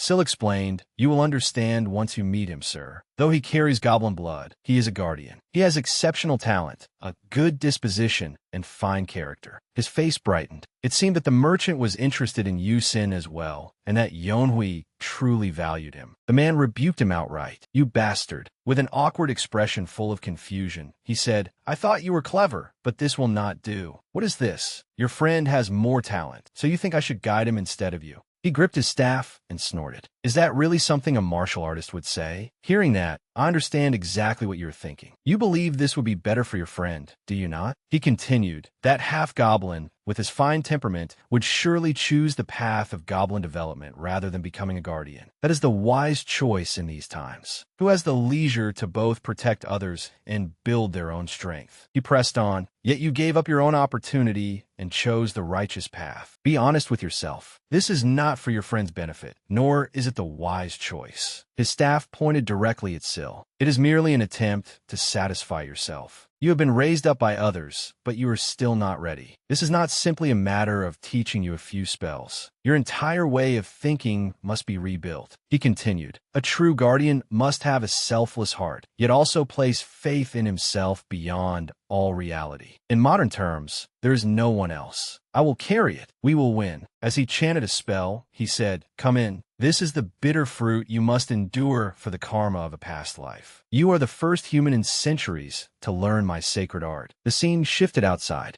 Sil leaped through the window, panting, and slowly stepped into the room. As he walked, he looked around. Surprisingly, there were no guards or surveillance nearby. I see. Remembering the building, he thought, there is a powerful barrier around it that prevents anyone from leaving. I could probably escape, but it would raise the alarm. I can only move quietly inside the building. He concluded, based on my earlier inspection, the first floor has female attendants, but I have not checked the third floor yet. Scanning his surroundings, he found no unusual energy for now. There was no one upstairs, nor were there any sounds from the attendants. Then I will be going. Sil watched the attendant, and when she had gone far away, he carefully checked his surroundings and approached the mysterious room. He continued to think, someone must be in here, but I cannot sense their presence. He hesitated, peered inside, and realized that it would not be easy. What should I do? Knock first? Then he directly pushed the door open. Before him stood a woman in a pink robe, her clothing revealing an excessively ample chest. You looked startled, her lips parting as if to say, that friend. In an instant, a familiar feeling crossed his mind. A memory rushed back. The old school stood before him, and someone called from behind, Sil. He turned around instinctively. You called out awkwardly. Do you not remember me? I am you, a second-year student. We were in the same club. We met once before, remember? Sil thought, what club was it again? I barely attended school during the first semester. Seeing him think, Yu hurriedly said, Yusin has not been coming to school lately. You two are very close, right? Did something happen? Sil replied, it is probably a family matter. Around this time, his family usually returns to their hometown for about 10 days to hold ancestral rites. Yu was surprised, repeating each word. Ancestral rites? I see. Then until next Friday, before she could finish, Sil cut in, yes, he will probably return on Wednesday. After saying that, Yu turned away. Still looking back, she waved goodbye to Sil. Thank you. Sil was suddenly struck by a thought. But next Friday is Yusin's birthday. I do not know how she knows, but Yusin follows the lunar calendar for his birthday. I have never seen anyone celebrate it that way. He imagined having to apologize to Yusin over and over, only for Yusin to become angry over the invasion of his privacy. It would be better not to tell him. Yusin does not like others discussing personal matters. Watching you disappear into the distance, Sil thought, since high school, this makes 6 people, and the first semester is not even halfway over. Having been Yusin's friend for about 4 years, Sil had encountered this many times. He thought it was absurd, but a quiet instinct told him to recognize the other person's opening. Sil saw an opportunity. A voice rang out. He is injured and resting. I came to greet you on Yusin's behalf.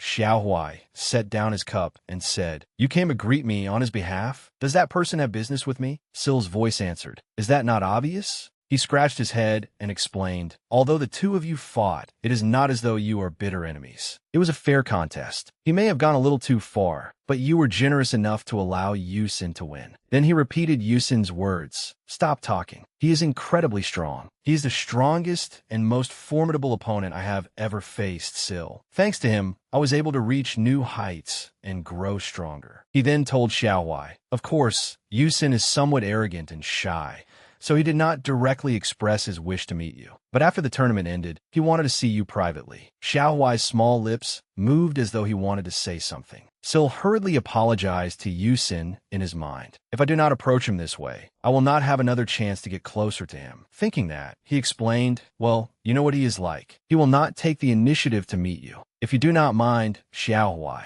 I can bring him here. Xiaohuai pulled a lock of hair, his voice firm. I know that is not the real reason you came to see me. His voice rang clearly. If you want me to listen to your story, it seems this approach has failed. His words struck directly at Sil's weak point, making him think, I am doomed. Something vanished, leaving the atmosphere strangely empty. A beautiful sight unfolded as Xiaohuai soaked in the warm water at his feet, looking utterly noble. Sil stood there with beads of sweat on his cheeks. Xiaohuai spoke again. Tonight's dinner was not bad. Then he said with disappointment, but it seems the underwater folk do not know how to make good wine. This is fruit wine from Flower Fruit Mountain. It is not precious merely because it has been aged for 50 years. Tonight is not a night for getting drunk, so this is enough. Inside the bedroom, an ink wash painting fan floated in midair, displaying a misty scene of hills and mountains. The view gradually became clearer, as though they had stepped into a real world. It was a vibrant landscape, with a house nestled beneath the moonlit mountain. Yusin looked at the scene and said, this view is not bad, is it? Sunlight shone down, making the river sparkle. Yusin's voice echoed within it. If you stare at it constantly, you might grow tired of it, but it is perfect for occasional fishing and relaxation. He slowly asked, is this where immortals reside? From behind him, the Yonhui merchant answered, no. I do not know what you imagine that place to be like, but it cannot compare to this. He explained that this was a space he had personally created. It might be somewhat crude compared to reality, but it was very convenient for manipulating everything as he pleased. Yusin appeared thoughtful. He created this place himself? The thought continued. The wind blew, carrying the scent of water as natural energy filled the air. This was on an entirely different level from illusions or incomplete spaces. Everything had been created through magic, yet this was a real world. Yusin turned to look at him, still thinking, I had only heard of immortals before, but I never imagined they could do something so extraordinary. Suddenly, the Yonhui merchant said, now you must make a choice. He continued, the principle I am about to impart to you has already been decided. The question now is how you will understand and absorb it. Yusin quietly muttered a few words, and the man replied, I will not teach you incorrectly. If the result is unsatisfactory, it will be entirely your responsibility. The merchant snapped his fingers. But with only one night, it may be difficult. Blue skies and white clouds drifted peacefully overhead. Suddenly, morning turned to night. Yusin looked up at the moon shining overhead, visibly surprised. The Yonwi merchant said, "Do not be surprised. I told you already. I can manipulate everything as I please." He snapped his fingers. "The flow of time here is under my control. I can make it pass faster or slower than in the real world. I just change day into night. If time truly sped up or slowed down, you would not even realize it, at least not until you left this place." Yusin's mouth fell open, but the man was not finished. "Of course, even if time passes faster here than in reality, it would be meaningless to you if 1 minute here equaled 1 hour outside. You have only about 12 minutes left." Then he seemed to consider something. "I am thinking of slowing time down instead. In that case, 1 hour outside would become roughly a month here. You would have about a year here before morning." The Yonwi merchant continued, presenting the issue. "But naturally, you will have to sacrifice that much of your lifespan in return." Yusin replied, "That is of course. If you do that, I am willing to accept it." The man raised a thumb, signaling him to listen before agreeing. "The lifespan you lose is not merely the 1 year spent here," he warned. "Simply experiencing slowed time here places an excessive burden on an ordinary human body. For every month you spend here, roughly 1 year of your lifespan will be drained. If you remain here for a year, you will lose about 12 years of your life." Yusin could only stand there and listen blankly as the man continued speaking. "Though 1 month for 1 year is only an estimate, you may lose even more than that. It is unlikely that you would lose less. At least you will not die immediately. You will simply have fewer days left to live." The Yonwi merchant's words made Yusin hesitate. To lose a year of life in exchange for 12 months, even I think that is a little expensive. How much can a person truly grow in only 1 year?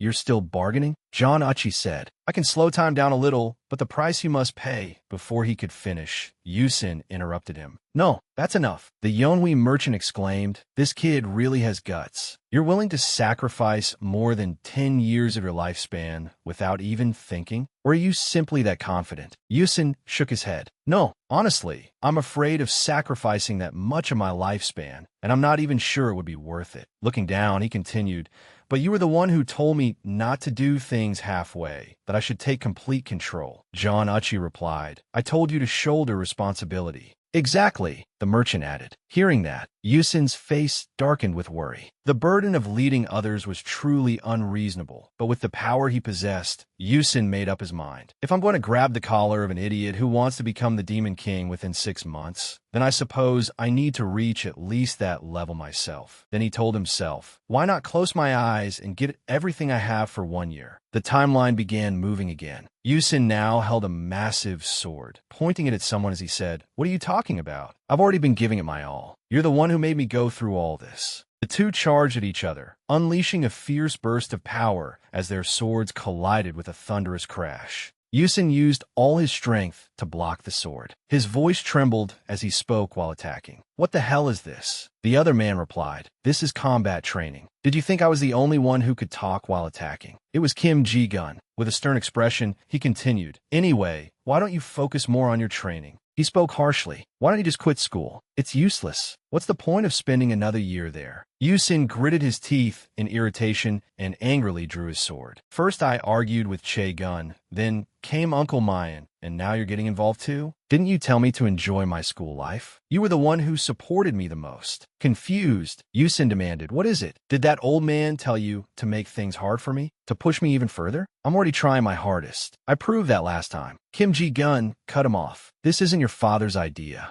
Kim Ji-gun frowned. "I'm saying this because I've seen enough and can't just sit still. You could try harder. You can run farther. You already know that, don't you? Kids your age are out there desperately risking their lives." His words left Yusin deep in thought. "Can't you at least try half as hard as they do? Just for the next year?" Yusin hesitated. "All right." Suddenly, Yusin gripped his sword and rushed toward him, catching Kim Ji-gun off guard. He swung with all his might, but Kim Ji-gun still blocked it. Kim Ji-gun responded calmly, "Even if you try harder, not much will change. You can't kill every monster in the world." Yusin thought that all he would gain was becoming someone that old man could be proud of, and he truly hated that idea. The power in Yusin's sword was gradually drawn out by Kim Ji-gun. Yusin quickly lowered his blade. Kim Ji-gun did not feel overwhelmed at all. From the beginning, that attack had only been meant to adjust the distance and strength. As he glanced at Yusin's toned abdomen, a thought flashed through his mind. But Yusin suddenly drove his foot hard into Kim Ji-gun's face and shouted, "You fell for it." The air grew heavy, and the room seemed to heat up. "Damn it." The sword in Yusin's hand cracked as it fell. He complained, "You said you would only use energy to defend and fight barehanded." Then Yusin added, "I suppose you're going to justify it by saying I need real combat experience. Who keeps promises in a fight, right?" Kim Ji-gun merely replied, "Oh, how did you know?" "You're exactly right." After the surprise blow, Yusin sat there in a daze with blood streaming from his nose. Anyone who fights under restrictions or conditions is one of two types, Kim Ji-gun continued. Either they use them to stab you in the back, or they're fools. His expression became serious as he pointed something out. "Forget that. What was that move you just used? Did someone teach you martial arts?" His words made Yusin ask again. "What?" Kim Ji-gun recalled the exchange. "The motion before you kicked me in the face, when you redirected your blade." Yusin said, "Oh, I thought you meant something else." Still dizzy, he lowered his head. "I recently read a manga with a similar technique. The author's explanation was ridiculous, but I thought that if I adjusted the stance of the demon-resisting attack a little, it might work. I just tried something I came up with on my own." Kim Ji-gun exclaimed, "You came up with that yourself?" Yusin groaned. "Oh, here we go again. Don't focus on trivial things like that." He admitted, "It only worked because this was a sparring match. In a real fight, it would only work if the opponent were weak. If you had fought seriously, wouldn't the result have been the same as before?" Kim Ji-gun hesitated in response. Yusin immediately said, "Enough. I know what you're going to say." Yusin turned away slightly, then glanced back and spoke. "You'll say effort and talent are the most important things, that I just need to try a little harder. Anyone want to hear that? I understand that you're worried about me, but it's fine. I don't want to climb any higher." Yusin lowered his eyes in silence and thought to himself, "Back then, I laughed at what Uncle said, not just because I was going through a rebellious phase, but because I never truly believed I had any exceptional talent." Remembering how diligently he had trained as a child, he thought, "I assumed I was treated specially only because I was that old man's son,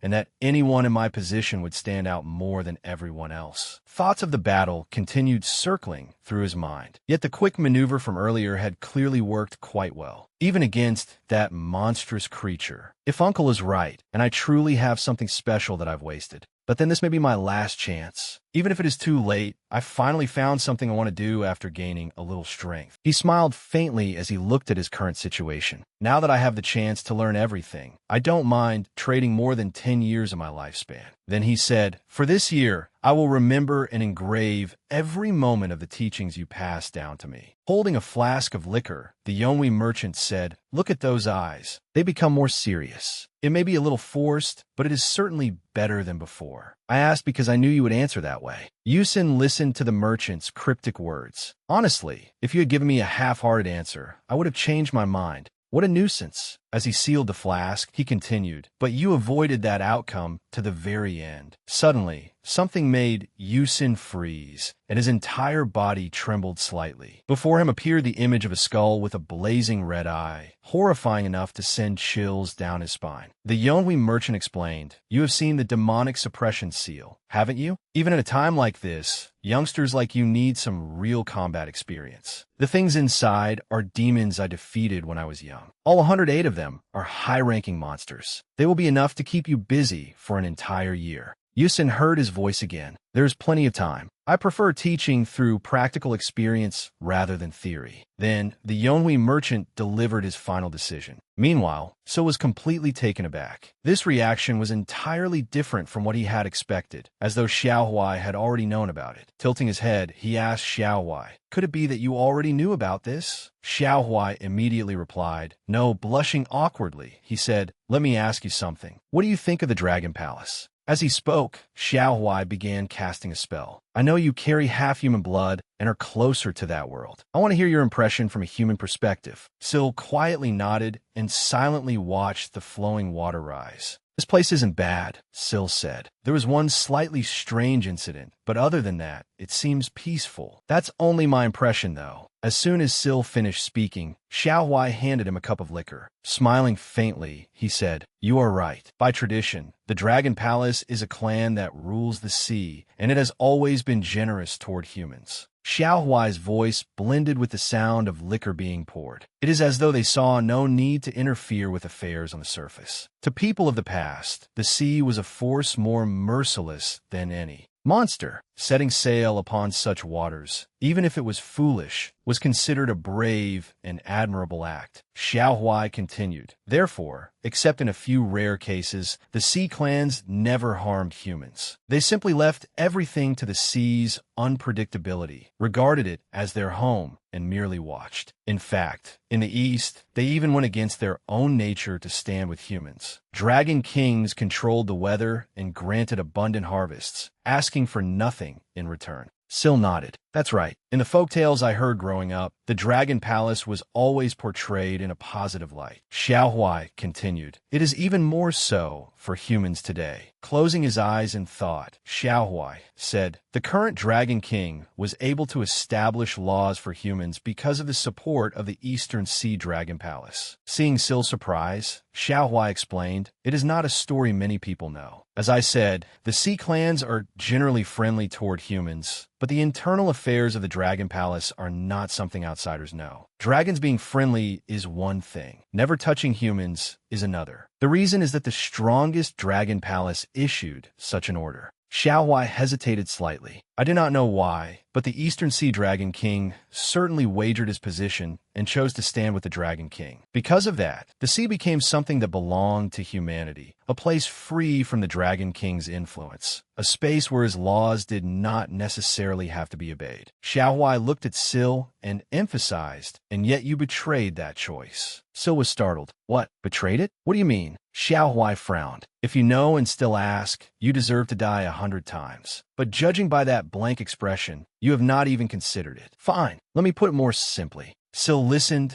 as Xiao Huai asked, how clean do you think the sea was 666 years ago compared to now? You know how serious it is, yet you still close your eyes and ignore it. Syl fell silent. Somewhat disappointed, Xiao Huai said, see, any human with half a brain knows the current state of pollution. You humans are ungrateful children of the sea. Xiao Huai raised his head to look at Syl, his voice mocking. Of course, the sea is not the only thing you treat this way. You do not treat the rest of nature very well either. But the sea is entirely different. Do you know why? Syl did not answer. Xiao Huai continued, because those who live in the sea have been good to humans. But the other members of the Dragon Palace are different. Most of the Eastern Sea Dragon Palace's high officials harbor dissatisfaction toward the Dragon King. Except for those who follow his will as if it were their lives, they have endured and obeyed those laws for 666 years, laws they could abandon at any time. The reason they have not rebelled is the clear difference in power. The current Eastern Sea Dragon Palace is one of the strongest dragon palaces in history. Even if the dissatisfied factions joined forces, they would be no match for him. Xiao Huai reflected, then concluded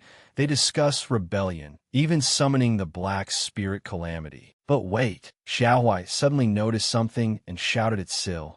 What are you doing? Confused, Syl asked what? Xiao Huai pointed at the cup in front of him. I'm talking about the drink in front of you. Why aren't you drinking it? Xiao Huai flew into a rage, and tension filled the air. You have some nerve, refusing the drink I poured for you right in front of me. Syl panicked. No, that's not it. He stammered an explanation to the sea lion. It's just that I'm only 17. I'm not allowed to drink alcohol, and I don't know how to drink. Xiao Huai gritted his teeth. You're using your age as an excuse. Ignoring Syl's excuses, Xiao Huai moved closer and warned him, stressing every word as he stared directly at him. When an elder offers you a drink, you stay silent and drink it. That is the rule in the East. Syl became even more flustered, realizing there was no room to argue. Syl's drinking experience could be counted on one hand, and every one of those few experiences had been unpleasant. There were only very limited kinds and strengths of alcohol that he could drink without becoming dizzy. Now, he hesitated to drink. It looked far too strong. Even from a distance, the smell of alcohol lingered in the air, though the fragrance itself was quite pleasant. So cautiously glanced at Xiao Huai to gauge the situation.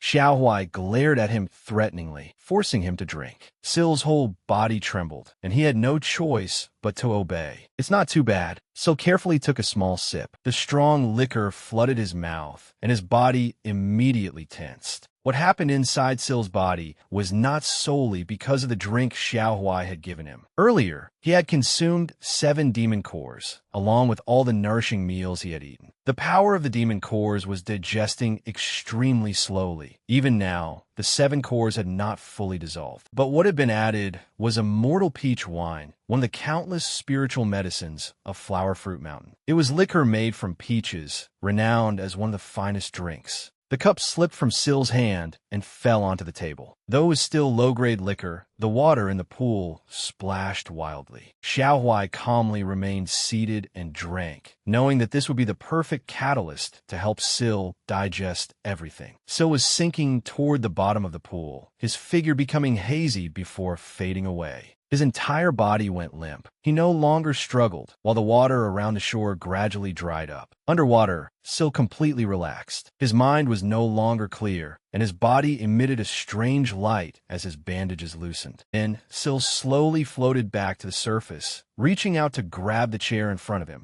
Seeing this, Xiaohui said, "Just as I expected. It seems you swallowed many things without being able to digest them properly." After looking Sil over, he explained, "I could tell the moment I saw you. Your energy is quite strong, yet your outward appearance is terribly worn down." Xiaohui frowned in thought, "But you reacted so quickly. I suppose it is because of the energy of the enemies you defeated." He asked, "Did you eat anything else?" Hearing that, Sil stared blankly. "What? No, I didn't." This only made Xiaohui more puzzled. "You do not even know? They call you an honored guest. But did someone in the Dragon Palace give you such precious medicine? Or did someone else give it to you?" He pursed his lips. "Whatever. He is lucky." Sil spoke awkwardly. Does what I just drank have some special effect?" Growing more confident, he added, "I have taken medicine before, but this feels completely different. I feel stronger." Sil honestly explained, "Before, it felt like drinking an energy drink or coffee. Now, it feels like I had a full meal and then slept. It feels wonderful." Feeling the strength within him, Sil gratefully said, "Thank you so much. At this rate, I think I can fight at full strength in the tournament." Xiaohui replied indifferently, "You are far too confident. It is merely a decent drink. If you had drunk genuine immortal peach wine from Flower Fruit Mountain, saying thank you would not be enough to repay me." He changed his tone. "Still, even this drink is rare. Most others have never tasted it in their entire lives. You should prepare yourself well for tomorrow's 8 blood tournament. Even if you give it your all, the outcome may not change." Xiaohui drank, his cheeks slightly flushed as he recalled the past. "Consider this an apology, a way for me to make up for what happened when we first met a week ago." Hearing that, Sil suddenly remembered. Sil clicked his tongue and laughed. "Back then, I interfered in that fight for no reason, so let's call it even." Xiaohui continued seriously, "I'm also glad to see that you recovered faster than expected. Now we have more time." Sil brushed a few strands of hair aside. "I'm not sleepy, but there's nothing else I can do, so I'll rest for a while." But Xiaohui immediately interrupted him. "Do not talk nonsense." Staring at Sil, he said, "You will stay with me until morning." It was already deep into the night, with the moon hanging high overhead. A long night passed, and the sky gradually brightened in the distance. Sil walked along while holding his face and sighing. That was exhausting. Of course, it was 1,000 times better than sitting around doing nothing, but mentally, I'm completely drained. Sil then cracked open the door and called out. Yusin entered with a smile. "You're awake? Look at me. It seems I won't need a haircut after all." The moment they saw each other, both froze. Yusin widened his eyes and asked Sil, "Why are you looking at me like that? What's with that buzz cut?" Sil was completely clueless about what was happening. He tried to focus and understand the situation before him, considered every possibility, and immediately prepared himself for battle. Once he understood the situation and finished preparing, Sil shouted, "What did you do to my friend? Show your true form." Yusin snapped, "Are you serious?" Pointing to himself, he insisted, "It's me." "Really?" Then he added, "What, do you need proof? Your name is Choi Sil. Your birthday is November 21st. You live with your mother, and your favorite food is Jackie, right?"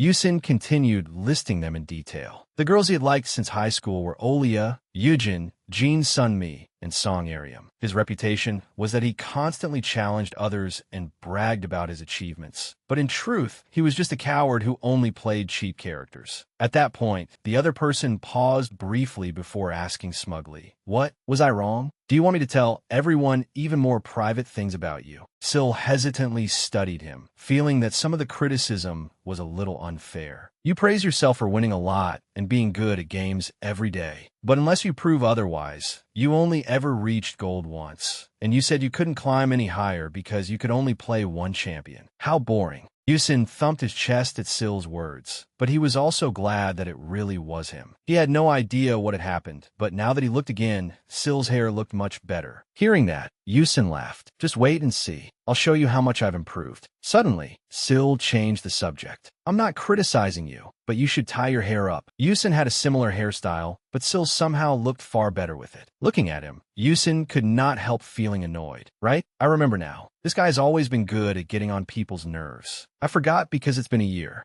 Just then, someone entered and called out, "You're both awake already?" It was Ubogun. She smiled softly. "I hope you rested well. The banquet will begin shortly, so I came to escort you to the banquet hall where the main event will take place. If either of you feels unwell or wishes to withdraw." But Syl firmly cut her off. "No." Sunlight shone down on the magnificent, luxurious manor, with rows of shady poplar trees standing before its gates. The crates were neatly arranged, while servants stood nearby awaiting their assignments. The stern-faced middle-aged woman was Red Lotus, Jang Heidan steward. Holding a ledger as she supervised the servants, she said, "As you all know, this new shipment is not only rare, but also extensive." According to Red Lotus, the crates at the entrance of the manor even contained medicinal ingredients. With the upcoming banquet to prepare for, it was essential that every item be stored properly. Red Lotus sternly instructed the servants. There must be absolutely no mistakes. Everyone must focus on managing the work assigned to them. They lowered their heads and clasped their hands. "Yes, steward." But just then, a refined yet teasing voice shattered the tense atmosphere as someone approached. Hey, don't make things so tense. So what if a few dishes spoil? If eating spoiled food kills you, what kind of person does that make you?" Red Lotus recognized him and hurriedly greeted him. "Oh, Elder." He gave her a friendly wave. "It's been a while." Red Lotus bowed respectfully. "I was informed that you arrived last night. I intended to come greet you, but..." The Elder's voice remained gentle. "You couldn't find me, could you? Last night, I went to pay a visit to a nobleman." Red Lotus was stunned, her eyes widening at the news. "Actually, I went to see that famous half-demon, but he never showed up all night. He hid behind his mask," the Elder added leisurely. "Even so, I managed to clean him out completely." Then he joked, "It's like playing a game. Starting at a low level and leveling up is the fun part. Watching your stats shoot up is truly addictive." Then he asked the steward, "Where is Murian? We were supposed to have lunch together, but he isn't in his room." Red Lotus lowered her gaze slightly. "He is receiving a guest at the guest house." Hearing that, the Elder irritably turned away. "How rude. This will not do." Red Lotus hurriedly called after him, "Oh, Elder." Even Murian could not act otherwise because of that guest. The Elder stopped and replied calmly, "I know. Someone barges in unannounced and demands to be treated as usual. He obviously means no good. He probably came only to freeload." He did not let Red Lotus say anything further. "In any case, I am a steward here as well. If a troublesome person like that shows up, it is my responsibility to handle him, isn't it?" Beneath the evening light, the imposing manor stood tall. The silent, tightly shut wooden doors were suddenly disturbed by a swift hand. The Elder burst in, forcefully shoving the doors open as he shouted, "Where is this foul stench coming from?" His abrupt entrance startled everyone. "What is this, Murian? You're in here." He entered the room with his hands clasped behind his back, speaking as he walked. "Hey, if you bring something that reeks into a room, you should at least give notice. I just walked in, and it feels like my nose is being attacked." As soon as he finished speaking, the Elder threw open the window, revealing a vast view of layered mountain ranges. The sprawling scenery made him exclaim, "What a beautiful view!" Ventilation really is important. The masked man's expression remained unreadable as he coldly continued, "Isn't that right? Especially when there is such an awful smell." Then he turned his eyes toward the man seated properly across from him. Wait, isn't that Man Choi? If you were coming, you should have told us in advance. At least then I could have burned some incense before you arrived. Man Choi listened to the insults as the elder continued without pause, looking at him with open distaste. What brings you here? You do not care at all about the children here. You have always said it was ridiculous for them to try pretending to be human. The elder darkly condemned Man Choi's actions, yet Man Choi obediently accepted the offerings and the respect shown to him. He merely replied,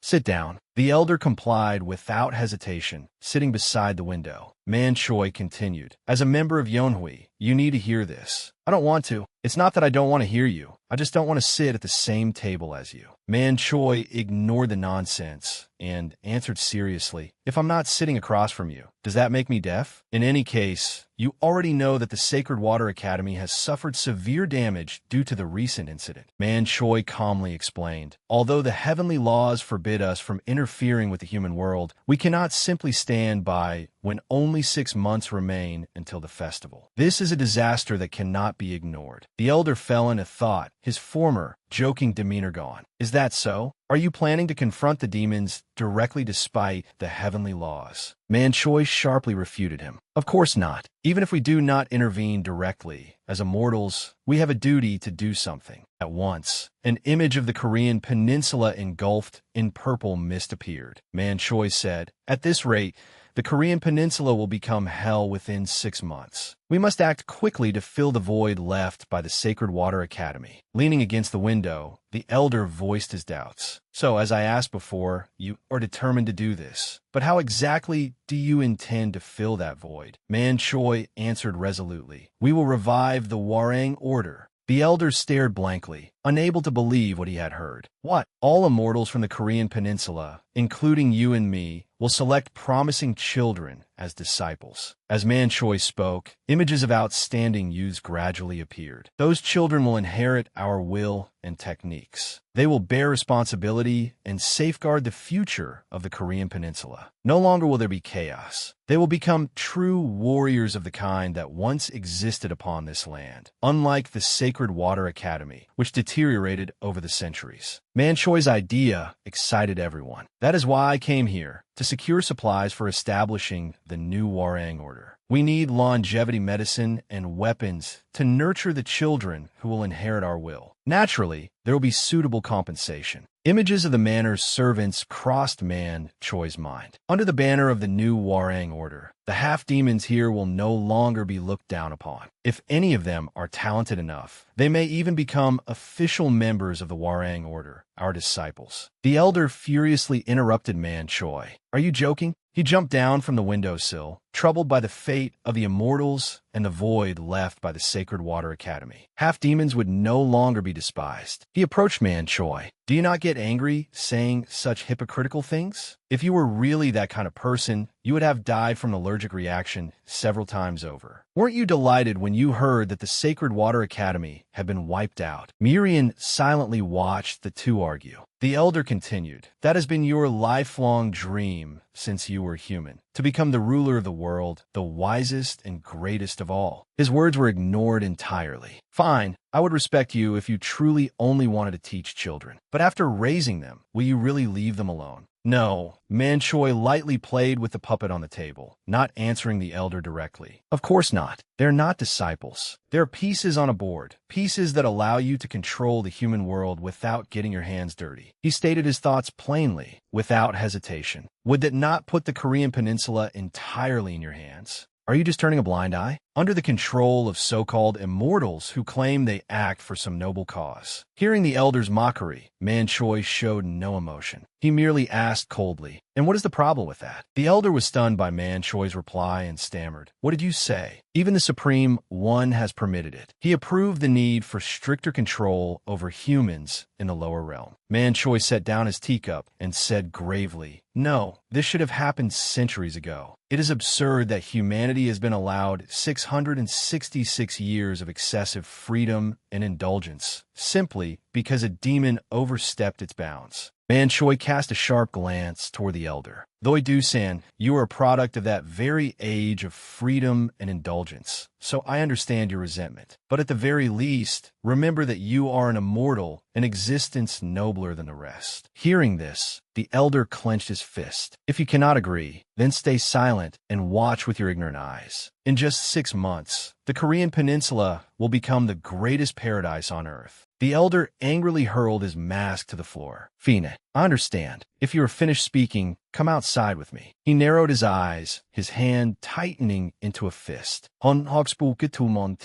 It seems my very limited patience has reached its limit, so let us settle this outside, you filthy old man. Sunlight streamed over the clear blue sea, while schools of fish swam merrily through the ocean depths. The grand hall of the Eastern Sea Dragon Palace was the palace of pure harmony, its magnificent banquet hall. Within that magnificent yet silent palace, a figure clad in white slowly entered. The person lightly raised a hand to her mouth and cleared her throat as though preparing to speak. My name is Solon. As today's host, I hope you are satisfied with breakfast. To add excitement to the martial arts tournament about to begin, I have been entrusted with the honor of serving as your announcer. Seated above us is the master of this palace, with Princess Mira beside him. As for me, I am merely a humble servant of the princess. Everyone seemed drawn in by the young woman's every word. Thanks to my modest gift for speaking and my knowledge of martial arts, I've been granted this honor. Solon unfolded her fan and said with a smile, however, I fear our honored guests are not very interested in this part, so let us get straight to the point. The opening match of the finals is about to begin. The moment she finished, 2 dark figures dropped from above in the direction of Solon's fan. Solon smiled as she introduced them. First, allow me to present an especially remarkable matchup. Even among this tournament's finest contestants, they stand out. A fierce, noble warrior from the Korean peninsula and a goblin descendant who has returned after centuries.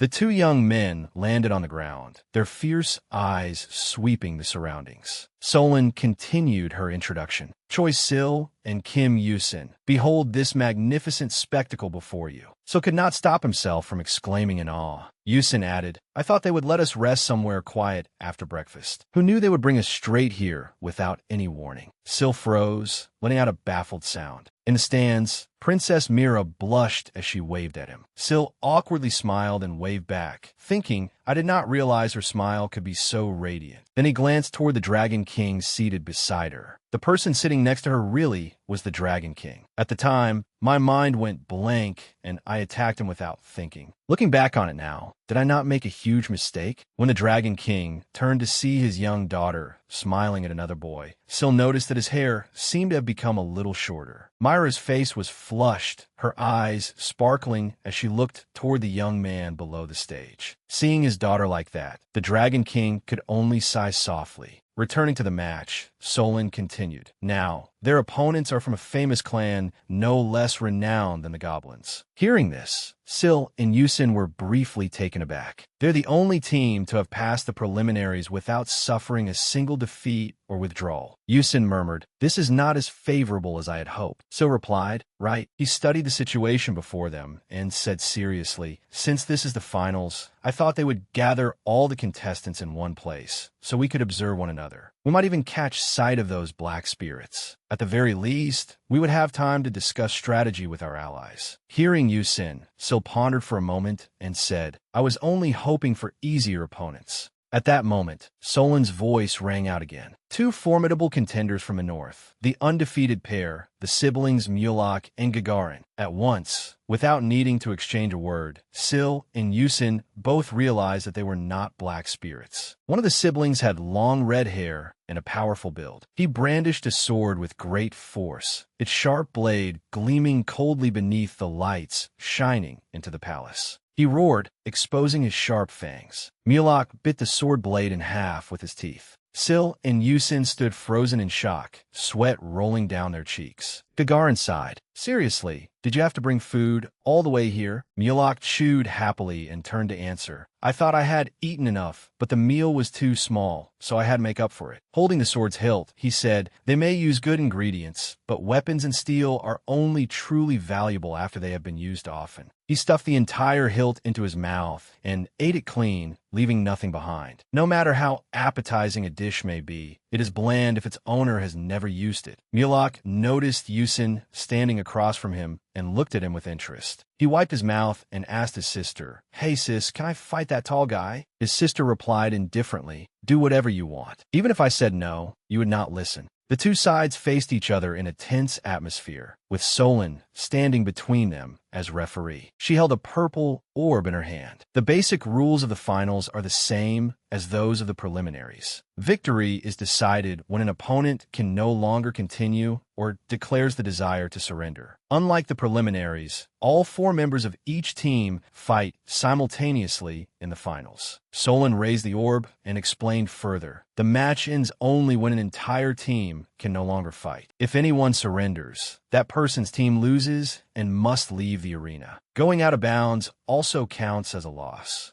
Sil felt somewhat awkward upon hearing the rules. At that moment, the purple orb in Solon's hand began to shine and floated into the air. So that is how it is. Solon threw the orb. It fell, and purple light spread everywhere, signaling that the first match of the finals was beginning now. An arena appeared in the heart of the underwater palace, and the 4 fighters leaped down from their positions at once. Sil and Yusin stood side by side. Sil looked around and wondered, so this is what out of bounds means. The arena was truly enormous, many times larger than the preliminary arena. Yusin narrowed his eyes tensely and asked Sil, "So what is the plan? You can feel it too, right?" These two are completely different from the monsters in the preliminaries. Both of them are at least spirit class. A pair of red boots landed on the ground. Yusin said, "Especially that woman. Look at the spiritual energy radiating from her entire body now that she has taken off her cloak." Yusin looked at Sil. "If this were yesterday, there's a high chance we would lose, even fighting her together." Beside Yusin, black and red light erupted. Sil said coldly, "But I am different from yesterday. I can handle this easily now." Sil launched his attack, lowering his center of gravity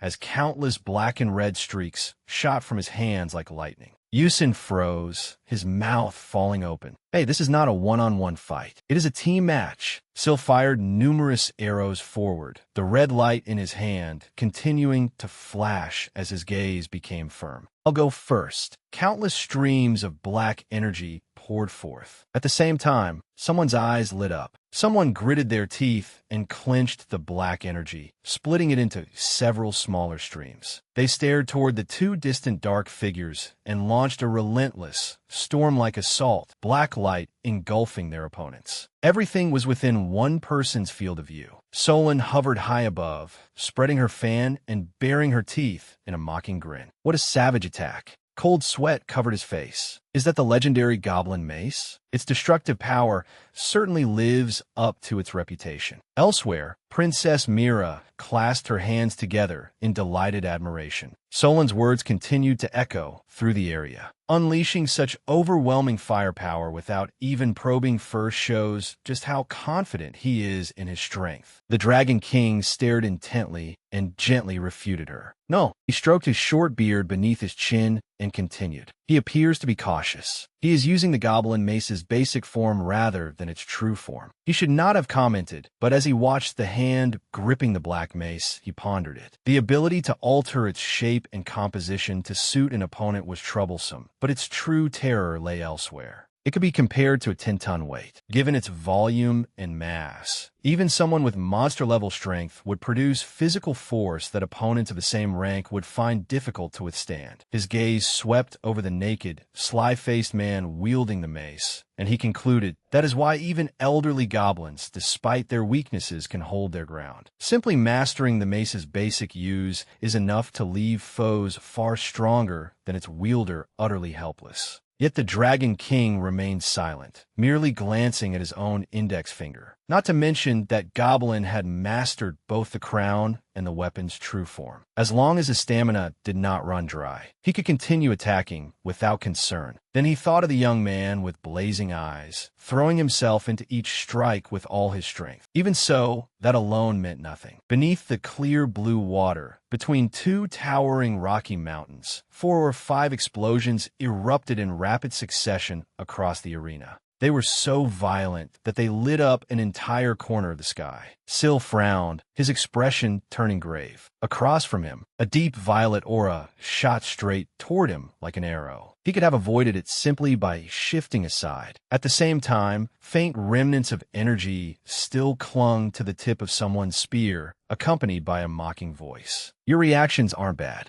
After a moment, Mulak parted his lips and continued. "That level of attack would have been enough to take down any weakling I met in the preliminaries." Naturally, he raised his spear and charged forward, preparing to strike. Then he added, "But that was only in the preliminaries." Syl remained fully focused. A chill ran through him, and cold sweat streamed down his body. Meanwhile, Mulak darted forward at lightning speed, staff in hand, but Syl still slipped past him. His nimble footwork evaded every strike. A moment later, Mulak coldly slammed his weapon into the ground. His face was utterly expressionless, his stance deep and steady. He immediately employed a weapon-destroying technique alongside evasive movements. Recalling how his opponent had casually shifted aside to dodge, he carefully adjusted his first attack to make Syl think he could defend and counterattack. He thought again of Syl's serious, focused expression and the way Syl had used his mace to block the violet aura. If Syl attempted to defend or attack, the second strike would hit him head-on. Mulak stepped 1 foot back, pointed his spear forward, and spoke. "Not bad. Still, it's a little disappointing. It would have been much more interesting if you were a blade user." Syl's eyes revealed both anxiety and fear as cold sweat continued to pour down him. He faced the fierce assault as violet energy surged toward him. Yet Syl avoided it with ease. Suddenly, he frowned as though something had caught his attention and cast a quick glance aside. At once, he saw a massive mace right before him. Mulak did not hesitate. The weapon lashed toward him, leaving him frozen in surprise, his mouth falling open involuntarily. For a moment, someone's feet struggled to stay planted. Blood sprayed from one side of Syl's face, but his eyes still blazed as he immediately swung his arm with tremendous force. He clenched his fist. He drove it straight into Gagarin's body and followed it with another punch, leaving her utterly shocked, her mouth hanging open. At the same time, a violet aura pierced through Syl's body. Blood burst forth. Riding that momentum, Gagarin pressed the attack and brought down her mace again. The instant her weapon swept past, a massive explosion erupted. Mulak looked exhausted, drenched in sweat. Something suddenly drew Gagarin's attention, leaving her stunned. Before she could react, Syl closed in from the lingering smoke of the explosion. Without stopping, he unleashed a barrage of strikes across her body. Gagarin clenched her teeth and thought, "Who is this man? His attacks are nothing special. Even without magic, no matter how many times he hits me, I am not in danger of serious injury. What makes no sense is his absurd endurance." She recalled what had just happened as the attacks continued. The first strike was manageable, but her second attack had been intended to finish him with all her strength. And when a massive explosion occurred, she had clearly felt the impact at her fingertips. Looking at his savage, darkened expression and his glowing violet eyes, she wondered, how can he still move as though nothing happened? While the two fighters struggled within the barrier, an announcement sounded from outside. Kong Ha Sung and Choi Sil. The fierce one-on-one battle between the two contestants continues. Solon stood to one side, her sharp teeth visible as sweat gathered on her brow. This truly is a brutal battle, worthy of the main event's prestige and caliber. But why has Yusin disappeared? She looked toward someone with an extremely grave expression. Mulak seems to be waiting from afar rather than intervening in his sister's fight. Meanwhile, Bio also stared ahead, slightly baring his teeth as he thought. The outcome has already been decided. He knitted his brows, his face serious. The goblin, the human, and the starfish warriors on both sides had likely chosen the same approach, to win while suffering the least possible loss of strength. Baekhyun immediately thought of the championship bracket in a tournament involving 8 teams. The finals would all take place on the same day, against carefully selected powerful opponents. A single victory meant nothing. He continued considering the blue and red teams represented on the board. No matter how many powerful enemies one defeated, if one's strength was exhausted, only defeat remained in the end. Moreover, after yesterday's preliminaries, every participant had likely learned this lesson deeply. Baekhyun lowered his eyes and silently pondered. Yet in a battle, even with advantages in both power and technique, it was difficult to avoid being dragged into a prolonged struggle. And the image of a wasp facing a beetle appeared vividly in his mind. The decisive strike needed to defeat an opponent had to be delivered during the probing stage. By considering the beetle's weakness and the wasp's strength, one had to identify the weak point before the enemy recognized it. Then one had to seize the chance and strike directly at that opening to claim victory. He recalled Sill's strike of black energy. Although Choi Sill's earlier attack had made him frown, his face exhausted and mouth slightly open, he had still poured every ounce of strength into that blow, causing a violent explosion. The attack had looked impressive, but it was hollow. Baekhyun maintained his grave expression as sweat continued to run down his face. In the end, it had merely been a feint to buy time for Yusin to hide. It was shameful that even he had briefly lost focus and missed the moment Yusin vanished. He looked again toward Mulak, who was gritting his teeth angrily within the barrier. Those directly involved needed no explanation. That was the source of their predicament. Baekhyun's analysis was perfectly accurate. Mulak's decision was not to intervene directly in his sister's battle. More precisely, he could not interfere because he was fully aware that Yusin was hiding. Wherever Yusin was lurking in the arena, he was waiting to strike at any opening that appeared. They guessed that the two opponents had divided their roles according to their strengths, and Choi Sill's role was clearly to serve as bait and draw attention. Therefore, while keeping their eyes open for the hidden Yusin,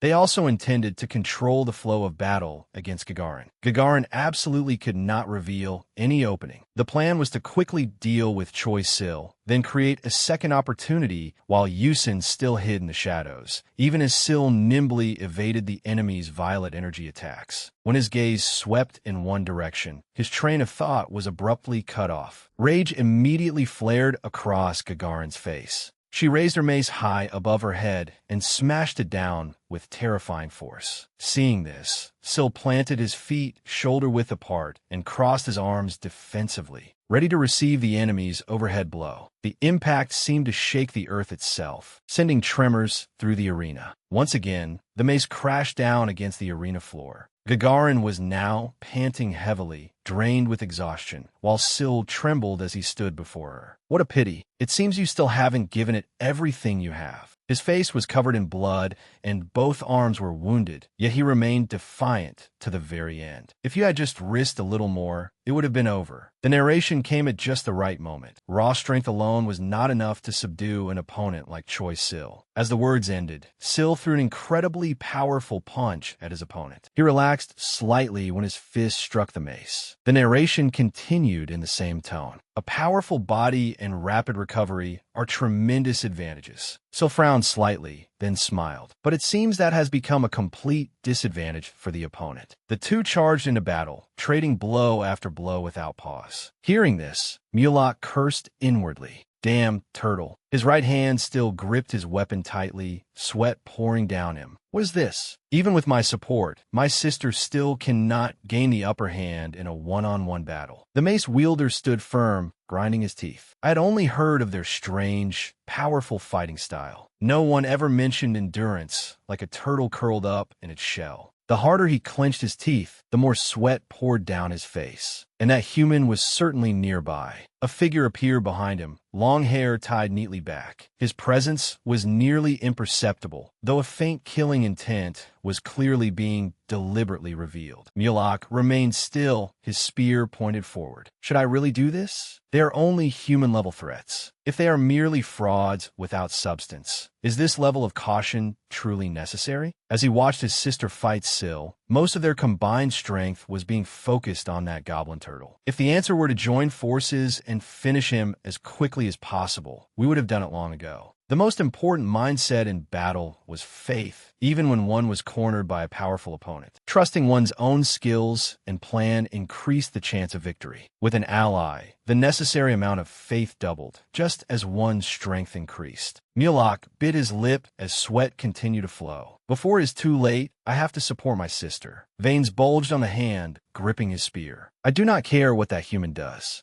He rapidly swept his spearhead forward again and again. His expression remained unmoved. I am the invincible starfish. I can endure any ordinary attack. Suddenly, a young man appeared behind him, turned his head, and asked, "Did you really fall for such a simple trap?" What followed was the final judgment. Yusin landed behind Mulak and slashed downward with a sharp movement of his hand. It was final slash. His face was calm, as if this were routine. Even in a moment of distraction, I hope you do not rely solely on your toughness. Yusin curled 4 fingers tightly. A cold voice rang out. I'm not an idiot. There is no way a starfish could be defeated that easily. With a sigh, he continued. Mulak closed his eyes and slowly collapsed without looking at his opponent. I repeatedly gave you hints through my killing intent so that you would remain alert, yet somehow you ignored every one of them. Yusin swept his gaze over the scene and called out, Choi Sil, you're going to boast that you made me follow your orders, aren't you?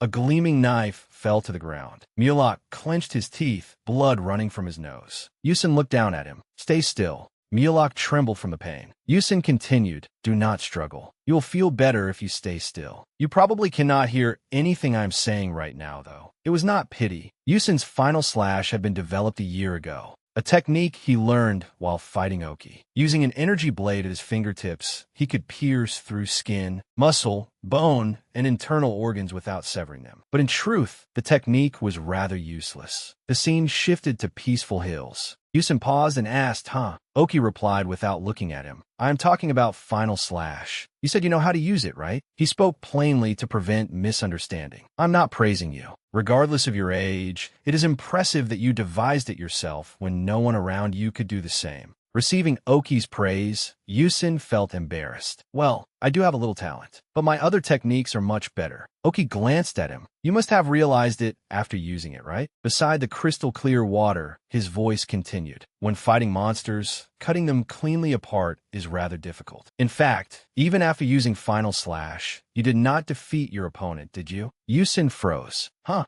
did you know? Oki cast his fishing line and replied indifferently. I guessed. You probably executed Final Slash correctly, but it did not produce the powerful result you expected. If an opponent is strong enough to awaken, it must be a powerful monster. The difficult part about Final Slash is that monsters above a certain level regenerate even after being cut. Weaker monsters can be defeated without Final Slash. Oki seemed mildly impressed. It is still better to know it than not, since you could deliver a powerful strike even if it does not cause much damage. But considering its difficulty and its status as a sacred technique, it is somewhat disappointing. It is like drawing an SSS rank character only to discover that it is the weakest one. Think about it. A clean cut is not very useful against creatures with regeneration. A clean wound is actually more convenient for them. In reality, when facing monsters, the messier and rougher the wound, the better. And if you can add some poison or a curse, that is even better. Yusin's eyes widened at Oki's practical words. But was that not how immortals usually were? Holding up the fish he had just caught, Oki continued slowly. Whether you call it monster hunting or anything else, at its core, it is simply hunting another species in order to survive. The fish looked strangely beautiful and gleaming. Yusin lowered his head and replied, Yes, I understand. Then he suddenly startled. Wait, how did you do that? Oki held the fish and looked at him. What? How did I do what? You said you had fished before, right? That is why I brought you here. Yusin denied it. No, that is not what I mean. He abruptly stood up and stared at Oki in disbelief. He pointed at the fishing rod before him. Master, is your fishing rod not the same as mine? It has no float or anything. It does not even have a hook or bait. How did you catch a fish with it? Oki sighed at Yusin's astonishment. He released the fish and said, Then what do you think I brought you here for? Did you think I would make you pretend to fish all day with a useless rod? Yusin immediately thought of Jiang Zia and explained, "Well, I thought it was the kind of mental cultivation immortals practice. In the past, even Zhang Zia was said to have fished with a hookless rod merely to pass the time." Oki immediately struck him in the face with his rod. "Nonsense," he shouted. Retracting the fishing line, he asked, "Mental cultivation? Fishing to pass the time? I thought you did not believe in that kind of rubbish. It is one thing for ordinary people not to know better, but guardians like you are always clinging to fantasies. How could such things possibly have meaning? That method may have been invented by Jiang Zia." Yusin's eyes watered from the pain. Oki's words went in one ear and out the other. That old man was incredibly practical. Carrying his fishing rod as he prepared to leave, Oki said,